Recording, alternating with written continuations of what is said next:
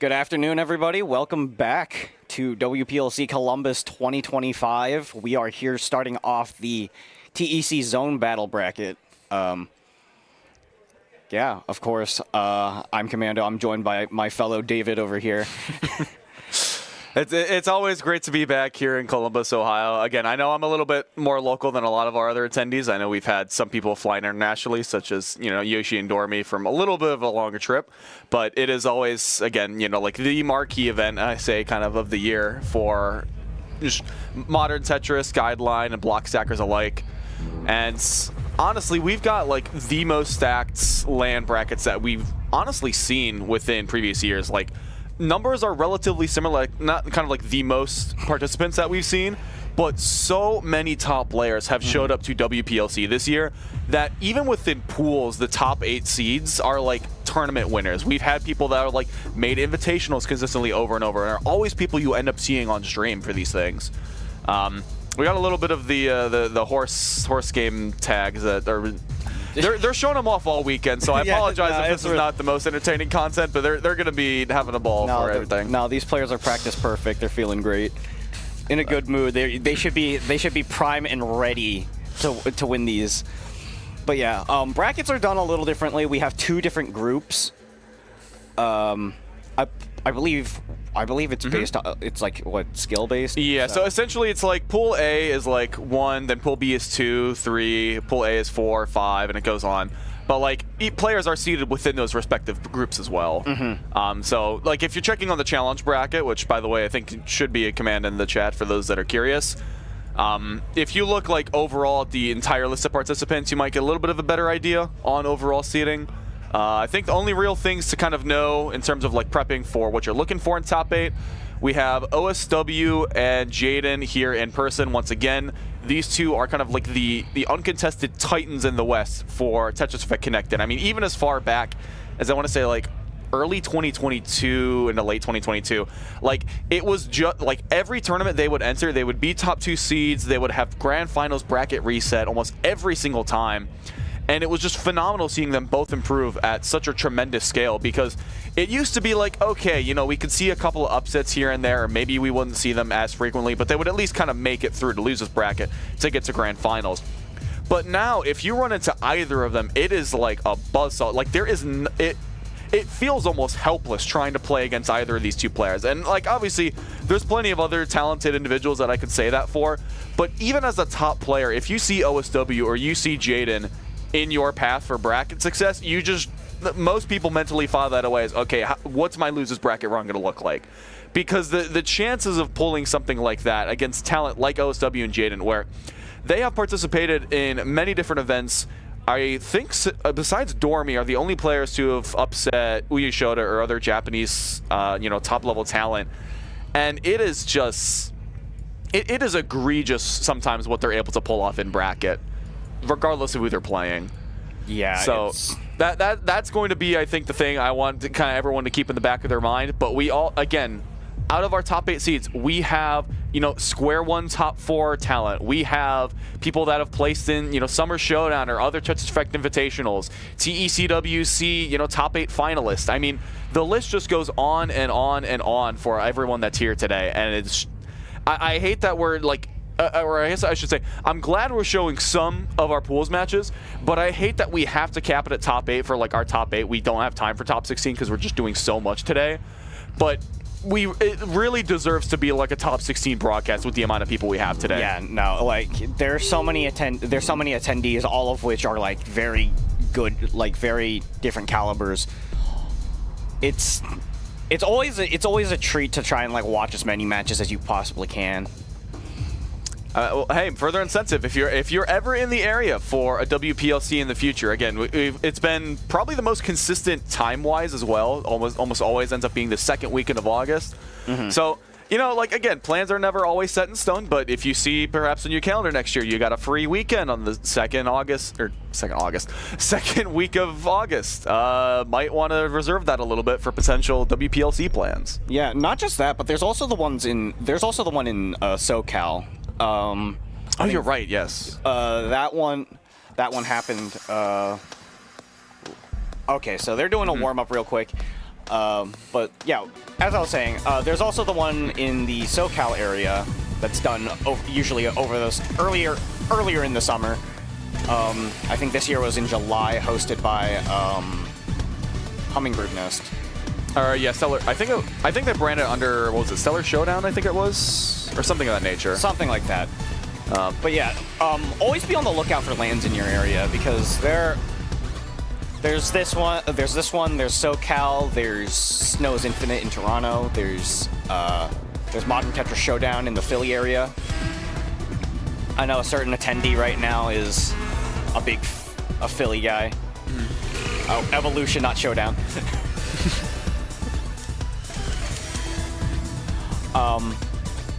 I mean, shall we devolve a little bit into our warm-up match? Like, obviously, because again, Sayonara and Master are very familiar with TEC, whereas like players that may be more predominantly like Tetria-oriented might need to kind of reacclimate themselves to the difference in handling and things like that. Yeah.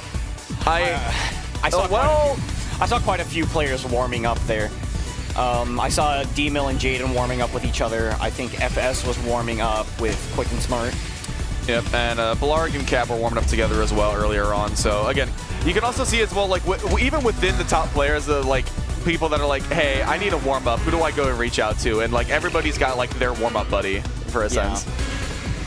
And even then, I saw people pulling off some insane plays during warm-ups, and it's crazy. It's like, it's one of those things. It's just like you can't get that on stream. It's always like a candid moment. So again, I know it's warm-up, but I always like. It's not the best time to get the T-spin double, but I love when players get a T-spin double leading into an ultimate tris, because like, yes, you have a little bit more flexibility than say a T-spin as like the final clear into a curve tris, but there's just something really satisfying about hearing the T-spin kick leading into the ultimate tris thing. Yeah. I love it every single time. Yeah.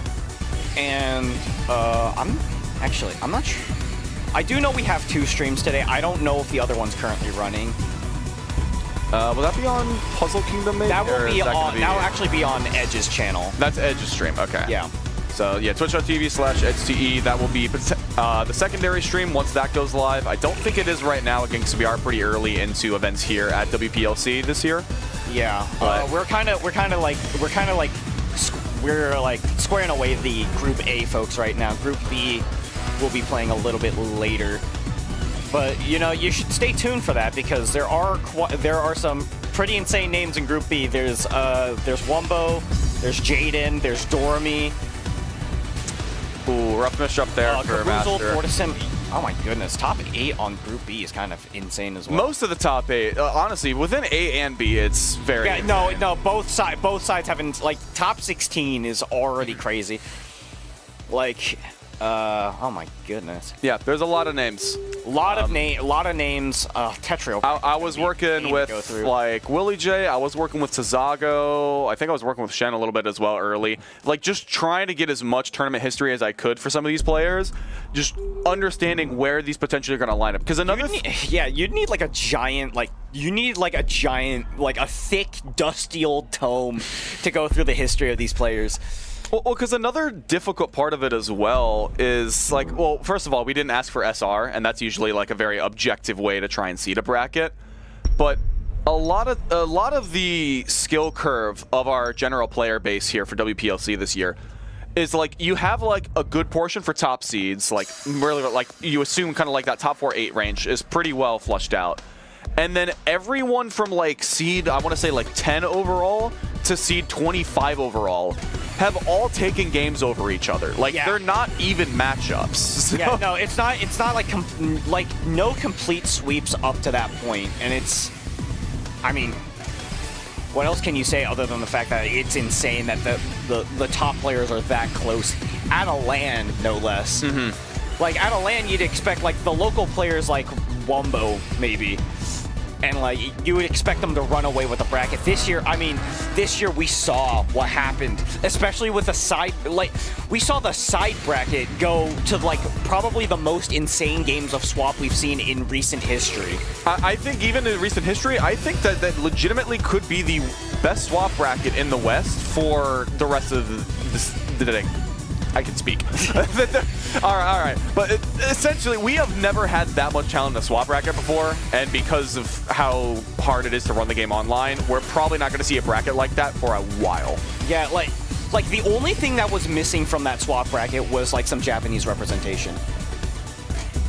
It's absolutely bonkers.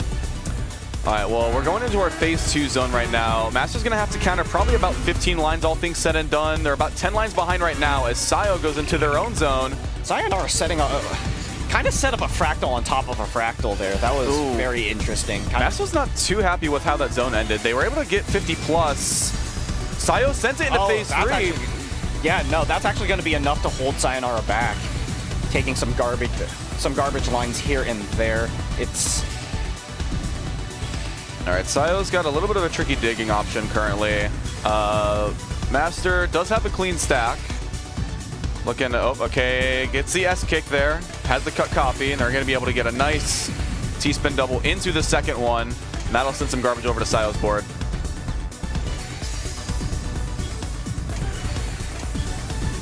And right now, Sayo's getting a decent bit cheesed up. They're not really being able to dig down faster than Master sending out a lot of this garbage. And because Master's not receiving anything on the defensive end, they're just able to continue a center well almost effortlessly. Yeah, Master's kind of in a good position right now. Sayonara looking at that cheese down stack, that's going to be crazy to go through. Oh, 24, compared to 49, that's over a full board's worth for Sayo to deal with, and they're going to have to tank at least half of that. There's not enough room for this down stack, I believe. Yeah, no, it's not. All right, and so Master going to be taking game 1. You can see just a little bit of that speed edge, but again, I think that's contributing a little bit to their ability to put out more of that offense, and having the advantage going into phase 3 is such a critical part of, again, for close matchups, giving yourself every advantage that you can get for these, extremely airtight tip. All right, we're well into round 2 here. All right, Sayo's got a little bit of that tricky well, but Masters as well, combined with the double misdrop on the left side, they're going to have to pop a zone out of survival purposes. And unfortunately, in the meantime, Sayo still winning that interaction despite not needing zone, and so Master has the difficult task of not only trying to build up zone, but send off enough garbage in the meantime that gives them a little bit of protection once they are ready to use that full zone meter. They are able to get it because it's phase 1, but... Yeah, you don't really see a lot of phase 1 zones in the on the high level. They usually wait until that phase 2, which I both get and don't get. I think the Master's gonna have to count about 30 lines. 47, yep, and Sayo gets a little bit, just under a full board's worth, but again, everything is very, very clean. So they're essentially in a better board state, especially as that misdrop happens for Master. That's like prime 7-2 stacking right there. And of course, not only that, but they have the almost full zone meter now at this point, where if they have a really strong board state and Master keeps continuing to misdrop, they could just pop their full zone meter at a moment's notice and force Master into even a more dire scenario. And it looks like they're going to try and go for that, as Master is still stuck cleaning up over on the right side. Oh, look at this. Clean zone up to clean board up to 17. Couldn't get the T-spin in time, but that's still 50 attack. Master here up to 19, trying to get that ulti. Couldn't get it though. 52. Little bit of cheese on the board. Both players actually, just about even, really. All things considered, this is actually not that bad of a phase 3 entrance from Master. Yeah, starting off with an STSD. Oh my. But Sayo accepted almost all of that, and so a lot of the runway that they had to build a clean stack is just gone. Wonder if there was a decision behind that play, like trying to look at that down stack as well for Master. Oh yeah, that's going to be enough to take another round here. Yeah, I know that was a little bit of an X factor I felt from a lot of Master CEC play. Is even though they're not like the most comfortable playing over cheesy garbage, if they have like a random 10 to 12 combo, they find it with stunning accuracy. And because of how strong a down stack combo can be in phase 3 when it goes on for an extended period of time, it becomes really difficult unless you force Master. Look at that disgusting right side well that Sayonara got. That's crazy. I mean, it's clean, but yeah, it is. I mean, it is phase 1, so it is going to be clean garbage. But it's nasty that it lined up perfectly for him. All right, looks like they're going to set up for the kite in there, using that SC prop over on the right-hand side. Continues to get T-spins over the side well. That's some efficient... I have a good feeling about this zone, actually. You can see the head shake there from Master. Had a little bit of a misdrop. Couldn't play as efficiently as they wanted to. Ulti fit. One piece of... Look at that! Oh. If the Z would have been early, that would have been an all clear for Master on zone. Oh, that's a huge amount to accept. No room for that. Master just kind of has to take it. I feel so bad for Master. That was cruel. Look at the APM matched Master speed there from Sayonara. It was a flawless zone from Sayo as well, but Master was about to keep up if that Z-piece was just one Mino early. Yeah, no, that's cruel. That's just cruel. And yeah, especially, PC online 20. I mean, like, getting a PC in a zone is difficult enough, but finding it to end the zone as well. Like, I know we mentioned earlier, like, how satisfying ending those zones with, like, a T-spin double can be. Ending it with a PC is a whole nother level of satisfaction. All right, STSD Prime for Sayonara. Gonna be starting the zone with that. Keeping things clean on the right side to keep that well nice and open. I like how quickly this was that done. Was a good stack. That was good stacking. 57 and 57 ulti there. Yeah, and Master had a couple of misdrops earlier while Sayo was busy doing their zone attack. Ooh. And unfortunately another, oh my goodness, these misdrops are piling up now. After misdrop. I mean, it is this, phase 1's, good spin.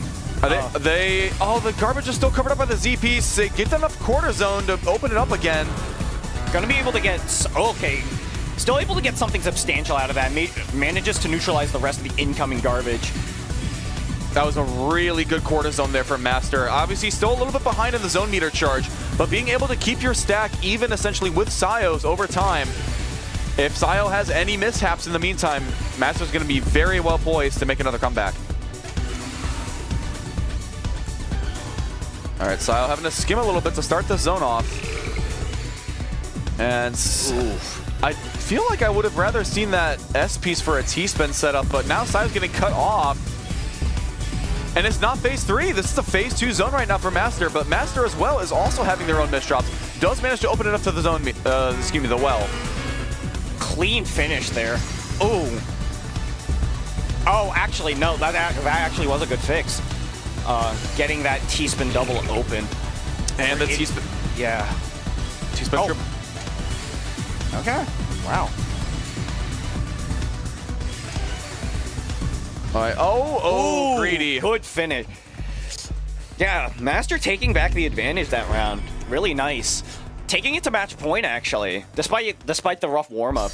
Yeah, and you can see as well, like, Sayo topped out a little bit too high on the left side. They were trying to beat that attack to the punch and just get one more T-spin double to keep that board a little bit better. Oh, that's a rough opening. You know, now that I think about it, Master has been having a lot of misdrops to set, but it hasn't really been that bad for them, surprisingly.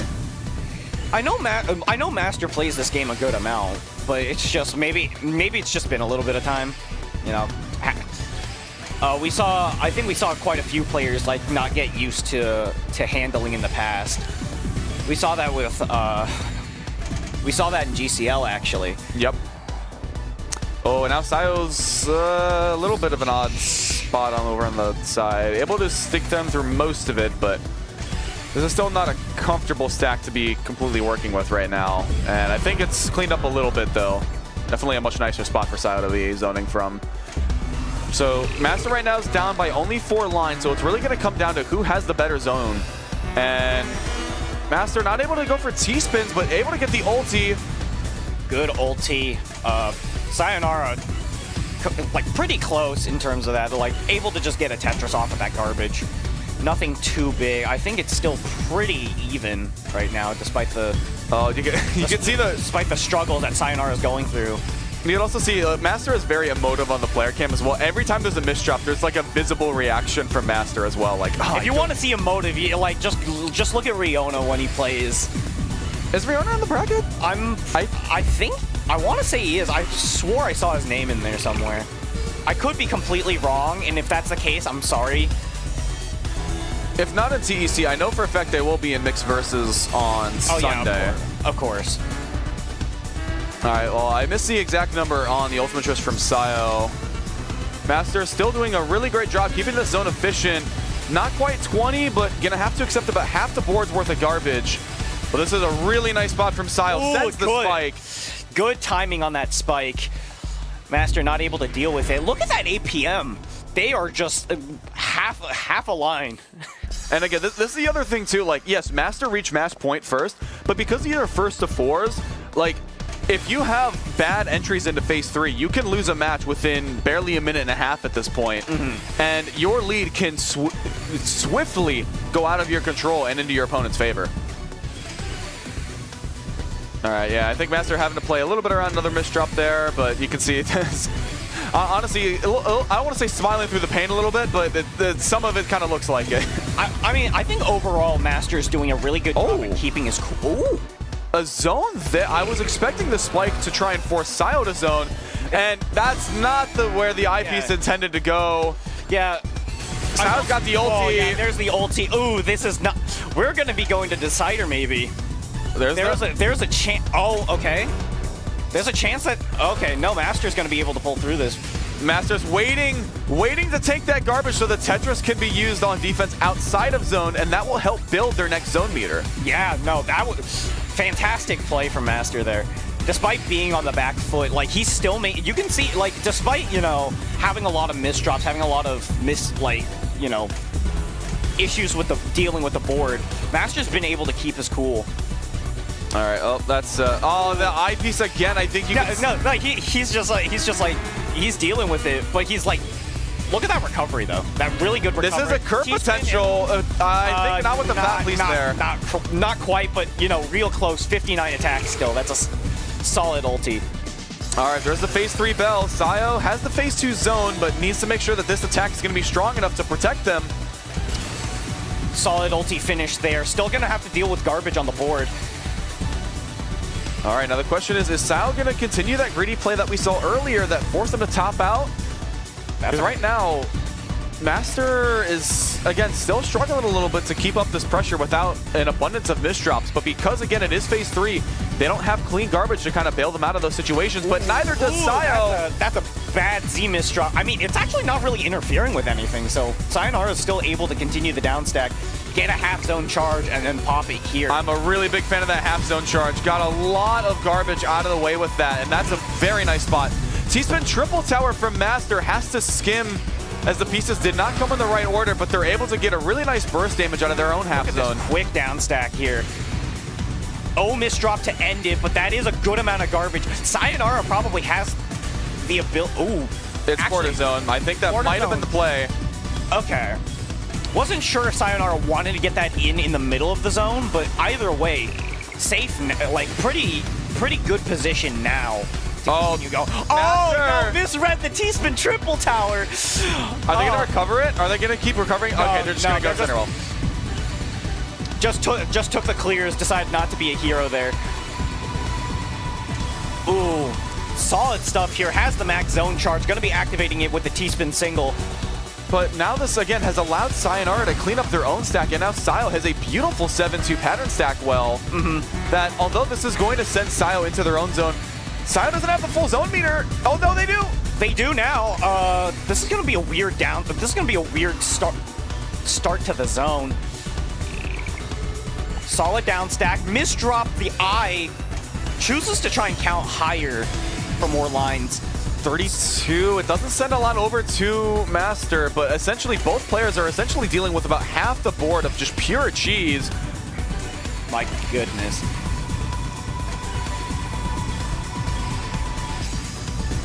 Oh, T gets hung over on the side there, but it's a spin triple. Nice find. This is crazy.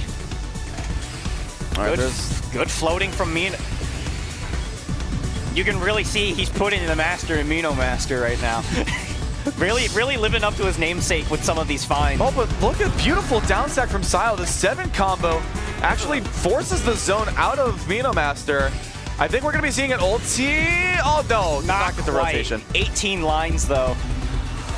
All right. And so Sayo have to counter probably about 40-plus lines from this zone. But this zone is looking pretty good, actually. Yeah, manages to neutralize the rest of the garbage. 38 was all that was necessary. Master was not able to get a lot of garbage out in that time. He's been double. Honestly, at this rate, again, Master's been doing a good job down stacking, and they've had a lot of kind of what appears to be more flexibility and some more time. I'm surprised we haven't seen any player attempt the 4-wide. Yeah, I did see the side 4-wide on Sayonara's board, but I don't think that's how he rolls at all. But again, because it is phase 3 as well, like, yes, you sacrifice your ability to get a lot of zone charge quickly, but it does help in the damage department, and I think that's kind of where both Sayo and Master are, like, struggling to take down each other first. Interesting. That pause. Master got the T-spin double, hit the zone, and just left it there for like a split second. You can never be too careful in this game. No. That's 59 out of phase 3 zone, though, from Master. Yeah, no, I mean, look at that board. That board's clean. Sayo needs a T-piece right now, but they're running out of time for it. Yeah, no, that's a lot of cheese. This might be game. And that is going to be game. Oh my goodness, what a way to start off the tech stream. A 5.5-minute round to close things out. Master over Sayonara, 4-2. And actually with that, I believe Master is now one game away, I think, from making it into top 8 on winner's side. However, that is unfortunately going to be a match versus OSW. OSW finally in Columbus missed the biggest swap bracket of all time. Yeah, it was literally, I think they got like the wrong flight or what. Like both flights were there, but it was literally like there was a flight that arrived at 1 p.m. and a flight that arrived at like midnight. Oh yeah, no, awkward. And they got the wrong flight, unfortunately. Yeah, no, bad timing on the flights there. Unfortunately, missing.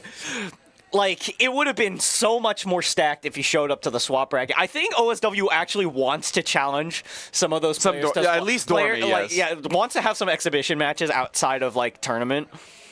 And I think that might be done, I think, Sunday after bracket, depending on. I'm not sure we'll stream it, but it'll happen. It would be so funny to see that streamed, even if it's, like, not actually part of the tournament. But yeah, that is that match. Sayonara versus Master, done and over with. Really well done from both players. Master obviously moving on to face, as we've been mentioned, OSW. Next match we're going to be seeing is this is also going to be a good one. We're going to have Blarg versus Firestorm up. This one I'm excited about because I feel like this may be a little bit of an unpopular opinion. I think Blarg could be like top 3 or top 4 tech in the West behind OSW and Jaden, but they just don't have a lot of time and resources to like invest into grinding TEC. I also know they like prefer Tetrio over TEC. No, TEC isn't Blarg's main game, and that's probably why it like holds them back a little bit. But even then, they had a close set with Iraqi back in, what was it, 23 or 22? I think it was Square 123, right? Something like that. In one of the Square ones. But it's like, I mean, Iraqi was a player. Like, I know we haven't really seen Iraqi since then. That was kind of like their only like tournament debut that we got to see. Yeah, but actually, yeah. Iraqi able to like give Kazu a run for their money in a couple of rounds. Like, at that point was like one of the other players where like we didn't know. Like, we knew they were good, like, really good, but just not where that line kind of intercepted with other players.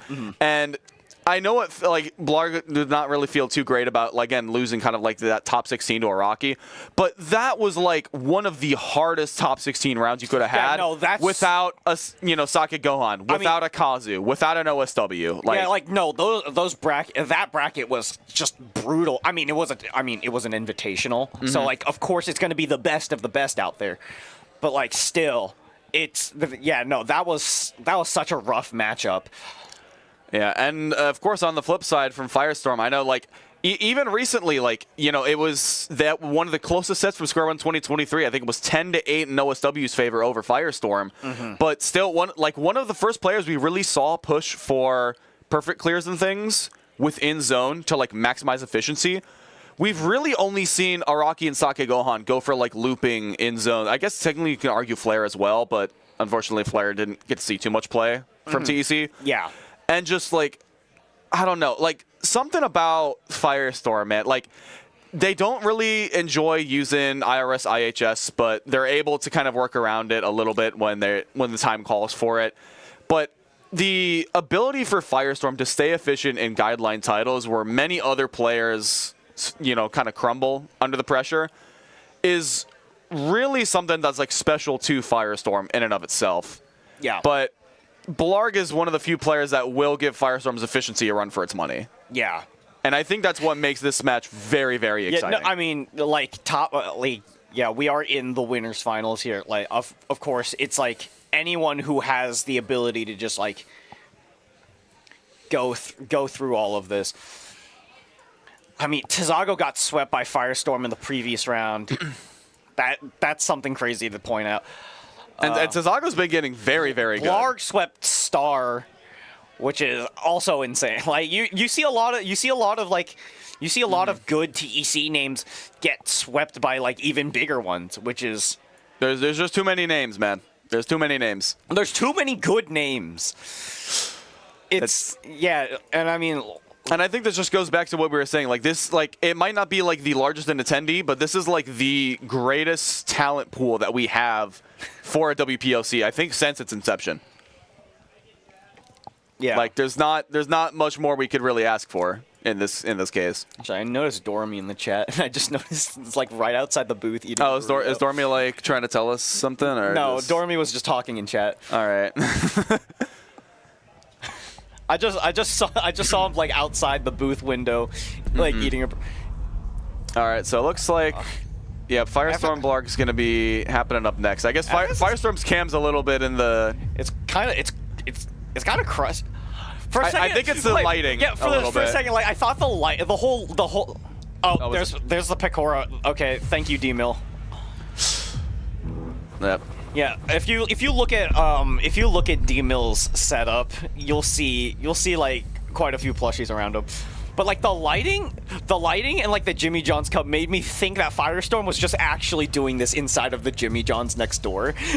I wouldn't put it past Firestorm's a person that, again, like, they didn't have, like, the greatest setup, and they played, like, a Tetrio Invitational while sitting on a cardboard box with a laptop. And I think still placed top 4. This is proof that gear doesn't matter. You don't actually need, like, a crazy gaming setup. Again, yeah, get your skill up before you get your setup up. Like, that's, you get your skill up before your setup.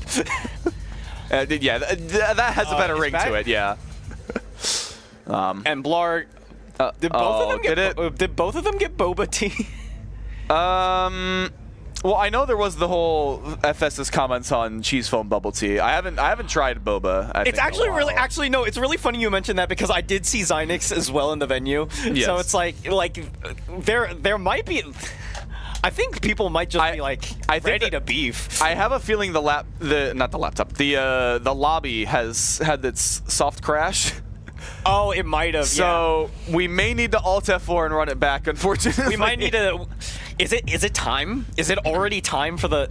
Oh, there's more Pecora. Hello. Yeah, it's unfortunate. Unfortunately, again, just as we've been casting before, another Tetris Effect disconnected moment while the David duo is on commentary. Yeah, is it time for our signature move of stalling and waiting for the match to actually start? I don't want to specify anything specifically, but I have come up with like 3 different ways to not only stall but engage chat for stall content. Oh my goodness! Just in the event that we need to keep the ball rolling, all right? Because like I know that's like kind of how we got our like main start and everything, but it's like, if I'm known to just like rant on and on or just have a random conversation starter, like I'm all for it. I just don't know how long it's going to take to Alt F4 I'm of the opinion that when it comes to stalling for commentary, chat is a crutch. Honestly, it is. Like chat engagement is part of like what makes it a little bit easier because again, it's not only like chat keeps us engaged in what chat is like mainly kind of focusing on or like what they want to hear more about, but also that like we get to give that active feedback loop as well. Yeah, like we're not streamers. We're commentators. Well, I know. Listen, I don't Asterisk. care. Outside of the booth right now does not matter. Right now we are in a completely different environment. Yes. Like, this is a commentator booth. Outside of this, we can be whatever we want. Right now, we are not streamers. We are commentators. That is correct, yes. Okay. Like, I thought you meant like we don't have both hats. I'm like, well, if you look at, again, like the Lyra duo, you look at Soup Spoon, like they try to make content like in addition to a lot of the commentary they make content. They stream like that's not here. That's not in this booth in Columbus right now. We have the Columbus X Factor. X Factor, like Marvel versus Capcom. All right. Yep. So now we've got our FGC tangent. All right. Where are we taking this from here? Okay. How many people in this venue went to Frosty Faustings? Actually, well, at least for today, maybe not as many. But there was a good number yesterday. Like so many attendees to this LAN went to Frosty Fausting. Like, FGC. Like, there's not. Most of the Puyo friend group that I met at Frosty's, just all like as a group was like, hey, let's just all go to WPLC and just like give all the Tetris players a run for their money. And I was like, that's funny because I also know all of these people. Yeah, but here we go. Guess we didn't have to stall for too long. The match is finally underway. Yeah, I couldn't give chat my list of riddles before the match started. I have that on deck if we need it, but I feel like that's going to be like 30+ minutes. He's going to start with what walks with 4 legs in the morning, 3 legs in the afternoon, 2 legs. Don't tell me the riddle. I'm going to think about it now instead of commentating. That's the one riddle that people recite all the time. At this point, you should know what the answer is. It's a man. It's just a guy, a person, a human person. That's what it is. 4 legs in the morning, 2 legs in the afternoon, 3 legs at night.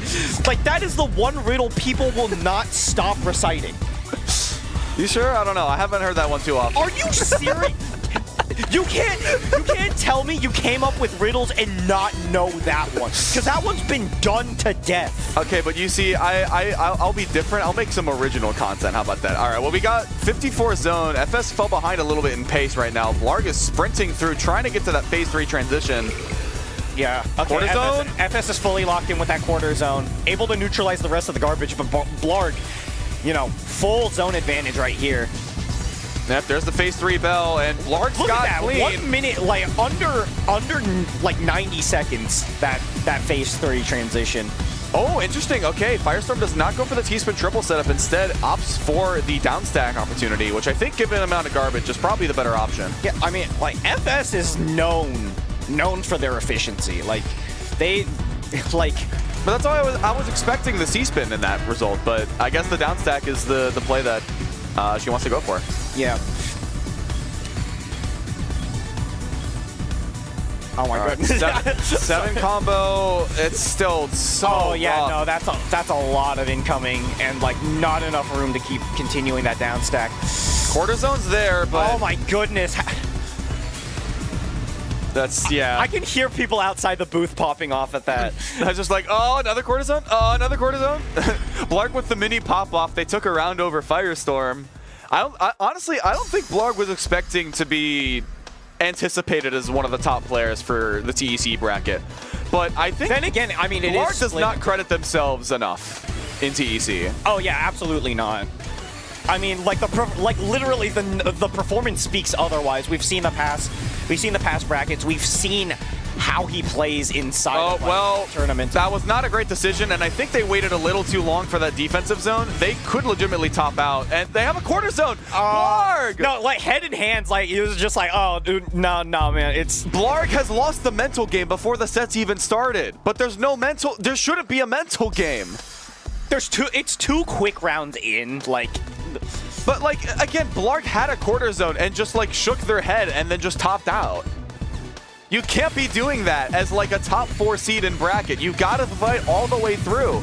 You never know what's happening in TEC. We'll just see how much of a physical refresher that is. Maybe it's just like, okay, I'm too scatterbrained this round. We're just gonna accept the fact that I don't have a chance. If I see Blarg continue to just go downhill, I'm legitimately going to give Blarg a pep talk. Like, it's not...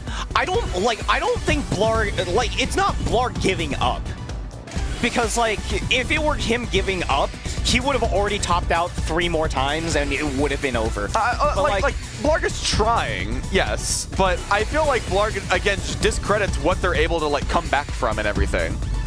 But I don't want like, yeah, like a player like Iraqi will punish you even for very minor mistakes, but this is not against Iraqi. Even though this is against Firestorm, this is a different opponent with a different skill set. Bit of a J misdrop there, but that's a pretty easy skim to fix. Yeah. All right, a little bit of an odd choice there for Blarg on the down stack, but able to just get through most of it and bring that stack down. Yeah.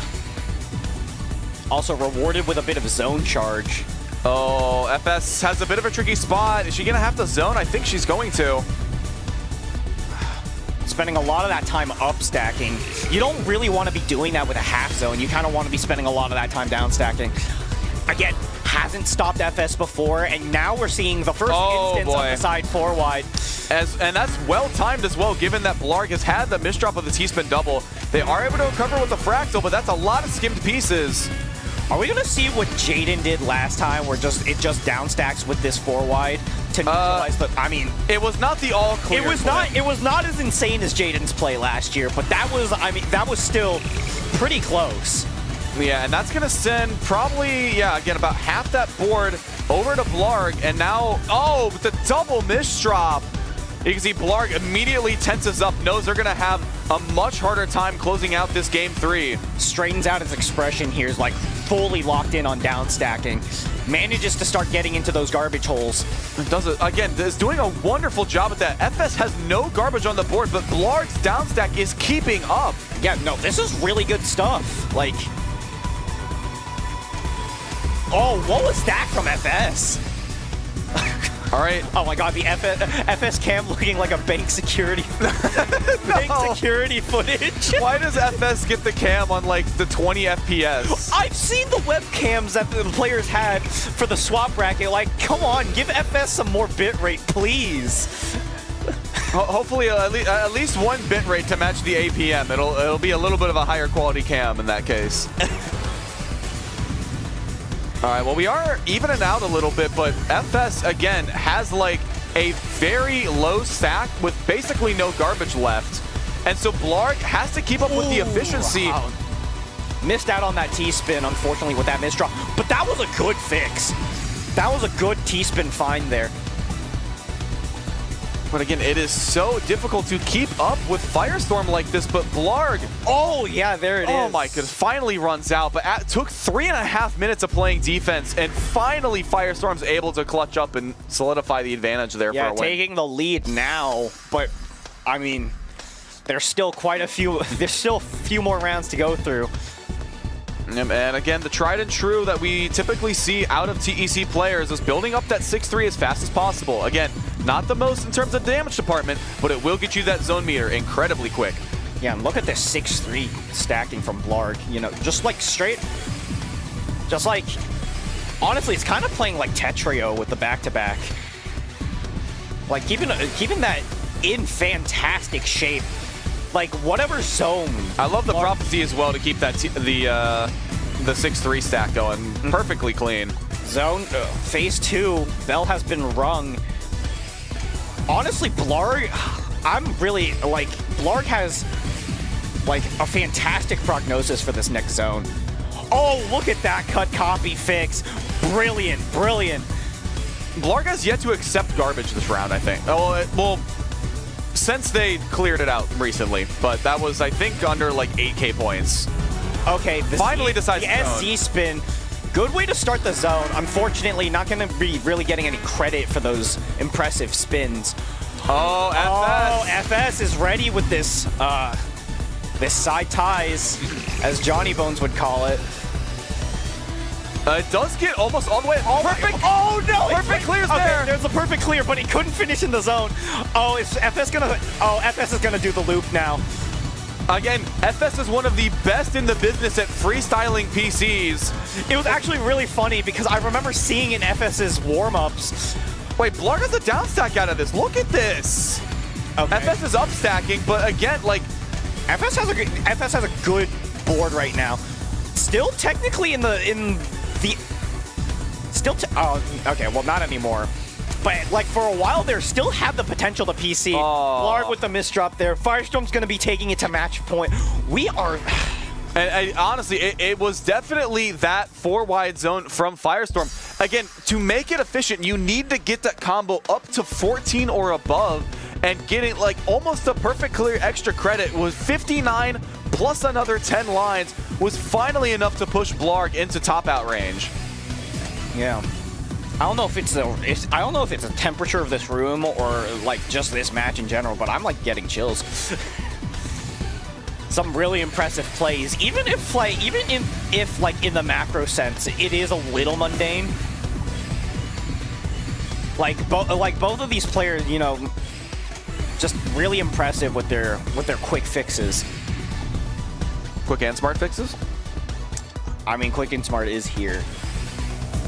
I'm aware. Oh my god! Oh my goodness! There's like a band of people behind FS's camera.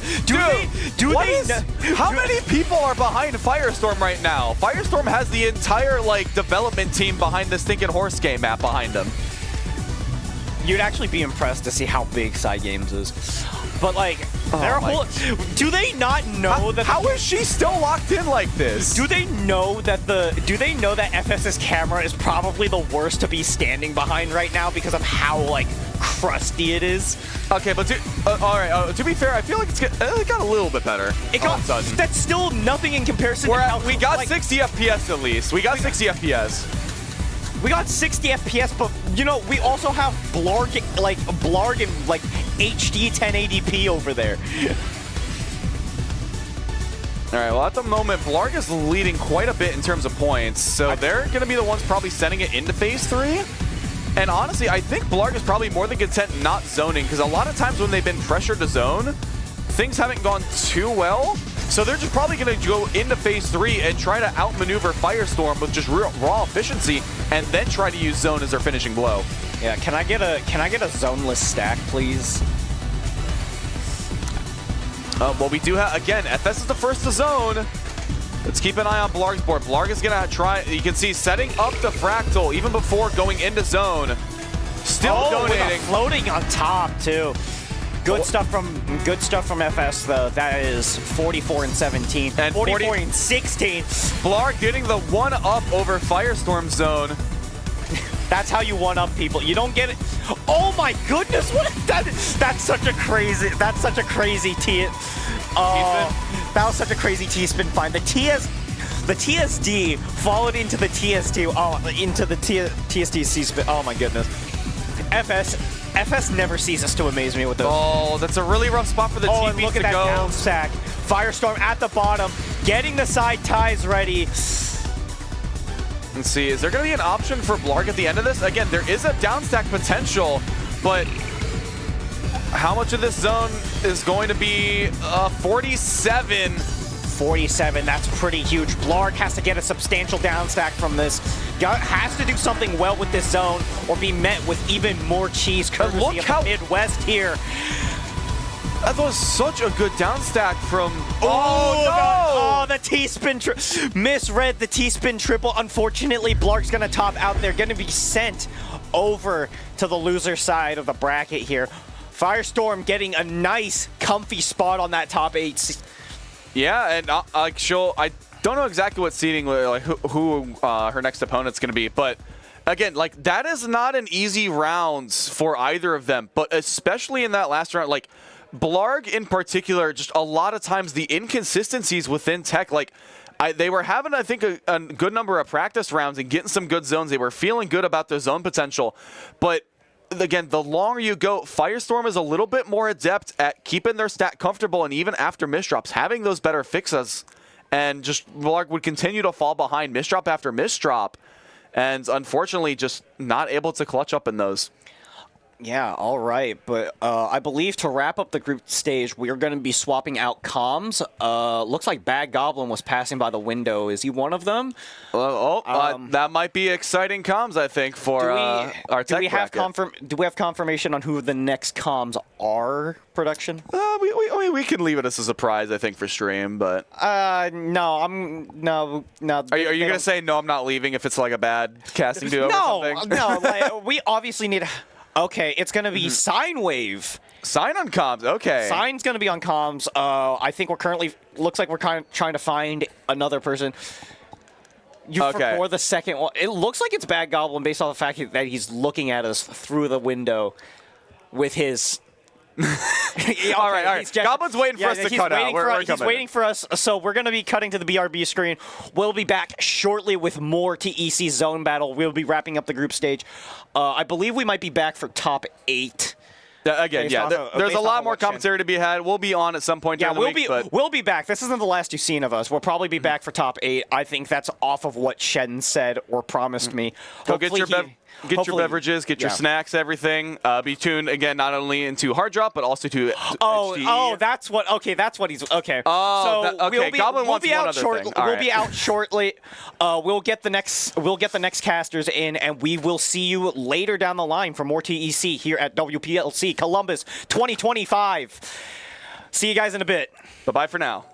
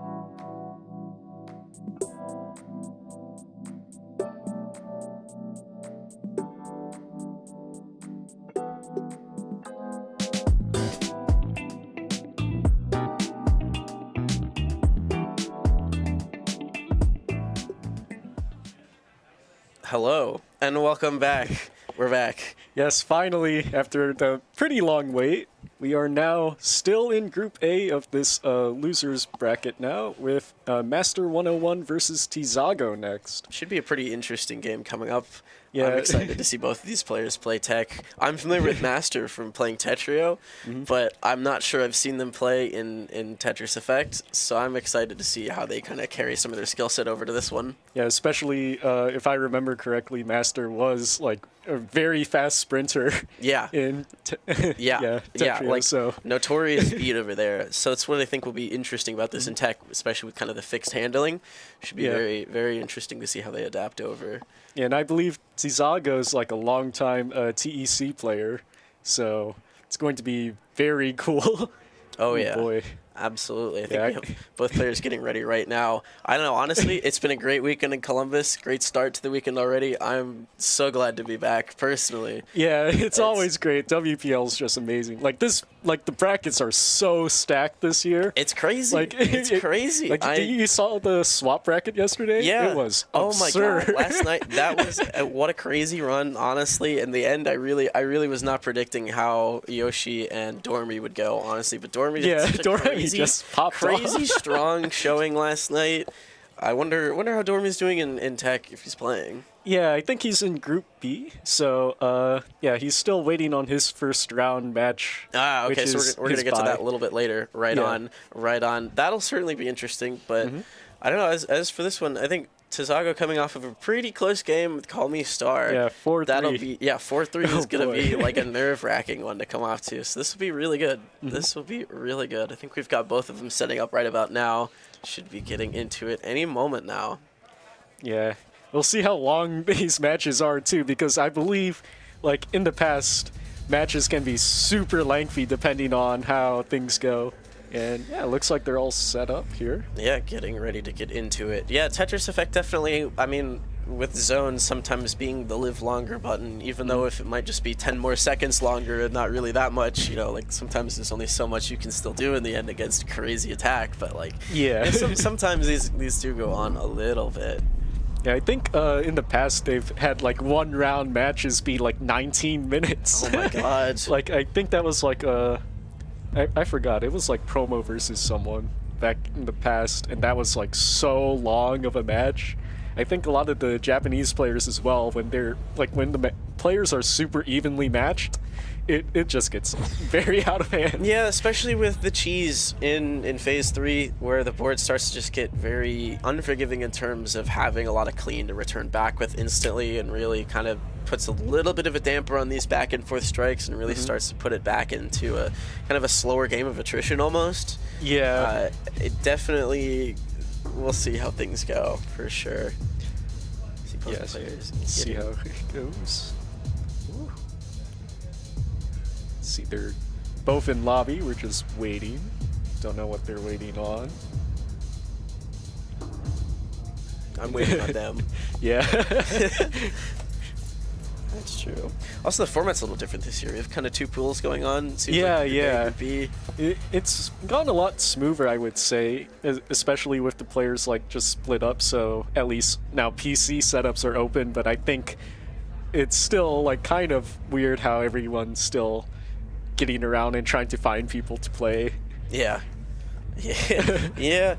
Yeah. I mean, fortunately, like this, I have at least seen a lot of returning faces, a lot of familiar faces. So I think people, you know, definitely over the years are getting a little bit better at recognizing each other. But I think it's been interesting to see this kind of split, and finally some lessons learned from previous years about kind of how to get this one going on. I dare say, though, Tetrio is probably not starting in 30 minutes. Yeah. I dare say it. I mean, they might. I think Group B is kind of like a third of the way through, so we'll see. Oh, looks like All we're getting right. in. We're gaming, maybe. We're getting right warm-up? into a warm-up here. Okay. As I like to call it, a little teaser. Ooh, let's see. Classic sprint start from Master, honestly. Every modern player knows that. Yeah, I believe TEC nowadays the meta is very Little sprint 6-3 heavy. at the start. Oh, Tizago with a very rough mid-drop at the beginning. I mean, I hope you're warmed up. I guess that's a good enough button check for 18 seconds. Yeah, get the misdrops out of the boy. way now, and then just, Yeah. don't do them the rest of the game. Seems to be pretty great. Pretty great move. We'll see if it pays off, though. Yeah, I believe it'll be like Tizago's also a very fast player, so Speed game. it is the speed game. TEC's gone like quite a ways. Now it's very speed heavy, especially since phase 1 has like super clean garbage. All you really want to do is just build up zone as fast as possible to get max zone, and Right. then just go super far with that. Right. And man, it's so crazy. Like with Tetris Effect kind of getting faster and faster for some people, especially getting more used to the fixed handing. It's like some of these players have a faster sprint in Yeah. tech than I do in like no delay Tetris. It's like, bro, what? Yeah, it's Come like, on, dude. You're gonna like people play- are going for sub like 30-ish seconds. It's like, come on, like, a it's like- fixed handling game. It's like what? Come on, I barely sub 30'd in modern, and you're over here just doing this and like unreal, very very high amount of. Oh, the comms command is wrong. It was like That's that. like for- that's It's gotta be been- outdated by yeah. like a long because time. I can't it was remember Commando and Davo last. I cannot remember the last time I saw Alex at a tournament. That's funny. That is very, That's gotta be very real. outdated. Well, okay, looks like Alright. we're getting in. Into the game here. Remember, this is See. first to 4 for Tetris Effect. Yes, this is gonna be so hype. Just bring it on. Woo. All right, definitely. Okay, that's an interesting start. Not really what I expected. A bit more of a traditional thing I might expect to see in like Puyo Puyo. Definitely with both players, but Yeah, it seems like pretty interesting how they're doing traditional setups. Oh, instead. that's- oh, that's gonna be a little rough for Master, I think. laggy stream. Uh-oh. Good. Okay, we're Oh, good. we're good. We're good. Oh. Seemed like a bit of an odd moment there for Master in the start, especially having to kind of clean some up with that one kind of awkward overhang. But it seems like in the moment of stream lag, Yeah. it immediately vanished anyway to give you some kind of idea of these players' speed. Oh, another tough O piece for Master, but I think getting Oh, to the top of PC this, by Tizago. very That's good going to be stuff. huge. And the 20. Oh, that is so close to topping out for Yeah, Master. Master barely surviving this, having to zone pretty early, I feel like, for this. Yeah, so Tizago with the advantage here in zone now. Yeah, that's going to definitely put Tizago on the forefront, on the front foot. But I think Master's going to be able to build that back up. Honestly, they're both kind of equal now almost. Tizago almost playing a little bit ahead, but they're both 3/4. Oh, that is very this is messy a tough, stack. this is a tough board to work with here. Donation, though, really Yes. nice way to resolve that. But that's not going to be a big zone. That's like very small set, like, okay, 10 lines. I don't think that's enough. If Tizago sends a big enough attack, it's going to go to phase 3, I think, and that would be a ton of garbage on Master's end. It seems like Master's about to phase 3 anyway. Oh, another misdrop. This is really Oh. a rough time to get that. Definitely into phase 3 with the zone, though. And Tizago going for this. Really going Oh, for that's this. not- that's but it's going to be bad. This Too is, greedy. Oh, man. That's tough. That's really digging a pit right now, giving Master a great win Oh, opportunity. more Now- misdrops by Tizago. Yeah. This is very suddenly turned to Master. Yeah, just... Ooh. It really seemed, honestly, like as we moved into phase 3, Tizago really had this one, and just... Yeah, just how a bunch of quickly- misdrops caused that round. Just how quickly things can change. It's crazy. Alright. Seems like Master going to a bit more of what I might have expected here with some 6-3 stacking to begin with. Yeah, Tizago with the MS2, I believe. Yeah, pretty standard. Interesting. Good cleanup there, though. Looked a little rough at the start. Thinking if Master just keeps this one clean, though, definitely gonna have a bit of a good start, a bit of a good lead. Oh, okay, the double eyepiece, I don't know about that, but that was a really good donation, so, like, you know, whatever. You're still winning points with me for that. It's going to come down to how these zones generally go, especially early on. Yeah. Oh. So Master not- Perfectress. I feel like if they were a little bit faster on that draw, could have gotten a little bit more out of that zone, but overall still fairly evenly matched, I think, honestly. Yeah, it does seem like Tizago is pulling it through a bit. Just a couple more misdrops, though. Oh, yeah, it's getting a little hairy for Tizago, having to plot that early zone. Yeah. Was that like a quarter zone, Oh, maybe? that's not a lot, and Cultris is very little attack. So Master has a pretty big advantage here in zone. Oh, yeah. Yeah, definitely Master's about to hit that max zone right now. And with definitely a much better board right now, I think. Although that was a little sus. You know, what is what it is, though. Yeah, and Master Popping zoning that into zone. phase 3 now. So, let's see. Oh, small misdrop. Should be fine. Yeah, good count to 4. Still fixing it, though. Oh, that blocks the well. Not going to be a super big... Perfectress is good enough, but we'll see if Tizago can... 20? That, oh! A big 20 by Tizago. Huge reversal right That there, is honestly. wild. Yeah, Master looked like he had it, but then Tizago with that 20 zone just really out damaged. Really able to time things in a good way right there. It's like speed is important, but as you just saw, it's not necessarily everything. So that's a big dub for Tizago. Yeah, the zone definitely matters a lot, especially the first zone into phase 3. That's been like That's like the deciding. deciding point. Yeah. Oh, okay. Tizago kind Opting of to play safe. able to playing a little bit safe, able to avoid accepting a lot there. That seemed like it could be really sketchy, but able to find some pretty good solves and just barely avoid kind of compromising that board state. Oh, Master, what is that board? Okay, but okay. The floating spin to fix things. Oh, and another? Yeah, really great vision Good right there to fix. clean up the board fast, jumping right into a zone for the both of them. But I feel like Tizago is definitely going to have the upper hand in this zone. I mean, honestly, like Master kind of almost felt like forced to go into that zone as well. And some of these misdrops are really going to put a damper on this. Like, this is going to be a rough zone. Oh, and it's another ulti. Master all the way up top. Yeah, but this is, I mean, if it's going to happen, though, this is probably the only time Master can afford something like that. I mean, Yeah, the phase 2 garbage is not too bad. Yeah, this is still livable. So honestly, Oh, though, nice. get right back into it. Really starting to feel a lot more even, though. I spin to fix the well. Yeah, it's some good stuff. Yeah, it seems like Tizago is having the upper hand in these zones.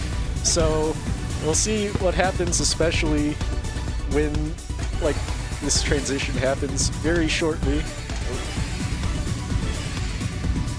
Definitely a little bit of cheese down stack from Master, while Tizago still has this clean board ready to keep pounding on it with this 5-4 stack. It's Yeah, looking let's see really who nice. pulls the trigger first. We're heading to phase 3 now.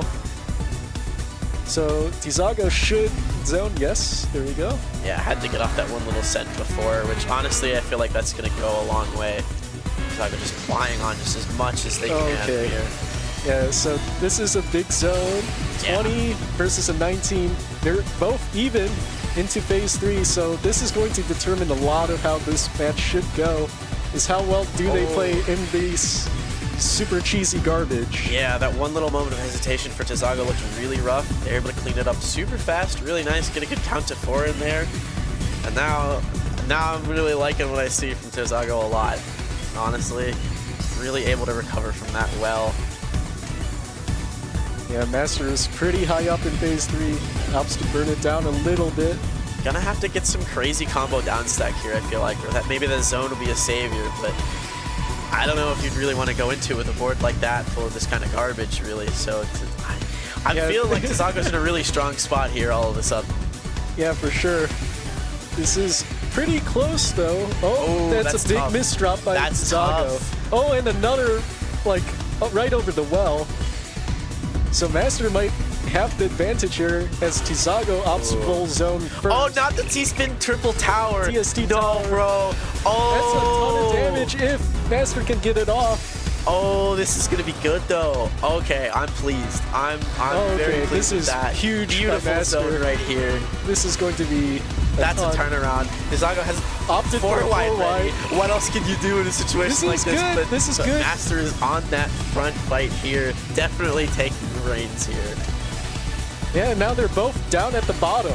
Crazy. They just evenly matched. Oh boy. Really, really good play right there by Tizago. Like, honestly, it seemed really like that was a dangerous moment. Almost not like all hope was lost, but like very dangerous. Tizago able to navigate that very well, honestly. Yeah, the 4 wide was a really good decision. Yeah, absolutely. Probably the only thing they could have done at that point. Okay, so now they're both, once again, even, as they both have now basically full zone, but Tizago with a big combo down stack. That's huge, but then small misdrop needs to spin. Easy fix with that L spin. And now that's a big zone by Tizago coming with a very clean well. It's not the cleanest down stack, but this is a ton of damage. Yeah, this Especially, oh, is this a 20? Oh, not a 20. Not quite. But I mean, when Master's got a board kind of like this, full of garbage, they're gonna have to work down through that fast and see what they can get. I'm not sure we're gonna see necessarily a 20 from them either. Oh, but that's the a lot of timing- damage. The timing of this really, really works out, I feel like, for Master incredibly well.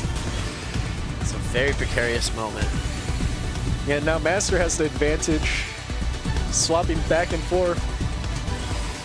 I don't know if Tizago can get out of this. Very high up, not a lot of ways to build damage here. Ooh, what an absolute slot. Okay, very nice got copy here. Really good vision, but oh, blocked. Oh, Master, that's going to be real dangerous. Going to have to convert this into a fractal. That's pretty good save, all things considered, from that stack. Yeah, and not enough zone for Tizago.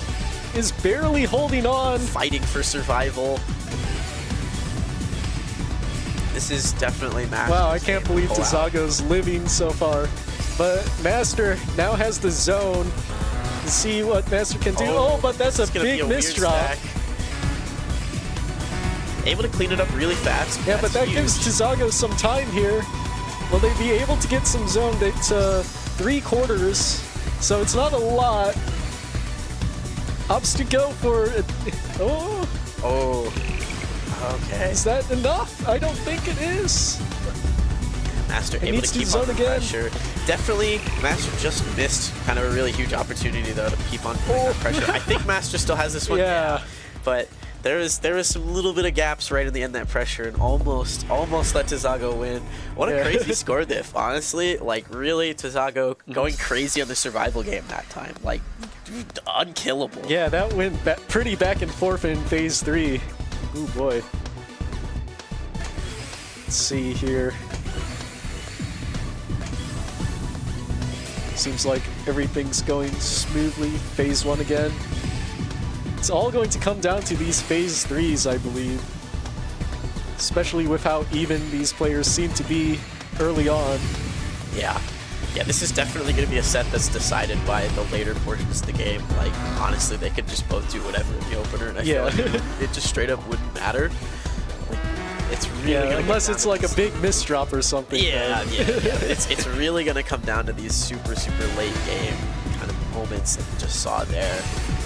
And both of them very proficient in these zones. Very of ultis. Very even, yeah. Into phase 2. Oh, and is that a TST tower by Tizago's Tizago? going for it, Oh, but that's, does like, not have not the stack good. for it. You're Uh-oh. going to have to skim that. Skim that. Pain right there. That's the moment, like, oh, man. Yeah. Oh, man. You always Still gets the want color it, clear, yeah. though. Still gets the color clear. Some good down stacking to save the day. Yeah, but, it's fine early on. There's no reason not to go for it. yeah. Just clean garbage. Oh, look at this donation from Master. That's saucy. You love to see it. Yeah. You love to see it. Yeah, and wow, already phase 3, but what is this? Okay, Oh no, this- the triple misdrop. All right, Tizago, now's your chance, bro. Now's your chance. And they're going to take it with this With 4-wide four-wide, zone. Uh-oh. very big. Uh-oh. Can they perform it? I'm thinking. Oh, that's a big misdrop. Oh, save with that Z-spin, though. Yeah, but that's a Save. very bad zone, a 13 in phase 3, but Master only gets a 10, so both with very bad zones into this transition. You can't see it, but I'm holding up my boy. awful side. Right now. I'm holding Oh, my boy. awful side right now. Yeah, that was very unfortunate for both players, but because they both had it at the same time, it just evens out. Sometimes it's how it is. Okay, bit of a weird down stack here from Zago, I feel like, but Oh, that is they're hanging very the combo. big. The combo extension was huge. Okay, Tizago zones first. Doesn't seem like a big attack though. 8 lines, but Master also has to zone for only like 11 lines? Can Yeah. they get more? Yeah, this is gonna be a Okay. bit difficult, I think. 13. It's more. That is a huge attack coming in on Tizago's board now, and Master sitting pretty at the bottom, gonna be able to put on lots of pressure. Yeah. Not quite a big zone. Not quite a big enough zone, I think. This is gonna put Tizago really in a rough spot here as we move into this later part of the game. Yeah, they were trading back and forth, but Master had the small edge right there as Tizago's now hanging in there with these small quarter zones, which is going to just give Master more time to build up his zone. Almost at a full bar here. Yeah, Tizago basically pushed up towards the top right now, fighting to get back down even just a little bit. There's a good combo down stack here, but is it going to be enough? I'm not it's sure, especially with Not looking so hot. this is a very bold decision on this stack right here. Still finding the Tetris, that's great, but I mean, Master's mid-zone, bro, like, you better pull out all the stops right about now. Okay, it does And seem they like do. Tizago got a They full zone do. off of it in the meantime. Just in time. So Tizago might actually be able to swing this back in his favor Absolutely. with a great zone. I mean, and look, ulti. that terrific zone right now. Terrific zone right now. Oh, Balance but the things out. miss drop on the T-spin. Master, unfortunately, not able really to capitalize on that. It's going to give Tizago another really, really precious moment here, kind of normalize the board and get back into the flow of things. Yeah, but that's not the stack that he's looking this for. is not a quarter zone, with bro. a single line. That's very bad. Yeah, this is going to be it, basically. That, I mean, Master was such a huge zone lead. Tizago forced for another Yeah, and single line. Tizago No just shot. gives up after another miss drop towards the end. Yeah, Master on match point here. Indeed, indeed. I mean, Tizago definitely going down swinging. Like, it's by no means is it easy, but, oh, alright. Interesting start for your Master. PC like Tizago. See if that does anything. Oh, Already it's very close. overwhelming here for Master. Gonna have to make some Oh, less ops to desirable zone. spins. Oh, Very early zone. I don't know how to feel about this early zone. I don't know. Not Yeah. able to get the T-spin in the zone. This is a decision. Oh, but then Tizago was not expecting it to send so early either. Is now very high up themselves. It has to zone again in this quarter zone. Oh. So They got a board to do this though. the PC ops do. Scary. It's fine. They're fine. Great down stack to recover there. Yeah, Master- pretty scary early game for phase 1. Yeah, very precarious. Very, very, very precarious. Both players able to navigate that very smoothly. Oh, and Tizago, another couple misdrops early on. This is not good. Yeah, this is definitely a scary way to set the stage for the rest of this game. And when Yeah. you're on match point, like, Yeah, Master opting for a couple sure. TSTs. So this is very scary for Tizago. has who's the 4 wide wide. ready. Gonna delay on using the zone, try and really cancel as much as they can with that. Yeah, but they're I in don't know how phase that's 3 gonna, with yeah. all that Yeah, garbage. I don't know how that's gonna That pay is- off, bro. That is pretty much it, I think.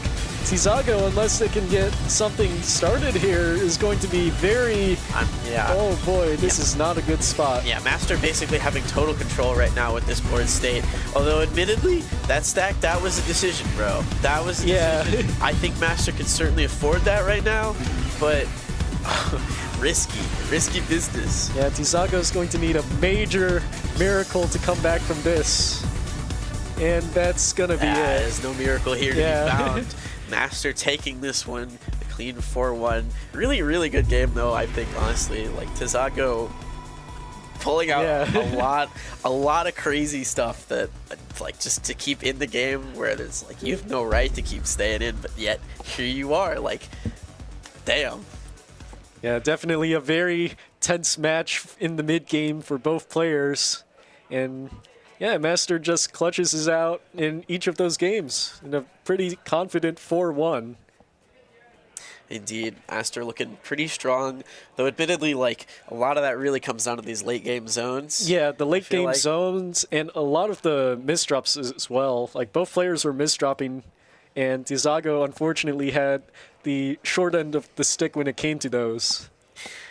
Yeah, definitely, definitely. I mean, nerves running pretty high, especially at this point. We're getting this far in Yeah. the bracket. I mean, against Yeah, that was players this for good, that's the gotta be a top little- 8 qualifiers, so yeah, Master takes it on. And I believe we're moving on to Group B with a very nice match coming up, Shocky and Night Hunter. Oh, Ooh, that's going to be that's gonna be pretty sick. good. So I know Night Hunter is a super fast player, and Shocky is very proficient in these stacks. The ST stack guider.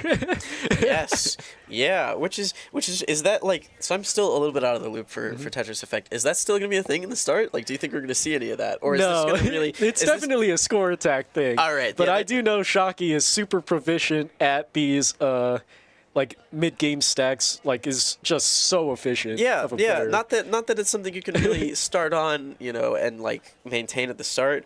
But there are moments, right, where it's like, okay, I'm gonna get this.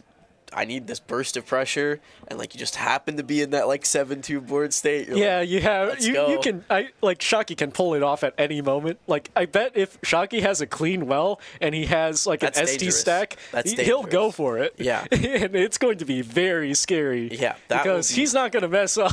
Yeah, that's good stuff. I'm very interested to see how this goes. And I believe Night Hunter is the VR player. No way. I think so. No way. So I wonder if we get that on stream if he's playing it in VR. No way. Because that That's- would be I'm so hoping, sick. I'm really hoping just because it would make for one of the funniest player cams of all time. Yeah. Night Hunter is indeed VR, so we'll have him on stream with the VR headset on. Let's go. That is gonna be so sick. I don't think I've ever seen anyone lock in harder than like this level of immersion. Yeah, I think he's the #1 VR player. So that is going to be super sick to see. Oh yeah. boy. Oh, yeah. I mean, like we all know, it's like you hit that gamer pose, right? You like Yeah. kinda lean forward a little bit, get forward in your chair. This is But this you're is in that. the This VR, is you're that on the next immersed. level. You're like, no. Next no. level immersion. Strap it on me, chief. Get it right on there. I'm gonna be completely immersed. I understand. I respect it. Mm-hmm. I respect it. That's gonna get a great, great, but Amazing, you know? even. Absolutely. Like, I love how we have the signs. Yes, definitely the best thing. I mean, I get to feel like one of those like panels of judges right now, where it's like Yes. someone does like a crazy triple flip dive, and I go, terrific. They Yeah, hold up great. the sign. This is like 10 or whatever. yes, it's like all those like show match things where it's like you have to score the players. It's I score Yeah, it with right. an amazing. Right. But I mean, okay. To be fair though, like that one, amazing, amazed. Yeah, Great. great. Where is it? Someone's gonna have. Someone's gonna have the it. awful. Someone's gonna have an awful at some point. But I'm hoping. Yeah, not when to see it. someone You does can't a make me, triple like, misdrop. You really don't want to make me pull out the awful. Yeah. Stuff. You don't want that. Yeah, we'll see what happens in this match that's coming up here. Whew. Oh, going to be a couple of minutes, so I believe we might have a be right back here. Quick little intermission. Yeah. Dude, I mean, definitely.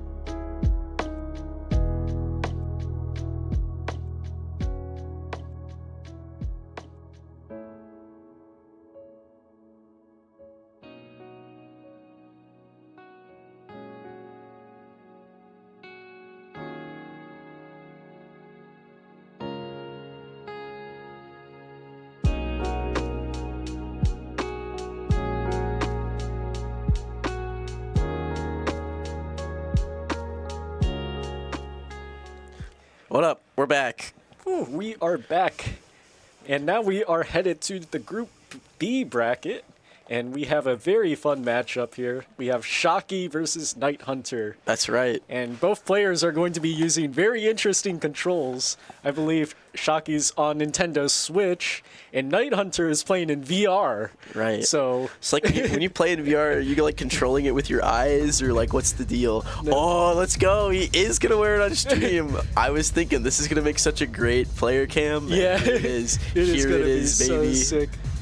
We're both playing in the booth here. yeah. Is he gonna stand up for this? Oh, that'd be even better. This is gonna be 10 out of. Yes. Yes, bro. You yes. have the VR controllers here, and you have Shocky with the Nintendo Switch controller as well. So Matchup of the very century. different. Matchup of the century. This is my new favorite. Oh man, Oh, it boy. doesn't get any better than this. Who has the better controller? Will it be the VR headset or the Nintendo Switch? And yeah, I believe Night Hunter is one of the fastest players like out there, and Shocky one of the most creative, and the one that has created the guide on ST stacking here.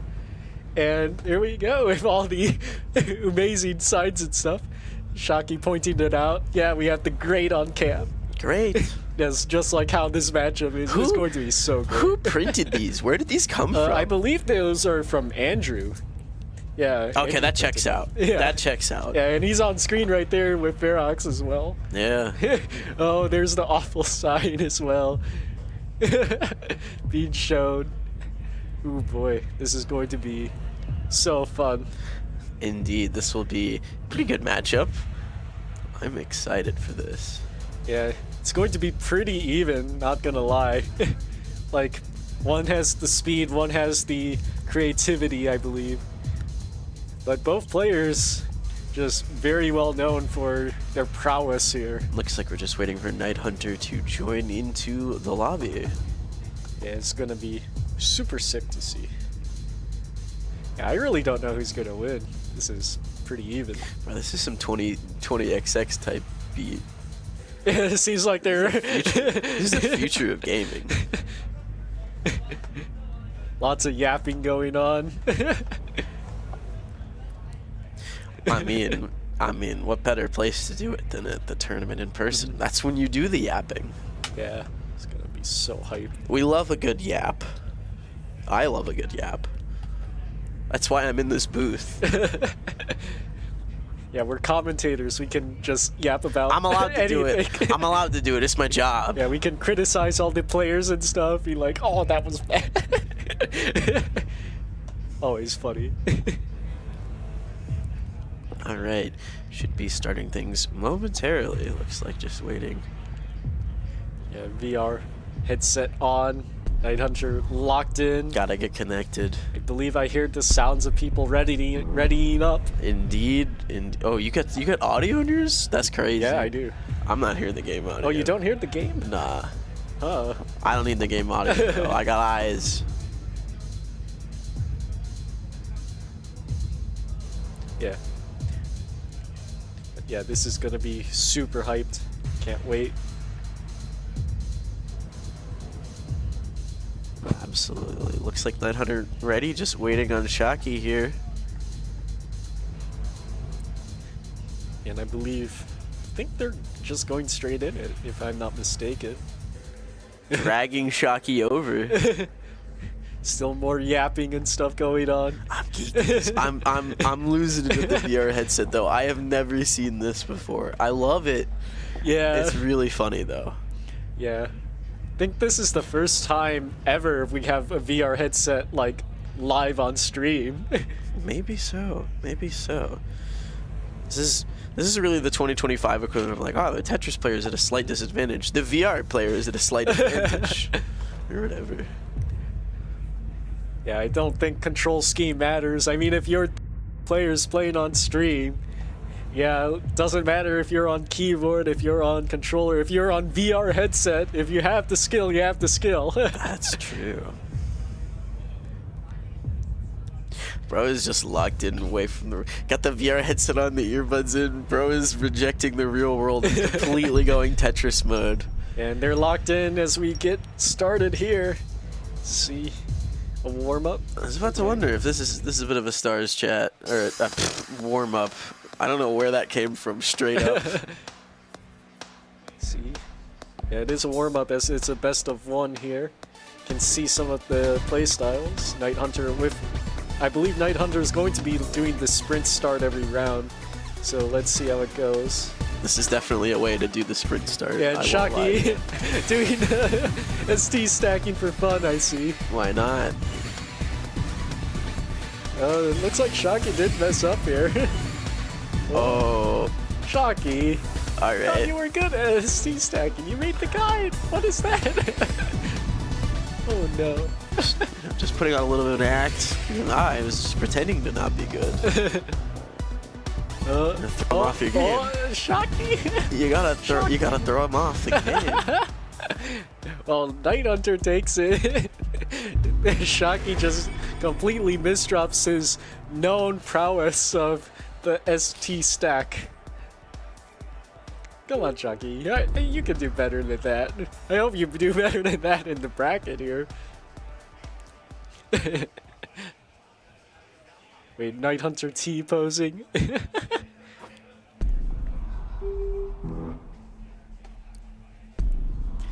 Okay, it looks like both players are now getting ready for the actual match to start. I believe they're the last match of this losers bracket in Group B. So they're holding up the bracket here. Come on, you guys. I mean, holding up can mean a lot of different things, you know? Like, I'm holding up the world right now or whatever. That is true. So technically. Okay, let's get started here.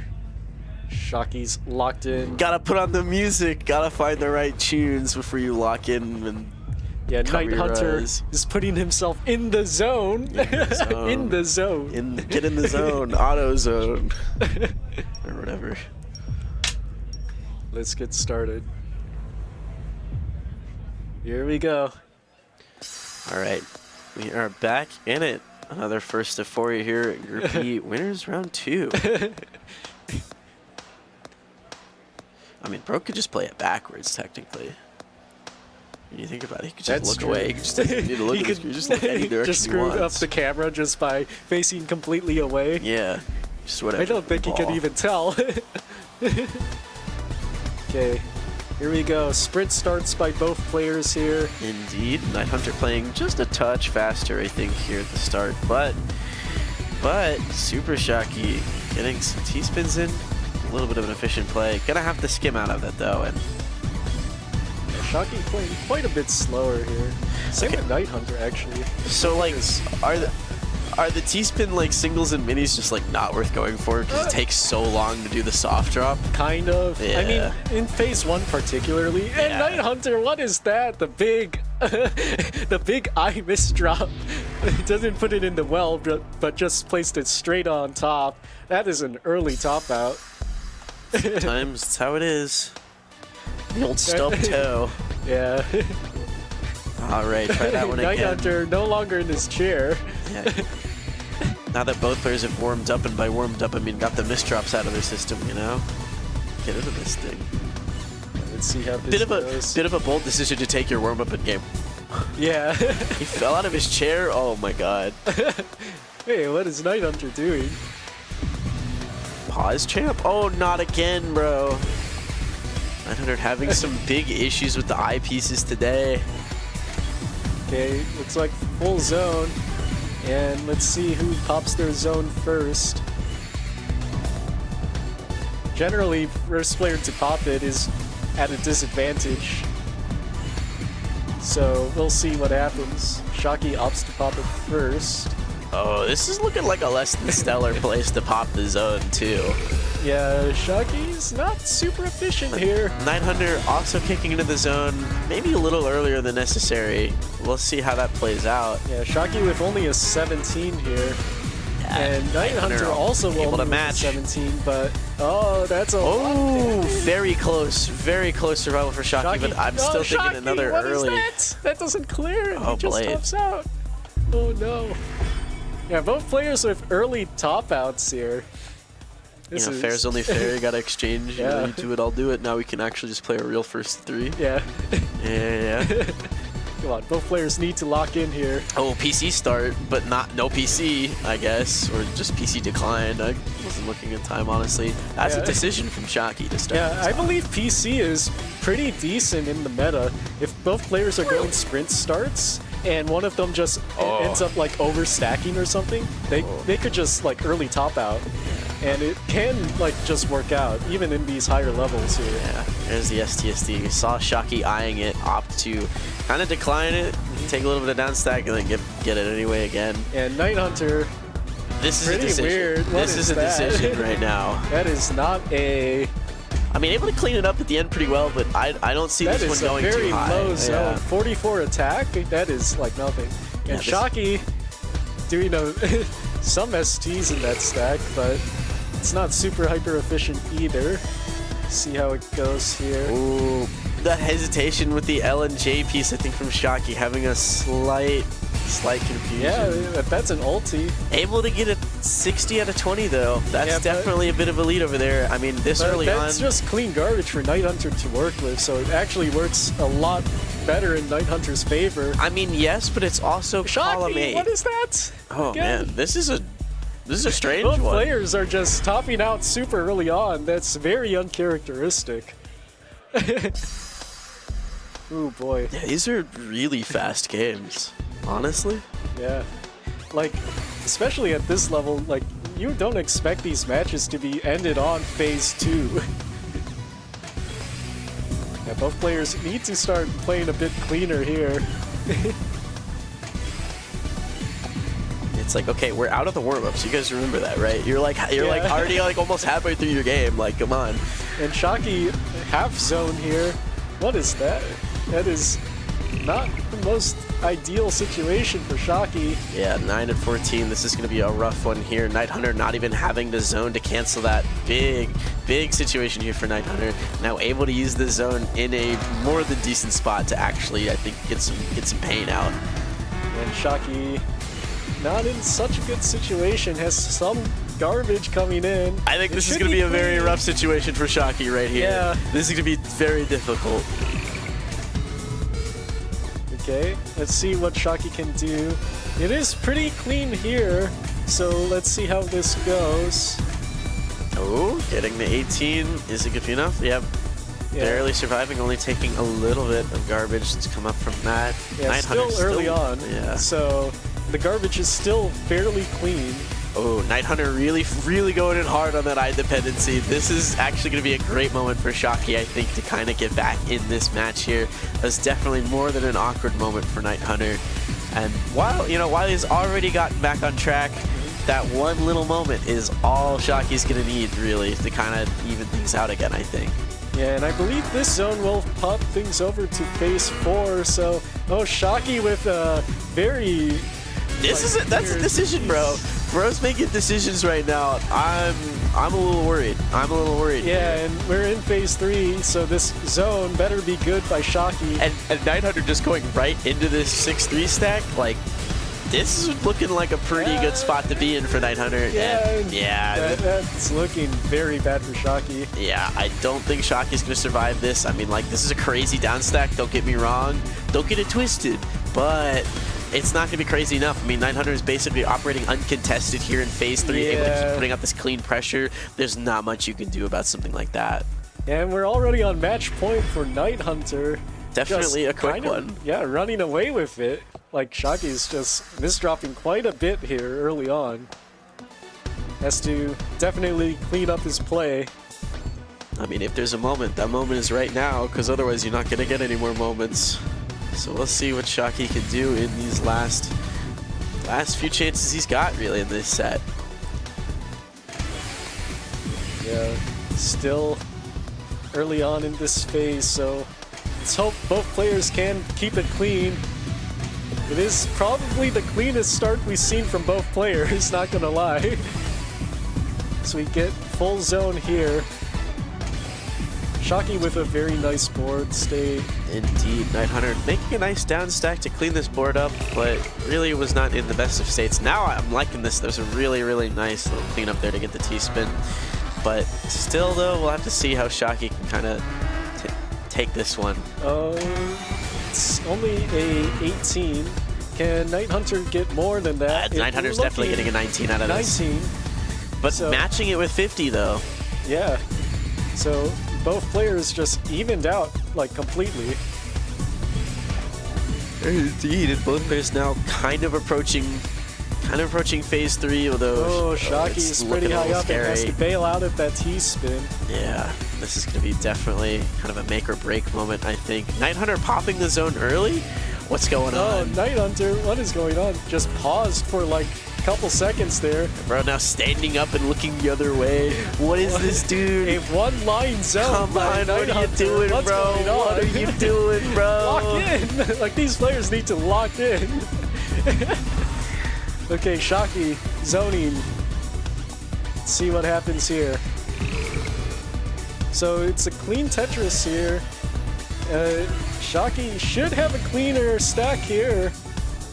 And should be a very big zone. Can Shocky get it? No, come on, with the Wily smells bad on No, 900 camera. What's going on, bro? What's going on? This match is just like... This is unparalleled BM right now, bro. I have never seen this, dude. Come on. Yeah, it looks like, yeah, both players still in it. Shocky has a kind of clean well to work with. And they're both in phase 3. Oh, that's a tough miss drop for 900. And of all the moments Oh, for it no, to happen right now, Nighthunter's this is a round. definitely I out. dare say a round That's for it. That's Shocky it for right here. Nighthunter. No zone. Oh, boy. Nothing you can do about it.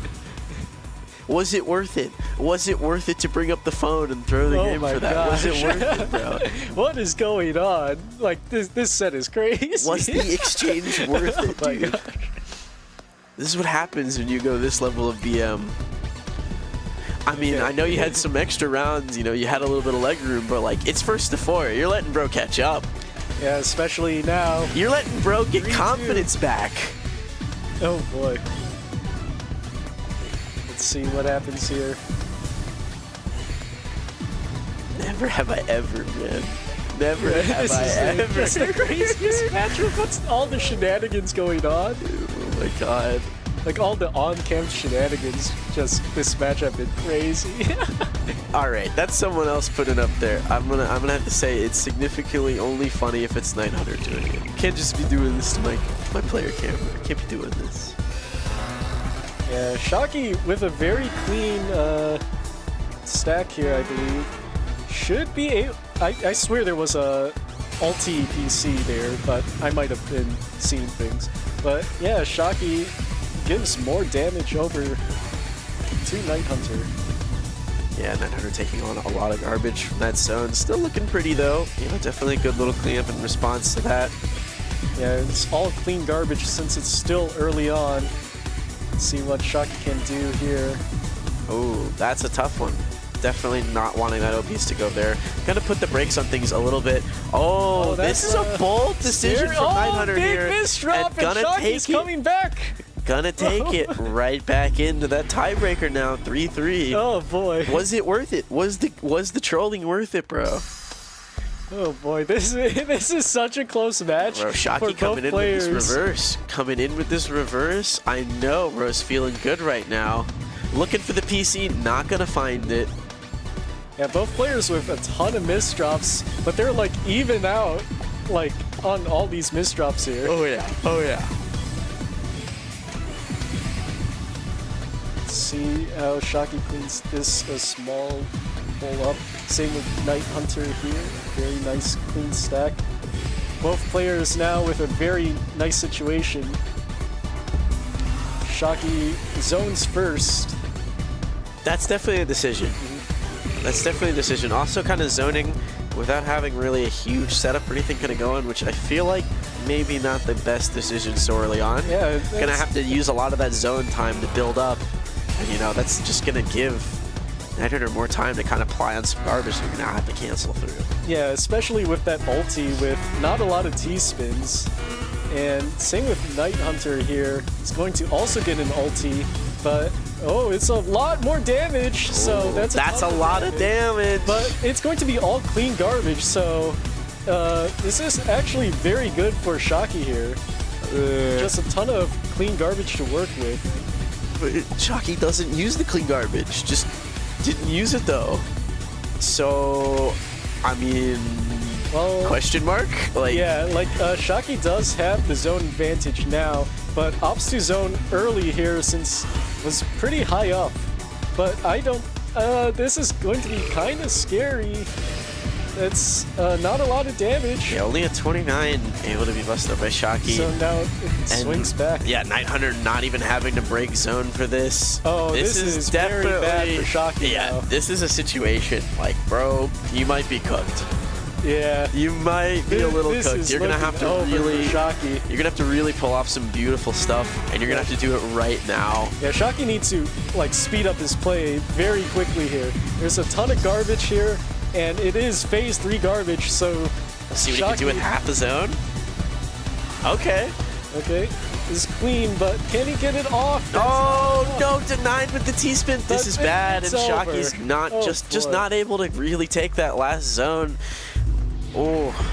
And Night Hunter takes it. Yeah, definitely with a bit of a strong final game there from Night Hunter, I think, in most aspects. Yeah, it was very, yeah, quite a match. Bro not has gonna lie. already de-goggled, just Yeah. back in the real world. Like, what happened? I did that, I Yeah. guess. Just Yeah, back in it was quite wild by both players, not gonna lie. Lots of very early top outs in by both players on both sides. Yeah, so. definitely a bit of a non-standard match, I would say. I was not expecting like anything that happened here, honestly.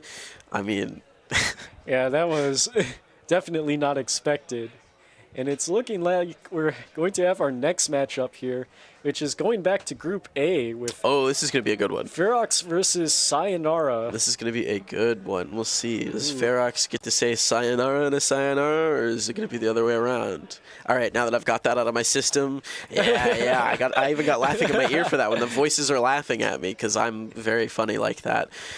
Yes, this is going to be a very Oh, fun match. buddy. Oh, man. The poor winner of this game, bro. Is playing The Blarg. poor winner of this Playing game. Blarg for top 8. Like, imagine that's the top 8 match for you. It's looking pretty stacked, honestly. This is going to be crazy top 8. Ooh, boy. And I think both players are just super strong. Like, Ferox especially has been going crazy with all these T-spins recently. Yes. And Sayonara's just been, like, I believe Sayonara in New York is just popping off, like, over Yeah. there, so... That's good stuff. That's good stuff. Should be an interesting match between these two. See if we can get them in the room and ready. And seems like Sayonara swept Skyfire to make it. And Ferox going 4-2 over Yoshi. So, very tense matches. Oh, Yoshi went crazy yesterday in swaps. So this is interesting. Yeah, so That's interesting. Maybe, I mean, tech's probably not nearly Yoshi's game. I know this is definitely not a Skyfire. Like, I know he's a little bit out of his element with this one, but if Skyfire meets Sayonara in Tetrio, I know that's going to be a very different story. Very, very different story. Yeah. Yeah, each of these games you have like very different play styles, so it's definitely going to come down to that. And I believe both players here are TEC proficient, so it's going to be quite wild to see. For sure.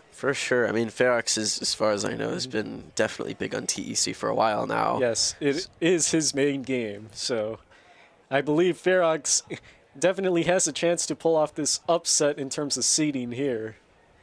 And even if that happens, going against Blarg, whoever wins this is going to be probably the major underdog.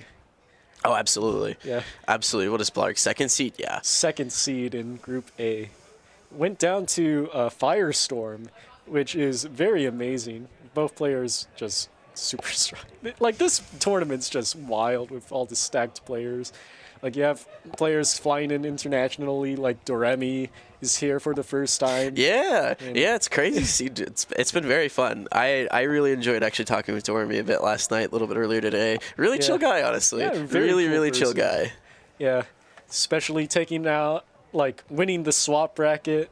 Like, especially dominating after getting upset Oh my by god. Wumbo. Yeah, that was crazy. Like, I was kind of surprised to see when Wumbo ended up taking that first set.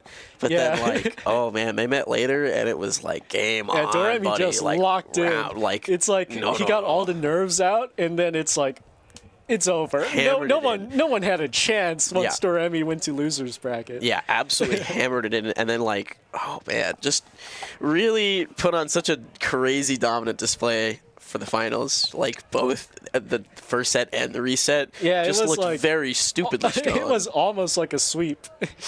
Oh, almost, boy. both of them almost, yeah. I think like Yoshi took one game in each set, like one or two, and yeah, that is just wild. Indeed. Let's see how things are looking like in Group B while we wait here. So it looks like Ooh. Jaden in the winners finals here after Indeed. beating Andrew 4-0. Indeed. And then we have Wumbo versus D Million. That's going to be a good That's one. going to be a hype That's going to be a match real to good play set. against Jaden. And then on the other side we The have new school gamers. The new school Caboozled Pie versus Fortism. Ooh, that is going to be juicy. And if you told me this was Tetra, I'd be like, that makes sense. But you're telling me it's Tetris Effect? I'm like, what? Yeah, I mean, both players are super good. I know. Caboozold's definitely been playing tech for a minute now and showing some Yeah. impressive stuff. I didn't know Fort was also in this now, too. Yeah, So it should be and then- real interesting. But it looks like we're getting into a warm-up here with Sayonara and Ferox. Finally gaming. Yeah, this is going to be hype. Oh, I believe yes. we're going to have both players be a lot more fired up here compared to last match. I bet there's going to be a lot of Phase 3 in this matchup. Especially because both players are super good with the zone usage. Oh, Ferox, that's a juicy setup. Oh, Ferox, let's go. What is that? Like, Ferox is just styling right now. Not the most efficient styling. I don't need this warm-up. I don't need it. I don't need it. I don't need it. Okay, but getting into a nice little zone to save the day from an immediate... Oh, that misdrop. That's tough. Gonna put an early break on that zone. Is this the first lengthy warm-up we're going to have? Maybe? Like, Maybe. I swear the other warm-ups we watched were like 2 seconds each. Yeah. Oh, Sayo, can you get the ult? Nice. I was thinking there was a curb opportunity there. It would be so cool getting like a Cultris on stream. Oh, yeah. Oh, yeah. I'm And thinking if anyone can do it, it's like these players here. Yeah. That would be so cool. that would be crazy. I would love to see that. Ooh, definitely some decision-making here from Sayonara. Interesting cleanup. And Ferox with the combo down stack perfectly. Oh, yeah. Oh, yeah. That's the type of downstack Season 1 Tetrio would have loved to see. Yeah. Would have loved to see. Unfortunately, this ain't Tetrio. Okay, bro. Okay, Ferox going with the very non-traditional and it's- overhang. Oh, nice. Yeah, but now you gotta clean this up. Good luck, bud. Like, this is never a fun one. Getting the Z piece just in the nick of time, though. I mean, looks like I'm getting proved wrong with that. And Sayo's zone, I think this is going to push it to Phase 3.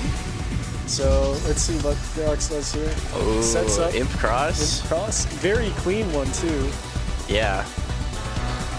The rare Imp Cross that doesn't actually, like, wreck your board. Yeah. Shift the column over and you're like, oh, well, this is Jank City. But yeah, Sayo with the slight advantage here. It's a very nice warm-up round by both players. Ooh, rough misdrop here, though. There's now going to be about even. Sayonara has a little bit more zone here. So, like, I mean, technically speaking, but, like, oh, yeah, no, definitely look at this board.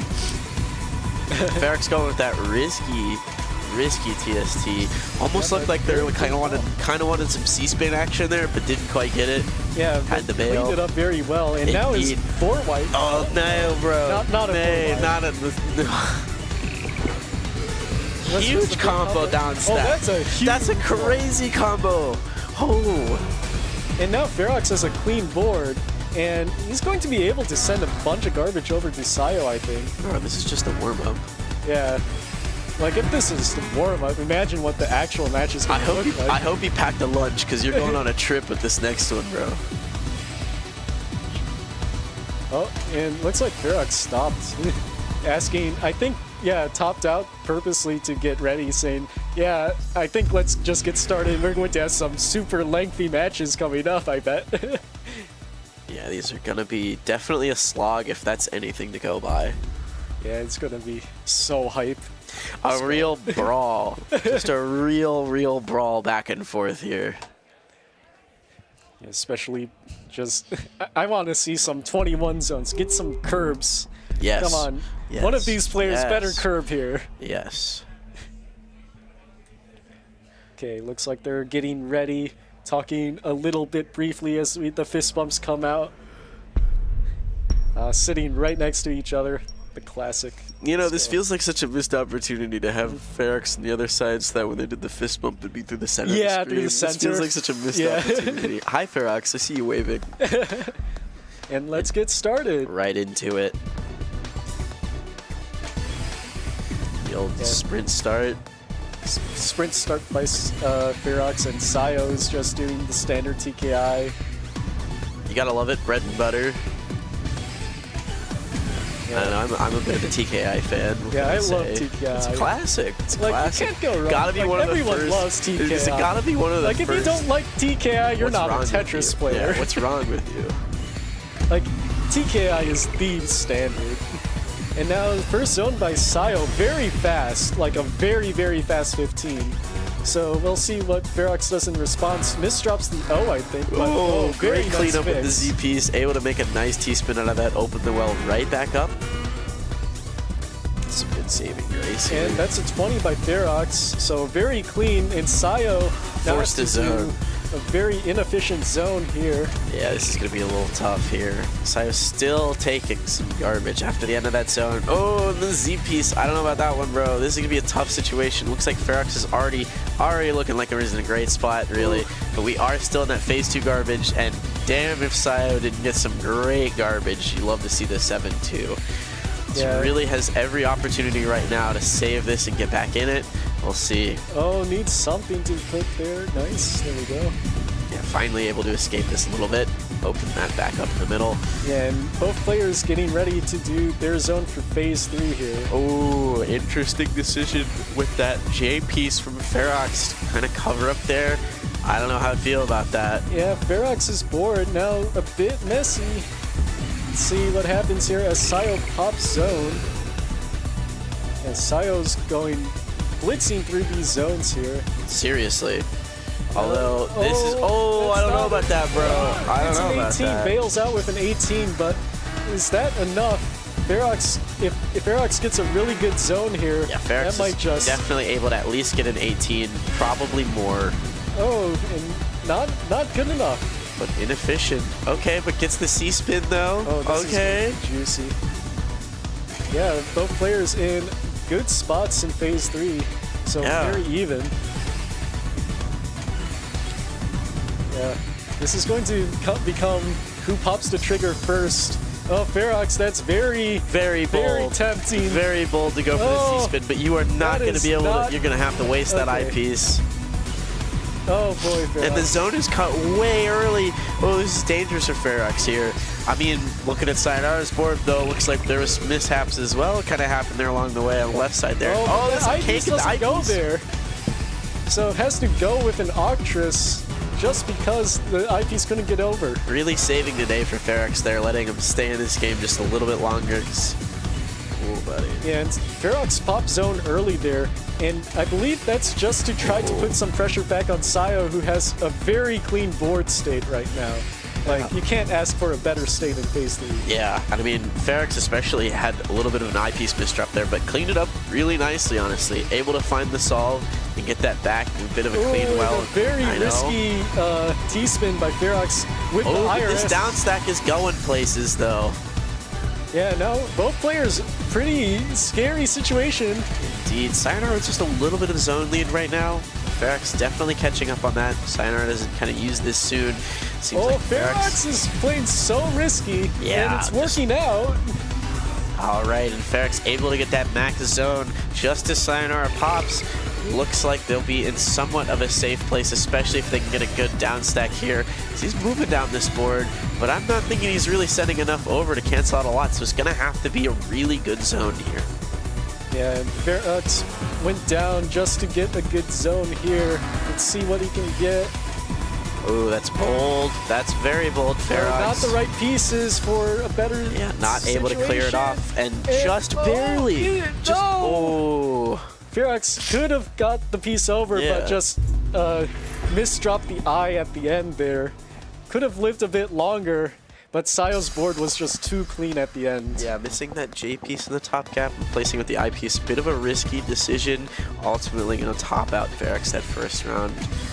All right, what a marathon. Yeah, this is such a tight matchup here. I hope you're ready for this to go to a decider. Oh, Like, this it is definitely could. going to go to a tiebreaker. You know that, right? Yeah. You know that, right? It's Like, gonna be a long grind, I bet. buckle in. Yeah, let's see how the match goes first, though. Sayo with some clean garbage to work with, and Ferrex has popped zone a bit early here, and that's not the best early zone with a Deca Hextris. And Sayo should be able to get a very clean situation here. Let's see what happens. Okay, a 20 ulti. Oh. Well, and yeah, looks like Ferrex has to pop zone. Okay, let's see. Ferrex blitzing through now again. Oh, buddy. Yeah, they're just going back and forth. Sayo now with a slight advantage here in terms of zone, as Ferrex continues to build up. Let's see. Oh, Sayo has to pop zone early with the misdrop.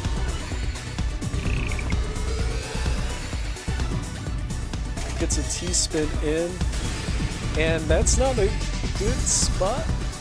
Okay, so Ferrex pops it. See what happens here. Got this 3-wide getting ready for that STSD. Gonna find it, get the 2 T-pieces in time even, but still, this is a rough place to be. And no I-piece. Oh, this is looking very scary Yeah. for Ferrex. And Sayo's taking it. Ooh, that was pretty fast of a round. It's a good win Indeed. for Sayo, especially for how close these players are right now. Yeah. This is, like, going up 2-0 here is pretty big. Oh, very scary. Sayo playing scarily. I mean, it is phase 1, so you can, but You can afford it, but, it's always like- scary sometimes. You can get an early top out. A little bit of early greed sometimes pays off, though, you know? Yeah, TEC is one of those games where you can play a bit greedy early on. Especially you can see Ferrex there as well, playing greedy Going again. for this donation, like, okay, bro. Okay, so Ferrex starting off this zone. Yeah, that's a very fast 31 into clean garbage. I do wonder, like, if it's a good idea to do something like that, since if you do a fast zone, speed in zone matters a ton, because Yeah. if you're just waiting for the damage to come, like, you're just getting free time to build your own zone back.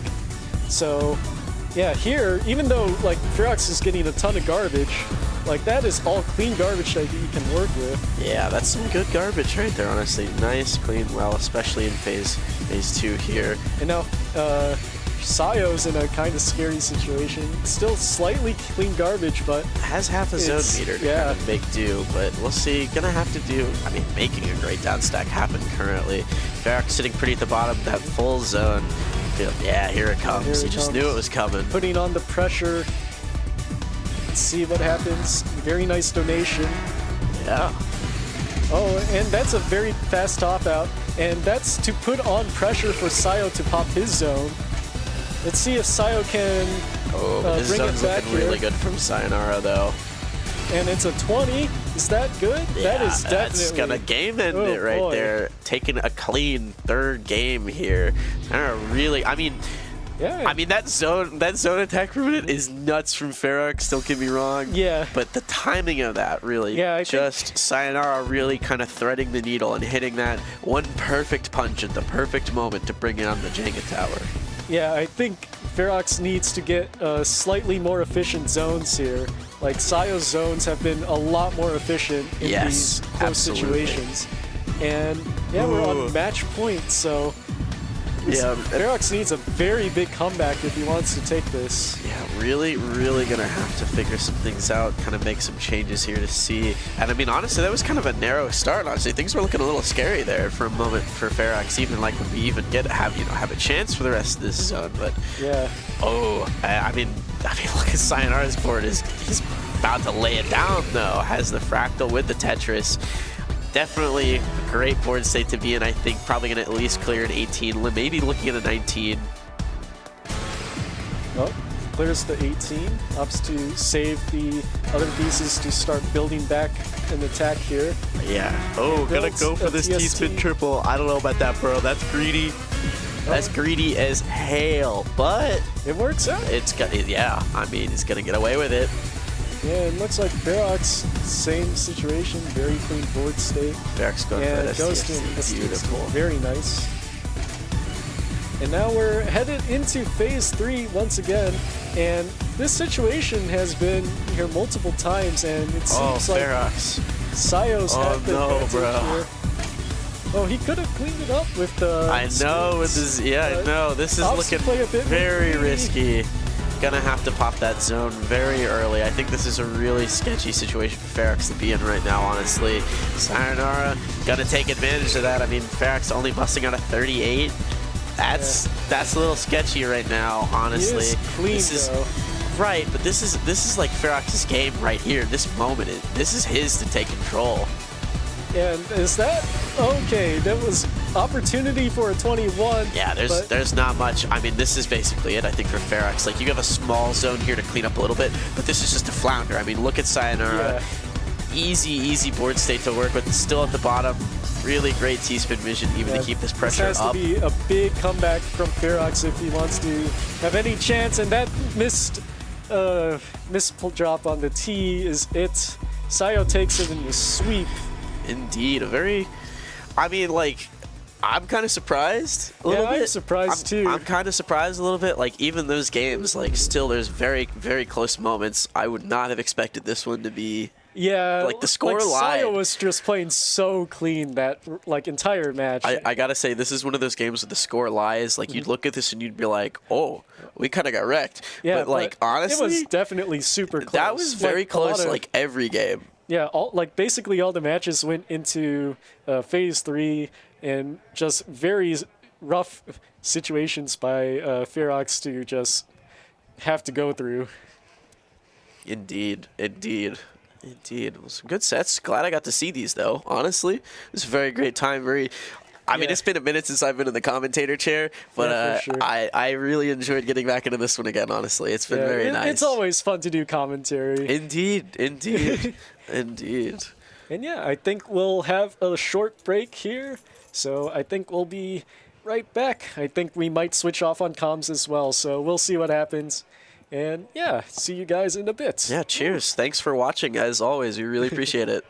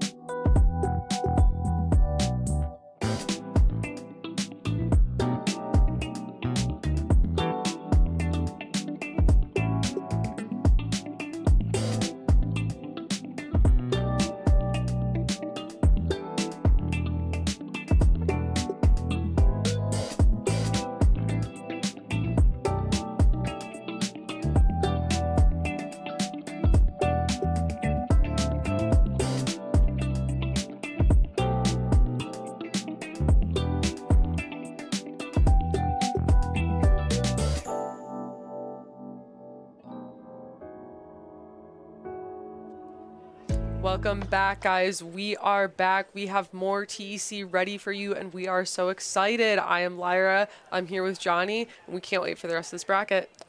Yeah, we can't. I don't know who's. Well, it's Wumbo and D-Mill. D billion, D trillion. It's gonna be good. D-quadrillion. D Bazillion. quadrillion. To the moon. Oh, there they are. This is the most electric Tetris LAN ever. Yes, it actually is. It's so fun having so many players here, meeting so many people for the first time. Really competitive I see brackets. myself on the I television. do see myself on the television. Hi. I just waved. I waved back at you. Seems like our players are giving some thumbs up here. So we're going to get into our first 4. I just realized I believe D-Mill is wearing. Mistake on the I leg. believe the that's Dance yeah. He's wearing a Revolution DDR land. jersey. Yes. That is so Yes. fire. Yes. We love our rhythm games here. I think this is the warm-up round. Sometimes I comment. Oh, no, No, this there's is no the real warm-up. round. They go Yeah. in. I was gonna say I was like I didn't know if this was one of the situations where you're not supposed to commentate the warm-up. Yeah, I don't know. I feel like warm-ups in TC are a horrible idea considering No, yeah. we did have that 20-minute round one time. Imagine that in a warm-up. Actually, both players would have given up way earlier than 20 minutes. But anyways, we are off, and D-Mill is pushed up to the top of the board here, but has the down stack. And we are just doing normal phase 1 activities out here. Both players have that max zone, probably going to try to put themselves in a good position to use it. And, ooh, I like that decision there from D-Mill. Yeah, that resolved well. It looked a little dicey at first. Yeah. And got the back-to-back. Ooh, and the ulti from Wumbo there, that's going to be a 61 ulti. That's a very nice zone to start off with, but D-Mill definitely trying to be efficient with this zone, trying to stay conscious of this back-to-back. Ooh, Yeah, doesn't rotate the eyepiece. Would have had the ulti there otherwise. I was gonna say D-Mill's got to get his foot on the gas there. That can then get out of hand real quick when someone gets an ulti that fast. And it looks like Right. it has. Now he's got to do the quarter zone early. There's never something you want to do with phase 3 on the doorstep already. Right. These players are so fast, they can get to phase 3 so quickly, and that's exactly what we're about to see here. I wonder if Wumbo is going to try to make this a zoneless transition, or if he is going to go for that zone. I mean, 56,000 points, you're thinking if he's not upstacking to zone right now, he probably isn't at all, and we're just going to He see should this probably just hit it right now. Because, Yeah. I don't think he's watching it that well. Because, but I mean, it's not really going to matter. Right. D-Mill not in a great spot. Oh, maybe it will. Oh, interesting that Wumbo chooses to tank there. I mean, it looks like he'll be fine on the other side of this, but a phase or an upstack before this zone may have been something that would have helped. Yeah, and it looks like we're pretty much straight neutral. That is so clean. I was just about to say, I was like, what phase are we in? That is I not have phase to never garbage seen that. at all. I have never seen that. To have one singular 3 in a row in phase 3 is extremely rare. I have never seen 2 3 in a row. Yeah, D-Mill's taking advantage. Yes, no, absolutely. That is something you have to take advantage of. When you recognize that the game RNG just decided you were the favorite child of the day, you really got to do something about it. And we're getting, I thought we were going to get a little Ren gaming, not quite. But, yeah, D-Mill is looking to run away with this potentially right now. Yeah, that does put a good amount of garbage on Wumbo's board. Wumbo does see the end of that and does have a half zone, so it looks like Wumbo will be able to stay alive here, but D-Mill coming back so far in this round, which is pretty impressive so far. Yeah, it looks like Wumbo's probably not long for this round. Yeah. No zone. Wow. Very well played. You think D-Mill's thinking, how the hell did I get that garbage? You could see that on his, well, the look on his face is how the hell did I get that round? Just the sigh of relief after that was telling. Yeah, I mean, when you get situations like that, you got to take them and run with it. Wiley said, is that 1 in a million? No, that's 1 in a D million out here. Yeah. I'm going to talk to him about that later. Yeah. Did we have the same reaction to that? Never Yeah, like never seen I anything actually, like that. I unironically had to check the score after I saw I did too. I was like, did we lie? I was like, what? Are we wrong? But now we're back in good old, the comforts of phase 1. The luxury of clean garbage. Oh, this is not ideal for D-Mill. It's not horrible though. Oh, yeah, it worked out. Oh, wow, it really look at him, worked look at him. out. He's so upset with himself. Look at that. Oh, man. And I mean, this is starting 2-0 in a first to 4 Not is good. exactly what you want for, you know, if you're D-Mill, especially Right. being the underdog in this. Right. I'm not sure what the seedings are, but I would imagine. Seedings is Wumbo 4, D-Mill 5. Oh, wow. So this is actually really close. Yeah. I figure Wumbo with his past success would probably be seeded quite high. Well, both of these guys. Well, it's the fact that we have Jaden, OSW, Yeah. Gold, Lark, Firestorm, Dormy. Like, that's just going to mess up the seeding of anything. Yeah. Just having all of those players involved. And D-Mill's got the fractal. Wumbo getting down at the bottom of his zone. Trying to do it with style, but you're not going to get enough room for that.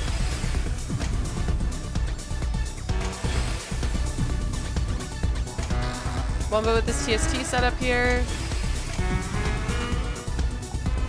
Yeah, Wumbo's board is kind of awkward, and luckily won't have to face any garbage on the back end of that zone exchange.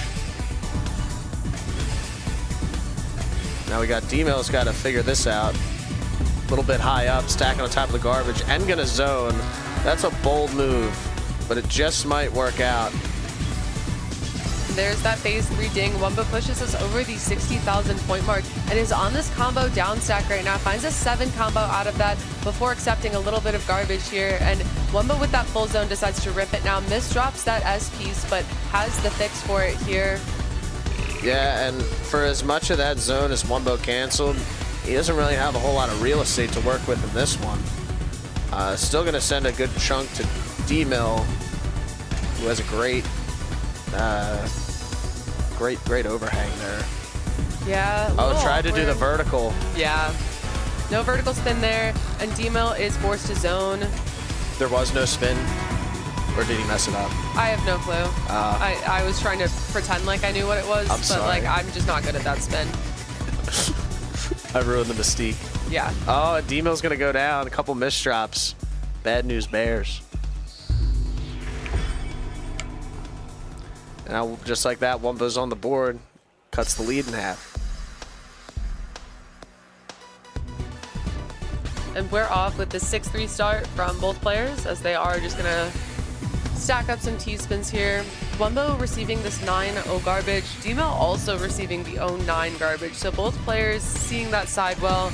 Both players' garbage has decided to shift, but they are going to have to sidewell for at least a little bit here. So that is going to be a slight efficiency cut.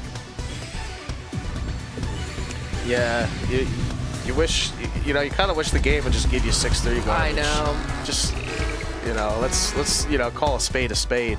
Right. At the very least, I wish what this game would do is do what Tetria does, where you get the same garbage. Yeah. If somebody gets 6-3 and somebody gets 8-1, it just does not feel fair. No, and it's not. But luckily at the same time, it's like phase 1 almost. It's like a tone setter, but it kind of doesn't matter a whole lot. Yeah. It matters when you win or lose in phase 1. You'll feel that for sure. Yeah, but at this high of a level of play, generally not too much goes on in phase 1 unless somebody really messes up. Which we haven't quite seen. Except for Wumbo not zoning, but that, Yeah, that might have ended up trickling into phase 2 anyway, yeah. by virtue of how quick they're playing. Oh, these are some nice overhangs from D-Mill, who's going to have a great transition into zone. Wumbo as well. Yeah, Wumbo starting the zone at 51,000 points is going to mean that this is almost definitely phase 3. So whoever's zone is worse here is going to end up with garbage on the board. Perfectress versus Ulti. That leaves one line of garbage on D-Mill's board, and we are essentially even at the start of this phase 3 as Wumbo stacking up this side 4-wide. There is a hole in the stack, and there is a little bit of slowness on this 4-wide, so D-Mill potentially has the ability to track. However, we end up pretty much even off the end of that. Good old side ties from Mr. Ties. Himself, yes, absolutely. And unfortunately, it wasn't the kind of ties, you like to see a real big combo ties. from Wumbo. That is a 10 combo on that down stack from Wumbo. That is going to put some garbage on D-Mill's board. Both players about halfway up. D-Mill rips that 3/4 zone here and is looking for just kind of a quick down stack, going for lines rather than damage here. And 25 and 17, not the most efficient zone. So if Wumbo can respond with something here, then we might see the end of this round. We might see this tied up. That is a 49 in 19. We see D-Mill has 3/4 of a matrix of garbage, zones with only a quarter zone, and this is not looking good for D-Mill. Almost had a little bit of an out if he didn't get topped out from that last chunk. But yeah, I mean, they've been pretty much lockstep with each other as far as stats go this entire set, and we're tied up 2-2. Ooh, D-Mill misdrops on that 6-3 there, but that's going to be a pretty easy fix. Yeah. But the misdrop in the fix itself is also going to require a fix of its own. Misdropped that earlier, just going straight to the well. Let him send a couple lines and figure out how you're going to make your stack for the next half zone. 20 seconds. Oh, this is a really good half zone. I love those T-spins. I love those. Those are so clean. Ooh, going for the efficiency with the quad there, the Tetris there. That's a really good 44. Now oh, we got a side ties, baby. Oh man. Oh man. We're going to rip that side ties in zone here where there's no line clear delay, and we are going to see a slightly faster forward. And we got a 20. There's the ulti, a 72 ulti with the side ties on that zone. That is insane to see. And D-Mill's perfectly fine. Wumbo 1 Mino away. Perfectly fine. I mean, ripping a 3/4 zone at the top of the board isn't what you want to do in phase 2. No, I mean, that worked out surprisingly well for D-Mill, considering there was a 70-some side tizer coming at him. True. Yeah, very well handled there as D-Mill's looking to build up that zone. Wumbo is bringing this closer and closer to phase 3. Wumbo is in the driver's seat. Oh, no. Not the Fractal. Oh, Fractal recovered. Fractal recovered there from D-Mill, but Wumbo is zoning with 58,000 score right here and is looking to turn this into phase 3. And D-Mill does get the full zone right in time to have that phase 2 full zone. Wumbo pushes that over, and let's see what D-Mill's able to do. Yeah, D-Mill's gonna have to pull out something big here. Oh, are you really trying? Messed it up. But we end up perfectly even again. Wumbo with a quarter zone advantage, which at this state of the game is pretty big. And he's building up. It almost looked like it was like a mini center forward opportunity. That STSD is bold, but it works, and it is very nice for Wumbo here. He's building up something, that's for sure.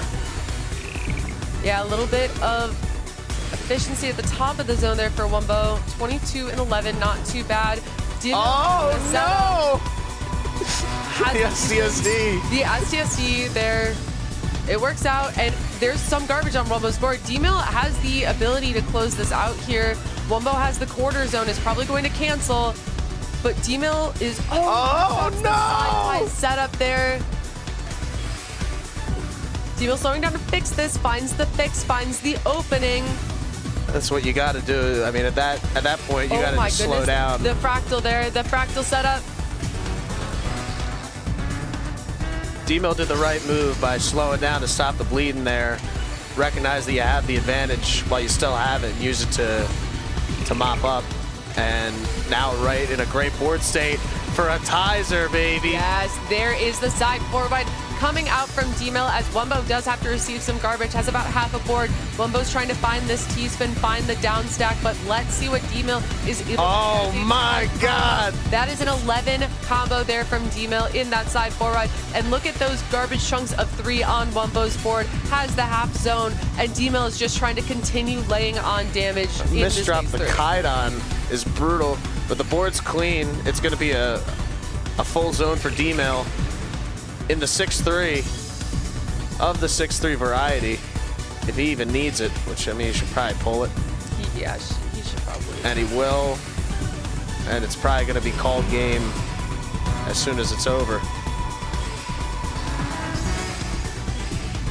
It's looking like a good zone so far, looking for the higher clear there. 38 and 17. Wumbo has a 3/4 zone, cannot take that garbage chunk, and is going to have to that's it. Those misdrops are not what you want to see here. Wumbo trying his best to get something going here, but this is not looking good. Wumbo sees the end of the garbage cube, but D-Mill is just still in this 3-6 setup. has this STSD. Oh, okay. Okay. It's fine. Everything's fine. Boy, howdy. So true. And it's looking like Wumbo's really drawing this one out. I mean, he's got a chance to survive, Right. which is kind of astounding. I mean, there's always a chance when these players who know what they're doing are just stringing these quarter zones together. Well, we have another side ties from D Billion. This is incredible. Early break, but picks back up the combo. No. Oh, no. Drop. And Wumbo's got room to get out. D-Mill's got to just transition that to a stack and try to get some back-to-backs going. Yeah, I can't believe. And this game is a couple of times now has looked like it was just going to D-Mill, and Wumbo's still standing. Now it's looking a little bit unrecoverable for Wumbo. We'll see, though. Yeah. Yeah, there it is. Wow, what a hard-fought round for D-Mill. Look at it. Taking the hair off the back of the neck. No, I feel that. I feel that. You think D-Mill practices mid-game 4-wides before this tournament?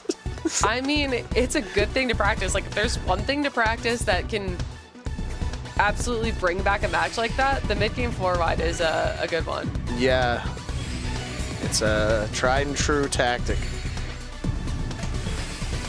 Not created, but pioneered by that man on the left.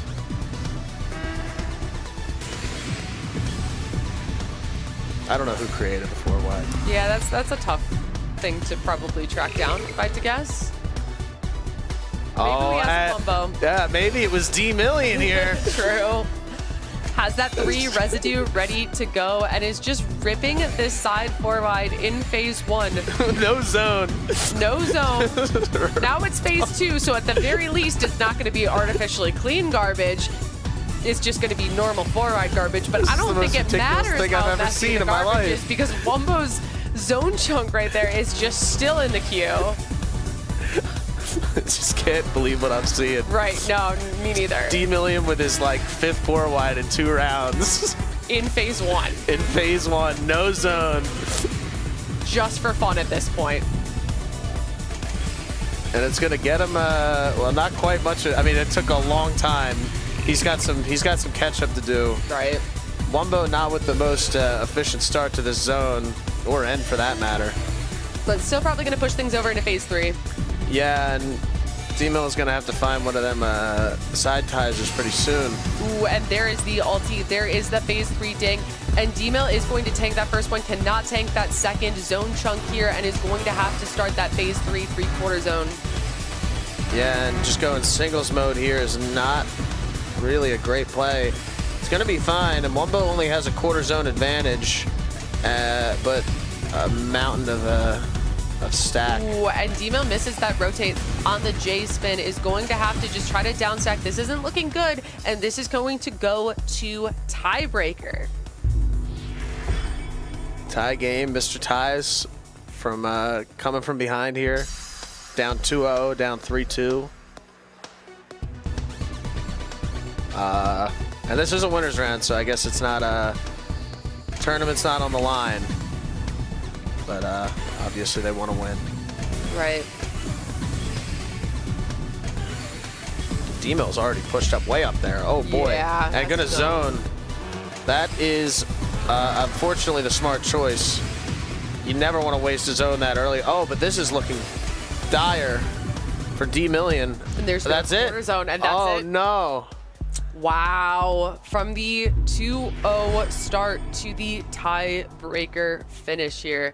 That's And thank you so much. Thank you so much. D-Mill. round of applause for And D-Mill. Wumbo's just gone. Wumbo's up. Jade was sitting directly behind Yeah, D-Mill the Jaden entire was right time. there. Yeah, the whole time. The whole time. That's great. Yeah. Yeah, that's you never want to see that. You never want to see a tiebreaker end like that, but that's how Yeah. you see many tiebreakers end. Oh, yeah. It's tough. Land jitters, not really used to the setup. TC. Yeah. It's long. It's long, and some players are open about the fact that they do not play some of these games too much when it's not land time, but I know those two players both do. Yeah.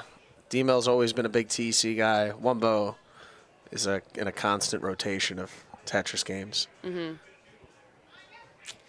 Yeah, and so that will be it for that game. So I'm just looking at our bracket here, wondering where we're going to go next. I do see the next round is filled in. It'll be Jaden versus Wumbo and Dormy versus Cab. Is Jaden versus Wumbo next? Yeah, or I don't know which. Of the two is probably. next. Probably Cab versus Dormy. Yeah. Like we would want to give them Wumbo a break. And then looking at our losers bracket, there are several matches going on down there. Yeah.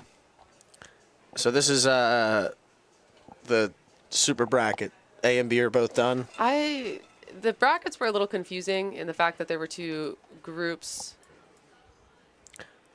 Okay, A so this is B done. bracket. Okay. I'm getting word from production.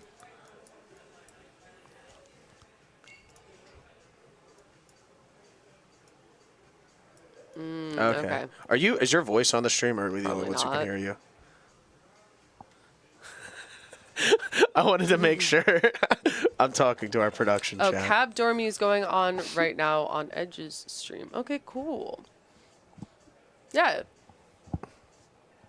Oh, Okay, wow. sick. No rest for the weary. Wumbo Yeah. Jaden up next. Cool. But yeah, it's cool having Dormy at an American land. Yeah. He got a passport just for this. What a reason. Columbus, What a reason. Ohio. It's like, you know what? I've never left the EU in my whole life, and I'm going to get a passport to go to Columbus, Ohio. The heart of it all. It's just funny, though, to think about it, where it's like, oh, like, you know, your first time in America, you think about, you know, California. Like, he is going to be hanging around New York City, but it's a big leap, especially from Europe. It couldn't really be more different. Yeah. Yeah. Just wait till if he comes to Philadelphia. He was looking at what cities can I get to by train from New York City and have it be reasonable. I was like, it's Philadelphia. That one, baby. Or nothing else, really. Home of the Super Bowl 59 champions. Yep. You had the shirt on yesterday. I did. I should have Telling gotten on everyone. commentaries. Yeah. Yeah, you know, I had to. Yeah. There's a couple. Almost all of our fantasy football league was here. Yeah, we do have to have a discussion. Wumbo is our league commissioner, so we all have to get together, decide who's in, who's out. Commissioner ties. Yeah, Dormy, after coming in second last year in fantasy football, says, you know, I decided this isn't for me. Part of the reason I asked him is because he was on an American sleep schedule anyways, and now he's Not that he watched a not. minute of football No, he ever didn't in watch his him. life. No, he didn't watch a minute. Actually, no, I made him. You made him watch film? You made him Yeah, study up? I actually did make him watch film. I gave him a 2-hour crash course on fantasy football. And what's my favorite part is he pulled up a video of like the top 100 plays of like the previous season, and he had to slow down the video to 0.75 to understand what was going on. He had to track the ball with the mouse. This is a professional OC player who had to watch football at 0.75 speed and is known for playing difficult OC maps at double speed. You know, a lot of moving pieces in football. Less than OSU. Yeah, but also they all move and, you know, you just tap them. Yeah. Yeah. Dormy is a very skilled fantasy football retired player. The only reason he knew to switch out his players is because I would give him a weekly reminder. So. See, I didn't know that. You kind of just pulled back the curtain a little bit. The magic is gone. I would just message him every Wednesday and be like, your tight end is injured. Your quarterback's on bye. Yeah. All right, so I'm guessing our players are getting set up for this next match. I would love to like look out the window and tell you what's going on, but we can't see anything out the windows. We are just kind of, you know. We're in a box. We are in a box, but it's a nice box. I've been in worse boxes. Yeah, for sure. Yeah, we've got some signs. these signs. These are the positive ones. And then pick up the other one you got there. Yeah. Great. Oh, wait. I should have held on to this one. I'm not switching. The other side says great. I'm not. No, but I like both these people. I'm not going to call them awful. Two great Tetris players, two great human beings. Yes, Andrew, amazing for sure. Andrew? Andrew made the Oh, signs. he can't. Oh, he did. Yes. I thought we were still on camera. I was gonna show him the awful.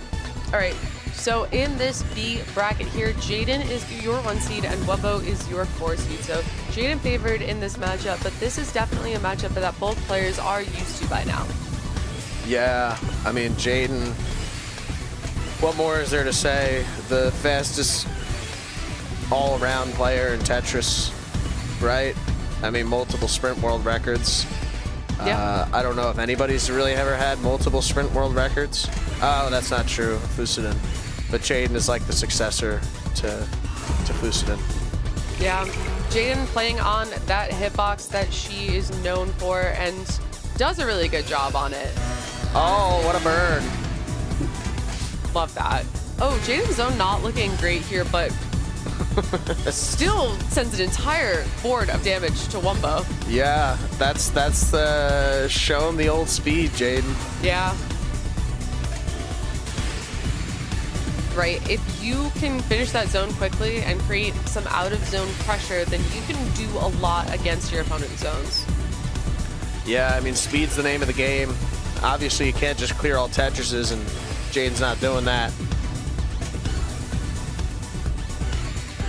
I thought there was some kind of plan there. Yeah, with that weird I really did overhang. too, yeah. I got excited. Yeah, but you know what? Just going for the cleanup, and that's honestly what's great. So both players managing to start their zone right before that 60,000 point mark here. So they are both going to get that long zone, though I doubt Jaden's going to use the full length of the zone here. That's only a 35 attack zone. But she finds some follow-up attack outside, finds that quarter zone, and this is not looking great for Jaden. As No, Wumbo it's setting not. up side ties. A side ties for the ages. And looks like he's going to get all of it. Right, Jaden alive on the other side of that, but this is a lot of damage that's about to be incoming. Jaden misplaces that. Oh, on Wumbo the broke combo. fractal. But Wumbo broke combo. And he's going to have to fire this off again. He used both of his eyepieces. It was a weird combo. I'm sure he saw it ahead of time and thought, I'm going to build this up more. And But, Jaden with some great efficiency here. These are some nice T-spins up at the top of the board, and the down stack out of it is just a lot of damage coming into Wumbo's side. And Jaden just managed to defeat a full mid-game 4-wide. Wow. What a way to start round one.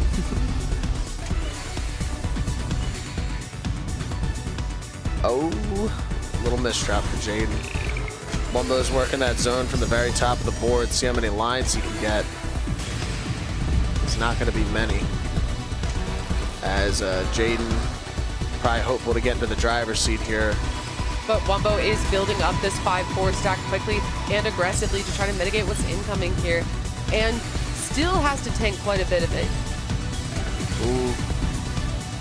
Good stacking there to kind of get a little combo out of this dig for Wumbo, but he's going to be in hell for a while.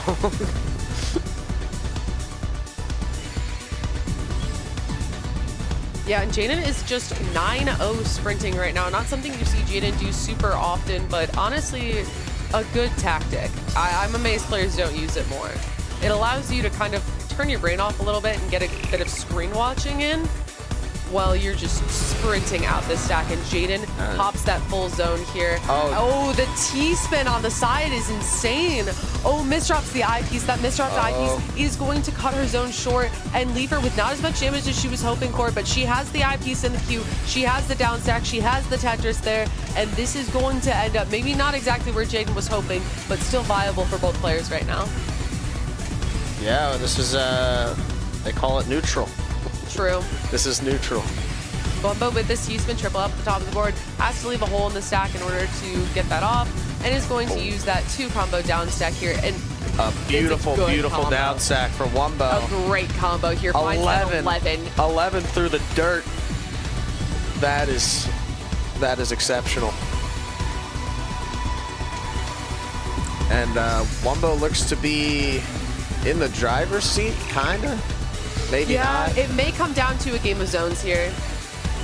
Game of zones. Yeah. Yeah, we'll see Jaden. I mean, that's the one thing is when you're in phase 3, you really want to try to force your opponent to zone, especially when you're neutral at the top of the board like that. You're giving them all the time in the world. When Jaden gets out of it, almost finds that final clear, but Wumbo sending over the attack on the other side of that zone. Wumbo building up this 4-5 here, just trying to put some of this messy garbage onto Jaden's board.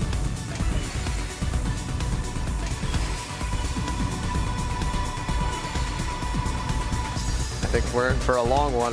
Yeah. five minutes in already. 5 minutes in is already a pretty long round, and we will see when the end is in sight. Since there's no hurry up mechanic here, this could just keep going on forever, and that is something we've seen is some pretty long rounds. Well, there is a hurry up mechanic, but they've been in the middle of it for the last 4 minutes. Yeah, So, I think that the actual hurry up mechanic is just wrist fatigue. yes.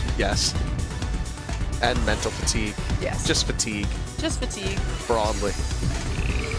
But yeah, both players are they're in the thick of it now. Jaden, if she can get enough lines out of this is looking like a pretty decent zone. Slow down a bit there. Side ties. Only a little guy, though. Yeah, that's an awkward side. Not really much of a ties. It's like Yeah. a ties junior. The combo breaks, and Jaden is able to send a lot of damage. Oh yeah, Wumbo's got a little bit of a dig. It's not going to be enough. That's the round. I don't think Wumbo can dig deep enough to get out of this. No, and Jaden knows it too. And Yeah. with that misdrop, Wumbo takes a second, takes a deep breath, finds another zone, but Jaden is able to end the round. A 6.5 minute round to start off this Jaden versus Wumbo matchup here. Yeah, and this is if there's anybody who can pile on in a situation like that after 6.5 minutes, it's going to be Jaden PPT, So true. who right now is Jaden TC.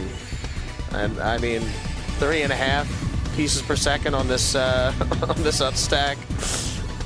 It's nonsense. And just wait till we see OSW later. He's right around there too. Wumbo zoning first here. Jaden not yet zoning. Wondering if she's trying to tank or is just trying to get her board in a better spot. Wumbo with a 44 ulti. And that only And- shows the final zone chunk on Jaden's board. Yeah. That's why Wumbo is putting up the side ties here, is anticipating a lot of incoming from the zone, but Jaden's slowing down. Yeah, but Wumbo has a full tizer. Locked and loaded, and it's probably best it's gonna do is just cancel out. Yeah, a teeny bit goes Jaden's way, but that is just only 2 garbage. That's the best ties, when it just does nothing but neutralize the game state.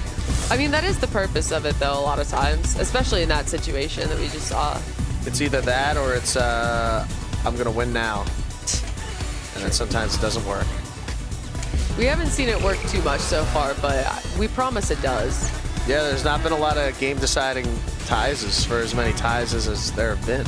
Oh, and Jaden's camera goes down, but just pretend she's still there. You just see game feed. Jaden has become one with the game itself, has merged with the board, and is ascending here as she finds this second point. As Wumbo ascends above the matrix to top out in this second round 2-0. Jaden leads. And here we go. I mean, you just gotta, like, no offense to Wumbo, but in the first about 10 seconds of this round, there's only one board to watch. It's Jaden. Just see how fast she's gonna stride until, you know, you gotta think a little bit more. That C-spin up at the top is wild. Not a lot of players would really be thinking about that. No, not at all.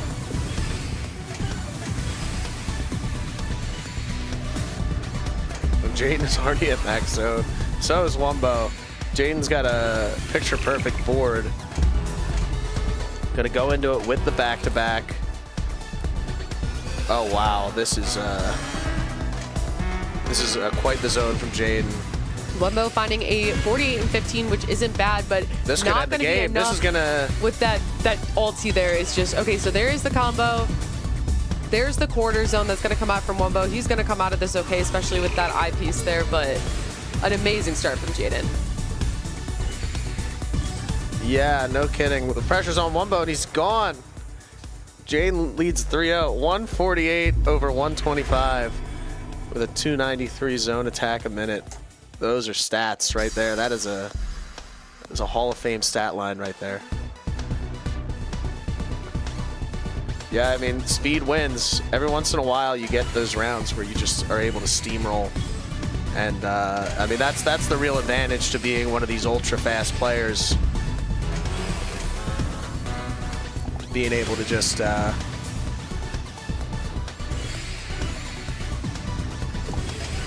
Yeah, and we're just in the thick of phase 1 here. Wumbo is going to be the first to zone. Yeah, doing 9-0, not the best, but we'll see where it leads. Jaden doesn't seem to have the best. Oh, so she's only zoning just now.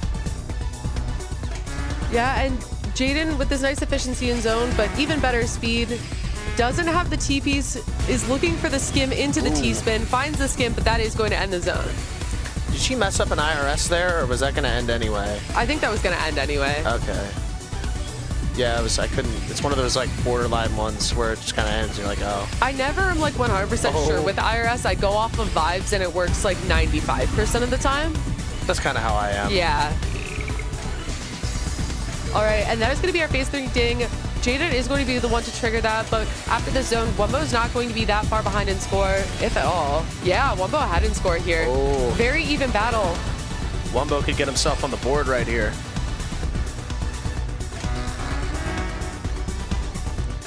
Jaden, but if anybody can scramble to find a zone to send some damage, it's Jaden. I mean, speed is really the key in this game. Especially in the phase 3. Yeah, like you need to. It's not just how quick you put the pieces down. It's how quick you can just think of an efficient solution to what you're faced with. Wumbo zoning up at the top here. This is a 3-quarter zone, just really looking for space. Oh, and that misdrop that's going to be it. That is going to be Get the brooms out here for Jaden. Yeah, tough match for Wumbo, and he played good the entire. I mean, the first 6.5 minutes against Jaden in the first round, you lose that. And I mean, tough. that's negative momentum for the rest of the set, and that's that and playing sets back to back there is not easy on your hands. No, not at all. I can attest. Yeah, I can attest. I think most people here could probably attest. Yeah, except for Night Hunter in the VR headset. that man is locked. Shout out to Night Hunter for coming here and wearing the VR headset. Insane work. I don't know if Night Hunter's ever been to a LAN before. I haven't even spoken to them today, but I looked up on the TV at the bar and I saw Night Hunter and I was like, oh my god, Night Hunter, the famed like good TC player that plays with VR. I was like, are they going to do it? Are they going to do the thing? Yeah, and for those of you who might not be as familiar with TEC, you can see if your opponent's on the VR headset. It's a different icon in game. So it's, some sort of a mental game knowing your opponent is on VR headset, but it's a different kind of game actually physically seeing it next to you. And it does look a little silly, but like in the best way. And if you play on Oculus Quest, your country is set to QST. QST because they can't get the country code from the Quest. Yep. Put that on your passport. Love that.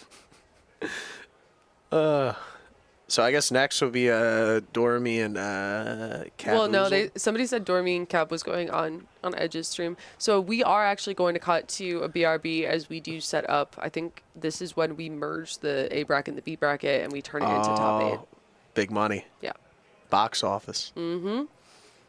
I wonder. I don't even know who's next. Yeah. I know we're getting robbed of a Dormy match on the main stream. Well, that's why we have multiple. That's why we have multiple streams going for a reason, is so that matches don't get too hung up and we're able to move through the bracket a bit more smoothly. No, I'm just playing around. I just want to watch a Dormy match up close in the booth in the box, away from everybody. All right, it sounds like we are going to check with Shen to figure out what's next. Shen is completely in charge. We are mainly just here to spectate and hang out and talk about the match, but Shen is the one who makes the final call on what's going on here. If you're at the venue right now and you see Beast and Shen, say, hey, Shen, thanks. Maybe you don't like stop him though. If No, he's, like, yeah, don't interrupt him. Don't interrupt him. But if he seems like he's not if he's not busy, if he's just standing there for a second, give him some positive vibes. Nice little thumbs up to Shen as you walk by. He's a great guy. But we are, for those unfamiliar with the tournament format, maybe this is just our first bracket of many on the day. Oh God, yeah, it is. Yeah. We have touch rail. It's 4:45. Cultris projected start time 6 p.m. Yeah. Nope. Yeah, and then we'll also have, is mixed versus today? Nah, it's tomorrow tomorrow. with TGM. TGM. Yeah. Classics going on. They're upstairs doing their thing. It's always fun hearing them shouting and yelling. It's a bit more. I just heard them shout and yell. Yeah. Just the second I say that. Just I mean, if on you hear cue. shouting and yelling, it's probably them. They don't have the cowbell this year, I don't think. Oh, they do. It's just quiet. They had it out yesterday. They got a quieter cowbell. I don't know, man. Because I haven't heard it today, They're but getting they noise have one. complaints. I saw it. I heard one ding when I was upstairs yesterday. That's probably what there is. They're cutting down on the dings. Yeah. They used to hammer that thing. Yeah. Cowbell's taking a beating. Yeah.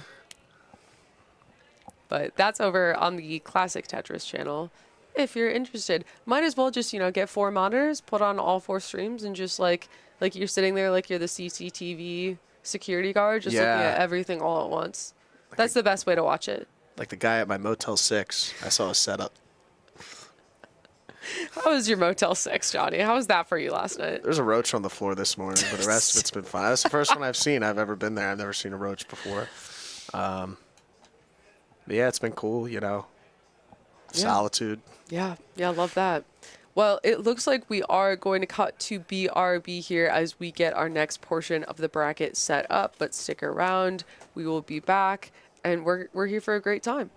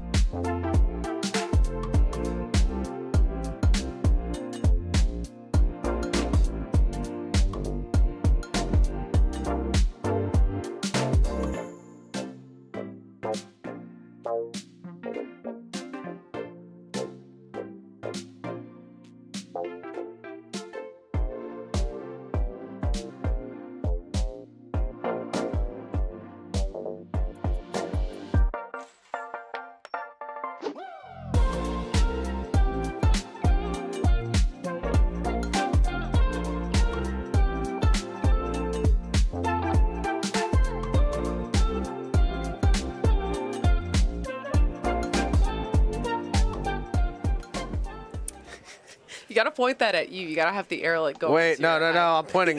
The Phillies are great. There we go. Yeah, it's not really working. But I welcome pointed back, an awful everyone. hour down to the Phillies. That's not good. Yeah, welcome back, everyone. We have more TEC ahead of us, and you know what? It's Well, there VR he time, is. guys. We are back with Night Hunter in the VR headset. He's locked and loaded. He's wired in. He's Yep. wired in, folks. Checking his phone. He's gotta lift it up. This is. Because like with those VR headsets, if you tilt your head all the way back, you can see out the nose hole. So that's part of what he's doing. I mean, you can't take it off. That's too much work.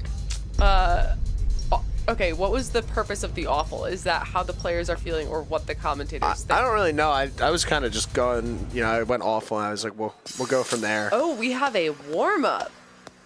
Night. He does a 360. The only person in the venue that can do that, by the way. One of a kind.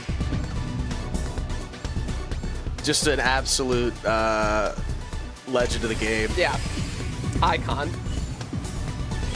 And we'll see if Wumbo can. He's turning around. This is what the. Well, let me guess. Night Hunter's the one who requested the warm up, and this is why he requested the warm up. He wanted to. I wanted to show everyone the back of the chair with the logo. Exactly. This is like the Savannah Bananas of Tetris. Oh my god. I can't wait for the Savannah Bananas game tonight. It's going to be on ESPN. I'm really looking forward to it. If they don't put it on at the bar, I'm going to cry. Oh, But, thank you. but the Phillies are on national television. No, we don't care. I don't wanna The watch Savannah that. Bananas are more important than the Phillies. The Phillies or the Bananas? Oh, I love the Bananas. Why am I not surprised? No, All right. no love. So we're not really commentating this too much because this is in fact a warm-up round, and Night Hunter did just lose it. So we are going to get into our first four here soon. He's dizzy. He is dizzy. Yeah, that's understandable. Somebody has the grate in the window behind. What's funny is in the window behind you can see someone playing quick play a lot better than you can see the sign behind that says grate. So you're just gonna have to trust me on that one. Oh, Night Hunter's getting a feel for his surroundings. Did they cut it off so it just says eat? Oh, I could that's eat. great. I mean, they're just reminding us. So I have one of those burritos. Oh man. that would be your Delicious. third burrito on the day if you get another. Nah, yeah, on the day, because the last one I had was after midnight. Oh. But it's still in the 24-hour Yeah. window here that we have. All right, that It's sunny is Columbus, the countdown Ohio. for this match, so we are going to get this started here. This is losers bracket, but both of these players looking to get back in it. Yeah, that said eat. That was part of the awful sign that he just put on his head and let fall to the floor. Do you think Love he that. know it fell? Yes, I'm guessing that he knows that there's no more paper on top of his head. But he couldn't see it. Oh, Oh, the perfect PC, clear the of the PC. Tetris variety. And Wumbo's fine. Luckily for him, those can get messy. Those can. Wumbo's really taking his time here. Yeah, plunking up high there is definitely a tricky spot to be in, but Wumbo making it work. All right, Wumbo being the first one to zone here is stacking up over this 8-1 well. Whereas Night Hunter kind of taking a little bit of time before the zone here. Love that T-spin mini from Mr. Ties. Oh, there you go. Oh, no, he ran out of time for the ulti. Actually, that was lockout. That was lockout on the J piece. It was? Yes. I think he could have IHS'd it. Yeah, I think he That's could. what Yeah, that's what I was looking at. And you're telling me I'm smarter than Wumbo. All right, Oh, and there man. is the ulti from Night Hunter. That is going to put Wumbo up the top of the board, but Wumbo with this half zone is going to just use that material to charge his zone and continue on here in this phase 2. Yeah, Wumbo. The veteran. Yeah. The veteran presence. Up at the top here, 16 lines. Definitely going to push this over to phase 3 with this zone. Goes for that 63. Yeah, 63 and 19. That is going to be tough to beat here from Night Hunter. I think the only saving grace is that Wumbo took a little bit of time towards the end of that zone. And Night Hunter is able to neutralize it, but the follow-up attack does find its way to his board.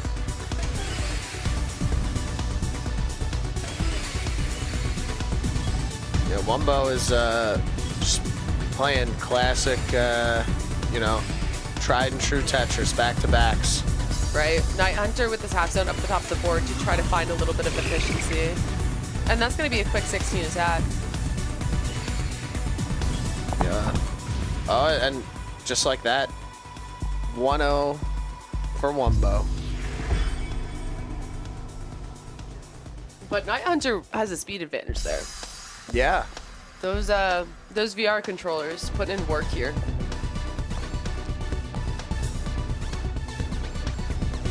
The VR, man, that's just so cool.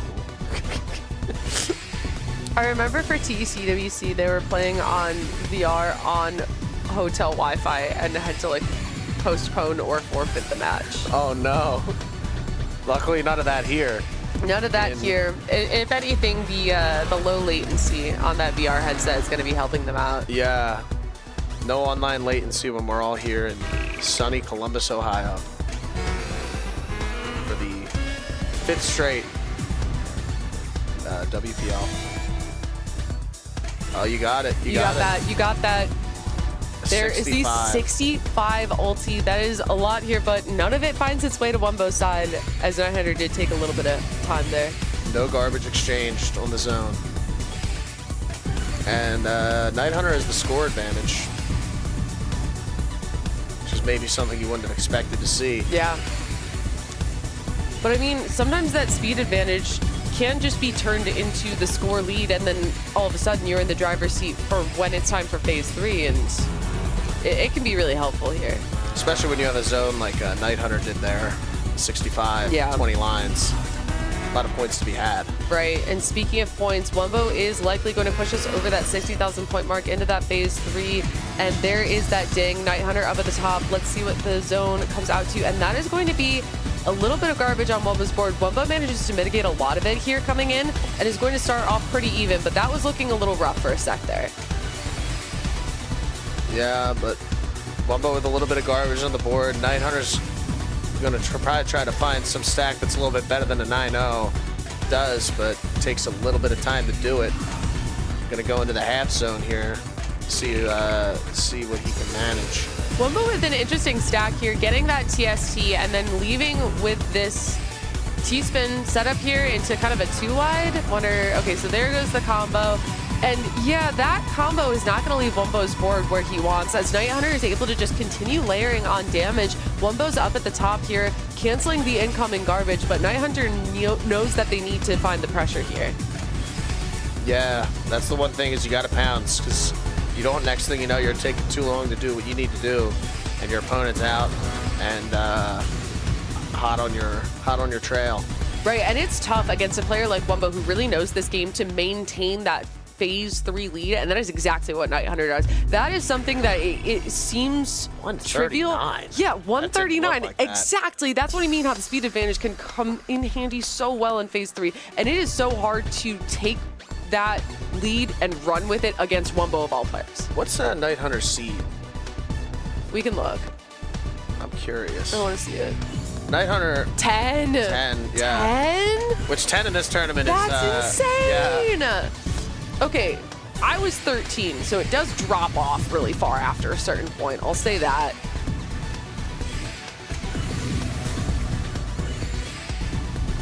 Oh, that I Fortism didn't know to get that. here is insane. Yeah. Fortism is running a lot back and forth between the two brackets, though. So I know that there was a point where they were holding up the classic bracket and the modern bracket at the same Wumbo's time. got a chance. Not quite.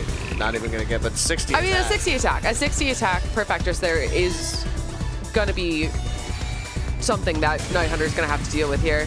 You're not going to get the big chunk, but it wouldn't have mattered anyway. Night Hunter cancels it all out. Yeah, Night Hunter has improved a lot. I haven't... Oh.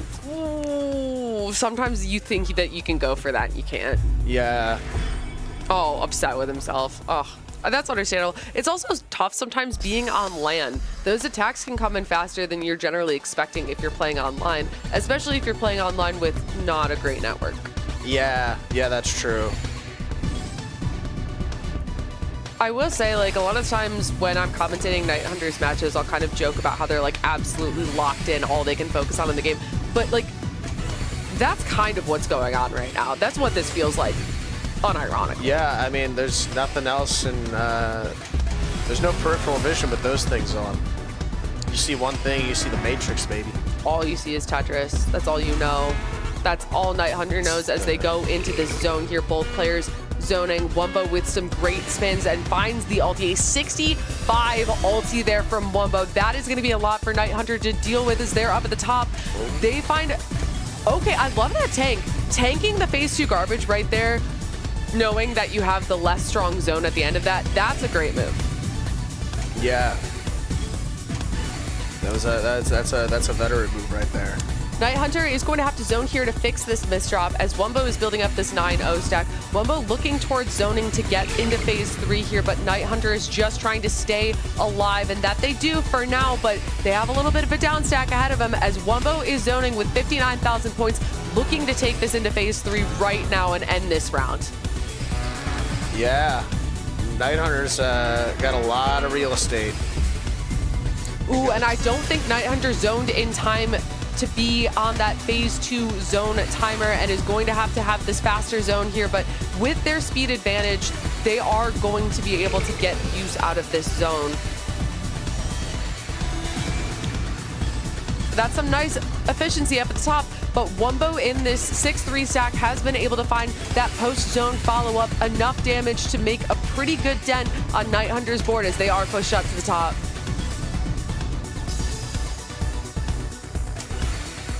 And Night Hunter is really impressing right here. Going toe-to-toe with Wumbo. This is not the round you want to lose, though. Oh, and that misdrop is going to seal it. Yeah, I think Wumbo recognized the fact that Night Hunter was able to beat them in that phase 3 and didn't want to give them the opportunity to do that again. Just tried to end that quickly there, and it works out as Wumbo is on match point. Yeah, I mean, that, you know, besides the last one, that is kind of the most important round of the set. Yeah. You know, not winning that for Night Hunter, it's going to be incredibly difficult to come back from this. Right, and I mean, when you're at a tournament like this, your mental is going to affect a lot of just like the speed and the confidence at which you put the pieces down. So that round is important for the mental game, and Night Hunter here does have some mishaps. And the tournament's on the line for Night Hunter. Yes, this is in loser's bracket, so the loser of this is out of the tournament. It would be insane to see Wumbo go out this early, and Night Hunter is really trying to make that happen. Yeah, I didn't even think of that. Wumbo, if Wumbo can't seal it in the next 2 rounds, then Wumbo doesn't make top 8 for the first time in WPL history. That'd be wild. Yeah. But it would be the year for something like that to happen with how stacked this bracket has been. You know what they say, it's not a top 8 unless Mr. Ties is there, but Night Hunter could be the difference maker here. Both players sitting on this full zone here, both looking to push this into phase 3 with this next zone, and Night Hunter is going to be the one to zone. Wumbo's pressure there is going to force them to zone. Wumbo's kind of got a weird, looking for a 3 wide. A 3 wide as Night Hunter but he doesn't need it. tops out and decides that that misdrop is not worth it and that they are just going to end their bracket run there. I mean, 147. yeah, that's wild. That's 2.5. That's 2.5 PPS on the VR headset. Love that. Well done to Night Hunter. Great tournament run. Great showing. Great run. Great, great. Night Hunter. Great. This is what we have to say. Or would you even say I could have. Amazing. amazing tournament run there? Could have pulled this up on the wrong side. That would have been bad if I If grabbed we said it. awful to their I was like, that'd be hey, so rude. hey, Night Hunter. I would have felt terrible. I'd be like, no, the opposite. Amazing with the Yeah. VR headset. Love to see that. So cool to see that at this tournament. We've never seen that before. So Yeah, I've only ever seen a VR headset once in my life. I played Fruit Ninja, and then made me really uncomfortable. I stepped on my friend's dog by accident. I was standing up. Well, clearly, Night Hunter is way more skilled with the VR headset than you'll ever be. I'd like to see him play Fruit Ninja. I bet he'd be really good. Yeah. I don't know if you can watch though. It's like in the right. All right, so we have looks like that's all for TEC Waves. Should be doing Tetra Waves next on stream, then TEC Top 8 after. I think there might be one more match. Oh. What? They played. Oh, they the played it other off match stream. Caboozle D-Mill off stream. How did Caboozle 4? Oh, dang. So top 8 is set then? Okay, yeah.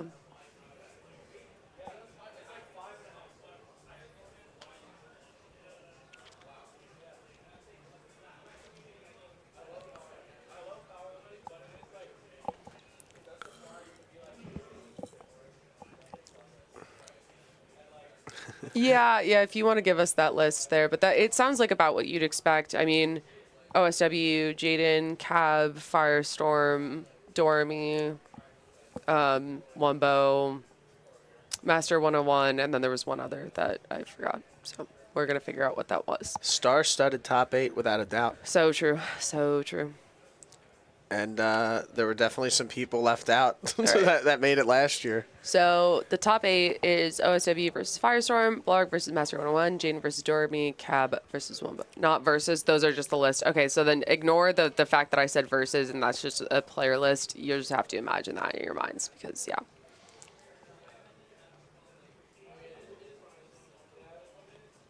Okay, yeah, and so challenge will update soon.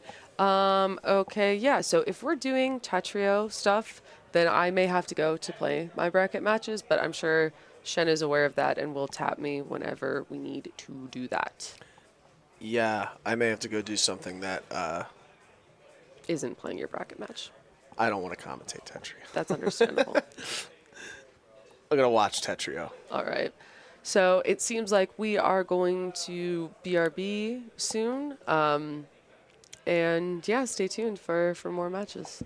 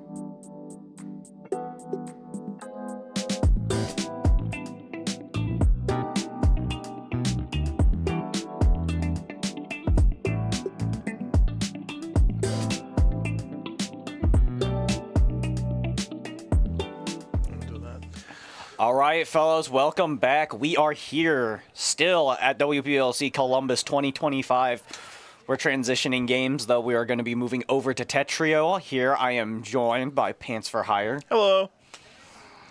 I'm back from last night after doing the swap bracket in PBT2.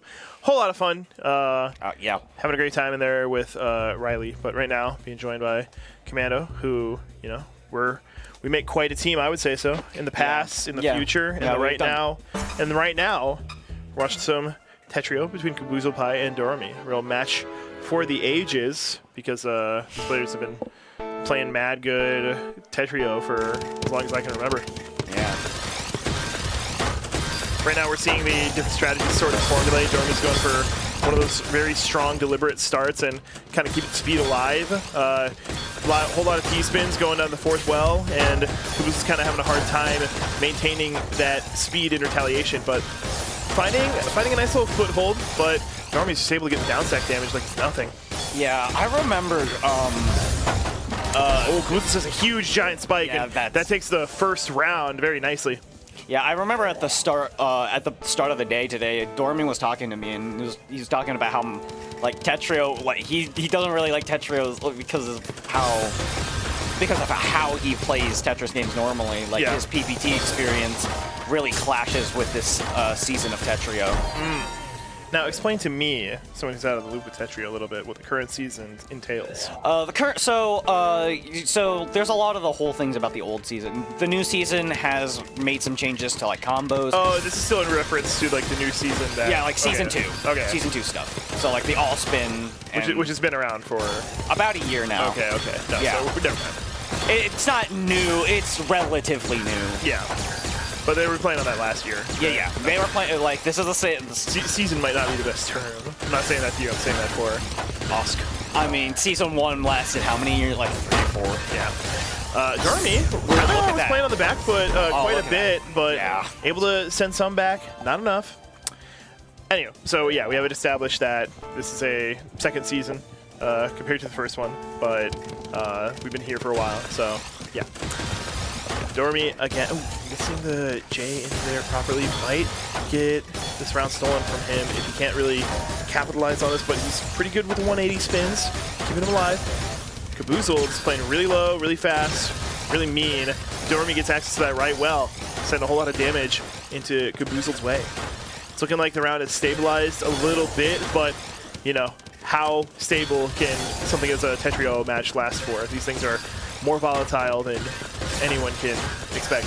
And look at these look at this big back-to-back serves that Kaboozled is building up and sending it out. Yeah, you can see the huge damage spike. I think it's at somewhere up to 39. Kaboozled just knows how to send it. Full send it. Yeah, Dormy starting us off with another one of these mid-screen T-spin triple into the double starters. A little bit of combo down stack damage. This could be a huge enough spike that it will be too hard to counter. Kaboozled actually says, not hard enough, give me more. I'm going to send you more so then you can send me more. And hopefully Dormy doesn't continue misdropping, because that would be the end of this one. Going to have to I-spin a little bit to keep things going with the Tetris. Kaboozold's just playing super clean, no garbage. Has to take a lot of it from Dormy's side though. And they're just trading back and forth. Super fast, super quick. Some misdrops are the only thing that can get in the way of one of these players to the next round of this bracket. And yeah, Dormy having to cancel out some of this damage. Kaboozled is so aggressive with this. Yeah. Like when you... Very, very slam style, Nothing but... Yeah, and look at that huge 31 What do you even do there? You try and down stack, but that's not going to be enough. Kaboozold's really running away with the lead here, and this is to qualify for top 8. Kaboozled's putting numbers on the screen in ways that I've never seen before. Yeah, it really shows how different of a beast Tetrio is compared to the other games we've seen today. Oh yeah, of course. And I mean, like, the true difference is just this flat out speed, that lack of a speed limit. I feel like this would be too intimidating to the average player. Dormy sneaking it in while we're just having a nice little casual conversation, completely not expecting that one to end in like a total of 20 seconds. So Dormy gets on the board, Signs of Life, and Dormy's looking for Signs of Kaboozold's Death. Oh, but Caboozle had a clean well there, Yeah. just sent clean garb. And again, these misdrops from Dormy side are kind of what's the only thing that's getting in his way. Pretty solid down stacking there from I'm really Dormy's hoping. side. I'm really hoping that at the end of the day, you can say all of my misdrops were because I was sloppy. Because that's not the case. It's usually more heartbreaking. Yeah, no, I'm just hoping for no sweep. Oh, of course. Because Dormy, oh, with a clutch Some clear. deliberation. Having to do the 180.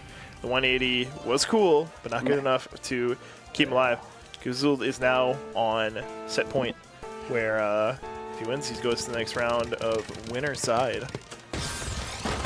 Well, that would just be sending him to top 8. Dormy would have to. Well, I think both players go on to top 8, right? Well, Dormy would still have to do the losers bracket side, Okay. but Caboozle just gets a kind of just a free wow. spot, and yeah, there it is. Caboozle's just Caboozle, doing I mean, something else right now. I feel like Caboozled is first seed in this bracket by like a good amount. Dormy, who after losing to Wumbo yesterday in Swap, kind of made everybody else look like they were in his world.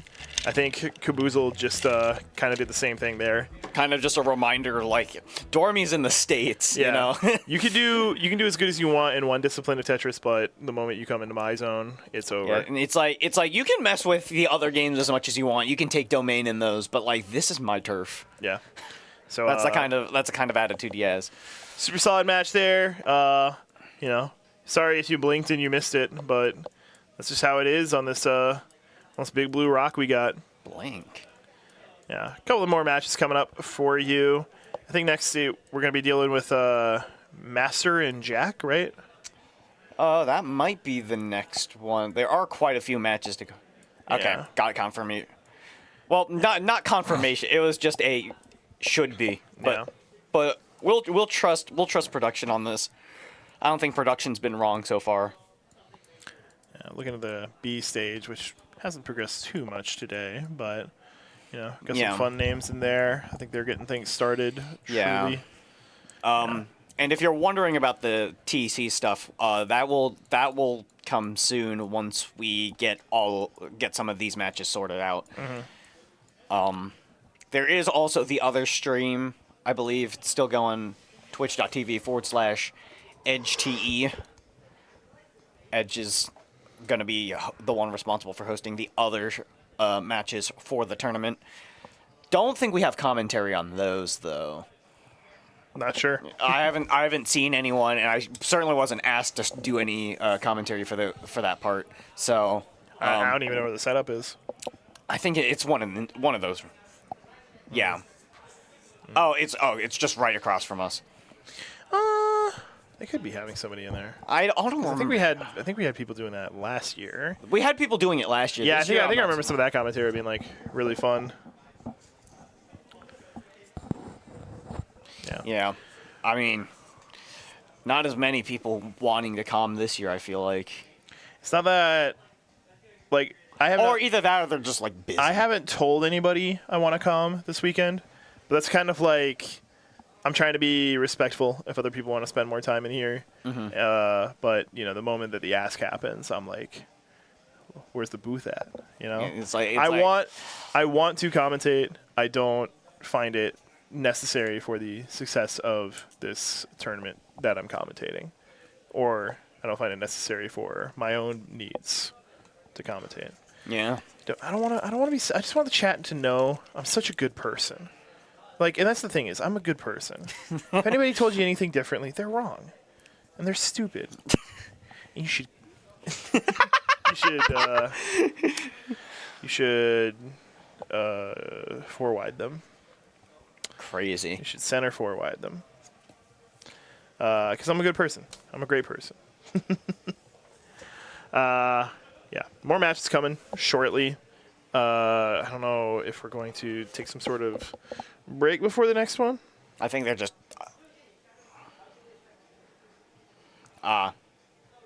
Yeah, we'll be back in just a second.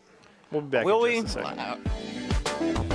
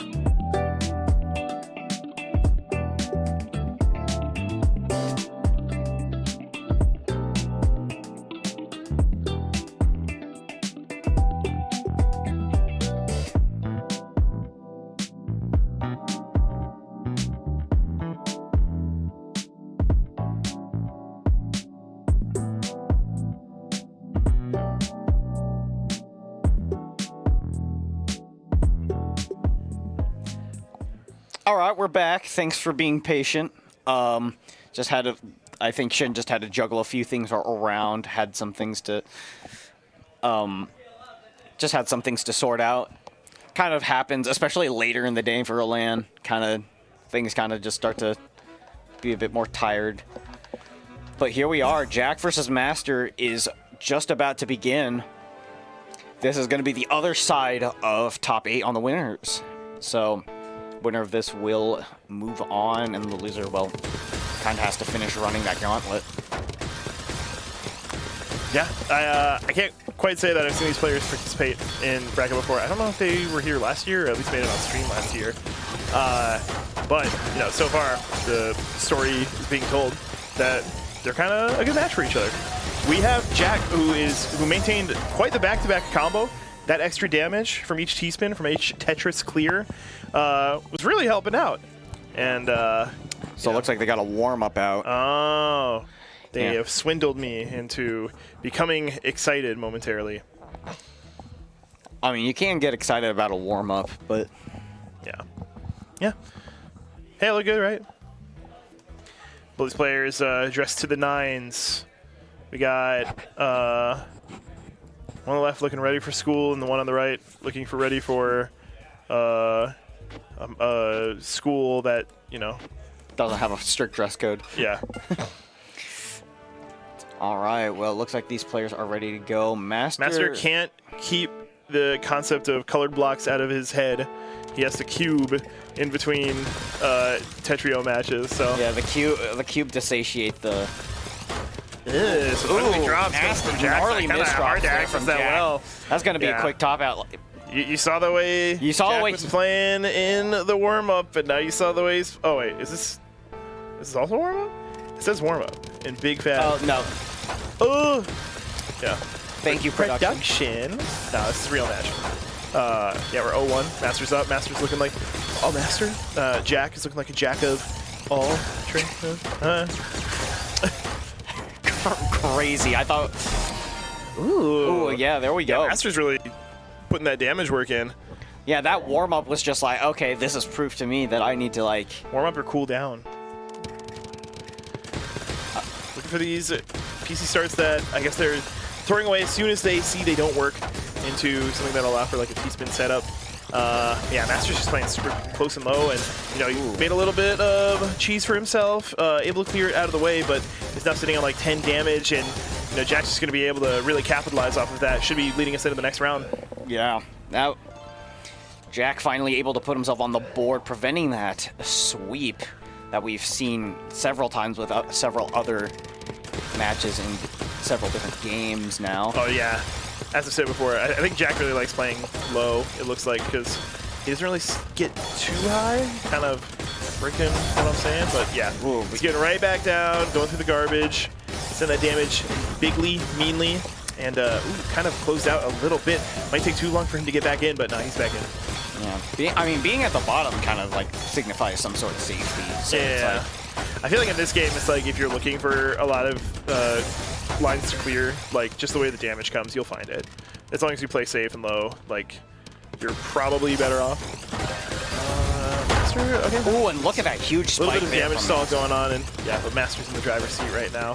Definitely more in control of their destiny. Just as easy as you have it, it's taken away from you. Jack is putting up quite a good fight. Yeah, that combo damage pretty solid, getting all the way up to 18. Bad miss drop coming in from Master, but he's able to also get some pretty good combo damage, and that spike was nutty. Yeah, that was a pretty nutty spike. substantial. Pretty much Pretty substantial there. Yeah, combo that, like, 17 high stack all the way down. Not 17 combo, but, just a full combo. Ooh, bad misdrop from that. Oh, okay, Sometimes you get a T-spin misdrop and you quickly turn it into 2 T-spins. One line clear later. It happens. Yeah, another. I'll say Ooh, Jack kind of getting pushed up against the wall, surprisingly still alive, and Yeah. surprisingly kind of Ooh, looking like he's reversing putting it Master here. in the exact same situation. And Yeah, quickly reflected. Didn't even need to twist the knife, was kind of working to get that T-spin double set up, but I'm pretty sure it's a huge sigh of relief to see the next round start. Yeah, turn the table so much that you thought it could just rotate. Yeah. Easy for either player to start.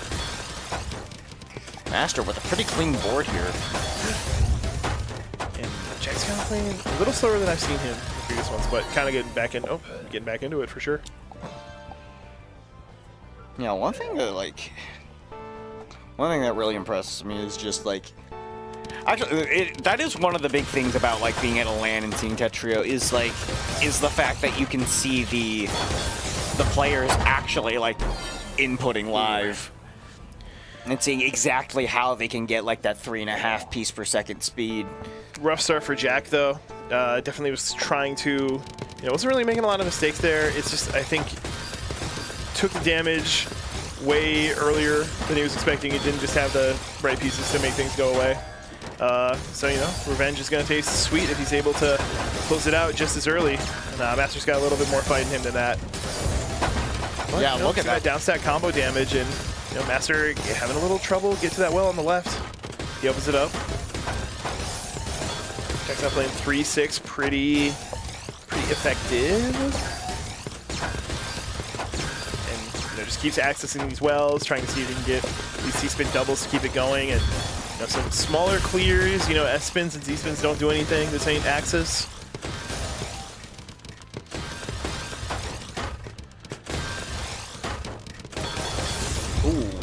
Alright. Both players kind of butting heads there with those back-to-back surges. Yeah. We're getting that stall out going on. Who's going to be the first to make a big move? Jack decides to be the lead.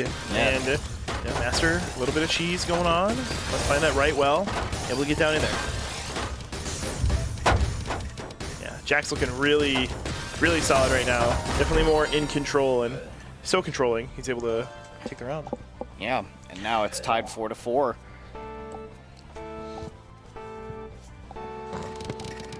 It's gonna be Very similar starts from both players. It's kind of hypnotic to see, synchronized swimming style stuff.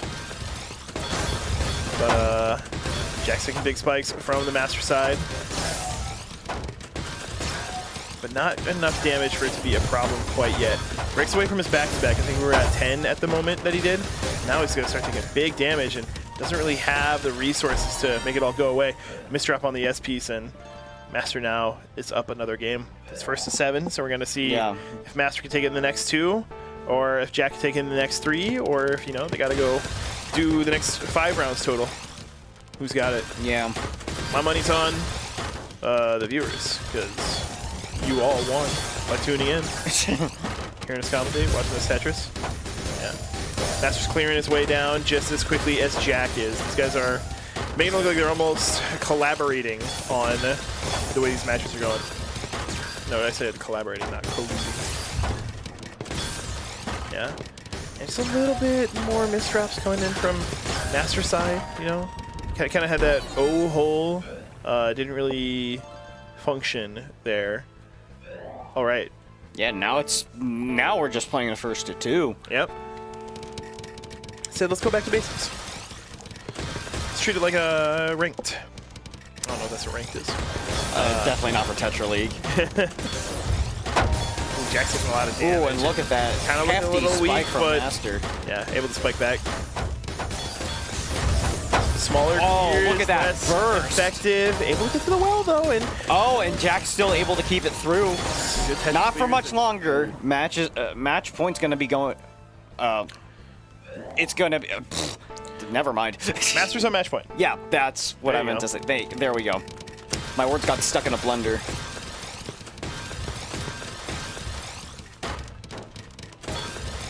All right, Master, pretty low on the board here. Minimal garbage.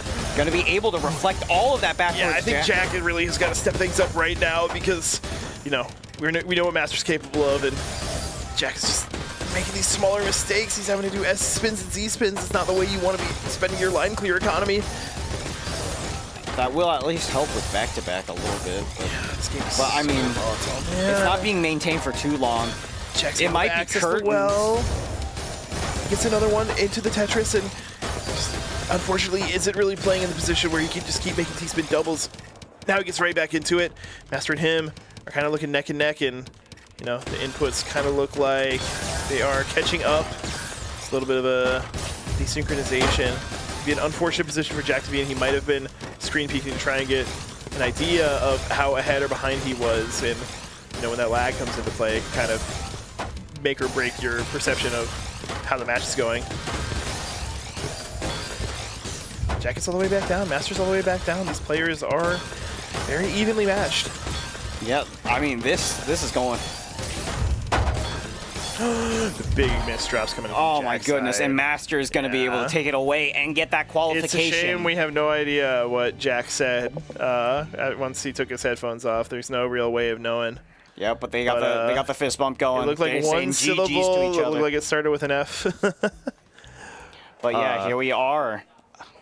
Jack is going to have to deal with the losers bracket there. Master getting a nice, comfy spot in the top 8 already. Yeah, the losers bracket is heading along just a little. We're still Yeah. waiting on a couple of players to get things taken care of and wrapped up. So I don't exactly know if we're going to be streaming any of that or if we're going to have to be waiting for like losers round 5 or 6. And right now we're still just in the A group. Yeah, I don't B think we're is- going to be seeing any B matches for a little bit. Yeah, but B is progressing at a decent pace. We have OSW slated to face the winner of Blarg versus Dash Pepper Yoshi. We have a few more here, but yeah, bracket is still currently under. Bracket is kind of all over the place. It's still developing. you know what? We are. I got an idea. Let's go see if we can find ourselves a match. You know, old-fashioned way. I'll bring the net. You'll bring the bait. It'll be great. Okay, so So we have the bracket. well, while we go on a match hunt, you guys stay tuned and is that what? yeah, we're going hunting. All right. Geez, So we'll be back with a match for you. Oh, and that's right here. Cool. Yeah, we'll take care of that then. Yeah, stay tuned. Thanks for your patience. But there will be more Tetrio, and if you really can't wait, you can just go to twitch.tv/EdgeTE to look for some more Tetrio matches. No commentary over that unless there's someone in there. No. So it is purely uncommentated, but it is pure Tetrio if you guys are looking for that. I don't know. It's weird that we're still waiting on like matches to be streamed and whatnot because. Still haven't found one. I was looking. Oh really? Yeah. But yeah, we'll be We'll be back. Well, yeah, it's a little inconsistent just because we don't have like bracket isn't going as a pace as the TEC stuff, or there are quite a few matches to juggle. So Pants is probably going to try and hunt someone down to play a match, and I will be completely complicit in this. Like, I will not be responsible for whatever happens to the players. I'm just going to say that for the record. So if anything happens, you can use this clip as proof. All right. I think with Pants staring down the camera like intently to death, that is our cue to kind of just bring it back to the BRB screen. Stay tuned, and if you don't want to stay tuned, just go over to Edge's Twitch channel to watch more Tetrio. I said that several times now, so we can use that point to kind of just transition over to the BRB screen.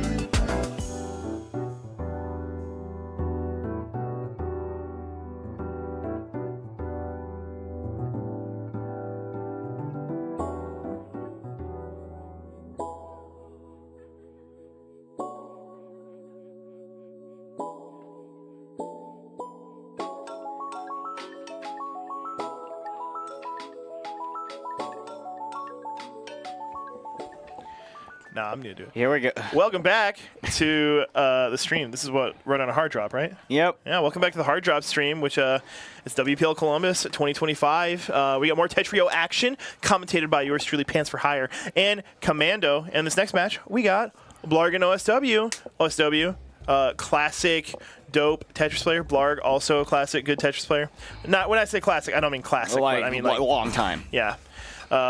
OSW has really been showing up these last couple of years, and I think he grew like a bajillion feet since the last time he was here. He got so much taller. Yeah, OSW is definitely one of the younger players here, and it's very fascinating to, have seen him last year, and this year it's just like you are a different person. OSW, get off your phone. The match has started. This is warm up. It says warm up. Warm up, shwarm up, like. Yeah. Blarg's like, what the hell? What the freaking hell? Just go nuts on him. It's his fault he's not paying attention right now, bro. Like, I'm sorry. OSW, I love you and all. Like, I love your skills. You're cracked at this game. It still sucks you couldn't play swap with the goats. But, like, lock in. OSW, famously late for the tournament, kind of came in today, or last night after the bracket was already over. So, gonna have to make up some lost time. You know, couldn't win one bracket for swap. You know, that was a pretty stacked bracket. I don't know if he was going to win or make it to top 4 anyway. But like, OSW would have had a chance. Like, OSW, it really is a shame. Like, he could have made a stacked bracket even more stacked with that swap stuff. Look at that. He came back from the... He, like, came back from that. It's just a warm-up. Blarg yeah, stopped trying because it was like, yeah, we just got to actually get to the match. Blarg needs to just... Blarg will get the mentality ready as we go into the real thing. Winner of this will get a nice, comfortable spot in top 8. And I just really want to stress, like, I sincerely think OSW is a different person. Last year, it was like, it's like the difference. It's like he became the difference between like an elementary schooler and a high schooler. Like, I mean, he is in that range. Yeah, like it should be known, like very, very young fella, but it's crazy. Now let's just see if he's doing some more grown-up play, and if that is a good or a bad thing. Starting off was a little bit rough here. Oh no, looking like an old man. Looking washed? Nah, yeah. Nah, not. But OSW could not be washed. Oh yeah, I think OSW is interesting because I feel like the only person who's really been opening like him is Doremi. A lot of these. Same circle though, you know, like the PPT style. Yeah. Oh, sending, not really letting that back-to-back get away from him as far as like sending it down and also doing combo damage, but eventually he has to cash it in at some point. And oh my god, that is a huge spike from Blarg's side. OSW sitting on his hands. I think when it comes to a lot of Tetrio plays, you'll see players like kind of like butt heads with that surge, and it really kind of goes. I feel like a lot of people will maybe take for granted how much that surge actually does, and what Blarg did, well, now 2 rounds prior because OSW took a round quickly. Like what Blarg is doing with the surge really kind of demonstrates how effective it actually is from time to time. Yeah, OSW on the board pretty much all thanks to LP's misdrop from Blarg. That LP is kind of like piecing him up with an L, and yeah.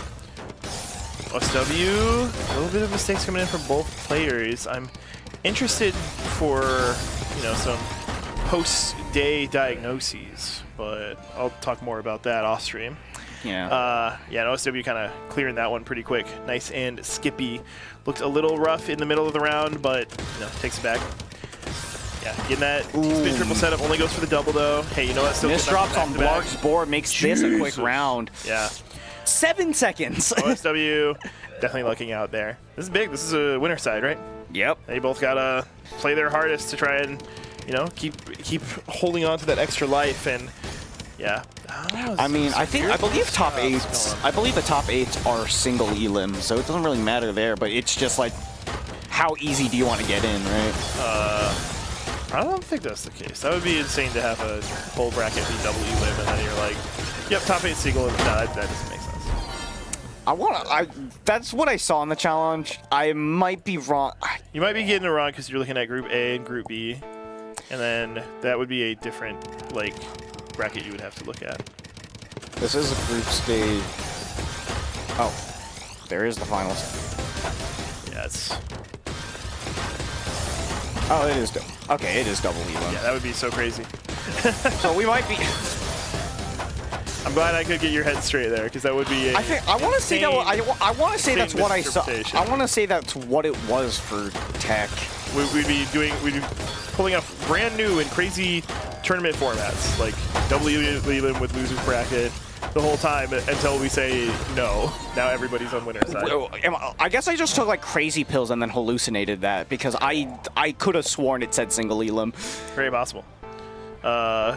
Oh, well, ignore me. Yeah, well, while we were bickering, OSW taking another round win, bringing it up to 3-3. or 4-3. Staying on top of things, and Blarg kind of playing a little more, I guess, defensively, maybe frustrated with a misdrop. Kind of hard to tell. It's always hard to look into the mind of your Tetris players. Yeah, OSW staying alive, stacking down, finally getting into some of the meat of the stack. Blarg. That great damage. Escaping grave danger there. Can't really find a comfortable spot for that Z piece, but you know, is able to get back on his 2 feet. I can hear the classic Tetris folks upstairs getting, like, popping off. Yeah, they get hype. Also, he's gonna have to do something. Can't do something. That J piece isn't actually gonna line clear. Yeah, tying it back and forth right now. Like, things... This is gonna be a real tough fight for that top 8 spot. Most of you don't really know what he's going for with that start. Maybe like trying to anticipate the garbage when it comes, so you build around it. I don't know. Yeah. Stacking down nice and clean. Getting there. Oh wow, sending a pretty good stack of damage. Can't really get the L piece to clean that stack up the way you wanted to. Ooh, the all clear? Yeah. My question... Okay, I don't think Blarg is gonna... Yeah, Blarg definitely didn't have the room. Definitely now doesn't have the ability to PC loop, but... Jeez, OSW just sending mad spike damage coming in, and jeez, Blarg's able to completely toss it aside. OSW is still in there, still fighting, a little too close to the top. Okay, stacks are coming through, nice and clean. Blarg playing in kind. It's really outpacing the other one right now. It's going to be entirely determined on who can kind of get that upper hand quickly. Blarg is doing some nutty stuff with these spins here. Getting a good surge good going. Spiking coming in. Yeah, that was like combo, a little bit of another big combo coming in from OSW side. And big combo coming in from Blarg's side. Neither of them want to see any damage coming in. They're just completely putting the screws on each other.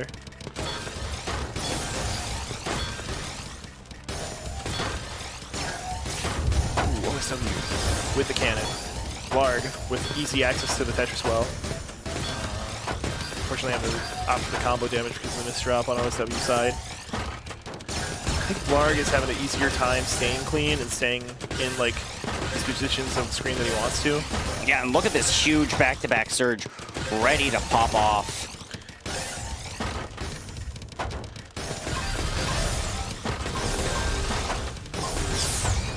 Sending it huge. Oh my goodness. What a spike from Blarg there. That was big. OSW still smiling through this though. Ready to lock in again. Gets those clean setups going. Blarg doing pretty solid to send some damage early on, and man, maybe that's just it. Because like OSW kind of had a hard time with the start in the last round, and this round it was like, I got it. Are you dead? Okay, good. That was like 10 seconds. Speed running success. Yeah, more T-spin action coming in, making this 4-5 well. In reality, just makes it so easy to spin those eye pieces in there when you start slamming Tetrises. Oh, big damage going to be coming in for OSW side. Might be hard to deal with. Not hard enough. Jeez, OPs. Playing nice and low, you know, finding those setups for double on the T-spin doubles, and This back and forth is kind of crazy to the point. I can't believe like we are going to tiebreaker with this. Yeah. But I mean, for a match like this, I don't think it's like you can have it like any other way. OSW, a little bit of flubbing going on. This could be Blarg's way in. Back into the money. Yeah, Blarg's pretty solid right now. Definitely staying on the offensive with the damage output. C-spin at the ready for OSW. There it goes. Oh, Sent yeah, immediately. Oh my That goodness, is 29 huge spike. coming in. Blarg Oh, that L misdrop. That's going to be dicey. OSW might take You're it. going to have to be building around it. Yeah, just kind of building on top of it instead. It is Yeah, that's the best course of action insane here. that he is recovering at all. Yeah, still staying alive. I have to say, it's also really weird hearing defaults. Drop, I think it's the Yeah, no, that's it. We're getting the tiebreaker here. That Elmis trap was huge, and then somehow, miraculously, looked like it could have been something. Then a Z miss drop was just definitive. I have to say, it's just really weird hearing stock Tetrio sound effects after using other ones for so long. Man, I don't even know where to get different ones, so I just use stock myself. Oh, and that's gonna be wow. Okay. That kinda ended in a So much tense build up for a quick win to OSW. Yeah. I have been seeing a lot of like misdrops from players today, and I'm kind of more also mean like at the beginning of a match, or beginning of a round in particular. And I'm almost wondering, is there like something in the air, so to speak? The air. I mean, it's just like pure competitive tension. I mean, you have so many like experienced players all across the bracket. Like no match really feels safe for you. I mean, unless you're in Group B, because there's quite a few sweeps in the Group B Tetrio bracket. But like, I mean, there are still plenty of players that have had like struggles going all the way through to this, and like trying to get somewhere to top 8. But yeah, no, like all the way through, it's just it's crazy. OSW still got it. Still coming in hot into the next round. It's going to top 8 on winner's side. Nice little comfortable position to be in. And yeah, regarding that, top 8 that's being broadcast later tonight, right? Ideally, okay. Yeah. So you'll be able to see more of OSW. You'll be able to see more of... Gee, I'm not going to lie. It doesn't feel like it's 7 p.m. It feels like it's like 10 right now. You're going to be able to see more of Master. They're going to be going at it. That's going to be nutty. But... Blarg versus... Yeah, sorry, there's one more. There's a Master. And you're going to be able to see more of Caboozled. So we got a nice little trilogy of players on the winner's side. All we got to do is figure out who is going to be the remaining player on the winner's side. I don't know how updated this bracket is, but the four potential players... I think we're still like... I think this is as live as possible. Yeah. So the 4 potential players are Firestorm, QMK, Fortissimo, and Jaden PPT. So Jaden, Jaden versus Fortissimo is going to be interesting. Well, I mean, the rest of these winner's side matchups are going to be interesting. We do still have quite a few. Quite a few names on the losers bracket going against each other. Sayonara versus Willie J. Facing winner of that facing UI Galaxy. Dash Pepper Yoshi is also in the loser side awaiting a match. Bad Goblins also waiting for someone on the winner side. So is D Million. Like we have quite a few quite a few crazy names here. And A group is still kind of wrapping things up. We're down to our final few matches here. Mew, Quick and Smart, Wumbo, Dorami, Jack, and there's one more matchup that Wumbo's waiting for. Lots of Tetrio to be had right now. Trying to figure out who's going to be the next ones. That's why, like, it's a lot of bouncing around, which is why we've been cutting in and out of BRB screens and whatnot. But, Hey, speaking of cutting in and out of BRB screens, we'll be right back. oh my goodness.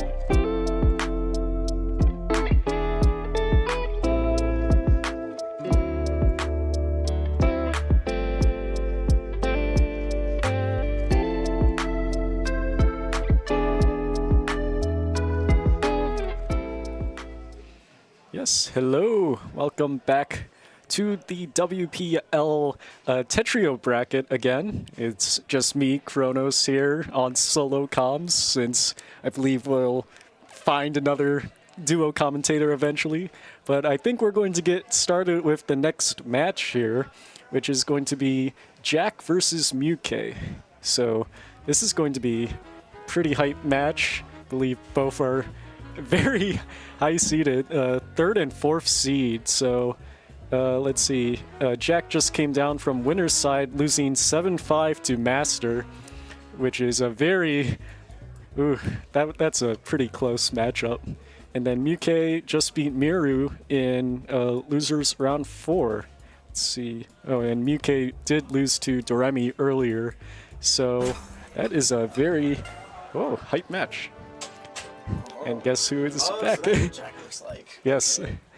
Hello. We are getting started. Hello, we're on air? Yes. What's cracking? I'm back. You can't get rid of me that easily. You can't get rid of me. Back in my home turf of Tetrio. Oh, this is going to be a good game. Muke versus Jack. This is a great one. Yeah, I don't know too much about the Tetrio players nowadays, but they seem to be. I mean, there's definitely some new blood that I also don't know. I've been on hiatus for a little bit. Both of these players I've seen kind of rise over the years, especially Jack has gone from like really like kind of fresh in the scene to going toe to toe with Muke, which is nuts. No easy accomplishment at all, and he does it. So that's banger. Yeah, I just went through the bracket, and this is for top 8, by the way. Oh, okay. So winner of this goes to the top 8. And hell yeah. It's going to be hype because both players, Muke is making a dominant losers run right now after beating Quick and Smart. Oh. And that's my dog. You beat Quick and Smart. That's my dog. You can't do him like that. And Jack just lost to Master as well, 7-5. So that was a very close matchup.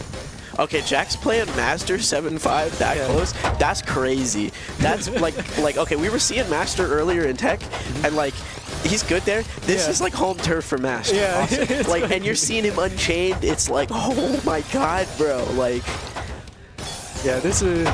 Oh, Jack is getting real creative with these all spins to take this warm up. Oh, buddy. Yeah, this is gonna be super hype here. Oh, buddy. Hell yeah. It's been real interesting because like last season, quote unquote season, even though it's definitely been like longer than you might consider a season for.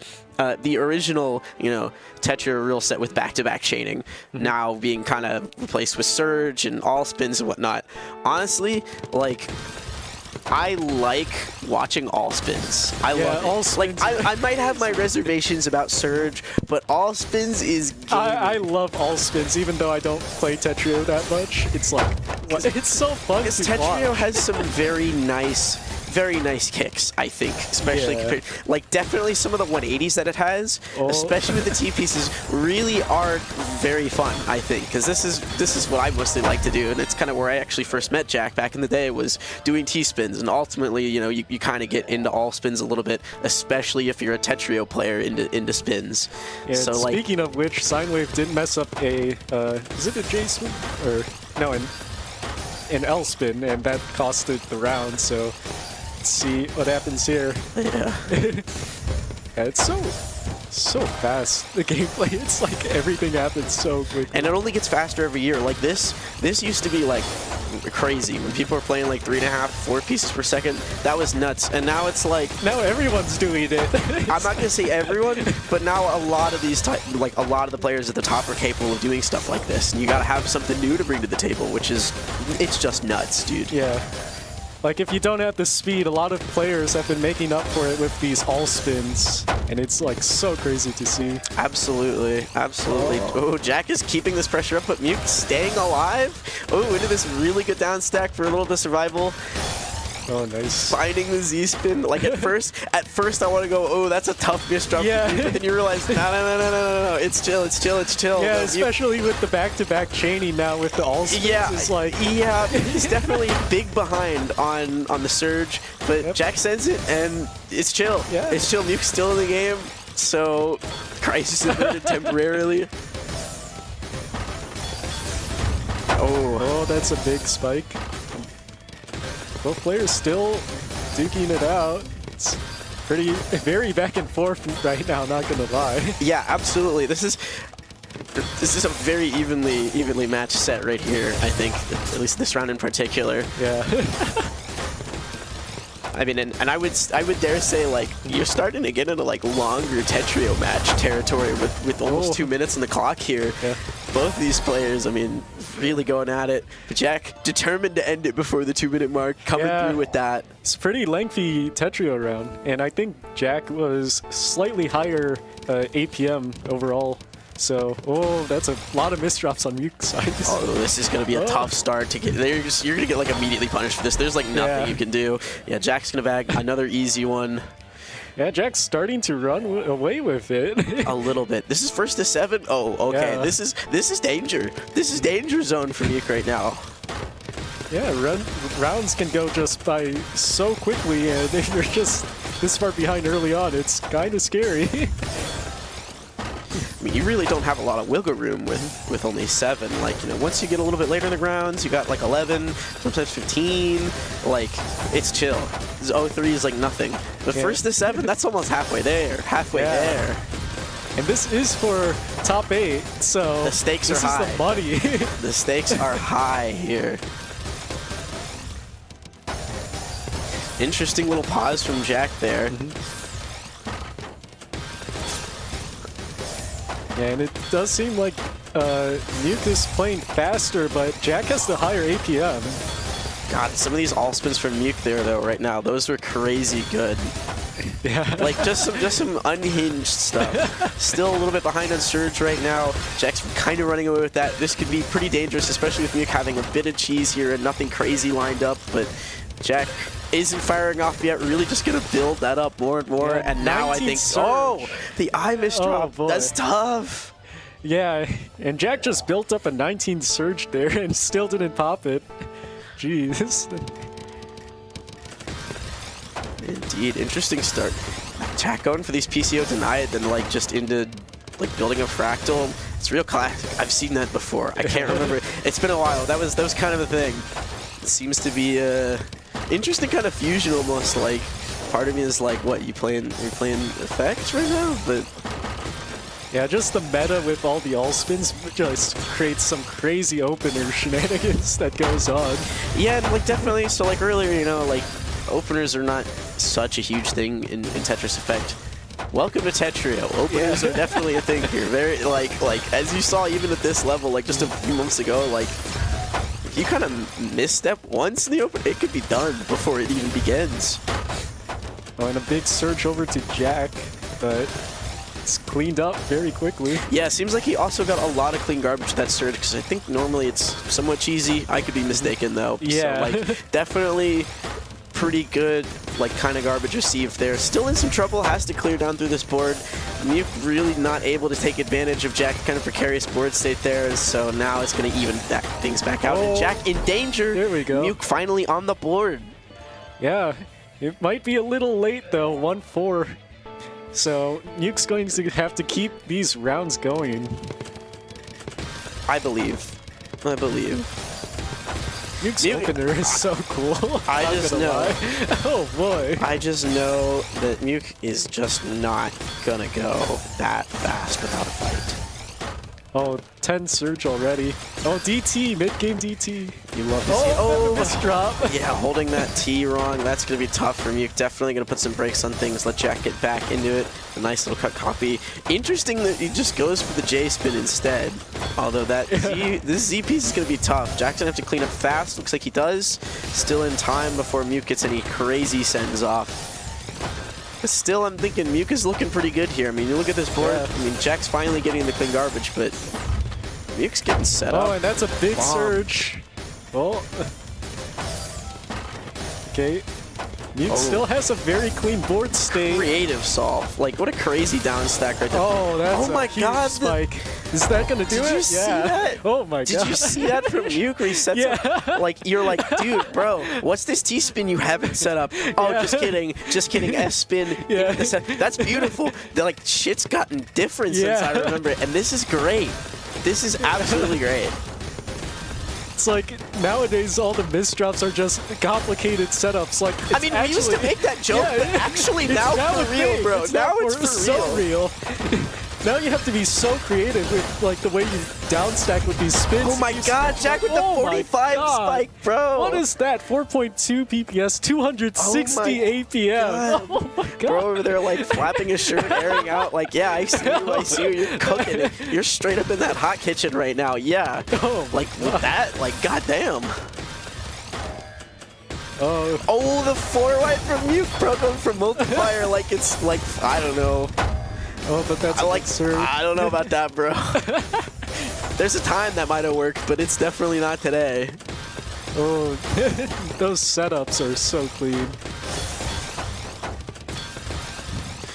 Muke's starting to pile on that surge a little bit, but pops it early. Jack shrugs it off straight up. Like, I mean, you got a bunch of triple garbage, a little bit of double at the bottom, but like, huge combo, down stack. fuel for the combo, doesn't even care. Just gone. Jack looking to send it home now. Muke barely getting Barely that clean. alive. Like just at the absolute last second, you could just get to that clean garbage. That's when he got there. Yeah, Muke has the clean garbage not to work with. See, both players sending big spikes of clean. Oh, dude, did he almost have that mid-game PC, but like the single line of garbage and had to bail? Yeah. Painful right there. Painful. Muke is in big trouble though, and Jack taking this to game point here. Ooh, that's crazy. I would not, like, if you showed me this like a year ago, I would not have seen this one coming. Yeah, this is wild. Jack with that MKO start. That's a classic, right? That's a throwback even. Muke firing off, pulling ahead with this surge, keeping it good. I mean, there's a lot of cheese on Muke's board, though. Yeah, probably a great time to break through that surge. Like, you're going to have to get rid of some of this cheese, or it's going to get dangerous when some of these spikes start flying. Yeah, the big counter spike. Can Muke live? But no. Not enough, that is though. it. Jack taking it. The clean 200 APM at the end there. Yeah, which, like, again, that used to be, like, crazy numbers, and now it's just like, nah, this is now it's like even, 50 not even more. Top 8. Like, it's like, 50 whatever, more bro. Nowadays It's or something. Oh, my God. It's gosh. Nuts. It's nuts. And, like, I mean, all things considered, kind of close in line sent received. You know, like only like 200-ish difference. Like that's not so crazy. Like it's like very dominant showing from Jack here. Yeah, and that was for top 8. So Jack has made it to top 8. Secured a spot. Great, very great. Great, amazing. sorry, I had to get that out of the system. I'm gonna have to do it every time. Yeah, wonder what matches next. I see in the losers bracket, that is some scary names right there. You have Doremi and Wumbo. This is the lined up. This is the loser. What? How is Doremi Bro, and what is Wumbo this? Is losers? nuts. This is nuts. I mean, like, like you have to look at the names. It's like, oh, who's in winners at this rate? Like, yeah. So it was Jack that beat Wumbo 7-1. Oh my gosh, that is dominant. Wow. Over Wumbo? That's insane. Wow. And then we're living in a new era. We're straight up living in a new era right now. And I see Sam in chat. Let's go. We're sad not to see you here for Cultris. It would have been great. True. Yeah. True. The Cultris tournament. What is that, tomorrow? We still doing it's that? tonight, I believe. Oh, it's later tonight. Okay. Yeah. Okay. My goal is top 8 for that, so let's see if I can do that. Cultris is straight up the one of the few Tetris games. It just doesn't compute upstairs. I can't do it. Yeah, like, you guys are maddeningly different. good at that. Honestly, it's very impressive. Yeah, but yeah, Cab beat Doremi 7-1, so that was the winner side match. And let's see who else is playing. Oh, QMK and Jaden. That's an interesting matchup. I would love to watch that one. Yeah, and Blarg's also in. Let's go, baby, because we're gonna. I'm a knower, basically. I'm a knower. I just predicted that one. So Jaden versus QMK. And this is not even for top 8. This is for like top 12, because the winner of this plays Blarg, who somehow is in losers. Who beat Flarg? Oh, OSW beat Flarg 7-6 in a. Wow. Oh my god. Wow. Okay. That is very scary. Things have been really shaken up. This is what Melee players must have felt like after the 6 gods were kind of over with. This is what it's got to feel like. Yeah, it's All like this the fresh blood gods in here. era is over. It's now all these newcomers are just coming into the scene. and it's like Absolutely. This is great. crazy. This is absolutely great stuff. What a great day it's been so far already, honestly. Yeah, just a hype tournament with so many upsets and like just super interesting matchups. It's like the most stacked tournament for WPL like ever.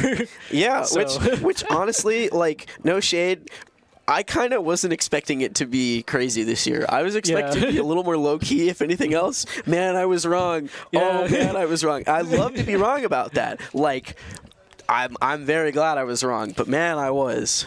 Yeah, just so many top players just here right now. It's so crazy to see. Ooh boy. And that is going to be a very fun match to watch here. Right on. So again, Jaden versus QMK coming up pretty soon. Yeah. Next on stream. I'm excited to see this because I haven't seen Jaden play Tetra in a while, and QMK is like one of the classic goats. Yeah, right. And Like, it seems like both of them in their last round, they just destroyed their opponents. okay, no shade, but like Bad Goblin versus Jaden, not a chance. Yeah. I'm kind of glad D Million took that stab because I lost to D Million, Oh, and then yeah. QMK did it back. So that's my dog Yeah. giving revenge for me. Thank you, Lord. Yeah, this is going to be so hyped to see.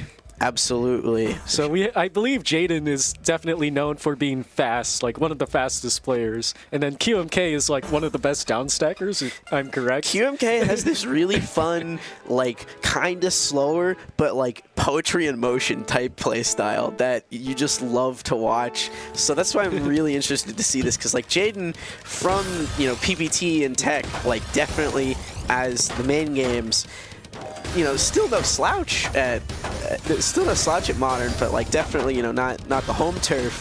So that's why I'm real excited to see this two go at it. As a slower player, I am a big fan of QMK's play style. You get it. I get it. Nobody got me. If nobody got me, QMK got me. Yeah. And after all, QMK did beat me in TEC, so yeah, gotta cheer him on. This is gonna be hyped to see. Oh man. Like QMK is just so good at downstacking. Like you just don't think he can get out, and he just does magically it. He just does it anyway. Okay, and yeah, this is a warm-up match. This is nuts. There's like a whole. There's still this is one of those matchups that has a whole PPS difference, and QMK wins it. Like it can happen. Yeah. It can happen. So it's like, I don't know. For me, as someone in kind of a little bit of a lower level here, like you see QMK and you're like, I have hope. Yeah. I have hope. I can do this. Like if QMK can do it, maybe I can. straight up the people's champion, if you will. Yeah. Okay, and it looks like we're going to get started here. And yeah, let's see what happens. Into it again. Interesting openers, honestly, from both players. Yeah, Jaden with the sprint start. A couple misdrops here. QMK taking it light and easy, almost going like slow play here for a second, but gonna pick things up a little bit, especially with kind of misplacement here and there as they kind of get actually into the game, into the flow. Oh, this is crazy good board for Jaden, but like straight up like Tetris effect mode. Yeah. Like this is that clean stacking. That's a big surge for Jaden sent over. Yeah, but this board is easy. This can be down stack. Okay, that can't. But, be down stack. That was a huge spike by Jaden. Indeed. Like that's what I think is interesting is like Jaden's going to be really good at building up these surges, and against QMK probably will have the opportunity to do that. Because there's not going to be as common incoming pressure, right? Yeah. But, like, given what they're playing in mostly with PPT and Tech, they're used to playing, I would say, much cleaner than kind of what we see in Tetra normally. So Yeah, it's fast. QMK with his surge. Yeah, Very picking up clean. some speed a little bit. Oh, nice. Beautiful donation, QMK. God, you love to see it. Ooh. Jaden keeping it very clean. Oh, hanging that T-piece when that's going to be a and that's disaster. huge, yeah. Just misrotating it one time, not able to really find a way through. QMK finding that opening just to strike then and there. Yeah, and QMK was playing quite fast that round. I think 3 PPS. Definitely so. kicking it up. You know, he can pull out the breaks if he needs to, but Yeah. you know, that's not. It's definitely kind of rare. It's kind of like a taking the weights off moment. Yeah. Oh, big counter spike. Jaden built has to downstack quickly. Okay, keeping it very classic right now. I feel like this is some old school style Tetrio play. Has this nice spin setup. Jaden's got a really good board right now to receive all this though. So like just clashing at it.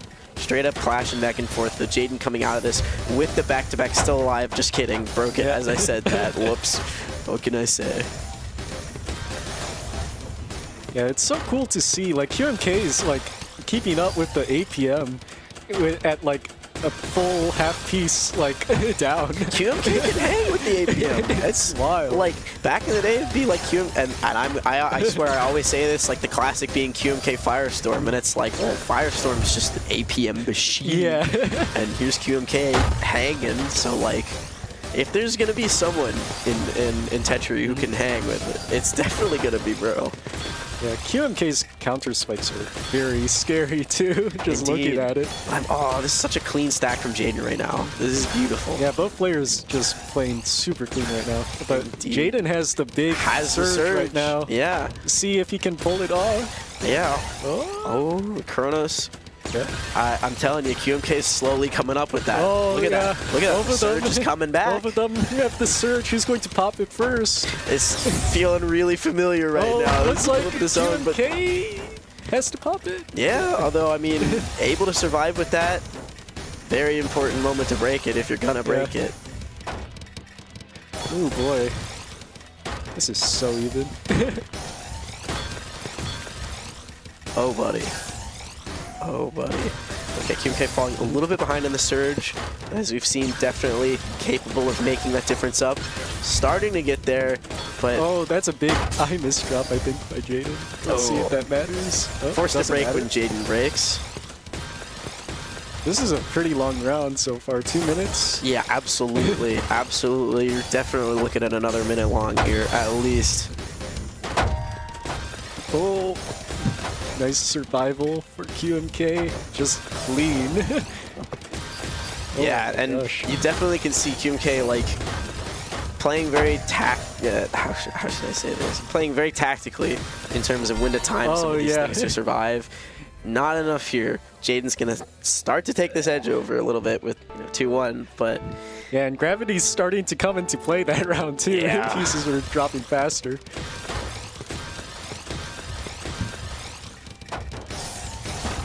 Oh, QMK's turning up the Jets 4 PPS at the start. yeah, definitely having to crank it out a little bit there.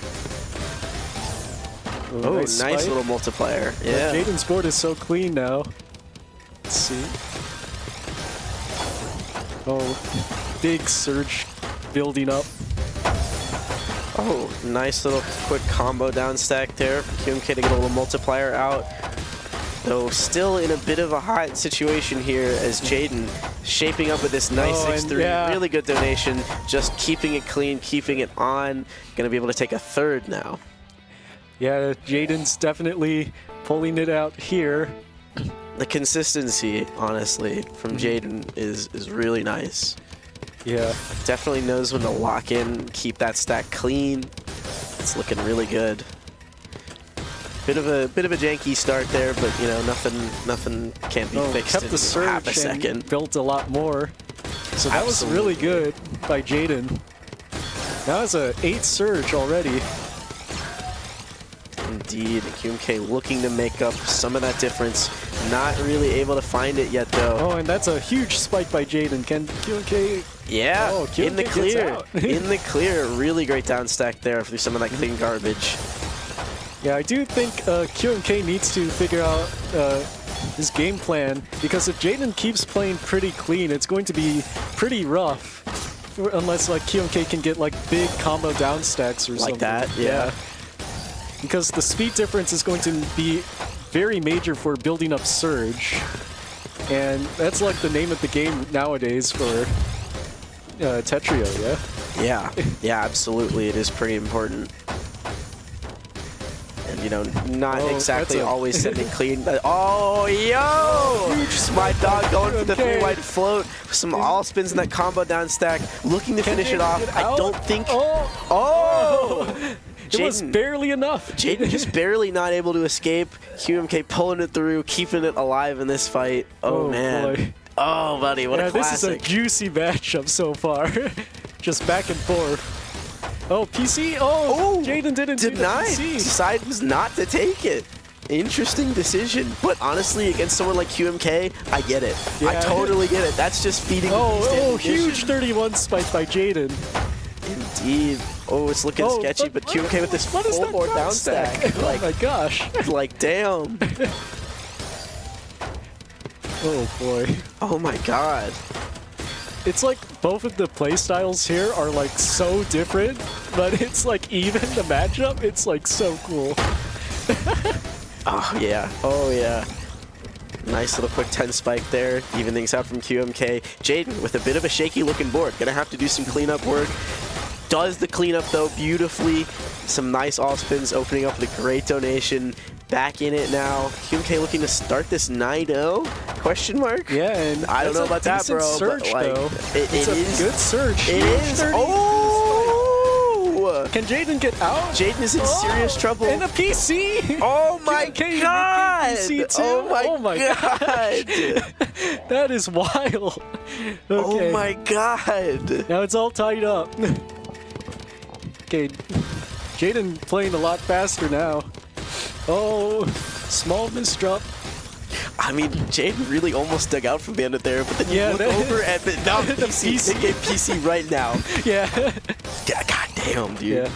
This is why I love watching this game, because it's just, oh man, it's next level, and there is some crazy variety in these playstyles. And sometimes like this, you have such a great matchup between these two people, where it's like good, clean fun. I'm sorry to anyone who can't like watch two boards at once at this speed. You're really missing out. This is like Christmas. Yeah, and like Jaden's playing so clean, but QMK's just living it and then pulls out a huge down stack here. Yeah. Oh boy. And Jaden's still living too. This is clean. Both players just... oh my gosh. Oh, Jaden going with the fractal, not quite able to find it. Gonna have to fight quickly to find some solutions here. Meanwhile, QMK building up the 7-2 stack, getting the surge going. Jaden in a little bit of a deficit. I'm thinking this could be a dangerous situation. We've kind of seen this before a little bit, where when QMK does get the surge lead, it tends to be very dangerous. Yeah. But only since an 18 with that. So is that enough for Jaden? I mean, look, like. Oh, and another huge spike by QMK. Compared to. Oh, but Jaden. Oh my God, Jaden, how are you alive? That is wild. How are you alive right now, bro? And what? He has a huge counter spike. Oh my God. Oh, both players back and forth. Like, it's relentless. Oh. Like, just trading huge surges and living for both players. Oh my God. I just know everyone cheering outside is cheering for this game. I don't know, maybe they're on a delay, man. You know, maybe that's why the OK is but I'm telling you, the crowd outside can hear it too. Oh, and a big surge building up for QMK. Oh, yeah. Absolutely. Though Jaden starting to get back to the back-to-back chain. Oh, this is going to be a real rough situation. Really going to have to make some compromises in the stack. QMK firing out the surge. Still not scratching Jaden's armor with that one, though. Oh, what can Jaden do to fix this? This is a scary situation, yeah. Yeah, and QMK's coming back from 3-1 to 3-4. So making a move. See, making a move. This is wild. This is such a fun matchup. It's oh man, it's so good to watch both these players play. It's like, I feel like QMK can hang with Jaden and is just waiting for that mistake to happen, basically. Yeah. Waiting for that one little mistake to happen, and then QMK goes, drop the bomb now. Just do it now. But Jaden here building up a huge spike, or surge, yeah? 13, 14. And it's still going. Oh, no. Okay, I feel like that was a big misstep right there from Yeah. Jaden. I don't know, man. There was a really crazy opportunity for just a nuke of a stack right there, and that's not what they decided to choose. I don't know why. Yeah, you can see on Jaden's face just a bit frustrated at that. Yeah, gotta be a misdrop or something. And ultimately, I feel like that snowballed into the result here, into another round for QMK. Yeah, and it looks like QMK's like getting locked into it right now. Truly Just coming online. Truly coming online. We'll see if Jaden gets shaken enough to wake back up as well. Yeah, the start doesn't look too good for Jaden. A couple misdrops early on. Yeah, gonna have to definitely do some funny business to get rid of that hole in the stack. They do, but it is gonna cost a little bit of that stack. QMK here with this awesome, oh my god, great vision right there. Oh, Jaden sends it over. Putting big pressure, spike, setting pressure back. This could be the break that Jaden needs, especially with that misdrop. That's going to be real tough on QMK. Barely surviving it, but not out of the fire yet. Yeah. Oh, Huge! what a down stack. Huge down stack. Oh my god, what a huge burst of pressure. And Jaden fires right back, equal amount of pressure from nowhere. Both of them squeezing water from stone with this, like, oh my god. Oh boy. This is just so wild. Okay, both now neutral again. Jaden's a bit high up, but yeah, I'm a little worried. Garbage. Yeah, QMK had a little bit of a funky stack at the bottom, had some garbage. Oh, misdrop from Jaden. Oh, but cleans it up with a nice L spin. That misdrop from Jaden really kind of gave QMK another chance, because if there was a clean attack there, that would have been it. Like, QMK was in some hot water, and Jaden really fumbling at a critical time for that, I think. Letting QMK get some new life, and QMK firing back now. Jaden's going to absorb a lot of this. There's a lot of good garbage on the board to use. It's not over yet, but see, I feel like this could be definitely a start of QMK getting that momentum back, able to kind of take control of things again. Yeah, Jaden needs to downstack here. Oh, the QMK makes a big. Oh no! Cleans it quickly, but that goes to there goes the pressure. Literally, all the pressure. Worked so hard to get it. Gonna really have to figure things out again to get back. Looks like cleans up back to a nice 6-2 stack. Jaden with this 9-0 over a huge clean well. Yeah, it's all evened up again. Indeed, both players really keeping up with each other now, finally kind of figuring things out for a little bit more. Yeah, it's 2 minutes in, so gravity's going to start to kick in. Yeah, and I will say... Oh, and Jaden's trying to go for the TST! Oh, both players, honestly, with a bit of misdroppage on the board right there. It's an investment. They're investing the stack for later or whatever. Okay, so both players all cleaned up, but big spike by Jaden. Oh, QMK barely surviving the first is probably going to be enough, though. Yeah, barely surviving the first wave, but Jaden pulling more out of the tank. QMK not able to take two of those at once. And this is the loser's round match, so loser of this gets eliminated, so there's very high stakes on the table. Oh, Jaden with some rough misdrops. They're going to put a break at the start of this round for them. QMK not quite prepared to take advantage of that. Still able to put some pressure out, though. It's so back and forth. Like, this match has been swinging. It's great. It's great stuff. Okay, neutral spot again. Both players just trying to focus on building something here. QMK with a spike. Oh! Very creative. I mean, very bold T-spin triple find right there. Jaden in serious trouble right now. Oh, but escaping for now. Escaping for now. No, but that misdrop. That's tough. Is that enough? That's tough. That eye dependency. Just barely. Yeah, that eye dependency that Jaden just accidentally found themselves into with the misdrop. Really catastrophic moment for Jaden. Now QMK on match point. Oh, buddy. Yeah. The nerves are building up here. One game away for Jaden. Oh, but QMK with this misdrop. Oh, this is tough. We're finding a crazy downstack to save his skin. Unbelievable. How does QMK do it? Oh, but Jaden with this C-spin over Tetris. That's going to be a big attack coming into QMK. It's going to be very close if you can survive this. Finds the downstack. Unreal. how. Unreal, bro. How did you The survive question this? is just dude? how for QMK. Again, Jaden coming in, doesn't quite execute the whole C-spin, gets a lot of all-spins out of it, able to even things out and take it. Jaden's crawling back. It's not over yet. Yeah, 5-6, dude. it's 5-6. just 2 rounds for Jaden, 1 round for QMK. Who can take it? Oh, that's a tough misdrop there. Gonna cost QMK really important eyepiece right there. Not really overall a lot of danger, but and QMK is gonna need every little bit.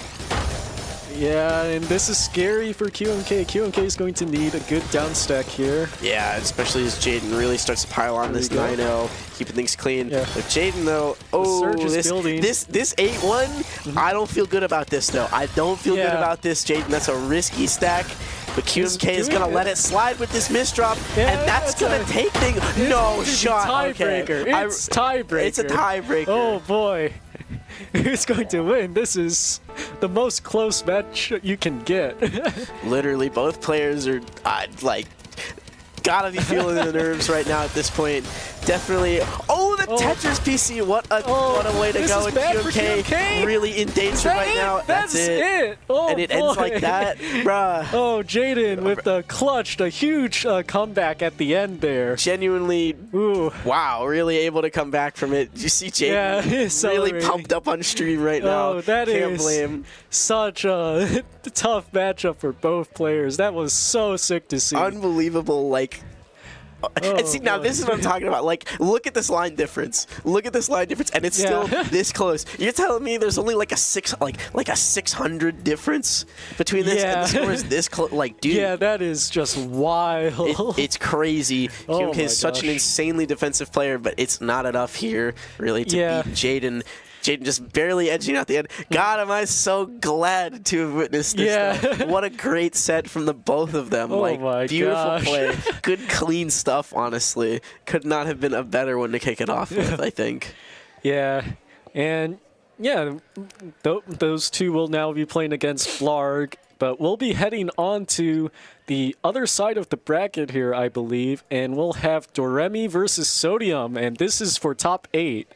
So, Ooh. yeah, this is so... Sodium so is like, Sodium's that one player that's just in every game. Yeah, Got the just fingers in to. every single pie and is just good at every single one. Like, Yeah, like any Tetris game. I mean, Doremi too, yeah? Both players are just really good at like every game. honestly, So- yes. Honestly, very true. Yeah. Very true. So this is like a GOATS round also in a completely different way. Yeah, though. yeah. Oh, man. This is fun. I'm really excited to see. Yeah. Okay, and it does look like we are going to take a short break over here before we get to that matchup. So don't go anywhere. We will be Right back. back to see that tough match.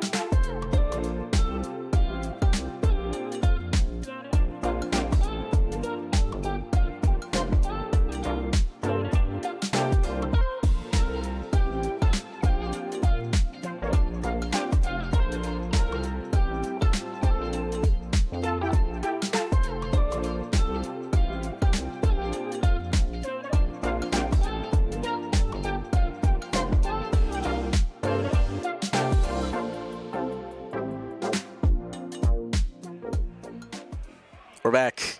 Yes, We're we back. are back. With another exciting match coming here shortly. Yes, it is Doremi versus Sodium, and we were just informed that Sodium did beat Wumbo to make it here. 7-6, so a tiebreaker match for that. So that is super hyped. And Doremi lost to Cab in winner's side, and yeah, it looks like Cab just oh boy, Cab's going on a bit of a tear. Bit of a tear, as to be expected. Like, if there's a home game for Caboozled, it's definitely Tetrio. But like, there's a lot of power players here. So, yeah, and here we go. We have both players on the screen. I believe this is a warm-up round, if I'm not mistaken. Yeah, I think so. Let's see how it goes. Both players getting all warmed up here. Doremi with a DT cannon. Man, it feels weird seeing someone do a DT cannon in Tetrio. But getting the absolute right garbage That is for that. perfect so, like, garbage. You couldn't ask for more. Going into the float, this is what I love about Doremi. Like, he just does it. He just does it, and you love to see it. And it wins, baby, and it wins. I love watching Doremi play. Like, Doremi's setups are like you look at Doremi play and it's like, wait, what the heck is going on? And then it turns into like a huge like combo with stack. It's like absurd. Oh, and it's Sodium's. Is this plugging the YouTube yeah. at Sodium Tetris? No, it's blurry, but I got you, Sodium. I think it's TikTok. What? It's a TikTok vid. Man, bro. What is going on? What's going on here? That is wild. Did he just record that and post that? Is that what that is? I have no clue. That is so funny. But yeah, it looks like they're getting into game now, so let's see how it goes. Here we go. And this is for top 8. Big stuff. Big stuff. And also, I gotta love Doremi not using the instant soft drop. You gotta love it. Yeah. Me neither, Doremi. Me neither. It just feels right. I don't. It just feels right, bro. Like, I don't understand. Like, you're losing on some like spins that you can do with instant soft drop. Oh. And Doremi barely surviving that one, but gonna be able to survive it nonetheless. Power right back at Sodium. Sodium with a big speed advantage already, though. Like, ooh, this is gonna be a little scary. Doremi's gonna really have to be on that A game with some of these down Doremi's like a stacks. full piece per second behind Sodium. Sodium's playing so fast. Oh, Doremi And- almost escaping, but not quite enough. Sodium's gonna be able to take this first here. Yeah, the speed difference is definitely going to be a key role here. So we'll see if Sodium can play as clean. Oh, big misdrop for Sodium.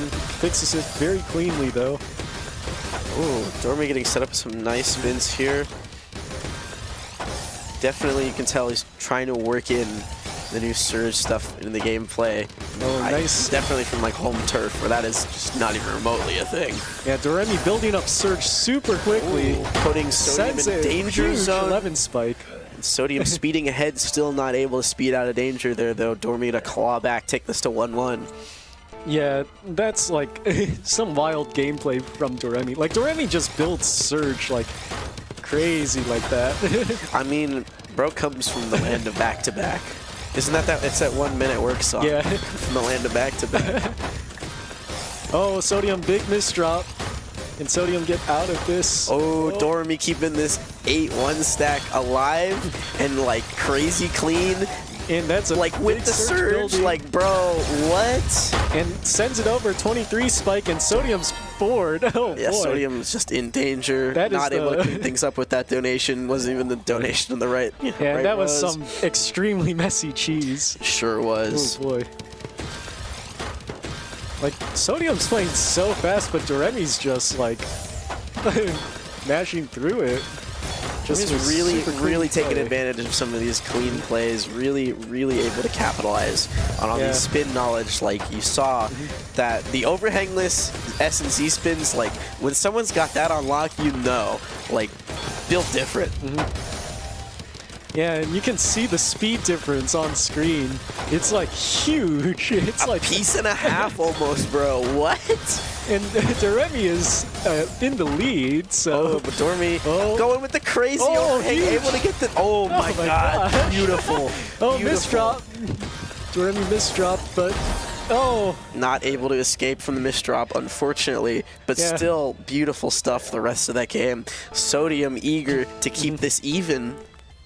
yeah, I believe that's a thing with misdropping when you're the slower player, is you need to get out as soon as possible. You And if gotta you're clean it up slow, or it's you done. have to go pretty fast to fix it. Oh! Early pressure from Dormy here. We'll see if he's able to keep this on. Sodium's board is looking real scary. I would not want to be going through this amount of cheese right now. Yeah. And I mean, this big old tower of eyepiece just gone to waste almost. Is able to crawl out though. Yeah. The Dormy, in the meantime, has Surge. built that surge with plenty of room to breathe, and it's only going to get higher. Yeah, and it looks like Sodium... Oh my God, like, these spins! The surge is still going. I know, it's still going, bro. It's still going. 20, 21. This is a very dangerous situation for Sodium Overdose. Oh, and it's sent. Oh, and there's the pop. and that's over. And that could not have That been is sent at a better over. time because Dormy really just made some Like, critical drop at that. Sodium Asking Sodium for help. Just denying Well, how do I get things. out of this? Oh, Maybe. yeah. Maybe.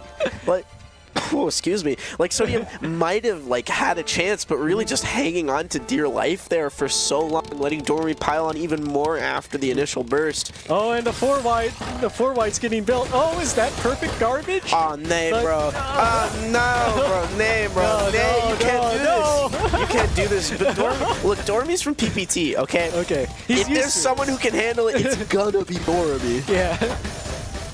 Doremi. Maybe not this round, though. Maybe not this round, though. Yeah. Oh, boy. The 4-wide worked out somehow. Even though it wasn't even a 4-wide, it like got messed up mid-combo. Building it Not again. Villain. Oh, but it's a you big get what you misstop. deserve, bro. You get what you deserve, 4-wide bro. haters here. Oh, and that's why 4-wide is scary. Oh, that's a tough misdrop there for Sodium. That's Yeah. gonna cost everything. Yeah, and these rounds are going by so quickly compared to last match. Genuinely some very explosive stuff from both of these players.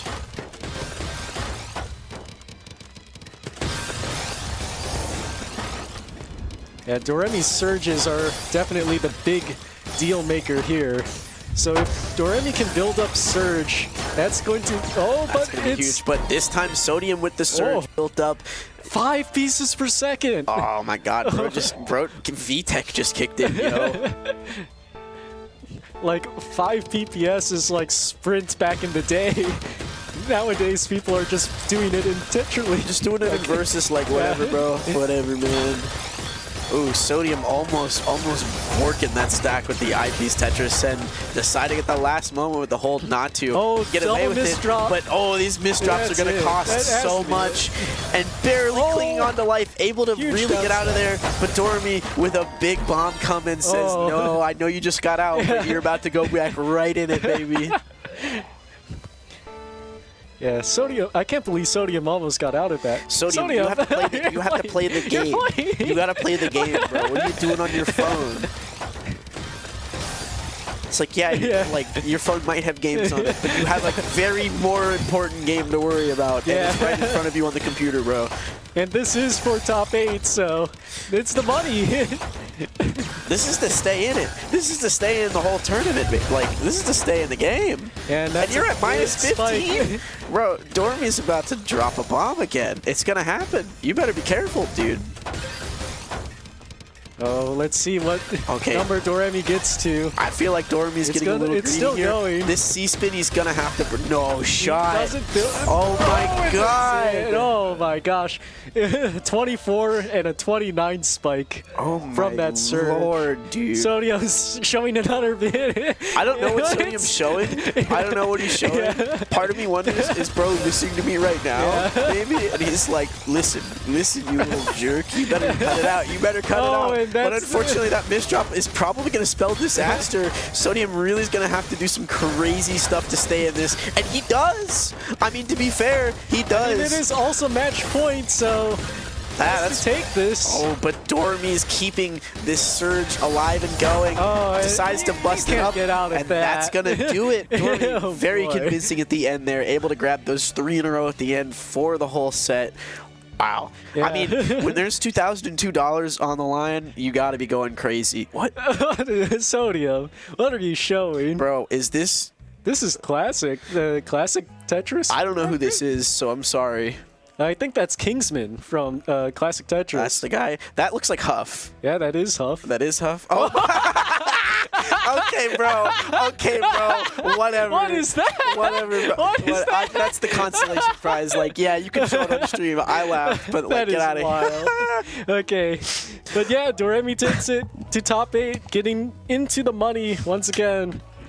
Very, like, it's so cool to see Doremi play. Like, all those spins is like crazy. Beautiful Like, it's stuff. So fun Genuinely to watch. beautiful stuff. Honestly, Yeah. I liked watching Dormy play before, but like I haven't seen Dormy playing with Surge and all spins. Beautiful. Yeah. Beautiful. And you know, I'm completely here for us being in the seemingly age of meme player cams. Like, I don't remember it being this goofy. Yeah. I'm here for it. It It's is funny. wild It's nowadays. funny, but like, wow. Yeah. Wow. Beautiful stuff, though, overall. Like, crazy speed versus crazy vision.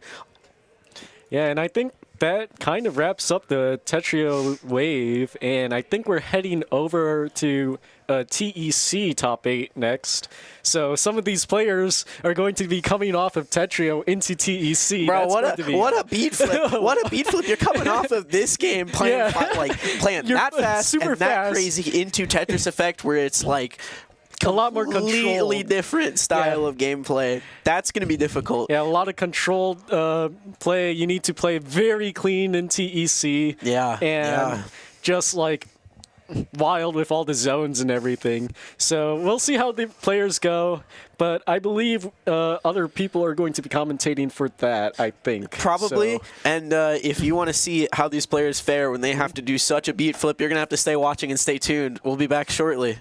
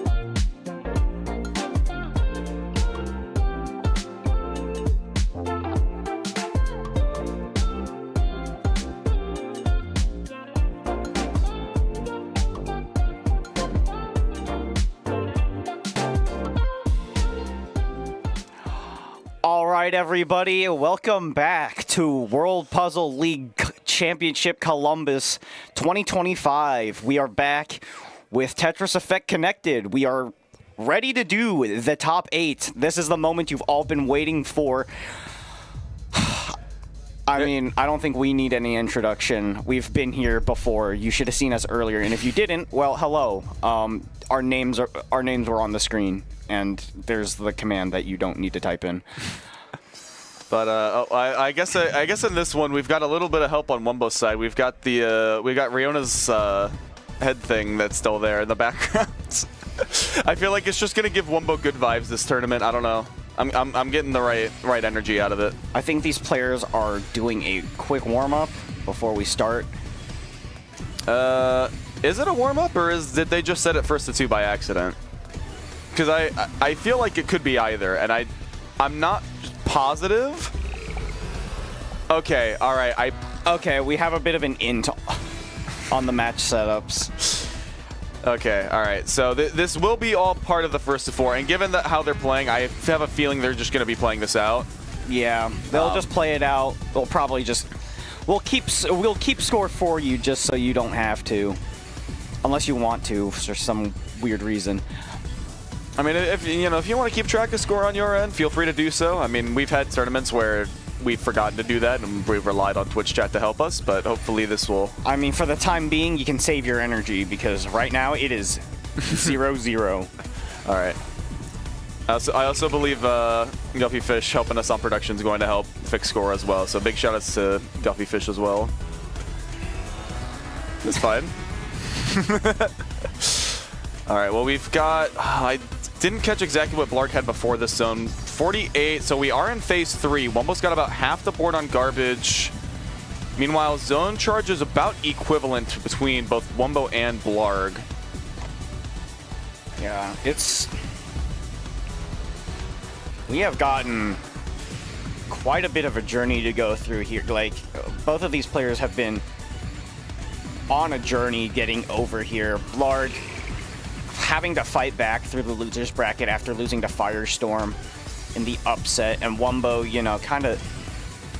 Wumbo doing the same thing actually after losing to Jaden. Well, I wouldn't really call that one an upset, but it's definitely, like, not the easiest bracket. In terms of seeding, it is an upset, so... Wait, was Wumbo seeded above Jaden? Or, sorry, the other way around? Jaden was seeded above Wumbo, right? I thought. I mean, I was supposed to. I was mainly talking about Blarg versus Firestorm. Oh, okay. Because at first I'm pretty sure I seeded this bracket with Jaden as like either 1 or 2 seed. So I hope that wasn't. Jaden was 1 seed in Group B. Mm-hmm. That wasn't. I did not make that clear enough. This is a bit of a difficult zone. Wumbo's able to get a lot of mileage out of it, but not a lot of damage. And I feel like Blarg, I don't think that was terribly efficient, but I think it was also so quick. Yeah, that Blarg's gonna take the first round here. Wow, all right. And shout out to Him Dingo as well, making sure that the commands swapping between the Tetrio and TEC brackets have been swapped up, so. Yeah, there are some people out there, the people helping us out on the hard drop mod team, helping things run smoothly, mainly things outside of our control, so thank you to those guys for helping this stay, well, helping us focus on like the stuff in person. All right. Oh, I have a feeling that was probably a better time that Wumbo could have zoned, but definitely it is a defensive zone that's just going to put them a little bit in the back foot. Blarg only has to take about 20 lines, even if Wumbo starts to add up a little bit more of this damage. If Blarg gets a 60 zone, this is going to be a really difficult spot for Wumbo to fire back from. Yeah. Wumbo is trying desperately to make sure they get a decent bit of zone meter while they're at it. And there's the 58 attack. That's going to be quite substantial. Wumbo's going to try and counter with this half zone here, but still at a major disadvantage. I'm going to expect to see at least 40 for this to really start to neutralize. 39 and I mean, we see the end of the queue. All right, but again, this puts Wumbo at the board disadvantage as well as zone meter. So Oh, and actually, with Blarg playing extremely efficient, Blarg's about to send this into phase 3 with, I think, one more T-spin. Yep, there it is. There's the bell. Oh, but we do have a misdrop, though, from Blarg. This might make it a little bit more difficult. Taking down to our Midwest roots. We're here with some cheese. Oh, I think Wumbo wanted the T-spin set out. Able to recover it there. 18, 19. Solid 48 attack from Wumbo. Blarg looking to try and counter. This is nothing but efficient except for the very end of it, but it actually only gets the Octarist, so they're going to be a little bit in the back foot now. Roughly even parts of the stack, but Blarg does have a tiny bit more of the garbage left as residue. Oh no! Oh, and the awkward. Oh, that is an unfortunate misdrop right there. The SZT colliding in the center, and that is a death sentence for Wumbo Ties. Yeah, the match is reported as over, but it is not. Remember, we still have a few rounds to go. Should I go run over and tell them? Maybe I think Shen will be around to talk about it. Okay. I think they're. Oh, they're just playing it. All right, I think they're playing it out. through. Just gonna do it. All right.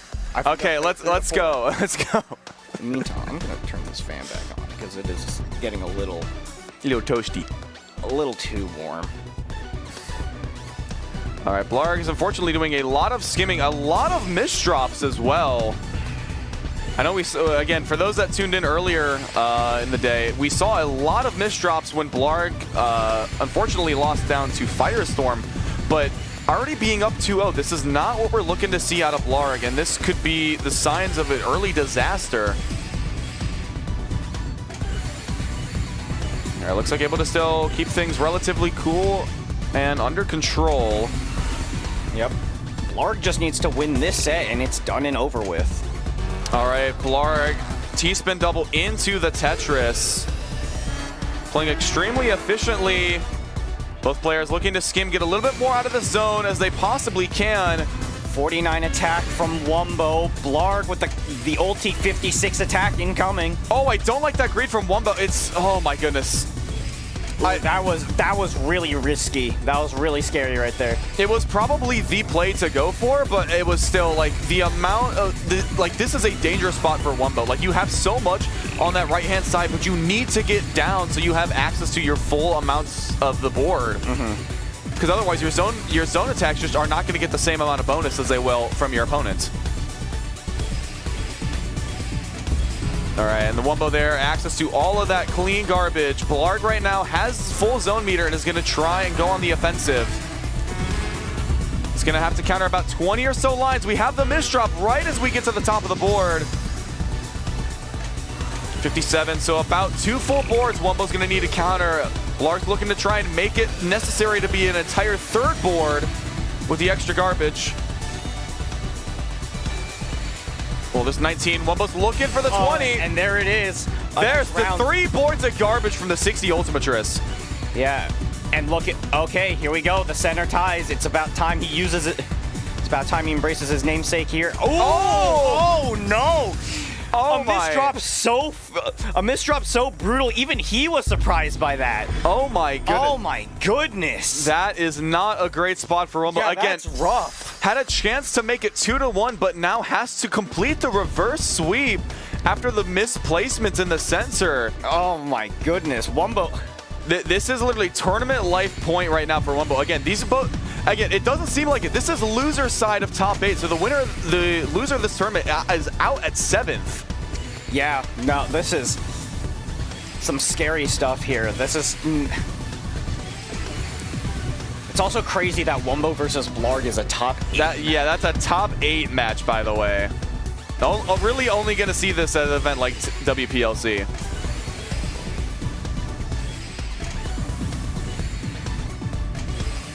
All right, yeah, kind of just holding on to everything, letting it kind of just go into phase 2, but Stack's looking nominal. Everything seems to be doing all right. Oh, was that did Wumbo want to place that eyepiece there? I think so, because the well was opened up on the right-hand side. Oh, can they get the eyepiece in? Yes! He says yes, gets it up to 19. That's a 52. Oh, but they spent so long trying to build it up. Yeah, they're not going to have room for the the direct counter. Blarg, being more efficient with that zone, is going to just be able to send garbage. But luckily, Wumbo only has to deal with clean. Just needs to send some Tetrises down the well or something. Nice well transition to 6-3. Going to be able to just cleanly freestyle through this. Well, Blarg's getting close to sending this into phase 3, and Wumbo's zoning. That gives Blarg the entire worlds of time to just wait and decide when their zone's going to happen. And it's going to be pretty shortly after. They're going to finish it before Wumbo. Yeah, but Wumbo had plenty of time to deal with it. Simultaneous finish, but Blarg with the ulti is going to be able to send more over to Wumbo's side. Wumbo getting that C-spin ready.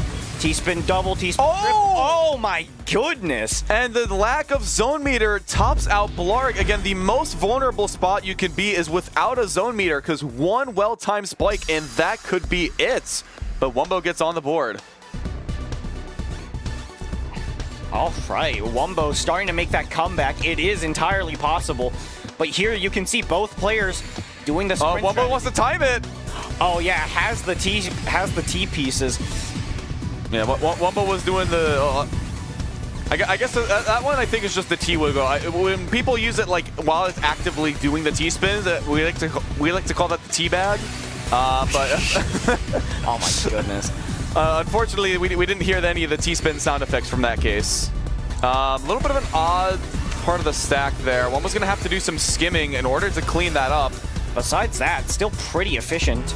But look at Blarg's board right now. This is a beautiful center well. Nothing but efficiency all the way up. 51 from Wumbo, but this could be a 60 zone from Blarg on the right conditions. Yeah, and there's the ulti 63 attack. Wumbo. That's greedy decision. Wumbo is not going to play greedy. Again, it is tournament point for Wumbo. Wumbo would rather wait for another zone meter charge before tanking this garbage. Yeah, but that was a pretty good tank, rewarded with some relatively clean garbage.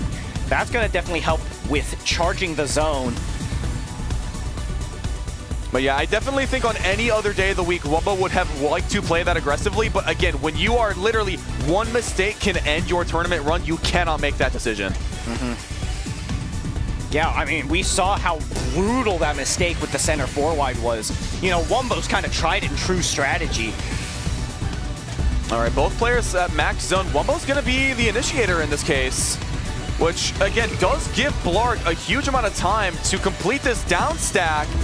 Blarg is all the way out before Wumbo finishes the zone. We're going to have to see how can Wumbo clean things up while Blarg is in the zone. Yeah, here's a Kaidon. I don't like the situation right now for Wumbo. Relying on the donation setup, it's not going to be enough. We're going to have to see a quarter zone. Yeah, and Wumbo now basically scrambling to try and stay alive here. Has to find that down stack as soon as possible. Things are looking pretty decent, but Blarg has plenty of opportunities to bring on the pressure. Yeah, Blarg right now, half a zone meter. Wumbo is struggling to get down through all of this cheese. Is it too much cheese even for a Midwesterner like him? I mean, again, like the beauty of these quarter zones, Wumbo can stay alive for a seemingly infinite amount of time, but as this amount just keeps extending, Blarg... Oh, look at that clean combo, though. Like, Wumbo had the right pieces at the right time. That actually gives him a little bit more breathing room. Wumbo's now only half a zone charge down. Blarg has not found an opportunity to launch their finishing blow, and Wumbo's going to bring this back to neutral. Yeah, no, now it's basically pretty even. Blarg is going to be using this zone to try and make a comeback. I think Wumbo's going to try and get that extra quarter zone, if possible. There it is. There's the full zone charge. Wumbo now using it now. That TP's coming a little too late, but early enough to the point where Wumbo can continue this zone, playing down, stacking as much as possible. Getting a nice 14, still has a lot of garbage incoming. Blarg is continuing to put on the pressure. Well, center well there from Blarg, but Wumbo running out of room, running out of pieces, running out of time. Still has another zone charge. Still able to stay alive for just a little bit longer, but Blarg still sending efficient attacks. The double S. Oh, there's still a zone charge, but I don't think this is going to be enough. Oh, that's too jagged. There's not going to be a continuation. That J piece is going to be bad. That L is going to be the finisher, and Wumbo is out at 7th in Columbus. Again, the talent pool for this year is just too strong for many of our renowned champions. I mean, again, Wumbo and Blarg are like, I think they've won almost all of the TEC brackets with the exception of OSW, who's still on the winner's side, and I think Jaden as well. But, like, there are so many top players that are at this LAN that, again, even a top 16 finish, and I feel so bad as well. So this is also another bit for those that were not tuning into the TEC parts where we were streaming in pools. Night Hunter was like maybe like mid-20s seed overall and had a 4-2 set with Wumbo in losers right before top 8. Almost qualified top 8 as like seed 25. Honestly, it was like stacky levels of nominations with the amount of plays they've had. So many great plays. They only lost to Dormy and Wumbo, but like every other person you ask is probably like, I had to play X top player round 1, round 2, even round 3. Like, it's just, you cannot, we're running out of players to fill this bracket with. That we just have the all-star cast for this top 8. Who do I'm trying to see who we lost in losers bracket. We lost Sayonara, we lost Tizago, we lost Ferox Star, we lost Night Hunter, as you mentioned. We lost D-Mill and Andrew. Like those. And D-Mill almost upset Wumbo in winners bracket. That was a 4-3 in winners. That was a 4-3 match on winners bracket from D-Mill.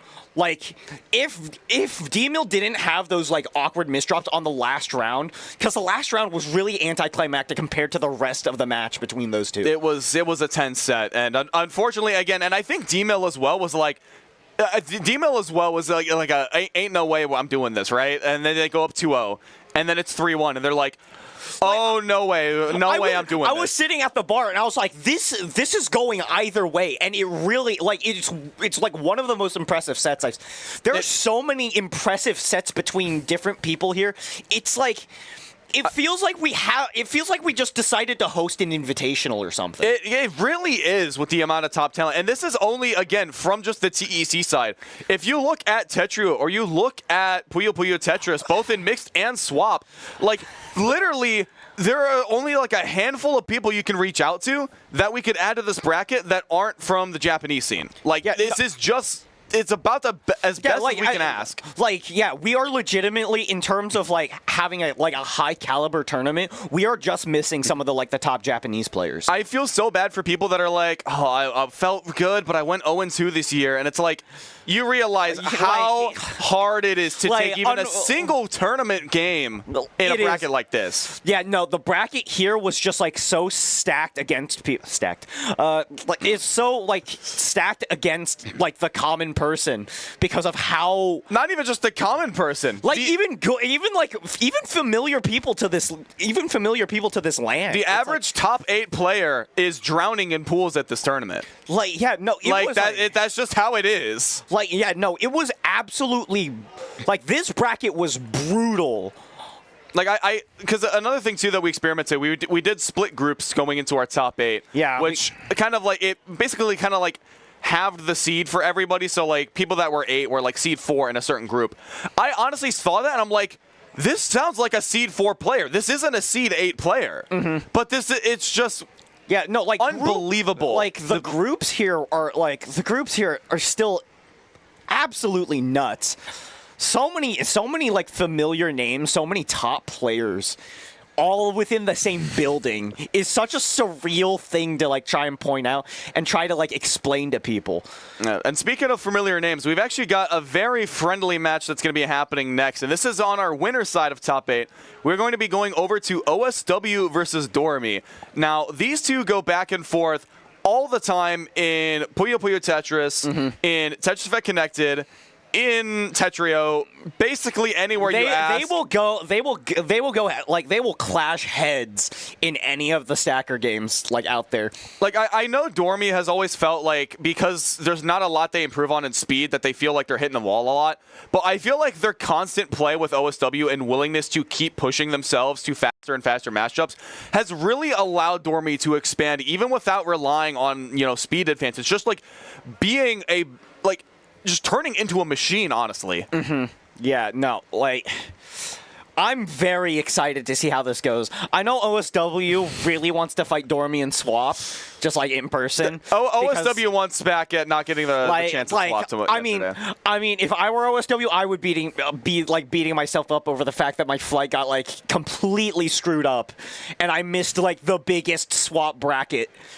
I mean, I'm sure. Again, we'll have like the mixed versus bracket, so we'll have a lot of those swap players tomorrow. Yeah, and we'll be seeing like PVT matches. We'll be seeing Puyo versus Tetris. You don't see that a lot. You don't see that a whole lot at LANs. Like even we're not used to having a lot of Puyo players show up, but especially from like the crew that I'm used to seeing at Frosty Faustings, a lot of them got together. Were like, what if we just all went to WPL this year? And then like. At first, it was like 2 or 3 of them signed up. Then it was like, actually, we'll get a couple more of our friends. And then before you know it, like almost half the bracket for mixed versus is going to be Puyo players this year. Yeah.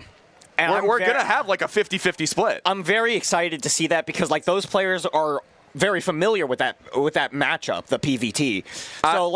So it won't be like a Puyo player who knows nothing about the Tetris thing and gets like kind of rolled quickly because of just how the mechanics of PVT work.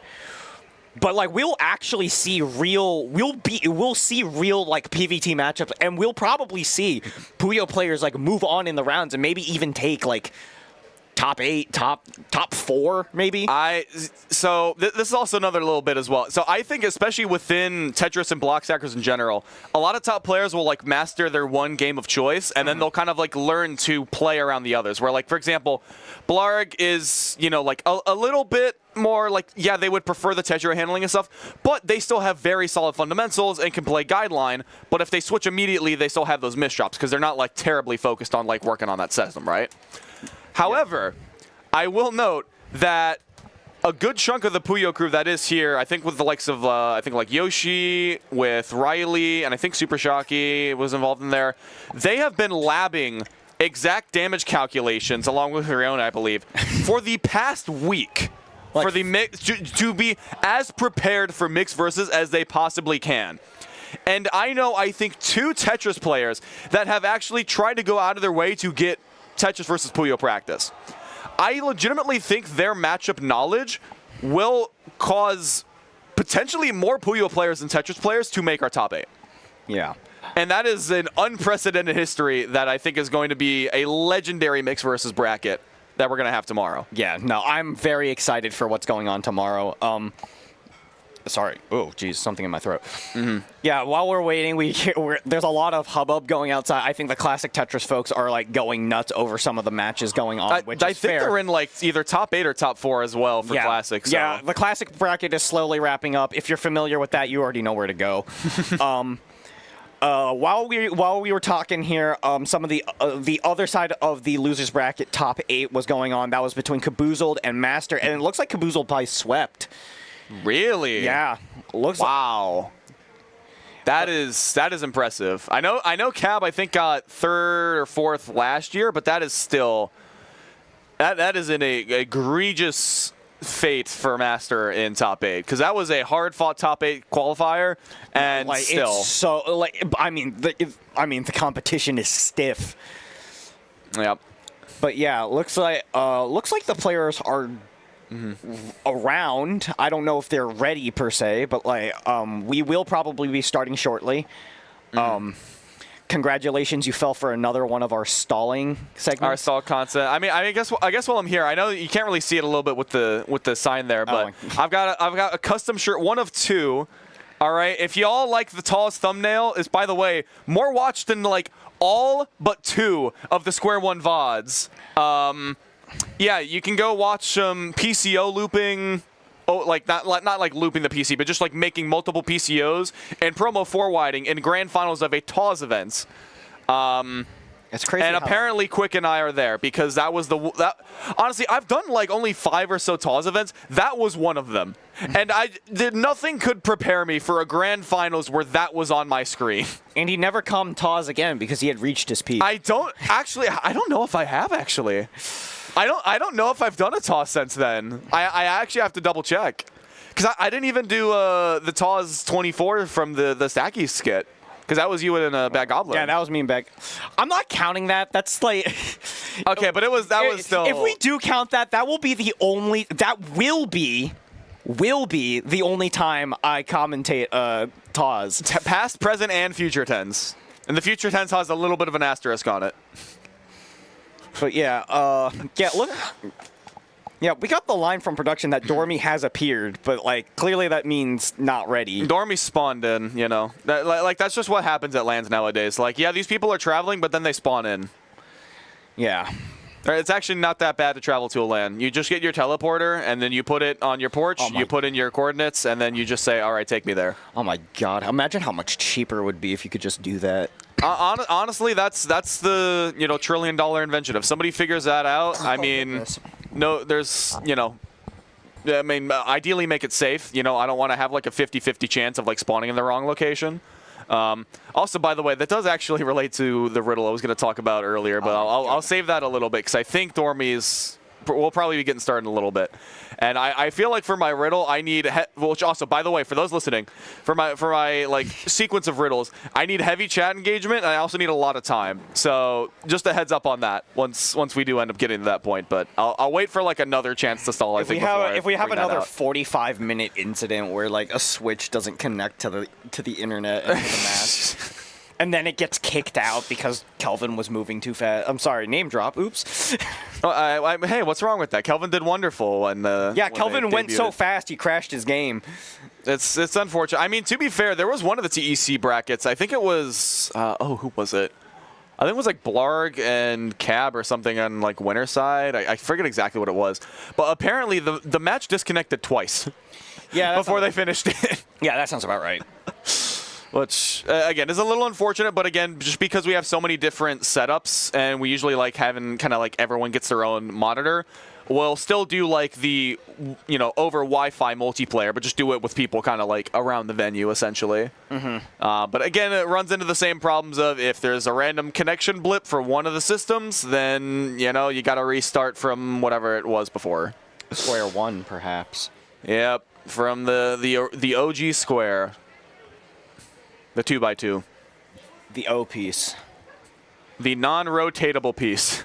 The only one state. Unless you count the block stacker Nuctris, I think. Actually, well, how many of the weird kick tables are in other block stackers? I guess there's probably something in Ascension, maybe. I'm trying to think. I don't think does Tetrio have a mod that lets you rotate the O somehow? I mean, it has different rotation systems. Yeah, because that's what I'm thinking. Like maybe there's a way that works out. I don't know entirely though.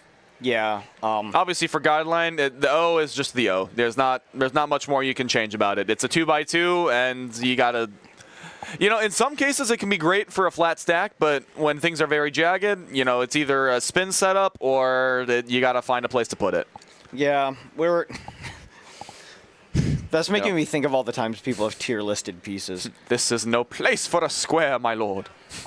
If anyone still gets that reference. I don't know how many of you... What do you mean if anyone still gets that reference? You know how young the demographic is for Modern Guideline. That video has been shared to death multiple times by the parents of those kids.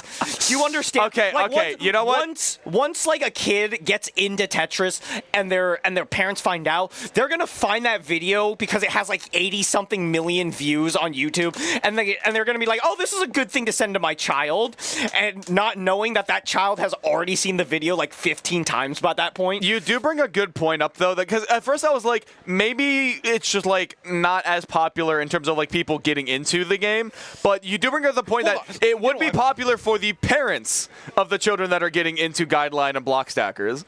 So they very much might actually still see the video. Sorry, 13 million views. I exaggerated a little bit. Doesn't matter. It still went viral. 13 million people saw it. I mean, to be fair, we're casting for Tetris events. We're kind of supposed to exaggerate a little bit for the entertainment value of everything. Some people didn't.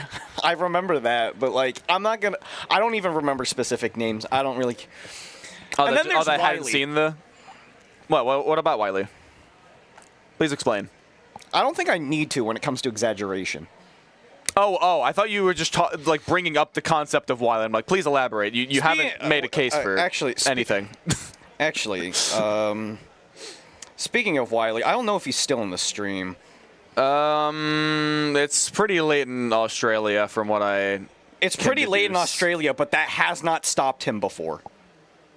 Actually, it's probably not even late because it's late here, so it can't be late in Australia. Doesn't matter. Either way, there's this for Wiley. Do you just have that on deck? Yeah, because Why do you have that on deck? because I put it in front of Night Hunter's camera when he was doing a match before. But why? Funny. And also, I was technically right. I think I exposed him. Exposed? He did, I don't think he took a shower in a few days. Take a shower, by the way. You know, for those that are prepping to go to a LAN, I will say that practicing basic hygiene, such as taking a shower and using deodorant.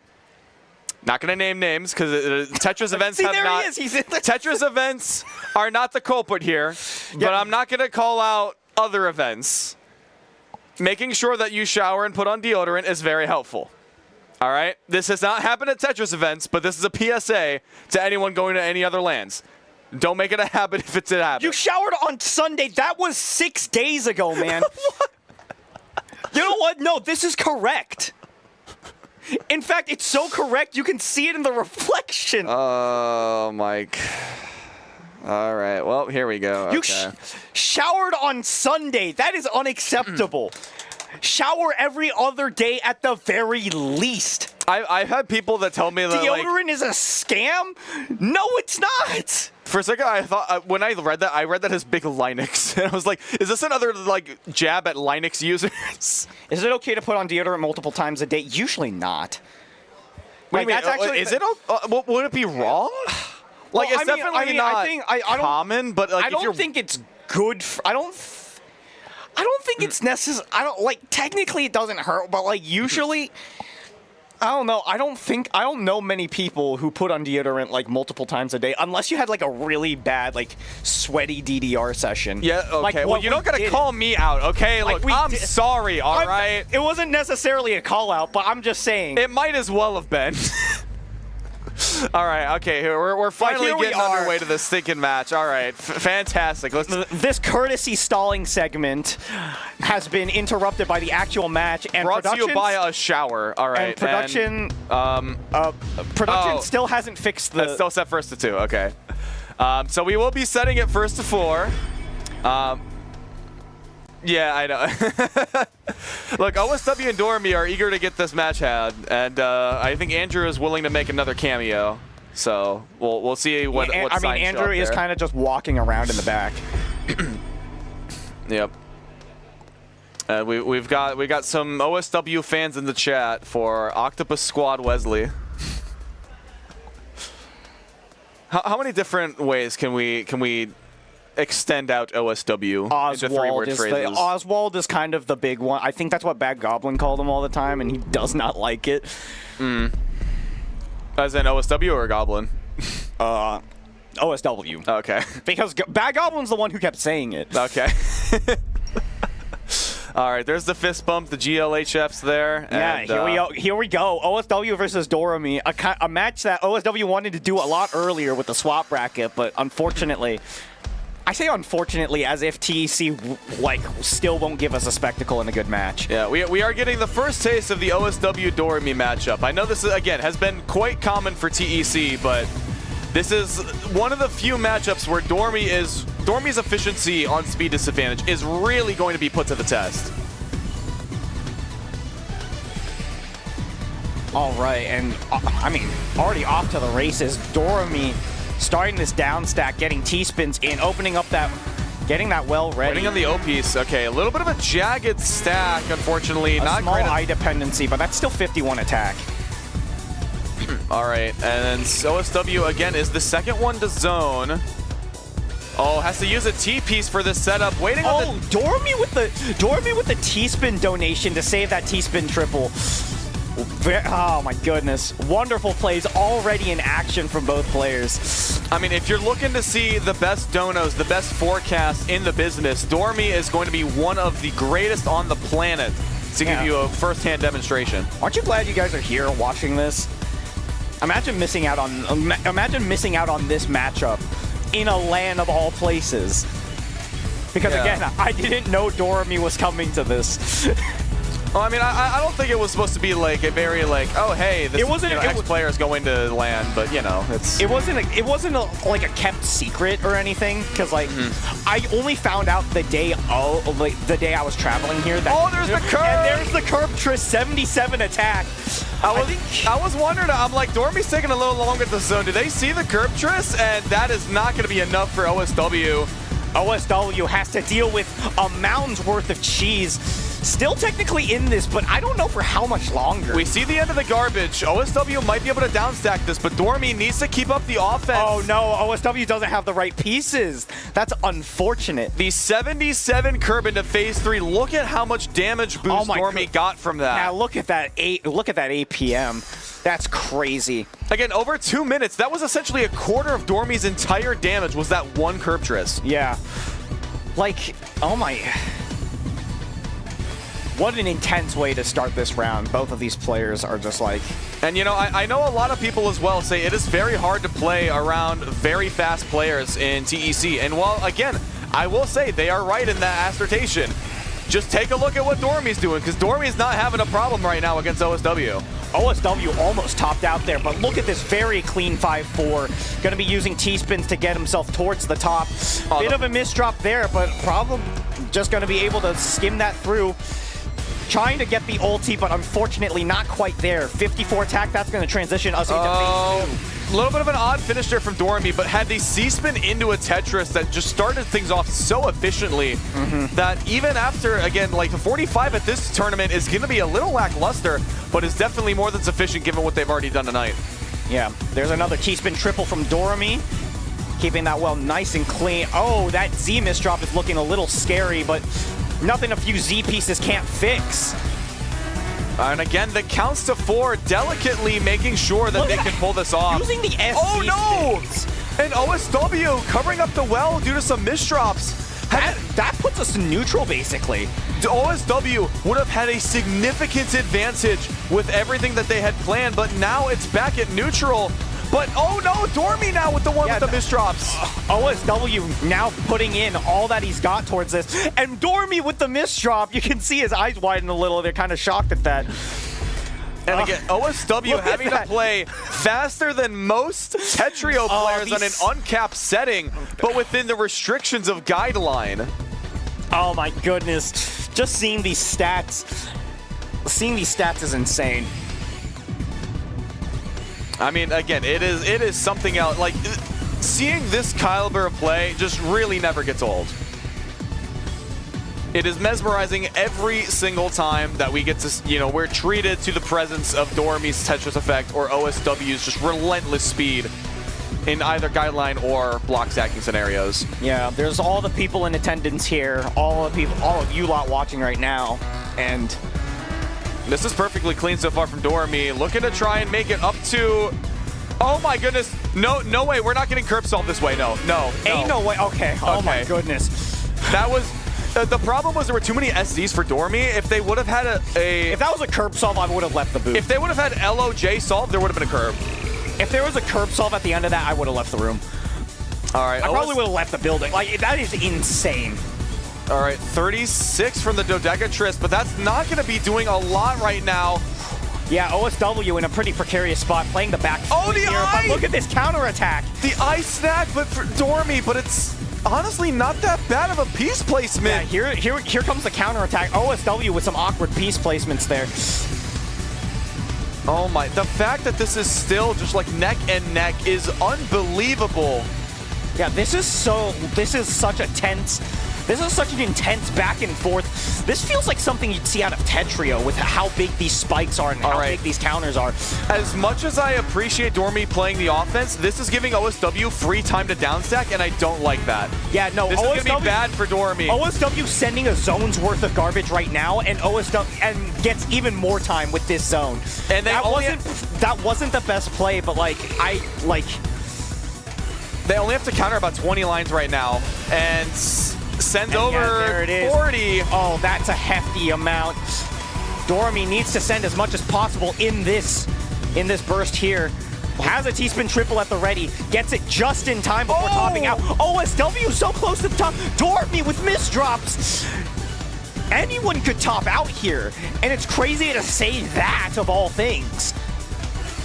Again, just greed answering greed. OSW trying to get more pieces out on the board. Oh, and that L placement. You can see, yeah, they're turning over. I think OSW might have missed the zone button in that context, or they were, I'm not sure if they were trying to build up for the Tetris, but again, just did not have the time to build it. Again, when you have speed advantage, you're compelled to just say, I can play faster than my opponent, I'm going to build what I want to, and it's going to work out. But again, Dormy is not a slow player. They may be slower than OSW, but they are not a slow player. Absolutely not. Like, oh my goodness. And again, our top, essentially top seed OSW right now is down to Dormy. Yeah, no. Like this is such a good match to witness right now. I mean, these two have a pretty good camaraderie. They're basically just like friends outside of this, and they're having a good time right now. Both players are locked in, but like I don't think they care too much about this outcome as long as they have a good match. There's the C-spin starting off. Dormy, what are you doing? Dormy is making some art right now, but I'm not saying that in misdrops. Like legitimately, just we're getting efficient play out of that somehow. That's oh my! That would have been the curb solve. That would have. The O curb was there, but the misdrop turns it off. King Crimson in our future. Just need that eyepiece. It's a bit of an awkward placement, but yeah. Look at that. Dormy's getting a bit of pressure from all that King Crimson damage. Needs to be careful as OSW is sending it into phase 3. Yeah. Dormy going to be zoning, but it's after the phase 3 bell. And here we are. Very quick ulti from. There's the ulti 55 attack from Dormy. How is OSW going to respond? A 45 attack in 18. All right, and again, barely any garbage now on both OSW's Matrix as well as Dormy's. Yeah. All right, is that an STS? Yeah, I was going to say. Beautiful prophecy on the STSD, just waiting for that L piece to come in at the right time. Yeah. OSW, I think, waiting for that max zone charge. Trying to upstack a little bit before starting this zone, I presume. Or, you know, continuing to freestyle stack. Oh, both players at max zone. I think it's actually a question of who zones first. And the answer is Dormy. The strategy, again, for when both players are at a zone situation like this is you want to force your opponent to make a defensive zone because it really dampens their ability to send a lot of garbage. And because of how multiplicative the garbage can be within zone. Nice 19 there. You can see Dormy now is losing out heavily after having to play. That's a lot to have to down stack. That's crazy. That is, you know, they got through half of it. Yeah. Somehow. Oh, and they managed to break through. And now only a quarter zone charge down for Dormy. Yeah, we're pretty neutral here, all things considered. How is this something that's happening in person? It feels like I feel like I'm sitting back at home watching like the finale to Square One or something. Like these two players should not be next to each other. Of course they are. They're almost adjacent in seating. They're literally seated right next to each other playing the game. This is something I'm witnessing. Yeah, we're all here witnessing it together. This is crazy. And Dormy, look at this down stat. Oh my goodness, getting all the right pieces. And again, we're at the same situation again where both players are at max zone. They want to force their opponent into a defensive situation, but you're essentially forced to play without zone to try and work around it. And it is very, very difficult when you're just kind of sitting on full zone, but you're telling yourself, I have this really brilliant tool that I have, but I can't use it yet. Up to 10 lines, Dormy is going through this zone, trying to make sure that that garbage does not reach his board. But OSW with the counterattack, a max charge zone, quite a few holes in the stack. Things are looking a little bit weird. What is that? I love that fix though from OSW, but... What the? And Dormy with the side ties here. And we got the side forward out of Dormy. Oh my goodness. Only 34 though. We're back at neutral, but OSW does have more garbage. Are we gonna be here forever? I feel like we're gonna be here for. I feel like we could be watching this for a while. This is only game 4, by the way. We're not close to finishing this match. This is a 4.5-minute round and still ongoing. We have a misdrop from Dormy. No wonder these two like facing off against each other. Look how good this matchup is. OSW with an awkward misdrop, though. Is that going to spell the end? I don't think so, with how things are going right now. And we have a third max zone meter situation in phase 3 within the same game. OSW passing 200K on the score. STSD prime at the ready. I think this is how he starts zone. Yes, it is. And Dormy is not far behind, 197K. Has sent about 20 lines of garbage over to OSW. Oh, early top out. I don't think that's what OSW wanted. But here we are, Dormy with the full zone, going to be starting to get that down. The DT find! Oh my goodness! And it's into DTC. Oh, okay, didn't get that last T-spin in though. 47 for the phase 3 zone, but OSW is playing so fast outside of it that they're able to get enough damage off, and it's back to square one. Oh my goodness. And I feel like I'm back in square one right now watching this matchup. I don't blame you. It's like, oh my goodness, like the sheer ability of these two players. Oh wow. To butt heads. We are reaching the 6-minute mark. Neither player shows signs of topping out right now. Well, Dormy's getting pressured really high up though. They're building up zone meter and they're holding off OSW's pressure, but they're slowly but surely getting pushed up to the top of the board. They need It is a battle of attrition right now from OSW. Like, OSW needs that, like, really, really good offensive push to get Dormy over the edge. That's a zone, that's a zone. That's a pretty bad zone, and that's how it's going to end. OSW tying it up 2-2. This is only game 4. That tied the setup, by the way. A 6-minute round and some change. Over 100, I think 115 APM from Dormy, 120 from OSW. And that is per minute, by the way. So that is over 700 something lines collectively just for each of them to make it that far. Yeah, here we go. OSW with a very aggressive first zone. Not getting a lot out of it, though. But is Dormy going to be able to get much more? Because again, zone charge is so fast in phase 1 that even if you fall behind pretty early, it's not that bad to make up the difference. But ooh, OSW with another awkward. Yeah, this is the time I think for Dormy to put in a strong zone. If they're able to finish it quickly, and I think they might with a couple of eyepieces here. And look at that, an ulti right off the bat. OSW has nothing on the board except for all that garbage. I mean, it is pretty clean. OSW can make quick work of that kind of thing.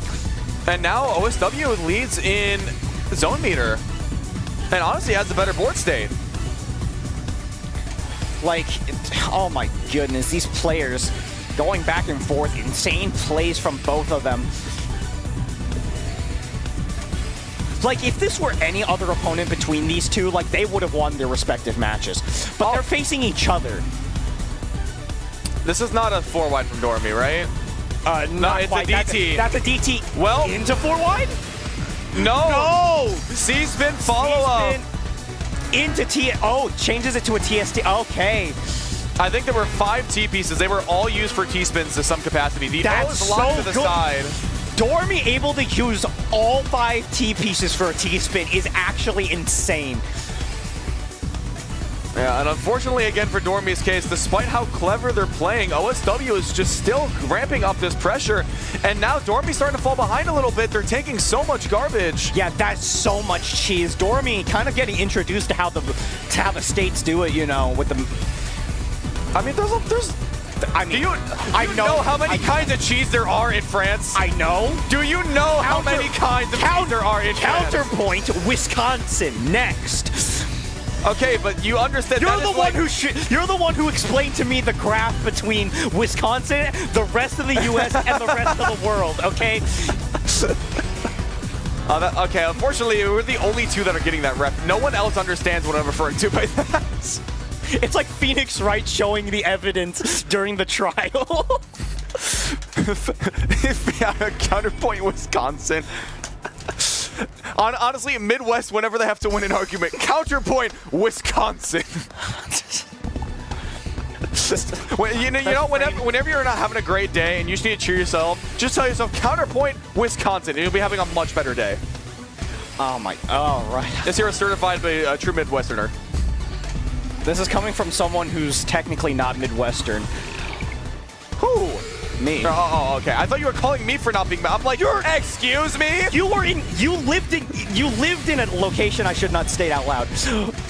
Okay. To be fair, I remember at Snow is Infinite, someone I was like talking about stuff of like my drive back home, and someone was like, I didn't even realize you weren't from Canada, and I was like, I'm more offended that you thought I wasn't from the Midwest than that I wasn't from Canada.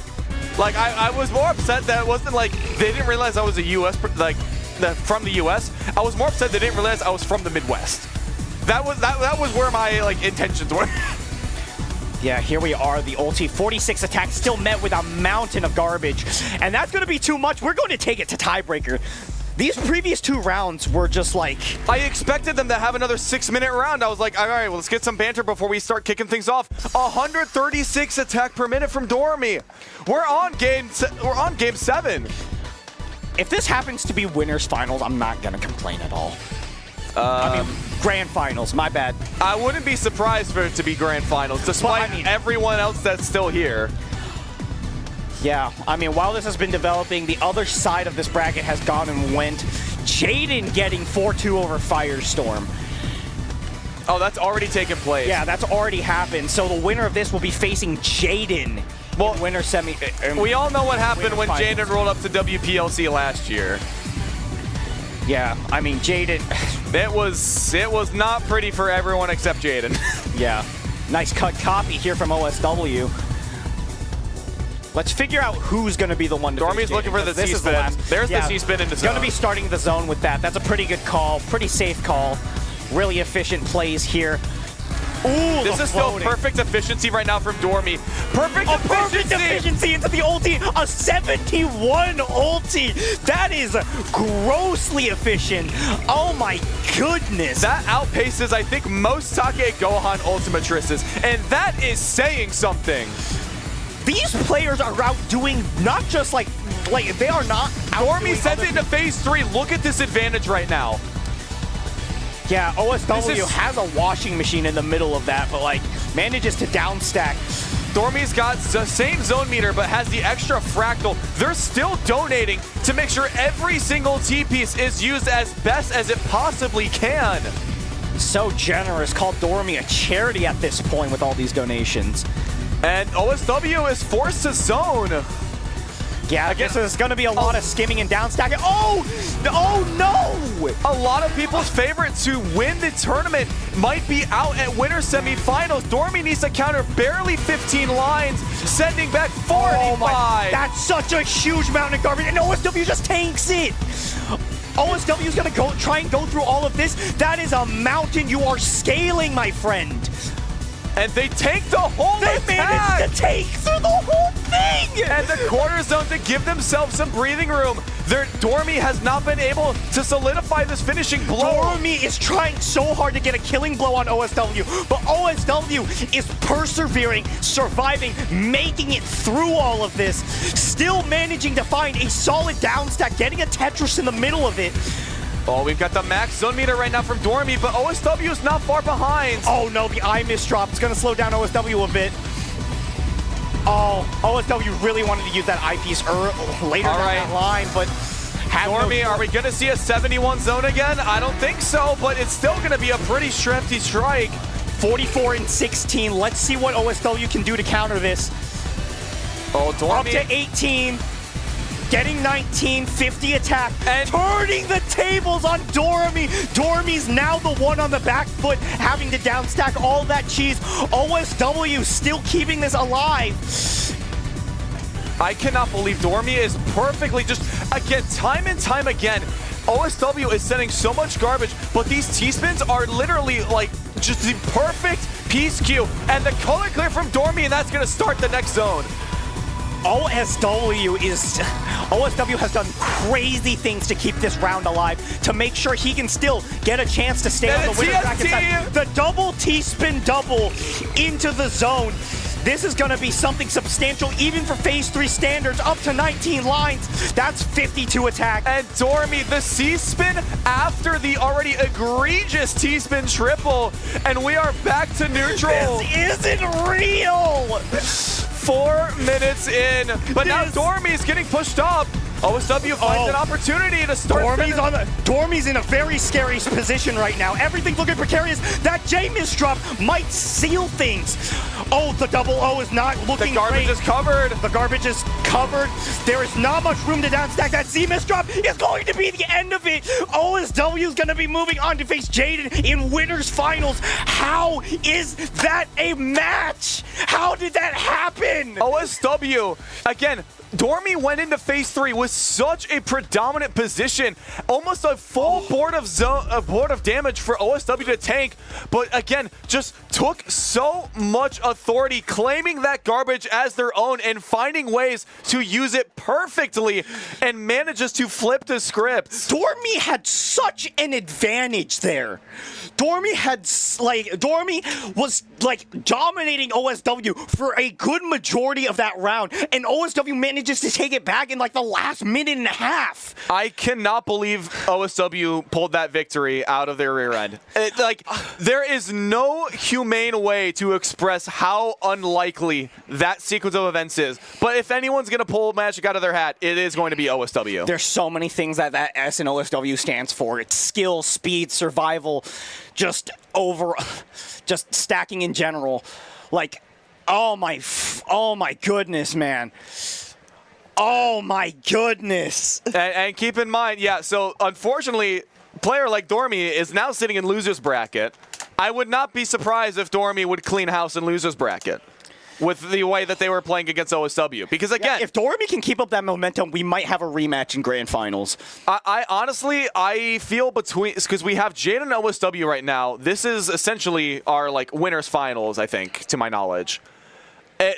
Realistically, we could see OSW, I feel like OSW has a slight advantage over Jaden, just from previous tournament history.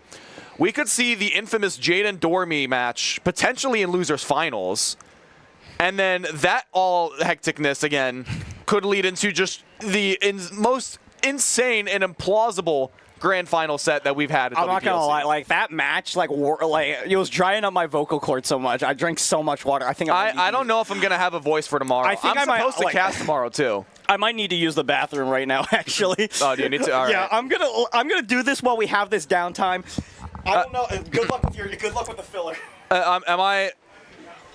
I don't know if we're going to BRB, but Okay. I don't know. Good luck. Well, I haven't had many times where my co-caster has abandoned me live on stream. Although to be fair, I have actually had I've had to mute myself in some Discord calls when I've had knocks on my door and I had to go answer that while I'm commentating. So I can't discredit. Sometimes you got to take bathroom breaks when you're staying hydrated on the mic. But actually, hold on. Oh, I'm gonna move this here a little bit. I want to have the winner chair thing, but for Commando in this case a little bit. I'm trying to where do I put this? Maybe right there. And I'm trying to get out of frame so we can just have that photo there. Feel free to use that as you will. I don't know what kind of meme formats y'all are cooking on the Hard Drop Twitch chat, but feel free to use that to however you would appreciate it to be. Yeah, sorry, I'm using too many filler words, but again, Commando, that was an insane match. I know we're probably going to be getting one of our loser semifinals matches, so again, to recap for everyone as well, we've got Dormy versus Blarg, and we've got Firestorm versus Cab. Commando, which matches are you most looking forward to?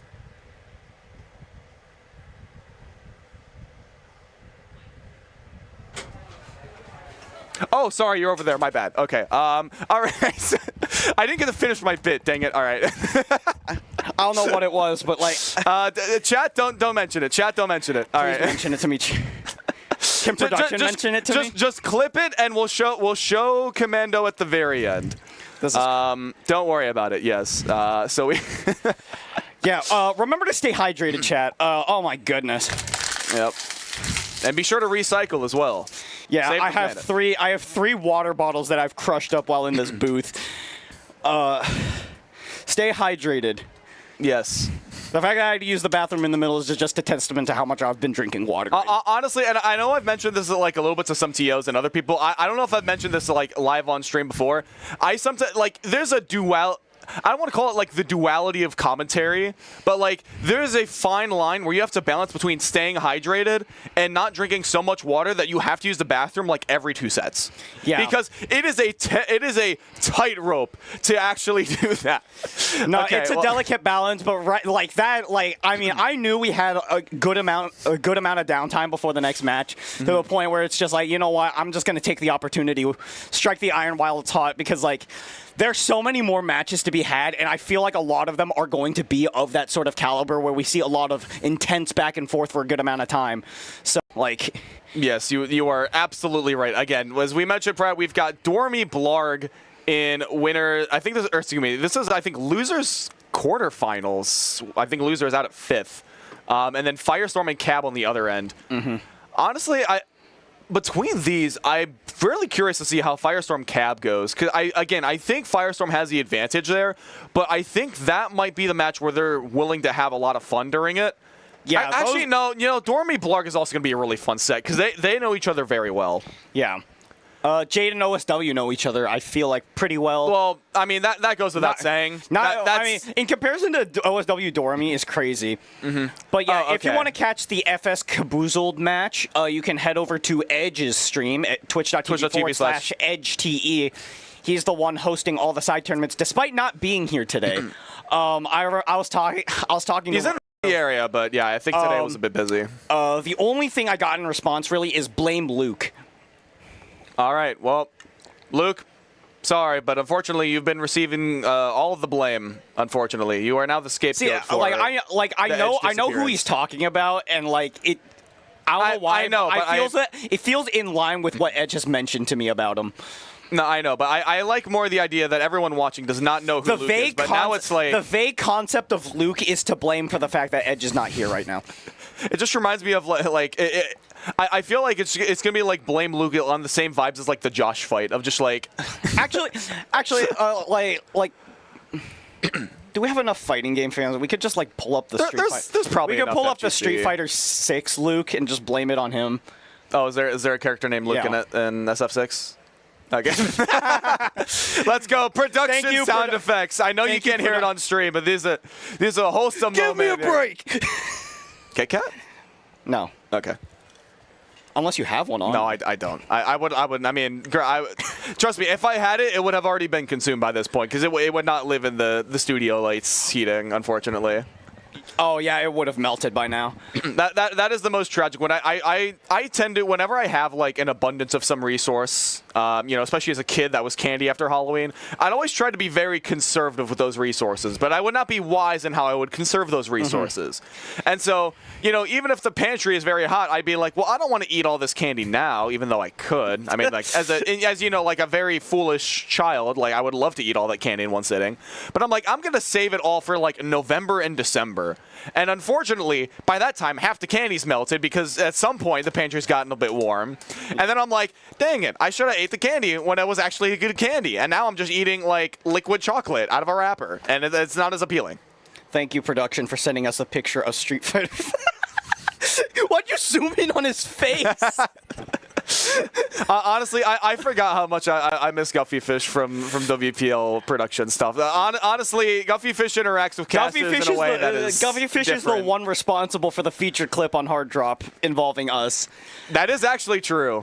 That is actually true. Guffy Fish. Yeah, you can. If you do that, you can salutes. rewind 3 years and see what I looked like with glasses. And also, by the way, I bought an orange shirt for first WPL so that I could like be easier to spot, and also for like the whole like Tigger like personification, whatever. And I was like, I wore that shirt once. I have never seen that shirt again. Oh my God. I have no clue. Again, I brought that shirt home. I remember bringing that shirt in my suitcase back home. I have never seen the shirt since. I don't know where it went. I didn't donate it. I didn't do anything else to it. It has just it is despawned from existence. I don't know where else it has gone. So if anyone is has a hold on. I gotta like wait. Where's I have to position myself right. Hold on. I gotta tilt your head a little. Where's the like the thinking my chin or whatever. I don't know. Like this. Oh, I tilt my head. Thank you. There we go. Thank you, production. This is me when I'm looking at the swap seating saying, I'm going to die in this elite bracket of Puyo pros and Tetris pros that I just cannot keep up with. Yesterday, when I was doing the comms with Aftermoon, we pointed out what production, like the message from production, it just said, it's my execution day. Well, I mean, that was my message, but yeah, unfortunately, I understand there are some believers out there. Me versus Dormy in a matchup is a 595. It's not happening. I'm sorry. It's not. But you have to believe in that 5. You always have to believe in the 5. I believe in 9 to 5. What? Sorry. Okay. 8-hour work days, man? I don't like it. I mean, to be fair, I actually, while I was able to go to WPLC, I gotta slow down and speak a little bit so I don't just say letters and I say words. You misdrop your sentences. All right. Thank you so much for watching the stream, everybody. All right, but yeah, so when I was, because again, I had like a busy internship over last summer, but they let me work like 9-hour work days, and then I got off every other Friday. And it just so happened that every other Friday that I got off was the Friday that coincided with WPL. And I was very happy with that, because that meant I got to fly out Thursday night. And actually, because of where that internship was at, there were many storms on that Friday where I would have been flying out of, so it was very good I got to fly out that Thursday night. That's crazy. Because I might not have actually made it last year had it not been for that. So that's insane. I'm not going to like call out exactly where I was or what I was doing. I think I mentioned that last year for anyone who was paying attention. But again, to my former supervisors and peers and all that, big salutes, and thank you for letting me show up to WPL and be as foolish and as funny as I want to be. I mean, yeah, you would have missed out on so many key moments there. So many moments from last year. I mean, again, the sinking Jaden promo finals from last year was absolutely insane. God, dude. Again, I was privileged to have the swap bracket run that I did the previous year, and then seeing the kind of like the Wumbo legacy from PPT continue on. Which again, it may very well do next year, or not next year. It may very well continue on tomorrow. But we've got a lot of people that have a lot of experience with the Wumbo matchup. I mean, you got the and you got the upset in the swap bracket too. Okay, well I was a little fortunate on that one, but I still count that on I guess I got plot armor in swap. I don't know. I shouldn't, but. Not this year, though. No, well, I still kind of did. You survived, which is a lot. Like you survived for a good amount. The top 8 bracket that I had compared to the other side of the top 8 bracket was leagues more convenient for my skill set. I will put it that way. One of them was Dora. Okay, well, I mean, I knew that was going to happen eventually, but like that was winners bracket. You run out of people to play in winners bracket. That's the main concern there. I mean, you run out of players to face in losers bracket. That's how tournaments work. Again, like everyone is always, like talking about like, oh, what did you go in bracket? And like, I'm disappointed about like O2 and everything.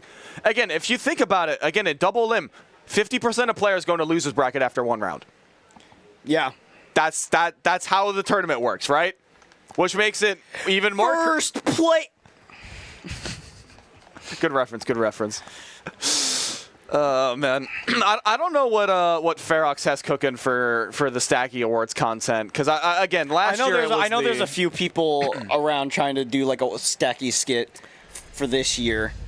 I'm curious what it's gonna end up being, but yeah. I think I have a vague idea, and I'm not sure if I entirely like the direction it's going, but it's something I cannot control.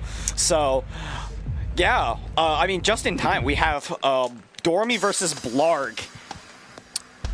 Honestly, this... Does that name tag say Blarg? I'm not sure. I'll check it afterwards, but... I mean, we know who's on each side of the board, so... Alright, Dormy already off to a little bit of an early misdrop, but... Again, nothing a little Phase 1 gameplay is gonna make too bad. Still kind of riding the high from that previous match involving Dormy, but like, now we're like... Now we're kind of stabilizing. We're back in the familiar freestyle territory to phase 2. Yeah, if I was Blarg, I'd be terrified after seeing what Dormy was pulling off in the previous set. But apparently, Blarg pulling one out of Dormy's book with the mid-zone DT cannon. Yeah, I mean, Blarg knows Dormy's play style pretty well. Odd parity, no all-clear potential for Blarg, but still... 62. And Dormy finishing off that zone, followed with a perfect clear. Yeah, the 54 as well. That's enough to push up Blarg a decent bit. Yeah, and Dormy's playing efficiently outside of that. All right, both players about even in score. This is a little bit nicer, I think, on Dormy's side, that like most of the score potential is pretty evenly split between Blarg and Dormy of who's going to trigger that phase 3. Yeah, Blarg sending all that garbage as a counter. Oh, the TST tower from Blarg.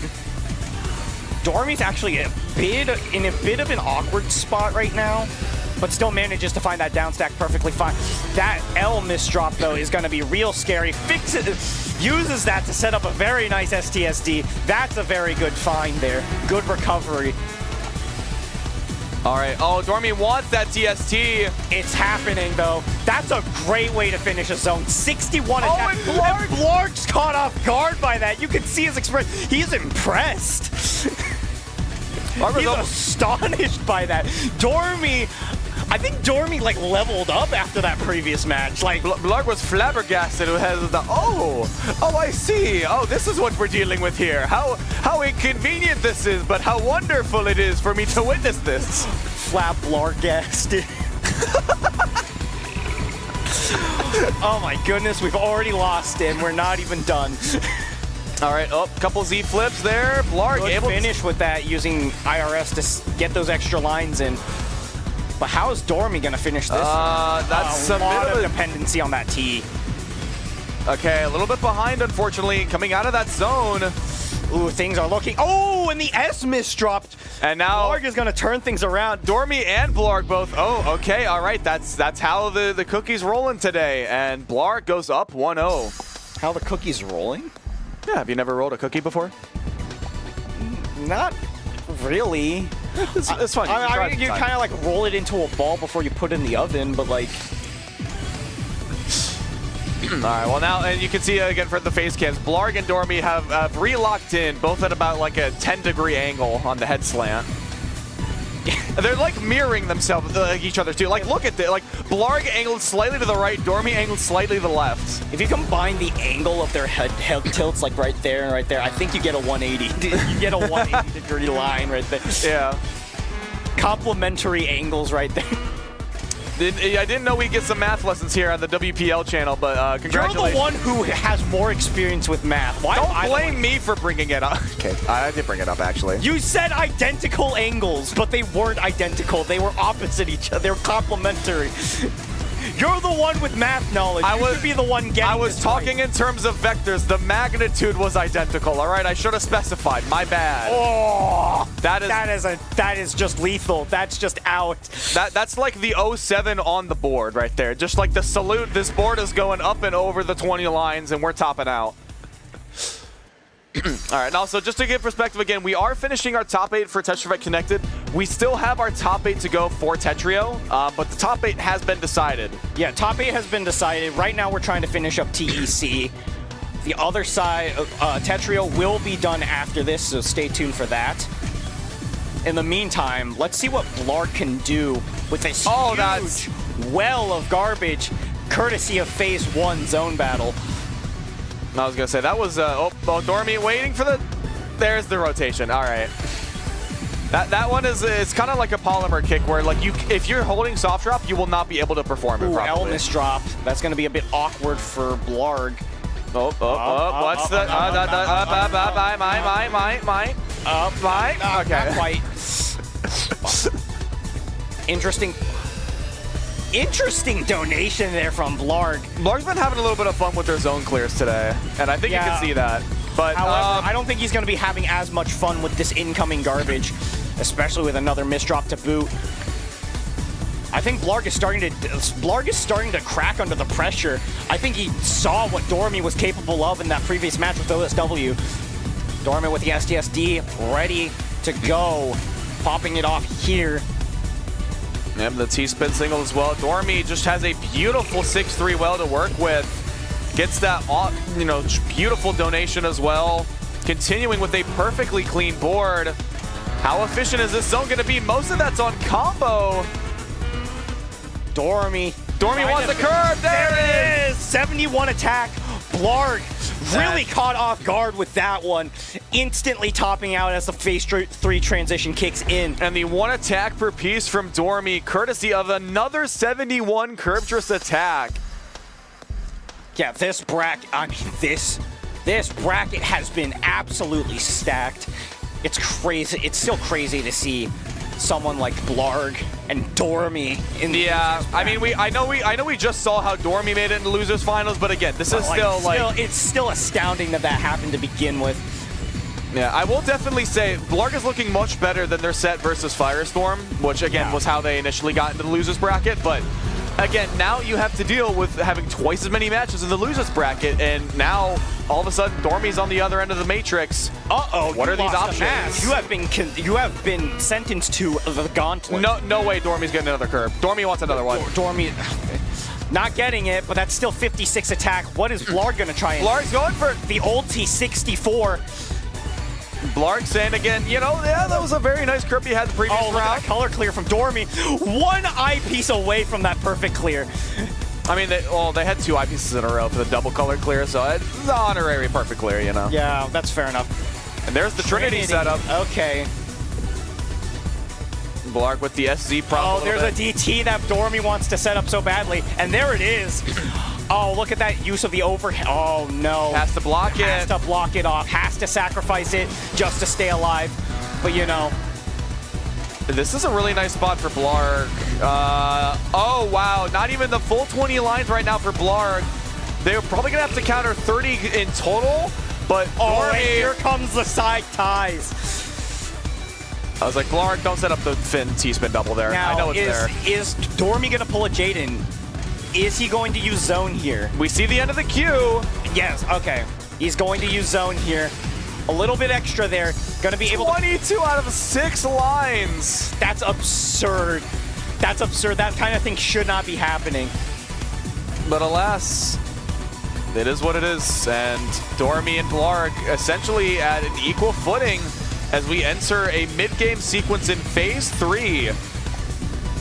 Yep. Blarg is actually ahead in terms of score. That kind of shows his efficiency in comparison to Dormy's, which is really weird to say.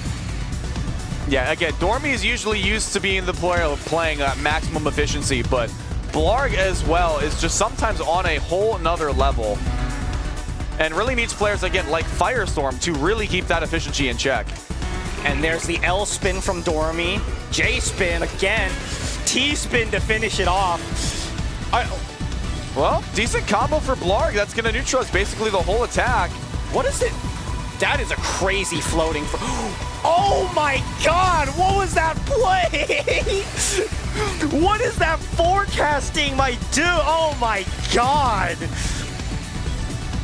And so for those who missed it, Dormy is doing some fancy footwork over on the right-hand side of your screen, turning that T-spin double just as quickly into the T-spin triple, getting as much utility out of these T-pieces as possible. I see another C-spin incoming.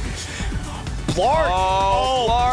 Blarg's got a zone of some. Oh, kissing the IVs, but there's a down stack, able to neutralize the incoming garbage. But Blarg really.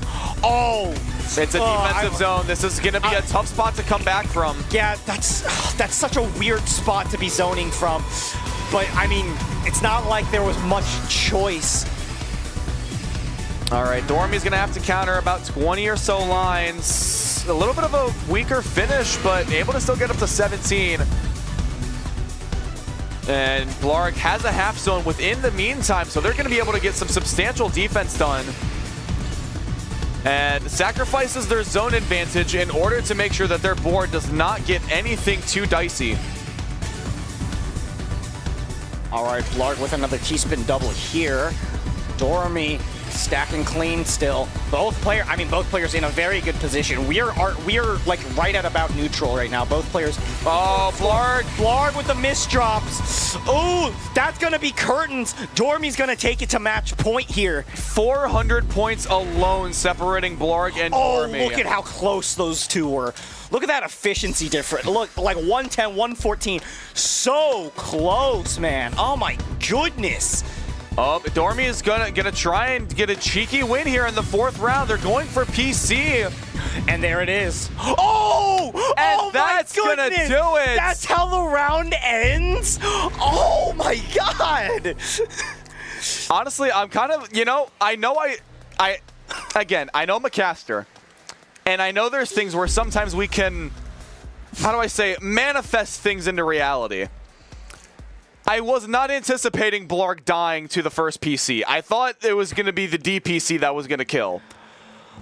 But for the amount of times that Dormy has done 6-3, I saw the TD, I'm like, Dormy's going for a cheeky top out against Blarg? That's such an unfortunate and anticlimactic end.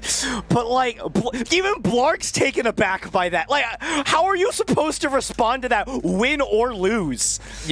Sometimes sometimes the cookie rolls, sometimes the cookie crumbles. Unfortunately for Blarg, they are out at 5th. But this bracket is just so incredibly talented that there's really not that much more you can really ask. All right, and it looks like we actually have an update on the Firestorm versus Cab fight. Firestorm taking it over Caboozled Pie 4-2. Oh my goodness. Yeah, now so Dormy versus Firestorm. We're going to be continuing to see this Dormy gauntlet. Dormy losers bracket gauntlet. I'm hoping we at least get to see it. I'm not sure if we'll get Dormy Firestorm on the side stream and then Jade and OSW on mainstream.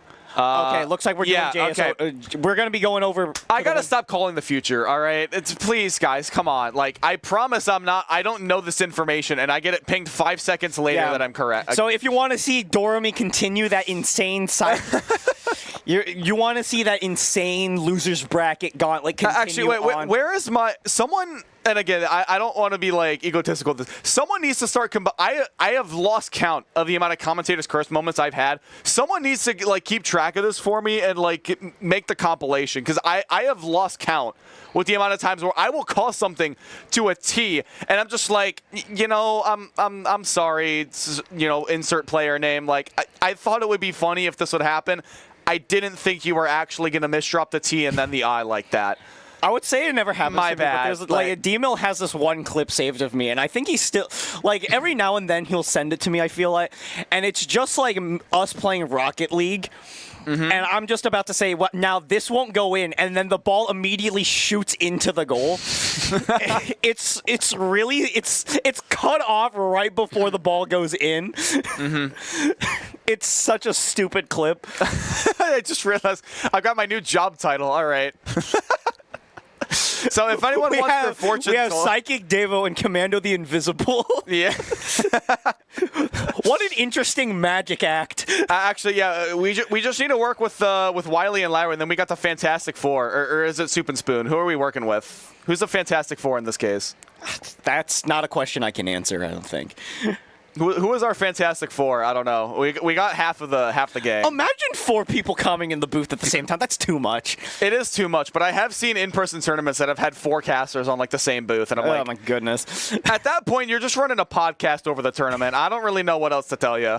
Like, it's a vibe, It is a vibe, but like for a tournament, it's a bit weird. It's a bit interesting, yeah. But so on this side, as a reminder, Dormy versus Firestorm will be on the side stream. So if you go to twitch.tv/EdgeTE, capitalization doesn't matter on Twitch, you will be able to see Dormy versus Firestorm and see the outcome of that. I would love to watch it, but unfortunately, like we still have another side to go to. We have literally, and again, I knew when I was calling Group A and Group B for this tournament, I was again the marquee matchup for our night tonight is Jade and PPT versus OSW, likely in winners finals and potentially in grand finals. for Tetris Effect Connected. Yeah, no, it is. This is gonna be something. Like Jaden's like rise to power in TEC really like arose from all the sprint practice, and it like started to shine from WPLC last year with such a dominant performance. And the only person that's really able to put Jaden in check is OSW. Yeah, like, but they're not like immune. Dormy versus Firestorm is a good match. It's going to be a good match. Like, keep that up if you can. Like, if you want to watch that, go ahead. But like, this is also another match worth watching. It's crazy to say that like we have top 4 be so unbelievably like powerful and stacked, but like that it's just how it is. Like we've had one of the biggest TEC brackets, like in kind of just like in history in general, and out of LAN, it's like, it's oh my goodness, it's been insane. It's been insane that we've been able to witness so many matchups, so many iconic players go head-to-head with each other in person here at Game Arena. Only at WPLC. Yeah, no, legitimately, there is no other experience like WPLC. I said this yesterday, but like every single year, it manages to outdo itself, and I don't understand how, but it keeps outdoing itself. I don't know if there's much higher we can go. Unless we have like the stars align, it's gonna happen, but I don't know how we keep outdoing it year after year. Like this is like every year we say it's peak. I mean, so far I don't think we've been wrong. No, we haven't. Well, I mean, I guess in this case, we just keep, like, I'm trying to think of, like, an analogy. You know how, like, the like, analogy of, like, oh, you climb a mountain, and then you get to the top, and you realize you're not even anywhere close to the mountain. You just reach the peak of, like, that little, like, yeah, no, the rest point of the mountain. The mountain has we been, keep doing that. The mountain has been obscured by clouds. And, like, we're in the clouds now. Like, we're well within the clouds. Like, and we're still struggling to try and find the top right now. We keep reaching like flat areas. We keep thinking we're at the top. We saw Ethereal last year, and we're still going up. I don't really know what else more we're gonna see, but like, oh my goodness, man, it's there's not actually. Wait, hold on. Do I have this with me? Hold on. This is now I'm on the topic of mountains. Actually, hold on. I do have this. Let's go. I've got this. What is that? This is jewelry. Well, I mean, not pretty jewelry, but it's nice, right? Yeah. So this is a souvenir I got while I was in Chile for a week. So some of you may know I play SIG, right? And SIG has all those like blue commands or whatever. Is that lapis? This is lapis lazuli. Yeah. Like straight from the Andes Mountains from Chile. I was gonna say, is that like my next question was gonna be? Is it the obviously, Andes? like this is not like even like the most valuable form. Like I'm not gonna spend like $300 for like a ring or whatever. But it's like it was again just not a nice something to have, right? And again, it made for a very nice kind of thing to bring back. Yeah, no, that's a good souvenir. Yeah. Like you said, Chile. I was like, okay, so like Andes Mountains probably. Like, exactly. Because we're talking about mountains. Honestly, and again, as someone from the Midwest, I am used to flat land. Like again, grass, if farmland. No, yeah, again, just like if I look out into the horizon, I'm seeing wherever the horizon is. If I'm not, it's because of clouds. Like that's it. But in Santiago, and again, I assume this is like very just common if you live in a place near mountains. There are just mountains on the horizon everywhere around you. And it was so crazy to me. And some of the people I talked with in Chile were like, yeah, like some of the kids growing up in the city, they'll learn to navigate just by the mountains on the horizon because they're always there. And I'm like, that's so cool. Yeah, that's because like there's nothing like that in the Midwest. You get corn and more corn. When you're driving through Ohio, make sure if you're passing the cornfield, you're doing it right, man. And you got to know the interstates. Like if you know the interstates, you're good. But it's like it's the map of the interstates mainly. Yeah. But I will say they're very convenient. They get you basically anywhere you need to in like 30 minutes. Just past the cornfield, and then once you pass the second cornfield, followed by the flat green field of nothing and cows, like you're good, dude. Yeah, and if you're lucky, you'll see Cornhenge on the way. Fun fact for anyone that doesn't know, Cornhenge is in fact a real attraction that is around the Columbus area. If you're again planning your trip to WPLC and you don't know what else to do, that is the most Midwestern tourist attraction I've ever heard in my life. Well, that and besides like the what is it? There's like a Secret Cheese Museum I think in Wisconsin. Like there's also that. Okay, yeah, Wisconsin gets the pass on cheese. Counterpoint, Wisconsin. That's not a counterpoint. You're agreeing with me. Well, you told me that the Cornhenge was the most Midwestern like tourist attraction, and so I said counterpoint Wisconsin. Why'd you say that after I was talking about Wisconsin though? Well, because counterpoint Wisconsin. Oh my goodness. Oh. See, again, it works without fail. Yeah, we'll see how well that works in court. Your Honor, counterpoint Wisconsin.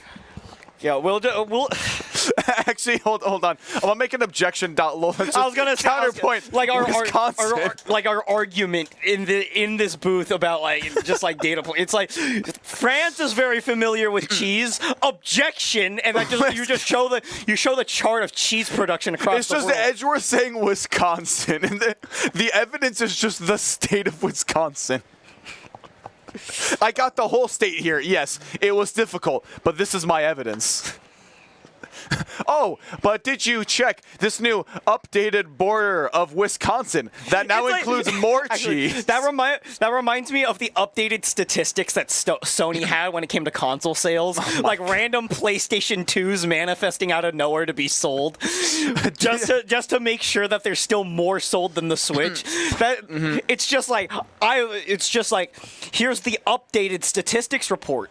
Yeah, Guffyfist has given us some more information. Yeah, so WisconsinCheeseman.com. Okay, thank you, production. You know what? Yep. What are the most popular cheeses in the world? I thought that said take a quiz. Is this is reading a website on Twitch like a weird thing to do? Do people do that? No, that's not weird at all. Okay. All right. Well, that's by country, but I don't think that counts. No, this is cheese consumption by country. Oh, cheese consumption. Oh, look who's number one. Well, France at the top. But France. France number one. How about production? Oh man. How about the World Cheese Championship 2018? Wait, hold on.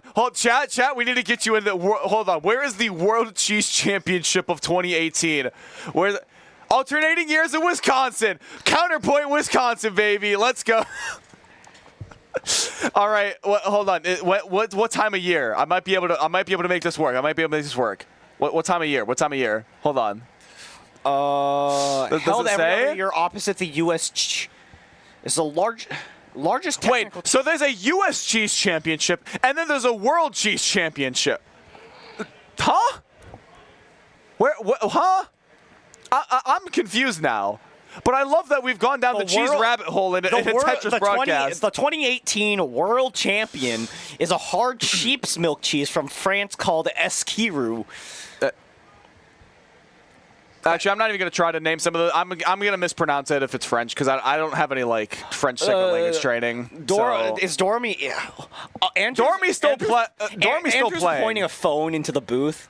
Hello, we're talking about cheese, Andrew. Wait, hold on. I don't think you can hear us, Andrew. Hello. This is good. Did we get the clip? Okay, I think we. Thank All you. right. All right. I shouldn't Anyway, have thrown it that way. I should have kept it over here. all right. Yeah. So cheese is great, you know. And all told, Wisconsin won best of class in 46 categories with 129 total awards, first, second, or third to win the overall medal count. if anyone ever shames you for being from Wisconsin, just say counterpoint Wisconsin and direct them to all of the cheese resources that you have at your disposal. The top cheddar score overall was 99.5 for a mild cheddar aged 0 to 3 months by Team Middlebury of Cabo Creamery Cooperative in Middlebury, Vermont. How do you calculate a 99.5 score for cheese? How do you calculate score for anything subjective like that? Is this subjective? Maybe Wisconsin knows what objective good cheese is, and that's why they're good at it. They just know. Who's on this board of cheese judges? You know, hey, that's a banger job title. All right. Are you going to be like Cheese Guru Commando now? I'm gonna be honest. I feel like I'm not the best. Not the best. I feel like I'm not qualified for that kind of thing. Really? Is it because you have not lived in Wisconsin for What's the however many years? What's the equivalent of like a sommelier but for cheese? Oh, Is there I'm a not word gonna, for that? I don't know if I can answer that question. Hold on. We have a computer. We have the power of the internet. All right. We're on a mission. Honestly, I have not checked the Twitch viewer numbers. I pray that everyone's just as invested in this as we are. Coffee. No, for cheese. You spelled cheese wrong. Okay, now you got it right. The cheese equivalent. Oh, that's. Let me see. Yeah. Okay. The specialist for cheese is called a fromage. Fromage. A Fabergé egg. Or cheesemonger. I think we'll go with the more French-sounding word here. Wait, hey, I saw a Cheese Whiz over there. I saw a Cheese Whiz. Hey, we know a Cheese Whiz over here in this community. Hey, shout out to Cheese Whiz. Oh, actually, yeah, you know what? You're right. I think we do actually have a certified cheese critic. Shout out to Cheese Whiz, by the way, if anyone doesn't know. Is it just twitch.tv/Cheese Whiz? Probably. I don't know. But I don't think Cheese Whiz is... Wait, is I here? I feel like I did. Have I seen a Cheese Whiz today? There's too many names. I don't know. There's too many big names. Oh, man. What an interesting tangent. You know, I probably should have used my riddle joke, but honestly, this cheese tangent has been much, much better. First runner-up was an Austrian cheese. I'm not going to try and pronounce that. And then second runner... Oh, okay. But hey, speaking of cheese, we're gonna get some Phase 3 play here between OSW and yeah. Jaden I mean, we haven't seen the end of cheese here, and it looks like we are about time to leave this cheese tangent and go to the Phase 3 plays that these two will pull off. Now, again, similar to commentators' Chris moments, I cannot count the amount of times that we have seen OSW and Jaden in a winners finals, in a grand finals, in a bracket reset grand finals. But every TEC tournament, if these two are in it, they're top two. We're seeing them in winners finals. We're seeing them in grand finals. This is maybe the 1 year where the grand finals part is not guaranteed. Honestly, I thought the winner's side was not guaranteed. But alas, here we are. We got, again, the tried and true matchup of TEC, the best in the West. Dom said in chat, I wish both of them could win. I wish, like, all of top 8 basically could win simultaneously, because all of them are just, like, so extremely good. Alas, only one can come out on top. I think you can see in the reflection on the camera, I think Jaden's playing Master Mode right now. Yes, Jaden is warming up with Master Mode, and OSW is just taking a gander at it, I guess. I believe that is an M30 start. So I wouldn't be surprised. Jaden's been working on Master Mode, and also, yeah, I forget which controller Jaden's been using for most of this tournament. I mean, it's one of the liberalist ones. I mean, yeah. Jaden's gotten that muscle memory in after using the hitbox after so long. Yeah, exactly. And looks like going for something a bit more compact, easier to travel with. It's. Oh my goodness. Wow, we are. Count the pixel challenge. Let's see. How many times have we had to deal with like really, really bad video quality? Honestly, though, this is like some next level zoom in for stream. Honestly. You really can't. I know we've had like great players here. We had great matches. We've had great commentary from other people here. But like, really, we have to give such a big shout out to production, because without them, we wouldn't be able to have But like, I remember seeing, especially for like Classic or whatever, that Game Scout would like for videos that were like recorded a little bit like improperly, they would fix it in post and kind of like edit it to make sure you could kind of watch it what it would have been like at face value. But you don't see those edits live. Trying to look at that zoomed in actually made things worse. I can see a significant hole in Jaden's stack, but like it's M30. I don't fault. Yeah, no, but like Jaden's getting that down stack going, and you can see with those bright flashes of white that Jaden's still hard dropping, not relying on the lock delay that M30 has, which, for the record, is insanely short. I mean, it's what, a handful of frames, I think? Like, maybe, like... I don't know 3 to 6? Was that an all clear? Was that an all clear in Master Mode on M30? You know, it's M30. I probably missed it. Oh my. So I can see this is why we've been getting held up a little bit. Oh my goodness. Yep, and yeah, so we can see is again Wiley as well, one of the most knowledgeable folks for the TEC things. Oh, it's almost PB. That's why they're not making her stop. Okay. All right, Andrew apparently is not vibing with it, but again, if it's a PB, yeah, that is yeah. Yeah, I mean, yeah. 5.5 frames. You know what you could be doing instead of looking at that information? You could be taking a shower right now, Wiley. You smell bad. Oh, we're still on this topic. I don't care. Wiley. See, the thing is, Wiley has a reputation of not listening at all when people tell him to do stuff that is kind of important, like going to bed. Okay, well that's like 20% of the community though. Yes, that doesn't change my point. But I don't want to pick out Wiley for something that many other people are, fall victim to, like, oh, I have played Tetris. Oh, it's 3 a.m. I should have been to bed a little while ago, but I'm going to keep playing the Tetris game, Let's see this down stack, though. I'm curious if it's a PB on score or a PB on lines. I'm assuming it's on lines. Yeah, I mean, I don't think... oh, was that not... That wasn't PB, was it? How many lines was that? Can you point to the... Can you spell it out with your fingers? How many lines was that? I don't know if they can hear us on stream.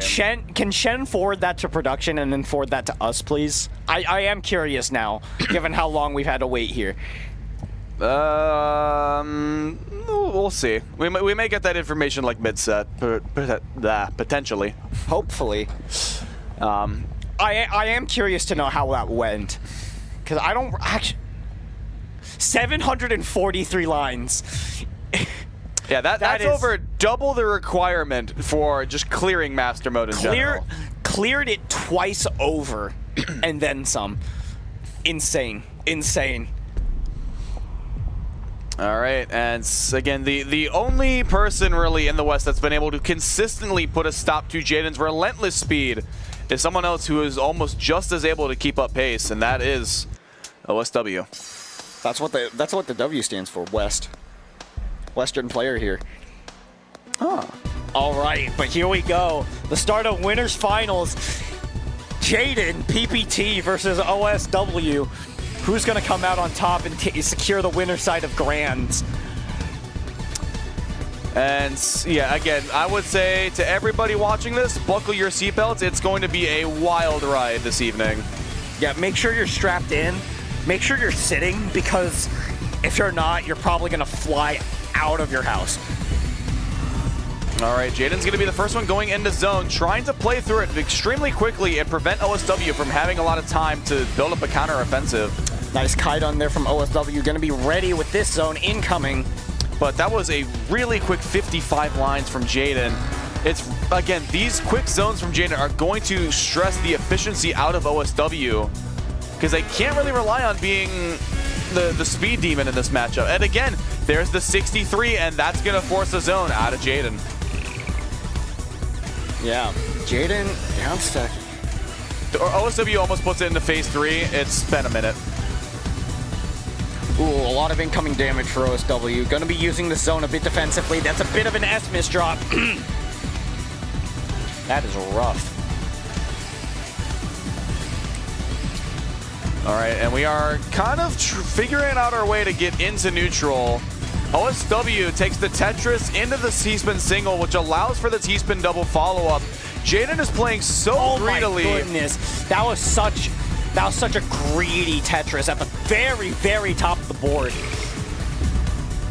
All right, and again, yeah, only 13 lines out of that Octorus. OSW had some time to dig out of that situation. How's this gonna be? 33. And Jaden's going to have to rely on... Jaden doesn't have a lot of room there to try and downstack. Greeted a little too much for that T-spin, and that's going to cost her the first round. OSW with 131 APM. And you can see as well, OSW also outsped Jaden for most of that round, 150 compared to Jaden's 149. Again, relatively at around the same 2.5 pieces per second within guideline restrictions, but again, Jaden's so used to having that speed advantage she can't really play to that as well when OSW is keeping up pace. Ooh, a very early half zone here from Jaden. And the intentional top out, but again, it's not going to send a lot to OSW, and OSW is going for the kill shot in phase 1. Yeah, you don't see a lot of phase 1 zones from these players, and that is too much for Jaden to try and tank.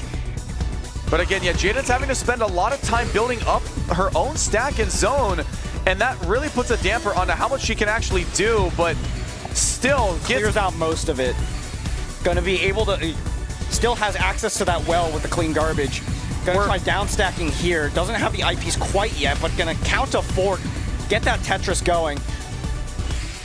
Again, yeah, where many players would have faltered, Jaden able to get the resources out necessary to prevent that early top outs.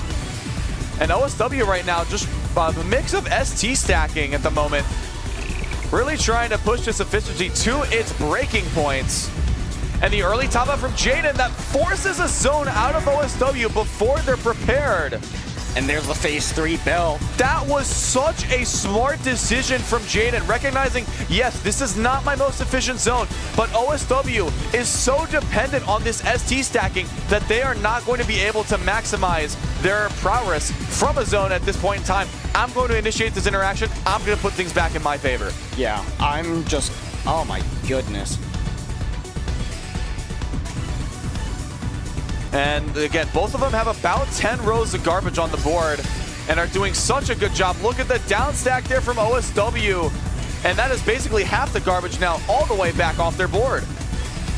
Yeah, Jaden's up stacking on top of this garbage right now, kind of dismissing it as no concern at the current moment.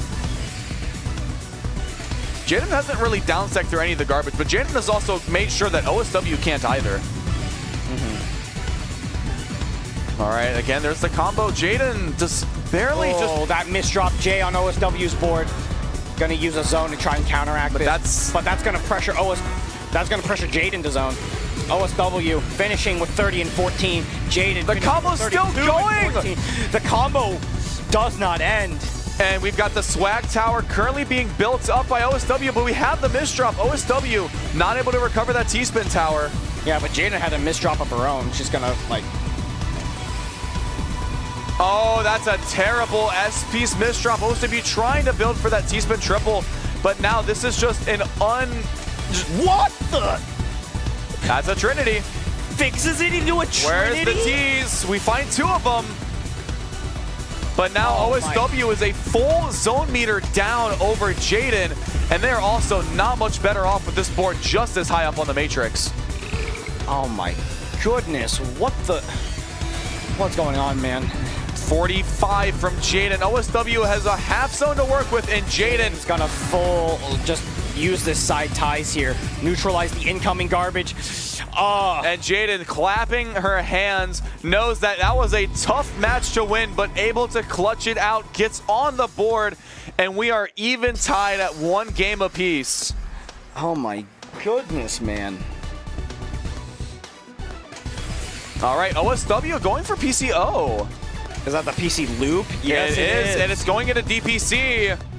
We haven't seen anyone really try this recently from OSW. Oh, the misdropped eyes. Unfortunate. Oh, and that's a defensive zone out of OSW. Early top out to make sure they don't fall too far behind. Jaden has full zone here. Really has control over when. Well, OSW sprinting through, though, gonna really close that gap. Again, because the zone meter charges so fast in phase 1, OSW recognized if they're able to top out, start building up that next zone meter, they will not fall far behind. Oh my goodness. Did Jaden miss a PC there? I was not paying attention. Unfortunately, I was looking for OSW's. That's still an ulti. Incoming garbage for OSW. That garbage is tankable, but OSW is not going to take that risk, and I think that's a pretty safe call to make. Better to be safe than sorry. T-spin double up to the top, getting that ulti, sending 57 attack over. And well, we're at a weird spot where now we have neutral, but it's not phase 3 yet. We're at a phase 2 situation. Fractal there from OSW. Jaden waiting to tank. I'm waiting for one of them to start zone because we are at that threshold, and it's gonna be Jaden, yeah. Jaden gets a timer for phase 2 zone. OSW is not going to be so lucky this time around, but is trying to fight it off with that zone, and look at how how much able to tank that first chunk of garbage and still doing fine, save for that miss drop. But, I mean, hasn't stopped OSW before. We all know OSW has really good recovery. That's why Kirby's his profile picture. Oh, but it's, again, there's so much garbage now coming out from Jaden. Jaden has no garbage on the board. OSW finds some daylight. Ooh. Things were looking real scary there. Dude, the RNG for OSW there had a 1 in, I think 1 in 1,000 for 3 clean rows of garbage. Or no, 1 in 100, sorry. Oh, but it allowed for the Tetris early top up from OSW. OSW is going to need the miracle down stack of a career to save themselves from this, but we saw what they were capable of against Dormy earlier. Insane down stacking prowess here from OSW, managing to put the S in survival. Things are looking really good for him right now. And again, like, somehow Jaden has had full zone meter but hasn't found a good time to use it. And now Jaden is getting pushed up just as much as OSW is getting some breathing room. And you can see that little nod there from Jaden, not really happy about that zone. And OSW gonna try to put things away. Yeah, OSW down stacking towards the bottom, sending 38 attack over to Jaden. Jaden not quite able to deal with it. And you can see, again, 3-minute match between Jaden and OSW. Their speed was tied, but OSW had the edge on efficiency there. Oh my goodness. And after all of that, we are, I think, over 10 or 12 minutes in, and we are 2 games to 1 in OSW's favor. OSW seems to have leveled That's up. a greedy swag tower. Jaden, no zone for the counterplay, but manages to get the T-spin tower off. Again, if Jaden was just a single piece late, Jaden would have lost the round, and OSW would have been on match point. Yeah, I mean, clearly it goes to show that OSW also leveled up in that match with Dormy previously, because some of these plays have been extremely nutty, extremely crazy. And Jaden right now has a really nice 6-3 well that she's going to be able, again, cashes out on all of those, Tetris's worth of garbage. OSW. There's the swag tower. Are they gonna zone? And there's the 2 T pieces coming right back to back. There was a lot of combos involved in that one. Only 53 though. Good IRS find to finish off that zone though. Let's keep an eye on this. Again, OSW sends it into phase 3, but Jaden's the one sending that last zone. 56, but OSW barely feeling anything from that last attack. Look at this. And both of them now are very low on the board. They have a lot of resources to work with and to try and push themselves to their absolute breaking points. OSW tanking a little bit early. Yeah, this down stack's looking pretty good. And Jaden tanking a little bit more towards the end of those sorts of volleys. Waiting the T-spin tower. I think OSW wanting to tank and time the attack. Yeah, and look at that combo to boot. And you can see it's forced Jaden to pop a defensive zone, exactly what OSW was looking for. Jaden's zone seemingly got cut short there. How is OSW going to handle it? Answer very well with that 48 ulti. And that's going to top Jaden out. OSW taking this to match point. And again, Jaden was actually speeding a little bit that round, over 156. And OSW just, again, they went in equal to phase 3, but Jaden just somehow, again, neck and neck, but OSW slowly but surely manages to push up Jaden up on that stack. They seem to be just a little bit more comfortable with phase 3, and I think that's what's giving them a lot of these successes. Yeah, just as a quick update for those who aren't tuned into the side stream over at twitch.tv/EdgeTE, Dormy just beat Firestorm 4-2. So Dormy will be moving on to face the loser of this round, which, I mean, if numbers forecast everything, which they don't, it's going to be Jaden. But we'll see, because this match isn't over till it's over. Bit of a side 4 wide there. Beautiful cut copy from OSW. Wumbo's out of the tournament, but his spirit lives on. And again, nice 6-3s from both OSW and Oh, Jaden. that was such a clutch T-spin double there. And the very nice STSD conversion. Very good STSD find there. Has to have a couple of skims cleaning up that right-hand side. Still manages to grab the fractal while it's open. All right, Jaden only needs to counter 10 or so lines. That's going to be 46 plus to OSW. And again, this is Jaden. Are we gonna see a repeat of last year? Can Jaden do an insane play like that this time? OSW sending 52 attack. Jaden doesn't actually have to counter any garbage. Let's see how this down stack finishes. Pretty solidly, 15 combo. OSW having to do another zone to play defensively, but that's gonna be a top out. Jaden still staying in this. 2-3. Jaden still has to come back, win 2 rounds in a row to make sure that that she can stay on the winner's side. And you can to see be her. fair, they were both almost 160 drops per minute. That was the fastest we've seen both of them for the evening. You could see Jaden had a deep exhale there at the end of that round. Can't imagine the tension that both of these players are going through.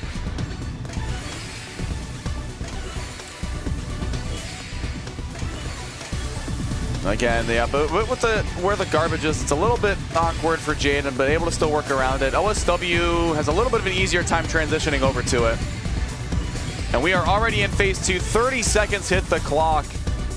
No zones in sight. But we do, okay. All right, I'll leave. I love that they both zoned at the same exact time as if they both heard you and were messing with you. That was a the attack ulti. And we are getting King Crimson to boot. OSW putting on a show, trying to be as flashy as possible. Phase 3 under a minute. And Jaden is seemingly at a loss of resources. Oh, but it's not the end quite yet. Jaden still has a little bit of fight left in her. Still has reaches the end of the queue. Still can downstack this. Still in possibility. There's a C-spin for OSW though. That's not gonna look pretty for Jaden's incoming queue. That's a bad team misdrop. Jaden's gonna have to use some pieces to remedy that, but there's not enough. Jaden calls it quits. OSW moving on to face the winner of Loser's Bracket. And again, Jaden, I know we saw the 71 from Dormy on the Ultimate just earlier, and OSW was like, actually, you know, I know you're commenting on this lack of zones. Let me show you a little something nice just to add on to this. 70 and just attack zone. 70 on an we've seen 2 zones, Ultimatris bonus, no Cultris bonus, that have exceeded 70 lines of attack. Even if you do nothing but Tetrises and T-spins the entire zone, it is possible to get under that number. You have to get like the maximum amount of T-spins you possibly can in zone and only take a Tetris when that's like your last line of defense. Yeah. And that is, oh my. So Jaden's going to be facing Dormy in Losers Finals, by the way. Unfortunately, I understand where that's all coming from, but the fact, like, we're running out of people at this point. Yeah, right. We are While running. that happens, I'm going to use the bathroom again. I've been drinking too much water. This is a problem. I've been drinking not enough. So. Like, combine this together and we are properly hydrated. All right. Well. All right, and I'm good. I'm good keeping this in. Again, I haven't finished my bit. All right, we haven't let Invisible Commando talk about the next match. Now, again, I know we've seen some 70 Ultimatris attacks, but however, I'm curious to know what you're expecting to see from Jaden and Dormy with this storied history.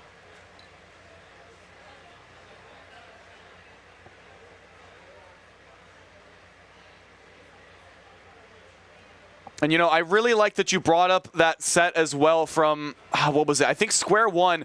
Again, the relentless back and forth between Dormy and Jaden. Even as Jaden has seemingly shot, his skill ceiling has shot through the roof, Dormy's ability to stay unwavered has not been tampered in the slightest. And honestly, this could be another 4-3 set that we're taking a look at here.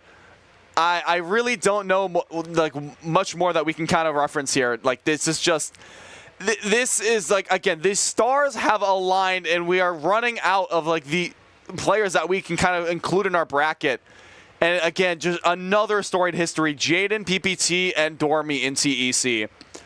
Like, again, I feel like I run out of words to talk about because this matchup happens so frequently, but it is so important.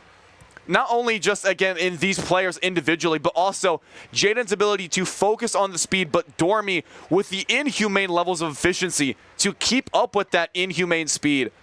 And it just really is something else. Again, Commando, you have anything else to add?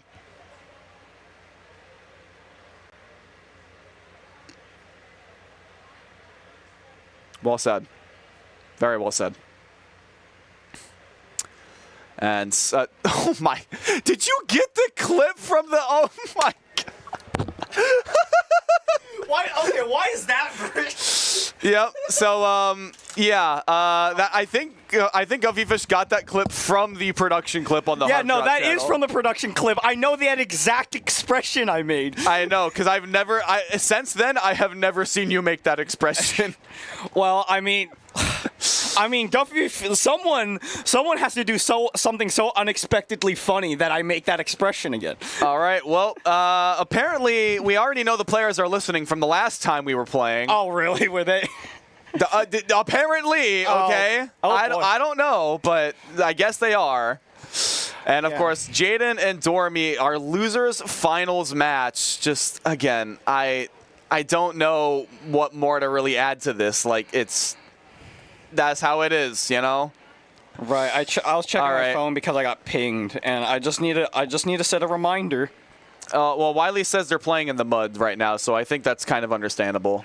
Also, why do we have like 4 different reflections? Don't leak any information.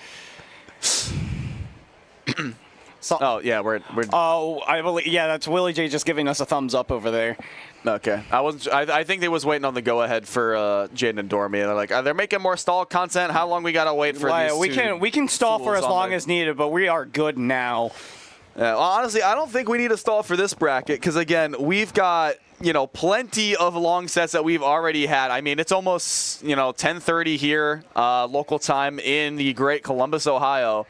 And we've still got Tetrio top 8 to get through. We still have the Cultris bracket. We still have Cultris to get there. I know Cultris bracket's been going, but like, I don't know how much of Cultris is going to get streamed at this rate because we still have the entirety of the Tetrio bracket to finish from top 8. Yeah, top 8's going to be nasty.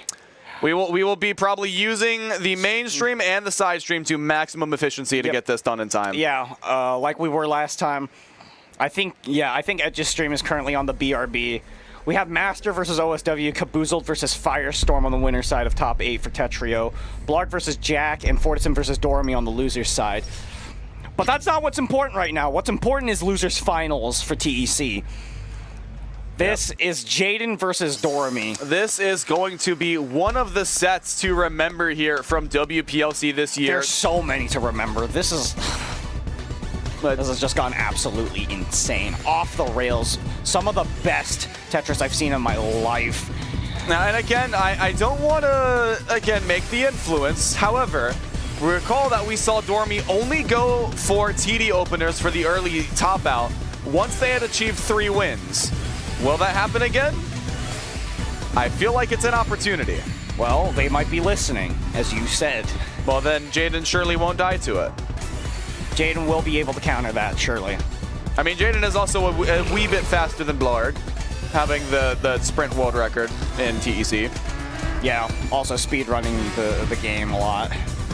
Just a little bit. Finishing with 51 attack there. That's a big zone for Dormy. Oh, and there's the Cultris 73 attack, meeting Jaden on a completely empty board, catching her basically off guard.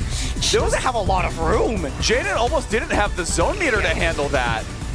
Yeah, she had that one line came in so clutch.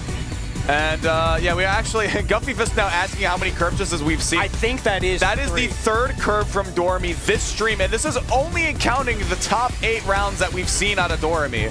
Yeah, like I think there have been quite a good amount off stream as well. It's hard to count. I haven't been keeping track. I don't know all the off stream ones. A minute and a half. Dormy looks to be building up the T-spin triple into a center wheel continuation. Jaden trying to match pace. In that back-to-back strong. That was such a beautiful prophecy. Well, thank you. Why are you taking the compliment? Well, apparently it's in my job description now, just indirectly. So who's... All right, and both of them are at about a quarter zone apiece. Dormy has a lot more garbage on the board, but keep in mind, Dormy was able to keep pace with OSW's levels of offense. Like, I mean, if there's anyone to keep pace with Jaden, it's probably gonna be either Dormy or OSW. Oh, that's a pretty nasty miss drop, though. It might not be this round. Oh, that's 2. That's too many. Can't even make it to 3 strikes before Dormy is out as Jaden is taking round 1. Yeah. Productions just say Dormy traveled to the U.S. just to flex on us. I argue it's him getting his money's worth. Oh, definitely. But I mean, there are definitely more reasons for Dormy to visit a WPLC besides, you know, just to prove their dominance in guideline titles and also block stackers. I mean, you know, that's part of it, I think, but there's more to it. Dormy has PC parity. I'm scared. I don't like how close this is to PC. Oh, eyepiece, man. It's an ulti. Weird ulti finish, but that's 62 attack. How's Jaden? Ulti finish, 56. Right about evens out, and there's the PC. All right, well, I think for Jaden's sake, I'm glad it was not in zone, because that would have been a lethal spike. If Dormy started PC looping in zone, we might have. Oh, there's the DT. Not exactly DTC. A little skim over the well just to, again, kind of re-clean that stack back up. And even still, Dormy's still accepting incredible amounts of garbage. Jaden having a little bit of a rough time, close to the top of the board, so these options are running dry pretty quickly. But cycling very nicely to that Tetris.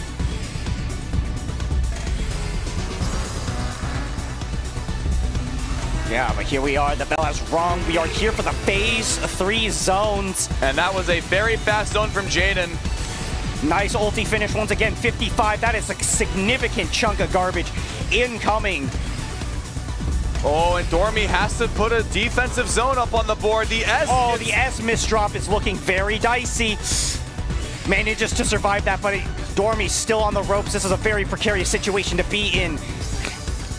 But Dormy's finding such a down stack. Oh my goodness. And intentionally bails on the down stack combo, realizing that there's a better continuation if they snap the combo. Oh my god. Flex. I think that might have been too much time. Might have been, yeah, no. Dormy was really trying hard there, but that's not going to be enough. Again, yeah, 135 over 116 from Dormy, but Jaden has the advantage in speed and damage. Dormy getting pushed to their absolute limit against Jaden, and they're going to need to really start having some lift under their wings and turn these things around. And just to confirm again, yes, Tetrio top 8 will be after our TEC top 8 finishes.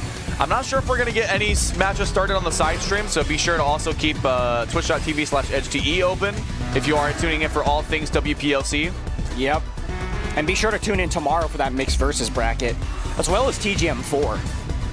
And we got 2 events happening as well on the Sunday docket. Yep.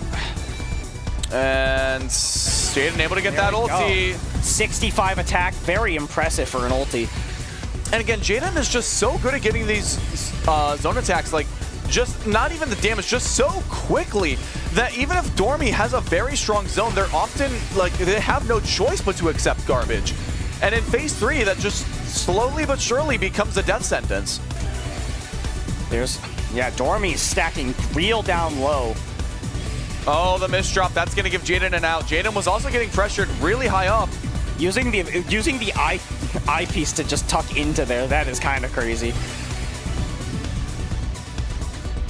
Oh, no. And again, Dormy's just having a lot of these hesitations. They have to zone on the defense even before we hit phase 3.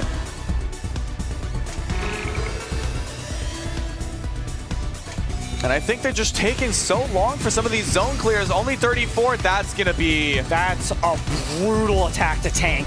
But Dormy has no choice but to tank at least one of those. Doesn't have the room to just, like, lines.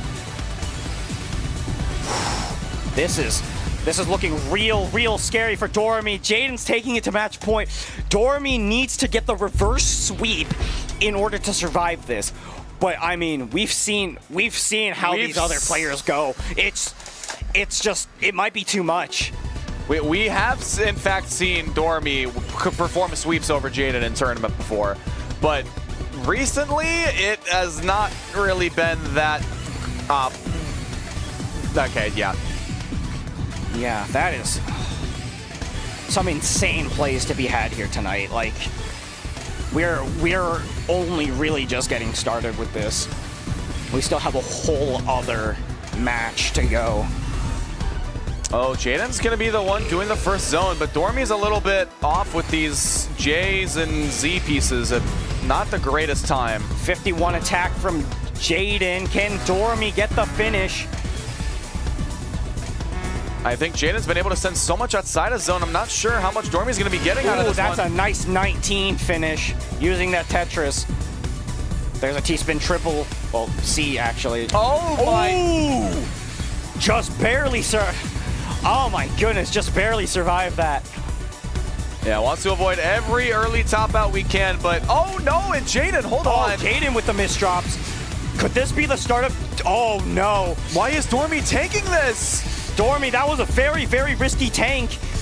Again, I know some players, when like their back is against the wall, they'll play very conservatively to try and stay alive and avoid any aggressive misplays. But Dormy has just turned up. Dormy doing a very aggressive down stack right here. Has that nice T-spin. That was such a good prophecy. And perhaps the best defense is a strong offense. How can opponent attack me if they cannot? Oh, what a setup for the overhang. That still works. Look at that fix. That fix was so good for Dormy. Oh my goodness. I hesitate to call that a fix. That was 100% intentional. They knew exactly how that board was going to resolve itself. That was like a whole plan B. That's crazy. And a beautiful finish to this zone from Dormy. Yep, that's the ulti. 52 attack. What is Jaden going to do and try and contest that? Answer, not nearly as much.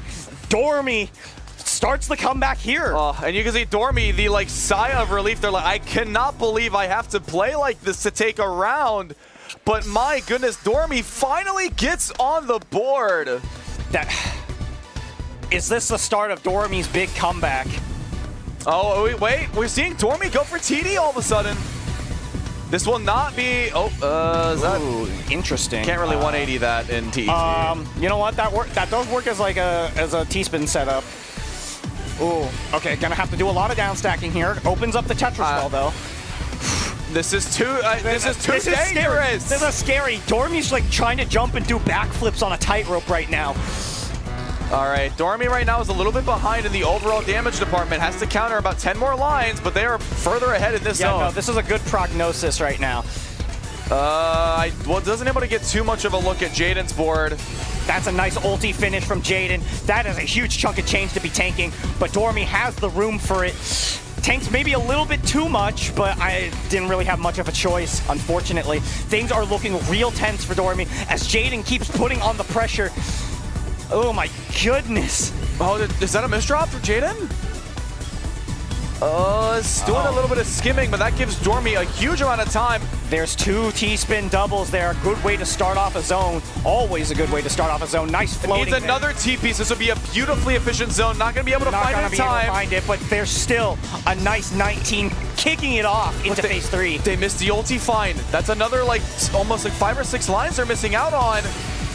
And Jaden with the ulti, neutralizing that. We are perfectly neutral going into phase 3 here. Nobody dealing with cheese except for the ones that Dormy has been sending outside of that zone. Bit of a misdrop from Dormy, but that's quickly remedied. Has a bit of a back foot on this because of all this pressure that Jaden's been pushing up.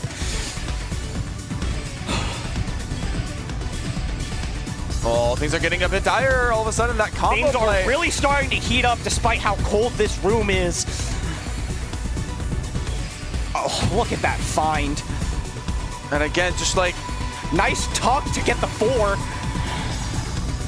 All right, and another T-spin there from Dormy. Jaden is consistently, despite having this look at that ice spin. Good ice spin. Dormy is trying his absolute best to keep this pressure going. Oh, Dormy going for a bit of an aggressive zone, making sure that this timing is going to hit Jaden before she can get the zone and look off. at that triple. And Jaden starting to down stack with this side ties. Can she make it all the way through? Can she manage to survive? There's the end of the garbage queue. Manages to manages to down stack all the way to the bottom. But Dormy has more cheese, plenty where that came from, courtesy of France. Oh, this is a huge spike. 2 T-spin doubles into the Tetris. Oh, Jaden's greeting real hard for that T-spin triple kick. The Zeke triple from Dormy to keep it clean. Jaden entering zone at a super, super scary height. Canceling out the zone there with that L drop. Dormy has nothing to cancel right now. 26 lines, almost That is all. a huge attack, but Jaden has the right pieces for the downstack, still able to stay in this. Dormy doing absolutely everything, fighting for his life right now. Sending the STSD over, but Jaden still has stuff to counter. Greedy half zone. Oh, the O gets stuck. No, the O gets stuck. Things are real close. That's such a risky Z-spin, but it worked out, but it's not enough. Oh my goodness. Dormy fighting for his absolute life there, but it wasn't enough. Jaden is going to be coming back to face OSW in grand finals. Oh my goodness, man.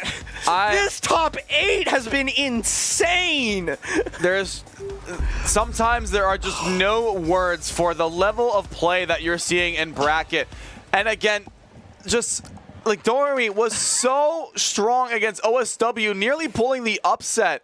But again, Jaden just was able to continue to outlast Dormy despite having the misdrops, keeping pace through them. This is all I have to. This is all I can say on the matter. Okay, all right. Well, what else? What else can I like? Maybe a good job. I don't know. I don't think there are enough words to describe how good of a job those players did. I'm just gonna hold this up. All right. You do that. You do that, Commando. Just like, oh my goodness, man. And we are down to our last round, and probably the last round where I'll have a voice, to be honest. The culmination of this entire, like, extremely stacked to heaven and back. Oh my goodness. Like, so many players fought real hard, did everything they could to stay in this bracket, and still lost. We are down to just 2. OSW and Jaden. Jaden trying to get it back after losing to OSW there in winners finals. OSW, you know, trying to finally take it home, trying to finally end this bracket once and for all. And honestly, Jaden is probably like, I think, honestly? Oh my goodness. I think the issue, again, is like, and all of these cases, and again, I don't want to like paint a storyline necessarily, but like many of these cases where we've had OSW and Jaden, it is by far OSW's advantage more often than not. Even if Jaden wins in winners finals or pulls a bracket reset, we have almost always time and time again seen OSW win these tournaments. but this would be a beautiful opportunity if Jaden is able to swift that momentum, bring it from that set versus Dormy, understand and be like assertive with that offense and say, this is what I'm here to do. Pulling an upset, a double upset over OSW would be a spectacular crowning achievement, I think, for Jaden. Honestly, this entire competitive year. Jaden has a real Herculean task here to try and get back this tournament. It's entirely possible. We've seen here, anything is possible. And honestly, a lot of things that have happened that have like kind of contributed to the growth of OSW have primarily been pioneered by Jaden. A lot of the like improvements that Jaden has seen, especially within the past year, going from elite to top of the line, has been grinding that sprint, and OSW has been able to match pace. We've seen Jaden being the first Western player since Dormy in 2020 to take a set off of Vuya Shota, and shortly after, OSW followed suit. Again, a lot of these achievements, they are neck and neck with each other, and it has literally just been the head-to-head matchup where OSW has had the advantage. And honestly, I don't know. It's only going to be a matter of time, I think, before we see a set where Jaden really gives OSW a run for their money, and she may emerge victorious with the double elim over OSW. Oh my God. This whole, I mean, not just this top 8, but like this whole tournament has been a treat to watch. There have been so many good matches up to this moment. Like Wumbo Wumbo being eliminated in top 8 from Blarg, but like you can see people are starting to face the screen here. Like this is you need to be watching this match. Like one way or another, you have to stay tuned for this. There are so many stepping stones to get to where we are right now. I have never seen anyone build 6-3 on top of I think that was SDPC Spin, but you know, it worked out. And honestly, it sent those 2 rows to OSW, which again are technically cheese, but that T-spin single. New topic for Tetris discussion. Have openers gone too far? What kind of nonsense are we setting up? Okay, there's a T. I think I'll deal with the TST tower presence. That's the most mundane thing we've ever dealt with in comparison. Look at that. That old combo, by the way. That was a curve. That's an 80 curve. How? I'm sorry. We were barely like that. And Jaden surviving? Oh no, Jaden needs another eyepiece. That zone barely started. That was all under a minute. Hello? 8. Are you kidding me? 800 zone. 800 zone attack per minute. That was an 80 zone in legitimately 6 seconds. You could take that entire zone, condense it into a vine, and you wouldn't have missed anything. That was that was a zone that fit in a vine. Oh my goodness! OSW, what are you doing? And again, a 38 Perfectress. Many players could dream of getting a Perfectress, and OSW shakes their head. That's not good enough. I'm aiming for better. Oh my goodness! What has possessed these players? Well, we've got the 25 Dodecatress again. Like the numbers right now are not too high that we are seeing from OSW this round. I'm sorry, I'm too taken aback to comment on any other zone that has gone on right now. What's my heart rate at? A lot, probably. 106. That is. OSW's about to zone attack higher than your sickened heart rate. If my heart rate reaches higher than your APMs, make sure. It sucks because I I am first aid certified. I can help if other people have a heart attack. I can't help myself. There's another T-spin triple tower that OSW is going for. Oh my goodness, the eye misdrop. Is that going to hold them back any? Okay. Decent bit. Look at that Z-spin. Finds the Z-spin in that cacophony of garbage. And still out-damages Jaden's zone by a full 10 lines. We can't comment on anything anymore. Like I swear to everything I think is just gonna one-up itself within grand finals. Oh my god. OSW has that 2-3 wide well. Look at this down. Oh. Again, Oh, Jaden top. Oh, no. Misdrop in zone is very unfortunate, but you can see as well, OSW was not getting a lot of mileage out of those zones. They were just keeping up the pressure outside of zone, and that was more than enough. Oh my God, man. But OSW now halfway to victory. 2 wins. Again, even in grand finals, we have first to 4.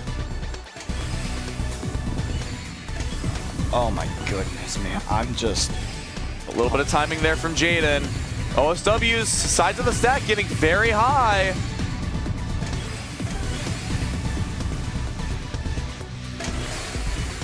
Oh my goodness, man. It's like...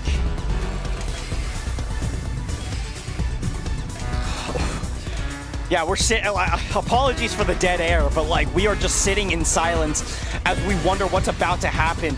There's a 62 ulti from OSW. Jaden playing this with some pretty solid efficiency. There's the eye. There's the 62 and another 62 ultimate Triss answering blow for blow, mano a mano. Jaden and OSW. They're going like toe to toe here. Like it is just exchanging blows right now. Neither player really in the mood to falter. All right, well, we are in phase 3. OSW has an abundance of garbage on the board, but Jaden goes for an early zone. This will give OSW time to fix that stack, and honestly, it'll enable them to utilize their stack. 18 was very nice. Unfortunately, the pieces didn't follow for the curve, but... And honestly, OSW didn't get to use as much of that board as I initially had anticipated, but the combo was still there, and that's going to be quite good. Oh my goodness. There's the STSD from OSW.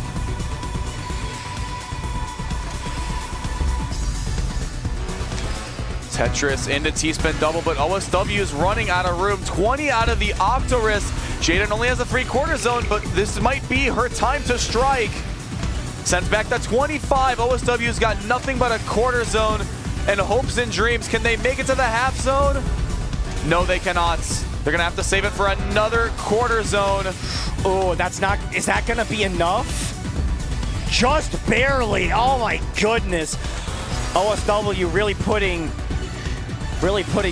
some truth to the fact that the S stands for survival, but that's not gonna be enough. And Jaden able to get on the board, a 151 over 135. Oh my God. Again, numbers that players, even in our top 8, could almost dream of, are going to be executed on the regular between OSW and Jaden. I feel like in the future, when it comes to previous records for WPLC, they have to exclude 2025 for how much this has broke ground. Truly a year shattering every record in the book. Maybe books plural, I don't know. Do we have multiple records? We probably do. Depends on how specific you want to be with those. All right, a little bit of a tough spot for the Octorus there for OSW. Ooh. Only gets a half zone before phase 2 hits, so it's gonna be a little bit tricky.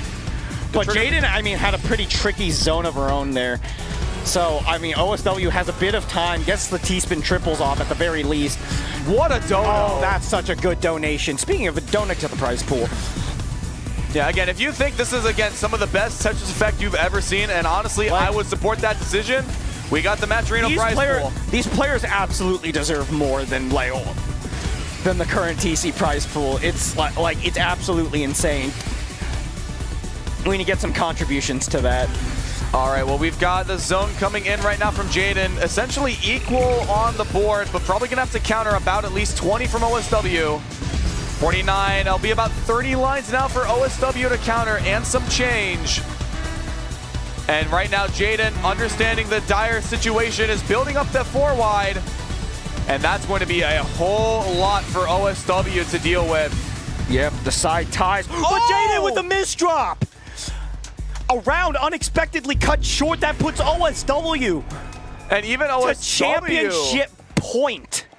Even OSW did not see that one coming, and is all of a sudden they're like, wow, okay, I am up 3-1 against Jaden.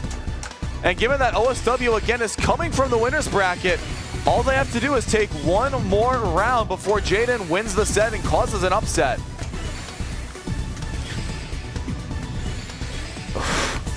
Things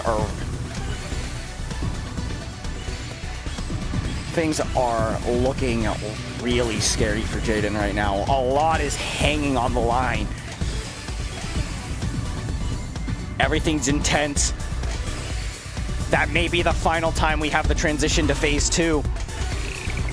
This is a tough zone for Jaden. Can't really clear through the full zone. 43 out of the Dodecatris. OSW's got no garbage on the board. Jaden may need to rely on a second zone to counteract everything that OSW has planned. But will this be 70 Ultimatris? Another! Oh, Jaden has so much garbage to deal with. Hasn't stopped her before, but that is still a real ordeal to take care of. It is going to be absolutely scary to be on. And you can see as well, Jaden is trying her absolute hardest, not only even to just play well, but play at the speed that OSW is building up. Here's a side ties, ripe and ready.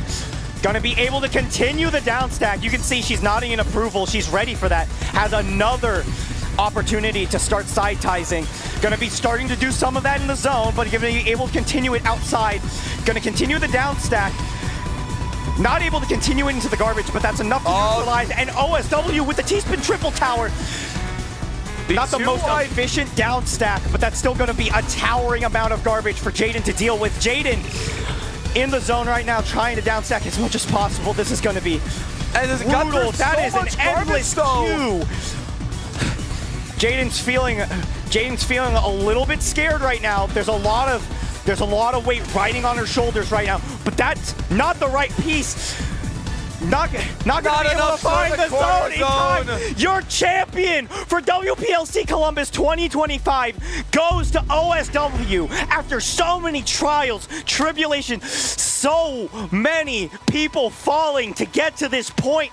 OSW reigns supreme over all of them. I have no other words than holy smokes! Okay, thank you. I got a little nervous there. All right, I'm not gonna be like you for the ups. Thank you. Okay, but yeah, again, I think Commando phrased it quite well. I can see, you can tell everybody watching in the background there. We see the GGs happening in chat. I think they are very, very well deserved. Oh my goodness! It is. That was one of the best TEC tournaments we've seen in just all of the game's history. And yeah, that is just, well, to be fair as well, again, I think we only saw OSW in 2023. I don't think they were here last year. No, they were not here last year. But that one was also a very tight set against Promo. But honestly, since WPLC 2024, OSW and Jaden have really shot above the rest of the talent in the West and made a name for both of themselves. Again, just really being the top two every single chance they get, even above Dormy, who almost pulled the upset on OSW. Yeah, we have to look back on, we have to look back through this entire bracket. We have to look at exactly who had to fall in order for this match to happen. First of all, Dormy, losers finals had to fall. Dormy beating Firestorm before that. And then in the previous rounds, we had Dormy beating Blarg, Firestorm beating Kazboozled. Before that, we lost Wumbo and Master in top 8. And so many more other players, even before our group stage was even finished. I mean, D-Mill almost took Wumbo out of bracket. There's just, again, such an incredibly talented cast here that we've had for WPLC this year. I cannot be more thankful for the amount of people that have turned up and showed up to WPL this year. I understand, if this isn't proof that WPLC is probably the most premier land we have so far, then I don't know what will. I genuinely don't know what will. This is by far and away one of the best brackets we have. I see OSW outside. I think we can get player interview, right? Hold on. Get the door open. Let's bring them in. Let's bring them in for this. Here for a player interview, OSW. We're down to do it if you want to do it. Just follow Twitch TOS. That's basically it. I usually don't. get in here, OSW. I'm just like, we have to like get yourself seated, say hello to everybody. Yeah, she goes around the ears. Just you might need to flip flip the other ear cup around, like that. They're weird. Headsets are weird.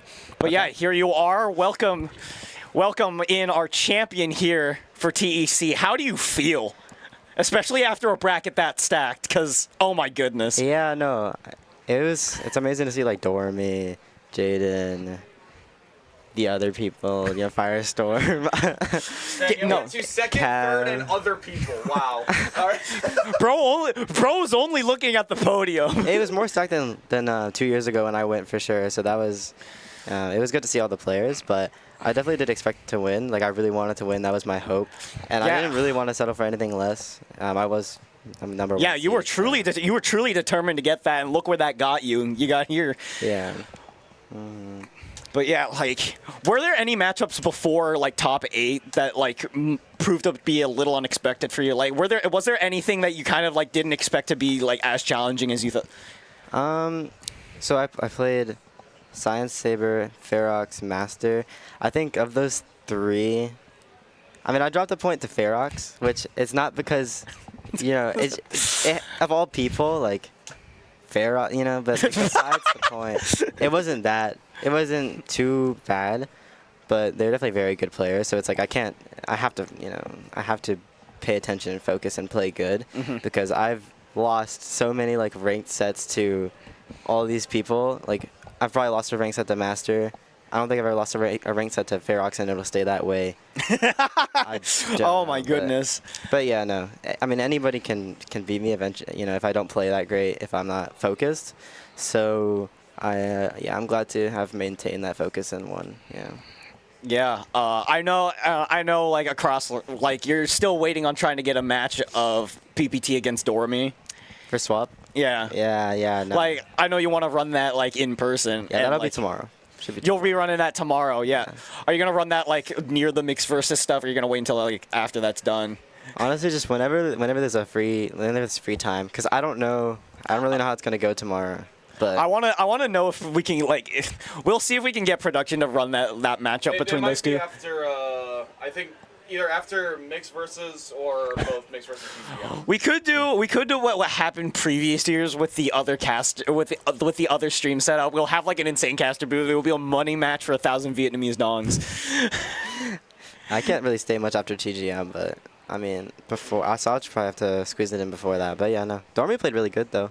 It was 4-3. It was really no, that was a really good match. We were popping off in the booth. I should have lost. I should have lost that set because I was on like row 18. Yeah, no, we were, like, I can say for both of us, we were both impressed by how much you managed the survival there. I almost called it. I think it's one of the times where I've tried to call a set and I was dead wrong. Yeah, like it's crazy. No, yeah, that was a great set. Dormy played really well. He was playing really fast for, I think, his standards. So yeah, I will say, like, Dormy, showing up to this LAN, maybe a bit unexpectedly for some, like, really made a presence here with how well he went through PPT and PPT swap and the TZ bracket as we saw earlier. Yeah. But yeah, any other further comments? You want to make any shout-outs to any certain people? Do you like? Thanks to my mother and my sister for being here, even though my sister does not like planes. But, they... I'd say it's well worth the trip for her then. Yeah. And my mom for giving me Raising Cane's before the top 8. And yeah, Jaden for playing me all these years and being really good practice partner and really good player in general. That pushes me to my... to play better. So yeah. All right.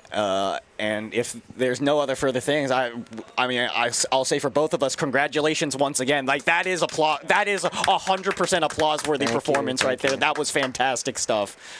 Yeah. But yeah, I think with that, we're about ready to wrap this up and move it over to Tetrio top 8. Things. Oh, you're on stream. Oh, you're up next. You're up next for that. So you might as well get ready for that immediately, and we'll wrap things up here. All right. For the Tetrio bracket. I really shouldn't be in winners semis, but I locked in. Well, I didn't. Really, I don't know what happened, but Hopefully I can get top 3. And play Yeah, you'll be Master. facing off Master again. That's crazy. I don't know why I'm there, but we'll see. We'll see what happens. But yeah, thank you once again, OSW. Congratulations once more. We wish you luck in the top 8 because you'll be on stream. Yeah. Is it the stream still? Yeah, we'll probably have a quick switch between comms, between casters, and then we'll have you back on stream. So you can't rest for too long. I'll see you guys soon. All right. See you Yeah. All right. It's not, we're All right. OSW is going out here, but what a real once again, what a bracket, insane plays from everyone. I feel like I could go back and watch that top 8 through and through. I probably will once I get back. Yeah. That needs to be saved as a highlight for some. It's actually insane how well that was done. I don't think I have any other words except, obviously. All right. Well, I think that's probably our call to swap it out for the Tetrio top 8. I'm not sure who will be getting there on comms, but again, I don't know if we have any confirmed casters. But again, if you thought TEC was ecstatic, I understand. You might be wondering, how can Tetrio uphold to the? I understand Tetrio, is the very it can't. But I promise, again, you've got OSW pull the upset on winner's side. They will give everybody a run for their money, just in the same way. But yeah, any way you slice it, there's still a good bit more WPLC Columbus 2025 to be had. So I know a lot of people are definitely excited for the Tetrio bracket. So without further ado, I think it's our time to get out of here. Yep. Stay tuned. Don't touch that dial. We'll be back with more WPLC 2025 Columbus. But for the David duo here, we'll be signing out. Have a good night, everybody. We'll see you around tomorrow, probably, because I think we'll probably be in the caster booth for that. Probably. With how stacked that bracket is, too. Yeah, but anyways, have a good night, everybody. We'll see you around. Bye-bye for now.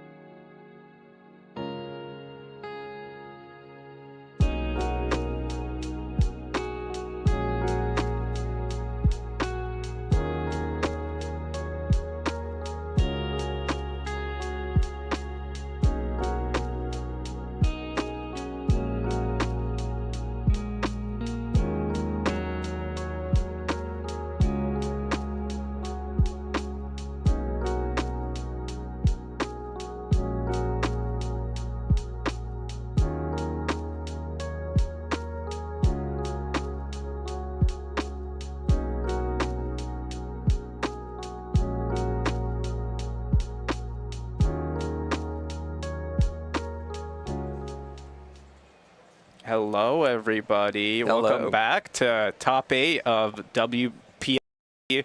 We have Tetrio going on right now, and I know I'm definitely looking forward to the matchups. I've been watching a lot of them. I've been playing in some of them, and it's been really hype all day today. What are your thoughts so far, Polymer? I mean, so far, I was sitting over there at the counter with, I think, Jaden PBT's father. We were just watching the entire,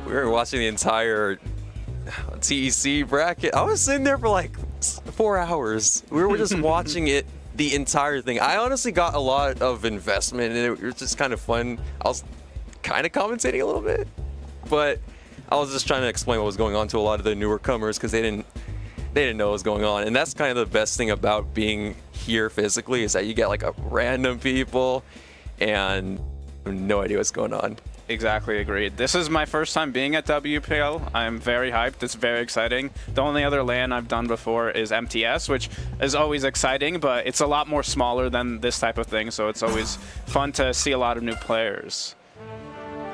But right now, we're getting straight into the action. If people are not aware, it is going to be Master versus OSW on the winner's side of the bracket. And whoever wins this ends up facing Cab in winners finals. So far, I've been watching going off of TEC. The biggest thing I see is that OSW especially has been, and I think even Jaden and Durmy, they're all trying to do what you call the swag cannon, which is a double T-spin triple tower, and then it's like a C-spin on the bottom of it. That's the common pattern I've seen in this tournament today, and it's deadly. It is a definitely greedy setup that people need to try and get away with. If you want to get wins, you got to pressure here. Obviously with Tetrio, it is even more pressure, even more speed, even more action to get all of that done, and we're about to see it. That was a quick warm-up we saw from both players, but I know these players are ready to keep on fighting. Yeah, I could tell they're definitely ready, because the thing is with the TEC, you kind of have a little bit of capping with the DAS especially, so you can't move as fast. But now all limits are off, so they're going to be going at it for the last few hours of the night. Yeah, if people are not aware, Master is actually one of the fastest players in the world. They are, I believe, the third person to ever get a sub 14, and they're just cracked with that speed. Obviously, OSW, we know, has amazing speed in TEC that isn't as fast as Master, but still has that speed. As we can see right now, they're going at 5 PPS here, already blitzing Master, who had a slight misdrop there, and it already cost them a round. I think it's impressive how fast OSW can get a charge and break it immediately. So it's a very good strong point, especially when the opponent's already having trouble with their board. Can see that struggle right now with OSW, especially trying to find that down stack, just unfortunately not fast enough there, as Master is able to tie it right back up. All right, we're coming in with a misdrop, unfortunately, but he corrects it almost immediately, so there's no problem. It looks like he was trying to go for MS2 at the beginning. I think that's the second most used strat in this tournament. I haven't really seen those T-spin, stick spin or SDPC. I haven't seen those. Yeah, it's definitely dependent on the player. Personally, I'm not much for those. I'm the simple TKI guy. It works for me, but yeah, these players are doing all sorts of tricks, openers and beyond. And right now, we can see the tricks are working well for Master. Looks like going for that simple TKI right now. OSW being a little more fancy with these T-spins, getting that pressure up. Both of them have that back-to-back build, but Master decides to cancel, and it is not enough to kill, and OSW is able to counter-spike big enough to tie it right back up again.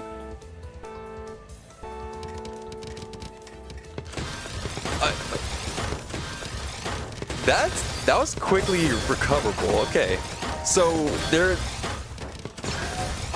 let's just call it a really messy misdrop. Yeah, I mean, I'm surprised they're alive. I thought they were dead for sure. Even if they were able to downstack, it gives Master such an advantage.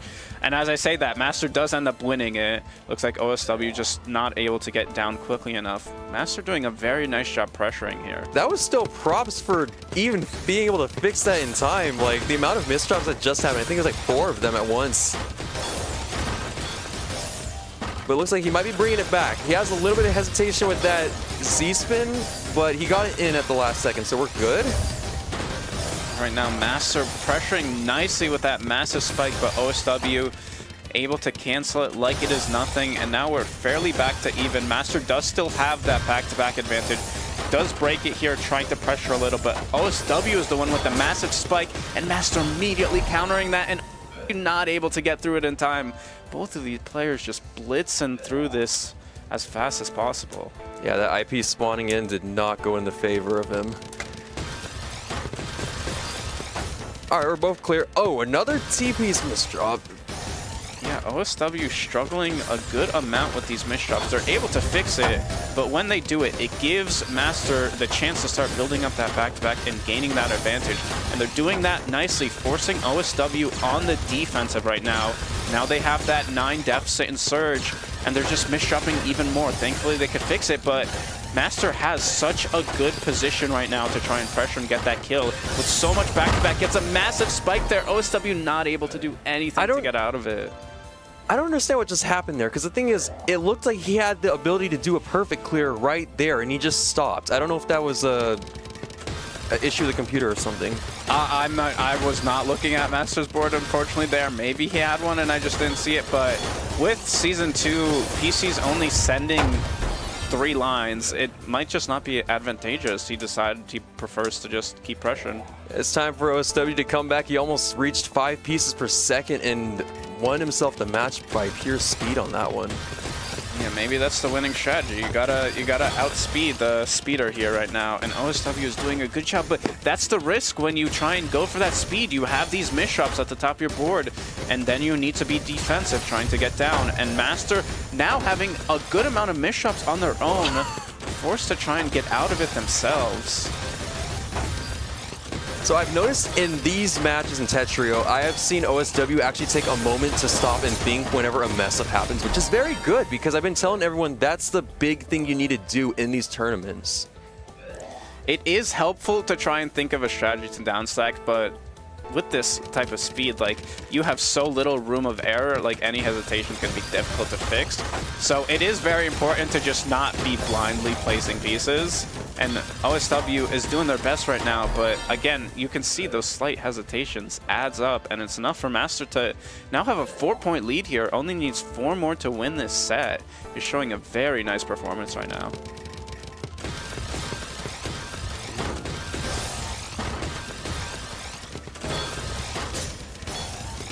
Master breaking that back-to-back by mistake there. OSW in the meantime doing some nice all-spin action, keeping it going here. Finally decides to break, and it is perfectly timed as Master is not able to get to that clean well. Seems like we might be pushing back possibly to another tiebreaker if both of them can keep up their pressure. And well, let's just say it's late night right now. Like, what is it, 11 o'clock? Yeah, I've already been here for over 12 hours. I assume these players have been nearly as long as me, so I assume they are starting to get fatigued at this point. We can see OSW struggling, especially with how many TEC matches they did. They're having those misdrops, and just I say that, Master has their own misdrops at the end there, and OSW capitalizes with a massive spike. Yeah, so at this point, this entire tournament relies on what you did the previous night, whether you slept well or you just decide to stay up playing Tetrio, because this is it. So if you're tired, you're going to have a hard time against your final opponents. Personally, I have been a little bit tired at this point myself, so I can't imagine what these players are going through. Man, I'm checked out. I was playing the tournament earlier, and as soon as 8 o'clock hit, I was borderline falling asleep over there at the counter. Yeah, it is very difficult when you have so many games back-to-back, and we still have Cultris after this too. Oh, yeah. I can't imagine who, like, the people who are also going to be doing that. But right now we're focused on the Tetrio, and the Tetrio, these players are going up. OSW with a massive spike, but Master managing to just downstack it perfectly. Has so much cheese on their board, but amazing job being able to survive all of this pressure by OSW and making it to the bottom. Ooh, we're getting a lot of messy gameplay now. Once you throw down like if you're trying to build a T-spin and you throw down any piece like a Z piece or a J, it just jacks everything up and you have to correct so many things. Yeah, that's what OSW is dealing with right now. Has additional misshops. They just started the round. And now already Master, I was going to say, is in a good position, but has those misshops on their own and is trying to downstack now. And another misshop up top here. And not able to get out of it. But still is at match point. OSW needs to win at least 4 more to bring it to deuce.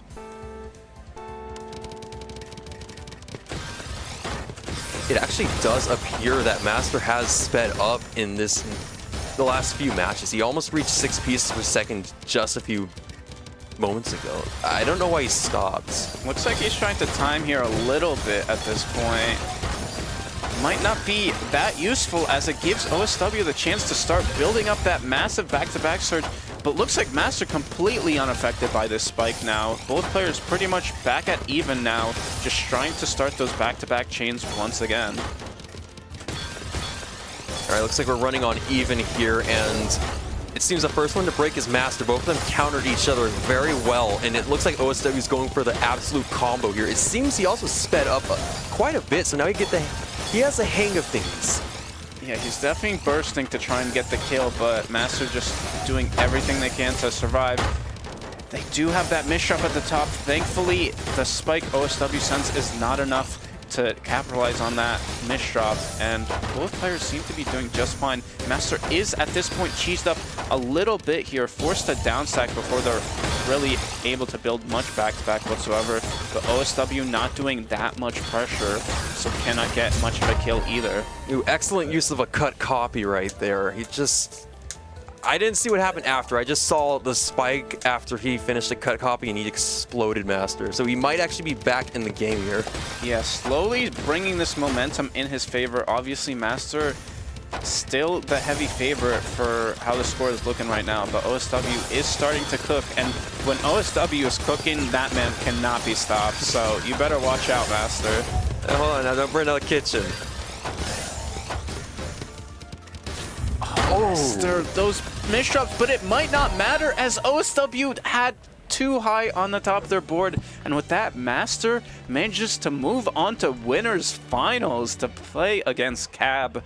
OSW dropping down to losers, going to be playing the winner of Fort versus Dormy.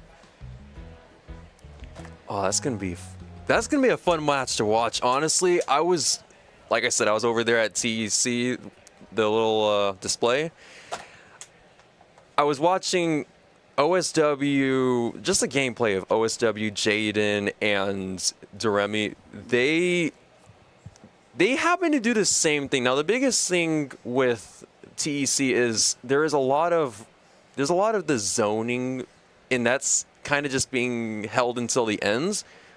I don't know the mindset behind all that because I'm not well versed in that game. But the biggest thing is there's so much use of the T-spin triple and the swag tower we were talking about. It's deadly. And I mean, honestly, I just get hyped seeing 70 lines being sent at once. Yeah, I mean, I agree. It is very exciting. The thing that's, especially with TC, since all of the players are as fast as possible, in Phase 3, you need to counter every attack with your own attack. But at that point, it just cancels everything, except for the TST tower that sends that extra 2 lines, and that's the difference maker, so you got to build those as much as possible. Obviously, it is a little bit more greedy to do it in Tetrio. You cannot get away with greed as easily because players are just even faster in this game. Well, with speed, you also get the ability to use 180. That is my absolute bread and butter because if I can't use it, I'm kind of cooked. Like, I had so many misdrops today when I was going against Lyra, and so many of them I keep forgetting I can't use 180s. So, and like I said, I'm not well versed inside of TEC because I keep forgetting that the zone even exists. I only use it as an attack strat, not defensive. Yeah, it's definitely adjusting period. When I was first started playing TEC, I always clicked the 180 button by mistake, but after a while you get used to it and you can shift around pretty easily. It might take a little bit of time, but with more practice you'll definitely get it down. Perfect. But as for Tetrio right now, next up we have, speaking of speed, we have Fortisim, the former world record holder in sprint, one of the fastest players alive still, versus Dormy. Just placed top 3 in TC, obviously has the skill to back it up. The question is, who is going to make it out top to end up playing OSW? Well, like I said, this is nighttime now, and we're running really late in terms of what time most people would stay out. So a lot of the players are tired. That means this could go anyway. It's like a couple of other tournaments I watched. There was a sudden death bracket when a tie would come up, and the entire team would win. Sudden death would come around. They'd slip up at that end moment, and the entire team would lose from just that one match. So it can go either way. Yeah, I mean, a single mistake in any of these games is so costly. You have very little room for error every time. Just a single misdrop could be over for you, over for the game, the tourney, the set, everything. And I'm ready. I think right now the players are getting set up. So in the meantime, we can cut to a break, but stay tuned. We will be right into action. Oh, that is correct. Before we do have a break, Davo is in the room, and we have a little bit of a surprise. I mean, I kind of leaked it already. Yeah, for those that are not aware, me and Davo are sharing the same shirt. Let me stand up a little bit here. I'll show the back off of that. Yeah, for those who are not aware, who are not fans of Taz, if you check out the Taz YouTube channel and go to their most popular video, it is Taz Open 23 Grand Finals, and it is one of the most interesting sets of all time, is what I will say in a nice way. But me and Davo commentated it, and it will forever live in our hearts, the good and the bad. So shout outs to Davo for that. Commander also said, I don't think I've casted toss since then. I don't think I have. But it was a good time. But yeah, for now, we will go to break, and we will be back shortly.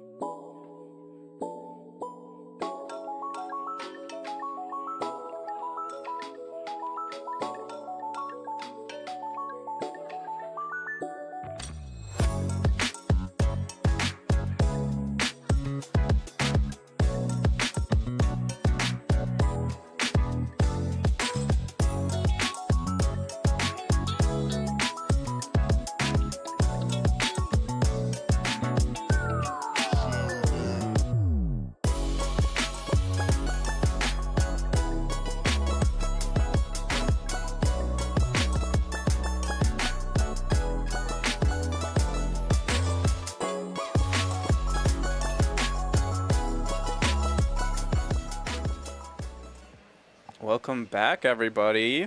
We are back in action here. Next up, we have Fortissim and Dormy playing their matchup. Going to be in losers quarters, and the winner of this ends up facing OSW. So I'm, again, looking forward to this gameplay. Fort, we know, is a very speedy person. Dormy, more on the efficient side. So we're going to see which one ends up coming up more important here. Looks like Fort already has his reaction. Always very enthusiastic if you've ever seen him play. And starting with this warm-up, already both players pressuring super fast. Fort doing some nice all-spins. Dormy with a massive spike, though, and Fort was not ready to counter in time. Nice job by Dormy getting that warm-up win. It did look like he attempted to time zone those attacks. I don't know if it went properly. I mean, or maybe it was hesitation. I think Dormy was the one that was able to just time it perfectly. Fort was not ready with the clean well, not able to get in time, and that's that.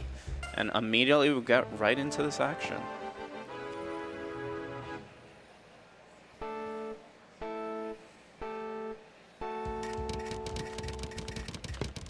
All right, so it looks like we got BT coming from Fort and a perfect clear follow-up from the, I'll call it the dot cannon. Yeah, Fort chooses a lot of interesting openers. One of those being BT cannon. It is not one you see very often. If you've ever seen Davo talk, he is a big fan of it, but most players do not do it. It's always fun to see that one. But at this point, both players far out of the opener game. And looks like Dormy, first one to fall with a bunch of misdrops at the top. Judging by his reaction, he was not expecting that. Yeah, I mean, whenever you misdrop, it's not something you're expecting or hoping for. Ooh, a nice forward player for Fort, and it seems like Dormy's coming right back from that, no problem. Yeah, dealing with a lot of cheese at this point here. And yeah, just forced to downstack so much there. Fort had the perfect time to pressure in the meantime and gets that second win right away.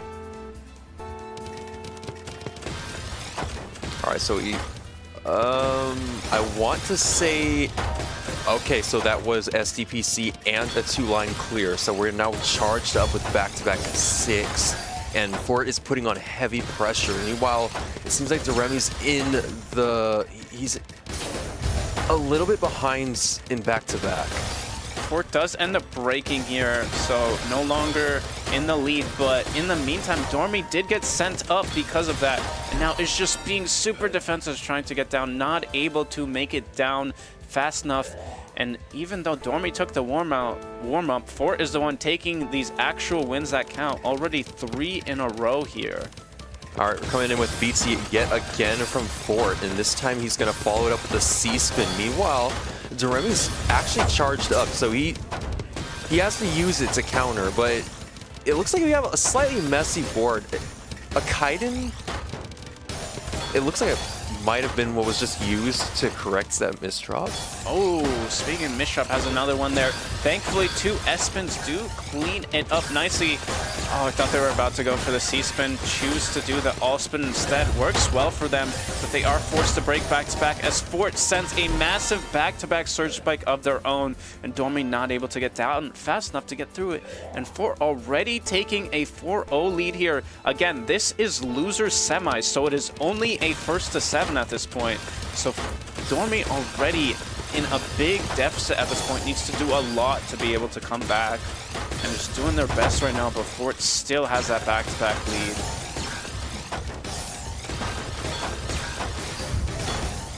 All right, it looks like... Okay, so we got pressured just slight. I can't honestly tell. It looks like every second there's about to be a little bit of a strong attack coming in. They break. Yeah, it is definitely constant pressure by both players, and just about adapting to your position as best as possible. Right now, Dormy with a nice I-spin there to get their piece in the right position. Now doing some more all-spin action to keep this back-to-back chain. Fort, in the meantime, sitting at the bottom of their board, doesn't have really much attack ready at all, and Dormy is continuing this back-to-back surge. finally sends the spike, but it is not enough. Fort is low enough where they're able to tank it all. Unfortunately, Dormy needed to send a little bit earlier if they wanted to get that kill. And now Fort is the one lower up on the board. Is dealing with a lot of cheese, however, though, as Dormy sends another surge spike, still not able to get that kill. He's not letting him out. It looks like a slight forward was just used right there, so that put quite a bit of pressure on Fort. Yeah. Nicely done as he secures a first point of this match. Hopefully it is the momentum breaker that Dormy needed to start gaining some more wins here. But Fort's definitely not slowing down here. Gets that mid-game PC right there. Gets a second one to follow up. Dormy just trying to downstack through all of it. Looks like Fort is not able to get that third one. Still keeping that back-to-back surge at the 6 at this point. Well, Dormy has some misshops up there. Now at a 9 surge deficit, trying to start building a back of their own to catch up, but not able to do enough there. Barely surviving, but Fort sends a little more attack to get the killing blow. That was a deadly round. All right, we're going a little different with a TK and a misdrop. It looks like it might be fixable. No problem for Fort. So now what he has to deal with is that it looks like 2 or 3 back-to-back he is behind. Now he had to break, so he's ultimately behind in terms of back-to-back. Yeah, and with that, Dormy, they did have a bunch of misshops on their board, but they knew Fort was on the top and decided to intentionally break there to get that killing blow. And with that, gets that second win that they really need right now. All right, nice. You're coming in with the STSD and a combo spike of 34. 34 spike out of nowhere within 10 seconds of the round. That is just something you expect to see from Fort. And with that, they are now at match point here. Dormy needs to win 5 in a row if they want their tournament run to last any longer. They're doing a nice job keeping it going, but Fort does have the advantage in that back-to-back just slightly. Dormy doing all the awesome. Ooh, that was a nice spin. Yeah, nicely done there. Still keeping that back-to-back. Fort slowed down a little bit, now dealing with some misshops and had to break their own surge. Dormy following shortly after, but not able to get that kill from it. It has that misdrop at the top. Oh, he almost fixed it with a Z-spin triple setup. I don't know if it was actually triple, but yeah, it was impressive. Now, unfortunately, that wasn't enough, though. It was a good all-spin, but yeah, Fort just has that speed, has that advantage, played very nicely to get that win. And with that, Dormy is out, I believe, tied for 8th place. Again, amazing run regardless. They already won a tournament yesterday. They got 3rd place in a tournament today. No complaints about getting top 8 another one. But that is the end of Dormy's run, and Fort is going to be playing OSW shortly in winners semis.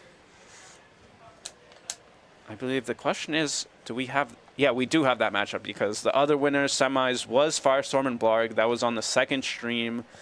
Looks like Blarg ended up winning it. So OSW versus Fort is going to end up playing Blarg, whoever wins that matchup. The question is, are we watching that one first, or are we moving to winners finals? I guess we'll see in a second. Yeah, the biggest thing is it was funny because I was like, hey, this is going to be the finals. I was talking to Jaden's dad, and I kept telling him it's going to be the finals right after this. I thought, because it kind of got a little messy. I couldn't really tell what was what, especially I also was just tired.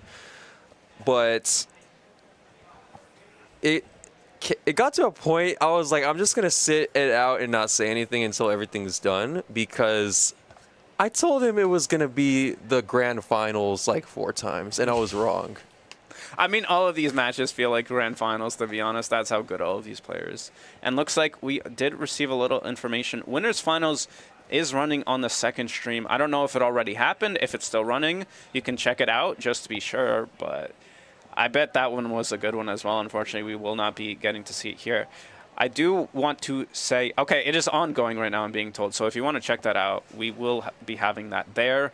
But we will have OSW versus Fort right this moment. Looks like, yeah, Master 3-9 against Cab. I do want to say that I saw Master was second seed in group. It was either Group A or B, one of the two, I don't remember. And I was a little surprised because I know Master is very good, but I did not expect them seeded so highly. And they ended up being in winners finals, so I was just proven wrong. Clearly, I'm out of the loop on his skill, so obviously doing an amazing performance so far. Already guaranteed top 3, but still does have a tough matchup against Cab, who is a very strong monster in their own right. I'm telling you this today, I've seen it all. No, a lot of the players are monsters now. I was here 2 years ago, and you can say they're roughly the same, but obviously they've improved since I've last been here. At that time, for at least me, 6 pieces and 7 pieces was unheard of. And I saw that today. I was like, I don't know about getting X Plus now. Yeah, it is very hard. I was grinding a bit of TL today.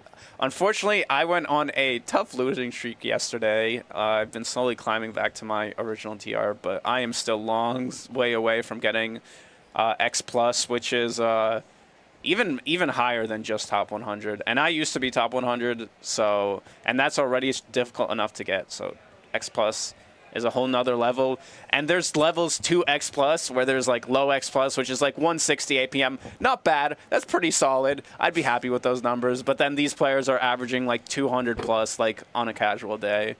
So there's that. That's just the level of improvement. Every year I'm like, how can they go further in the type of skills? How can they push the numbers even more? And they somehow manage to do it. It's crazy to see every time, and it's always amazing to watch.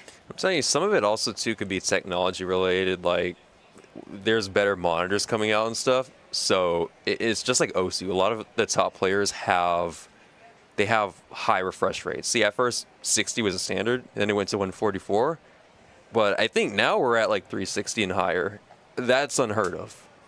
So those things, I don't know how well it really affects your Tetrio.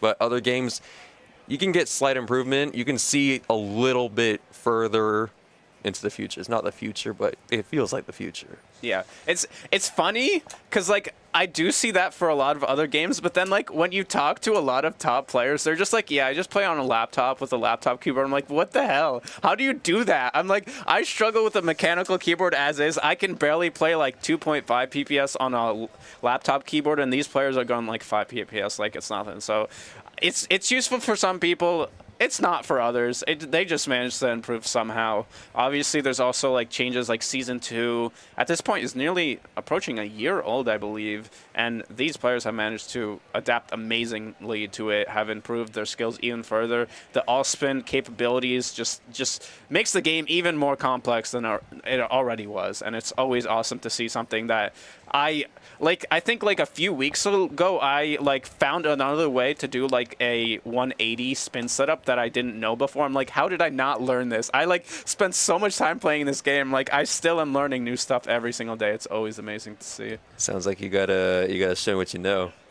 I honestly, I wish I remembered what it was at the top of my head. Unfortunately, I do not. If I do see it again, I will try to point it out. I think I remember it was Fort that was one that did it, and I had to like watch the replay back. I'm like, wait, he did what now? And I was like, damn, I didn't know that was possible. I played this game for 7 years, and I didn't know you could do that. The spin another way.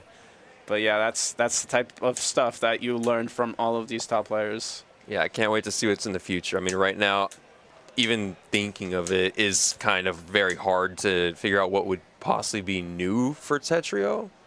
But if they introduce a new setup or a new play system, there's a lot of ones I've given out ideas like, bro, bring this back. Because like it was fun. You know, April Fool's does not have to be the only time we test this out, right? Personally, as a fan of throwbacks, I would like to see PCs come back with more damage than just 3 lines. I will say I understand the complaints of loops, but as someone who does not use them, I just like doing pure PCs. I miss spamming them so much. I wish there was some way without loops they can exist. Hopefully one day Osk and the dev team manages to figure something out, because I want to see more of that type of stuff again. Yeah. Is it 5 lines? I thought it was 3 lines. Maybe I'm crazy. Okay. Oh, right. Yeah, I thought it was 3 lines too. No, it used to send 14. Like, No, it used to send 10. well, Maybe you do a could 4-line. send some more with like additional Tetris. I don't know if it's stacked on top of it. It's 5 lines in versus. Okay, I guess I've been always saying it's 3. I thought it was always 3. Maybe I'm thinking back to like the previous days. I'm just wrong. Oh, so it was 3. Oh, You know what? They got buyer's okay. remorse. It's 3 in quick play. I see. Well, I've been doing more quick play, so maybe that's why that's been at the top of my head. Okay, that is good to know. Thank you for the updates. See, again, I learn something new every day. I should probably know this, but I guess not. But Oh, man. it looks like both players finally ready. Obviously, we just saw Fort play. We see OSW again just won the TEC bracket. Going for another run here, trying to at least get top 3 or top 4 if they manage to win this one. But even if they don't, still a top 5, top 6 placement is nothing to slouch out. The question is, who is going to dominate? We're about to find out.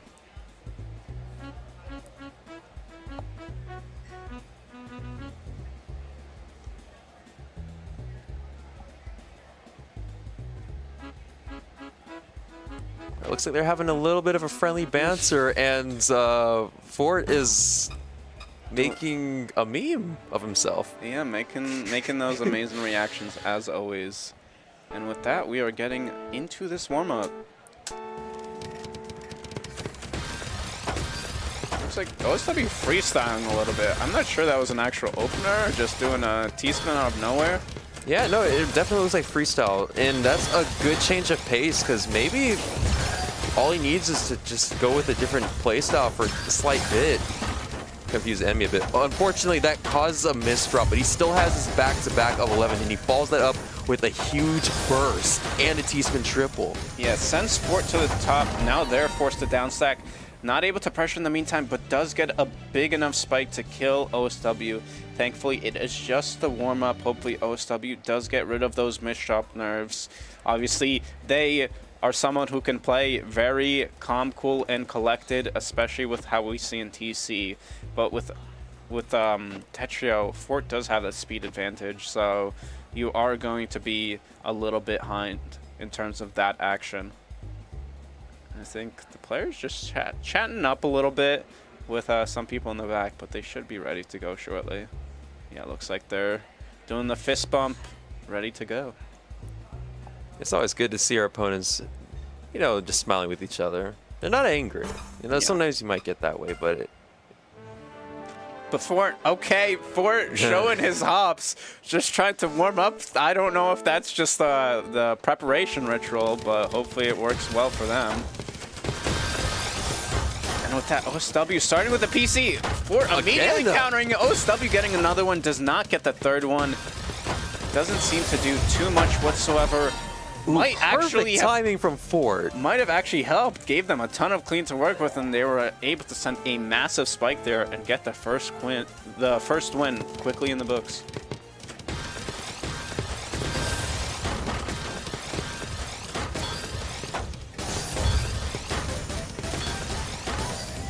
All right, so we're taking on a more defensive approach, it seems, when we're going with Forts. Meanwhile, OSW is going full automatic on this game. Yeah, it's interesting to see that Fort is not the one pressuring at this point.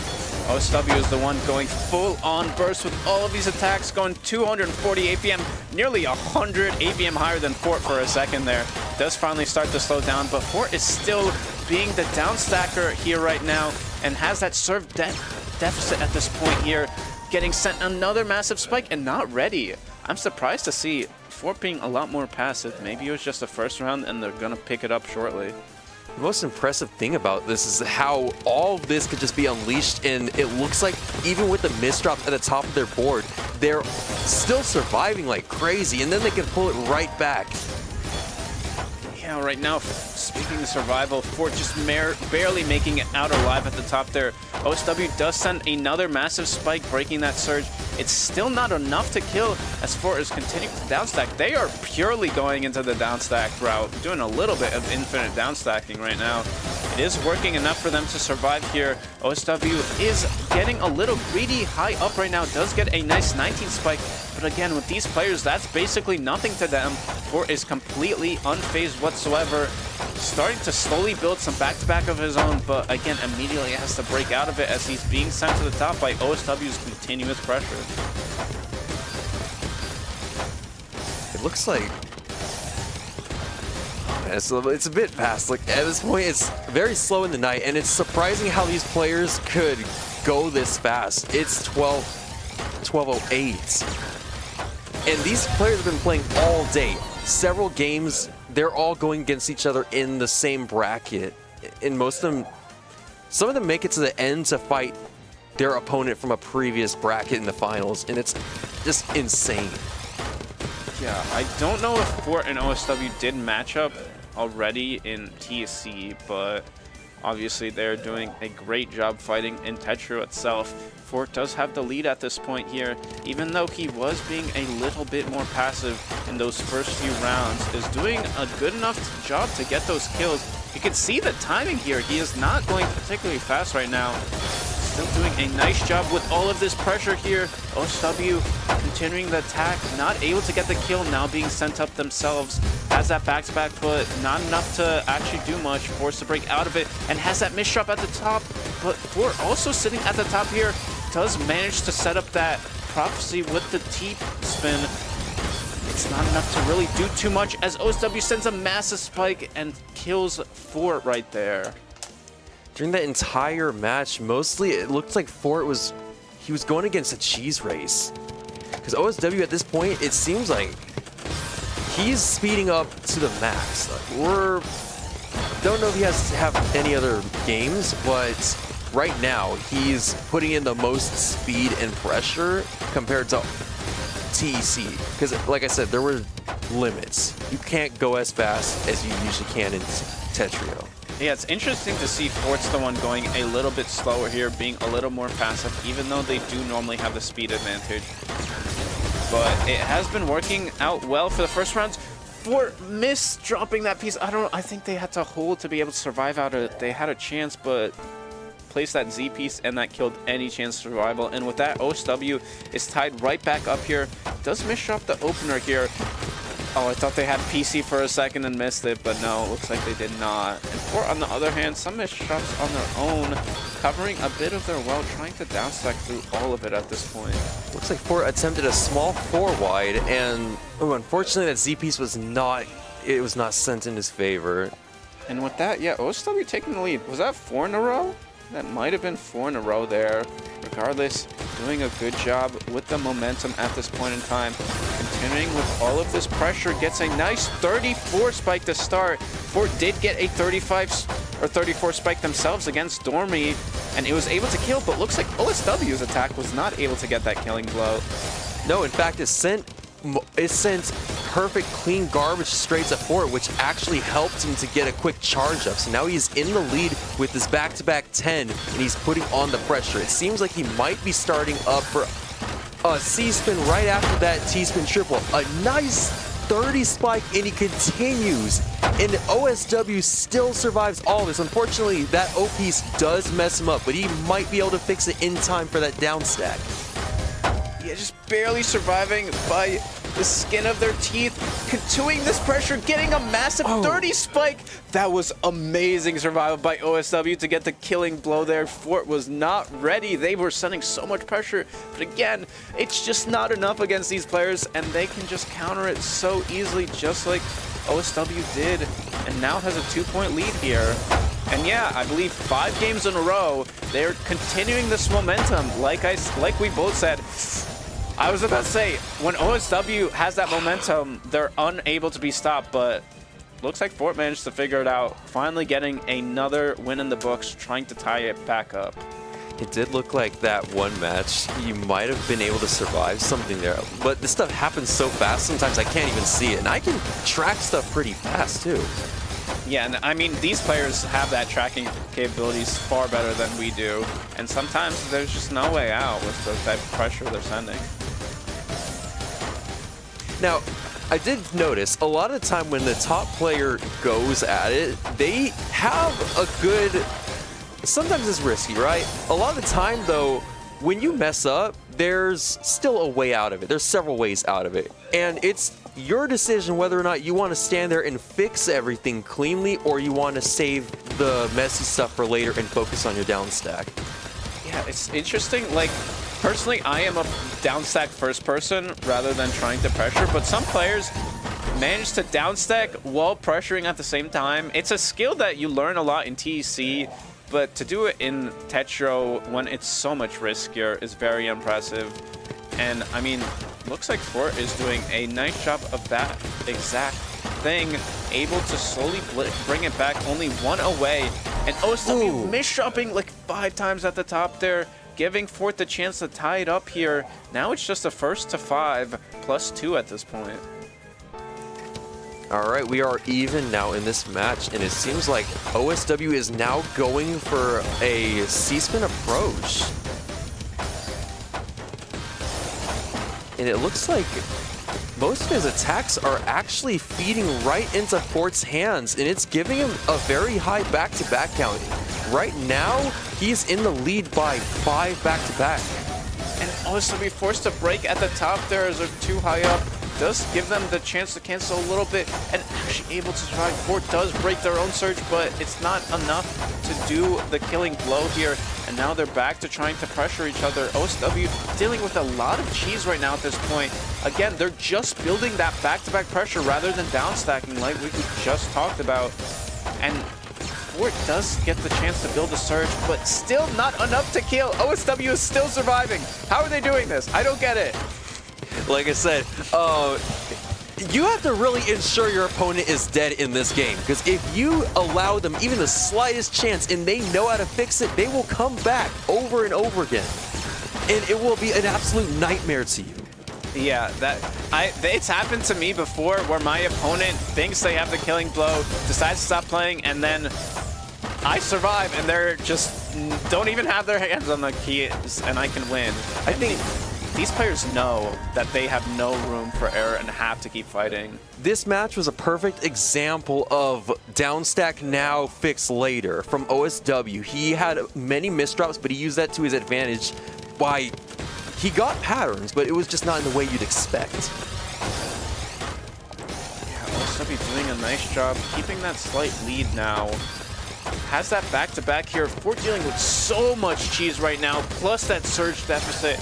They're going to try starting to build some of their own. Does have that all-spin magic to build a little bit more, but again, forced to break it as they're too high up. OSW also forced to break, does have a bigger spike because they had a bigger surge, but it might not matter because they were too high up. Fort getting that killing blow again, tying it right back up. Now just a first to 4 plus 2. All right, so based off of what's going on, it seems like the players are both warming up. Yes. At least you didn't commentators curse it. You didn't even get the chance to call it out before Fort misshot like 6 times.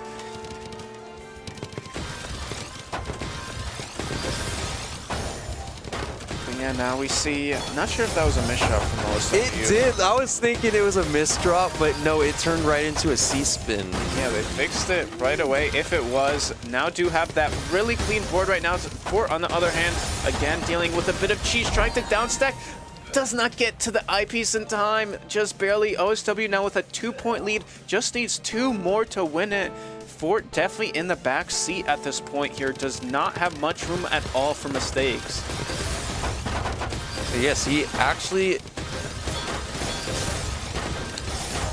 He still has a lot of... Oh, and the perfect clear to end it with the tie, or with the match point now. OSW just flexing at this point. Oh, but it looks like Fort's pulling back out the BT, and this time he is not playing around. He wants his match point back, and he's coming for blood. Yeah, looks like OSW also starting that round with misdrops. You have the momentum. You cannot lose it at this point. Fort can so easily tie it right back up with just 2 wins. OSW again misdropping there. It is not as bad as the previous round, but it does give Fort a slight advantage in the back-to-back department. they do choose to break out of it shortly after.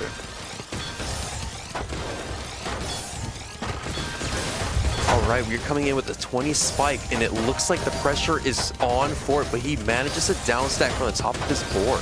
Once again, exercising the downstack now fix later. And he continues to put extra pressure, forcing OSW to break his back-to-back chain. OSW did have that misshot, was able to fix it, but it does give Fort the chance to start their own. But OSW still pressuring, has a super clean board. Fort forced to break back-to-back here. Now has a very bad position, trying to find a down stack. It's not able to get it to it in time. And with that, OSW managing to clutch it out, even though they were down at the beginning of the set, won 5 in a row and managed to maintain that lead. Amazing job by OSW, who now moves on to, I believe it is losers semifinals to face Blarg. Ooh, this is going to be the match of the century. Now, unfortunately, right there at that last match I watched for, this is a lot. It happens with me all the time. When I'm in TL and I could be tired, I could be thinking, okay, wait a minute, there's 3 ways of downstacking this. Which way does the most damage, or which way is the safest way to downstack? I have to like kind of think a little bit ahead, but in that process, I stop moving and I'm sitting there. So 1 second is all it needs for that little tiny spike you got to become something that's irreversible. And the attacks, they all stack on each other. The bar is built inside of your board and all that. The reason why you have to downstack and fix it later is mostly because of that. If you sit around and you think there's a better way and you're not mechanically built to just keep moving, chances are a lot of your matches will be lost just by sitting around, even for 1 second. And that's I would say this is, especially for I would say like beginner players, one of the things that I always suggest when you're at the top of the board, the best thing to do is something over nothing, because in the meantime, your opponent is sending you attack. So like, even if you don't have the best down stack, at the beginning level, no one has the best down stack. So you got to do something or you're just going to lose. Obviously, these players have that capability of down stack, but again, any hesitation whatsoever can be the difference maker between a loss and a win. ultimately. But yeah, now we have, I think we are going to be waiting a little bit for Blarg to set up. But if people are not aware, this is actually a rematch from earlier in the winners bracket. It might have been Group A. It was one of the two. Again, I don't know which player is where. There's a lot of players. There's a lot of things going on. But these two did end up playing on the winner's side. And OSW managed to win it 7-6 in the tiebreaker. So I think Blarg is here trying to come for some revenge. They have been going on a crazy losers run to do so. And yeah, we're just gonna be ready to see this rematch. I'm really excited for it. I think we will be taking a short break right now, and then we will be getting into that match shortly. So see you soon for that. Alrighty.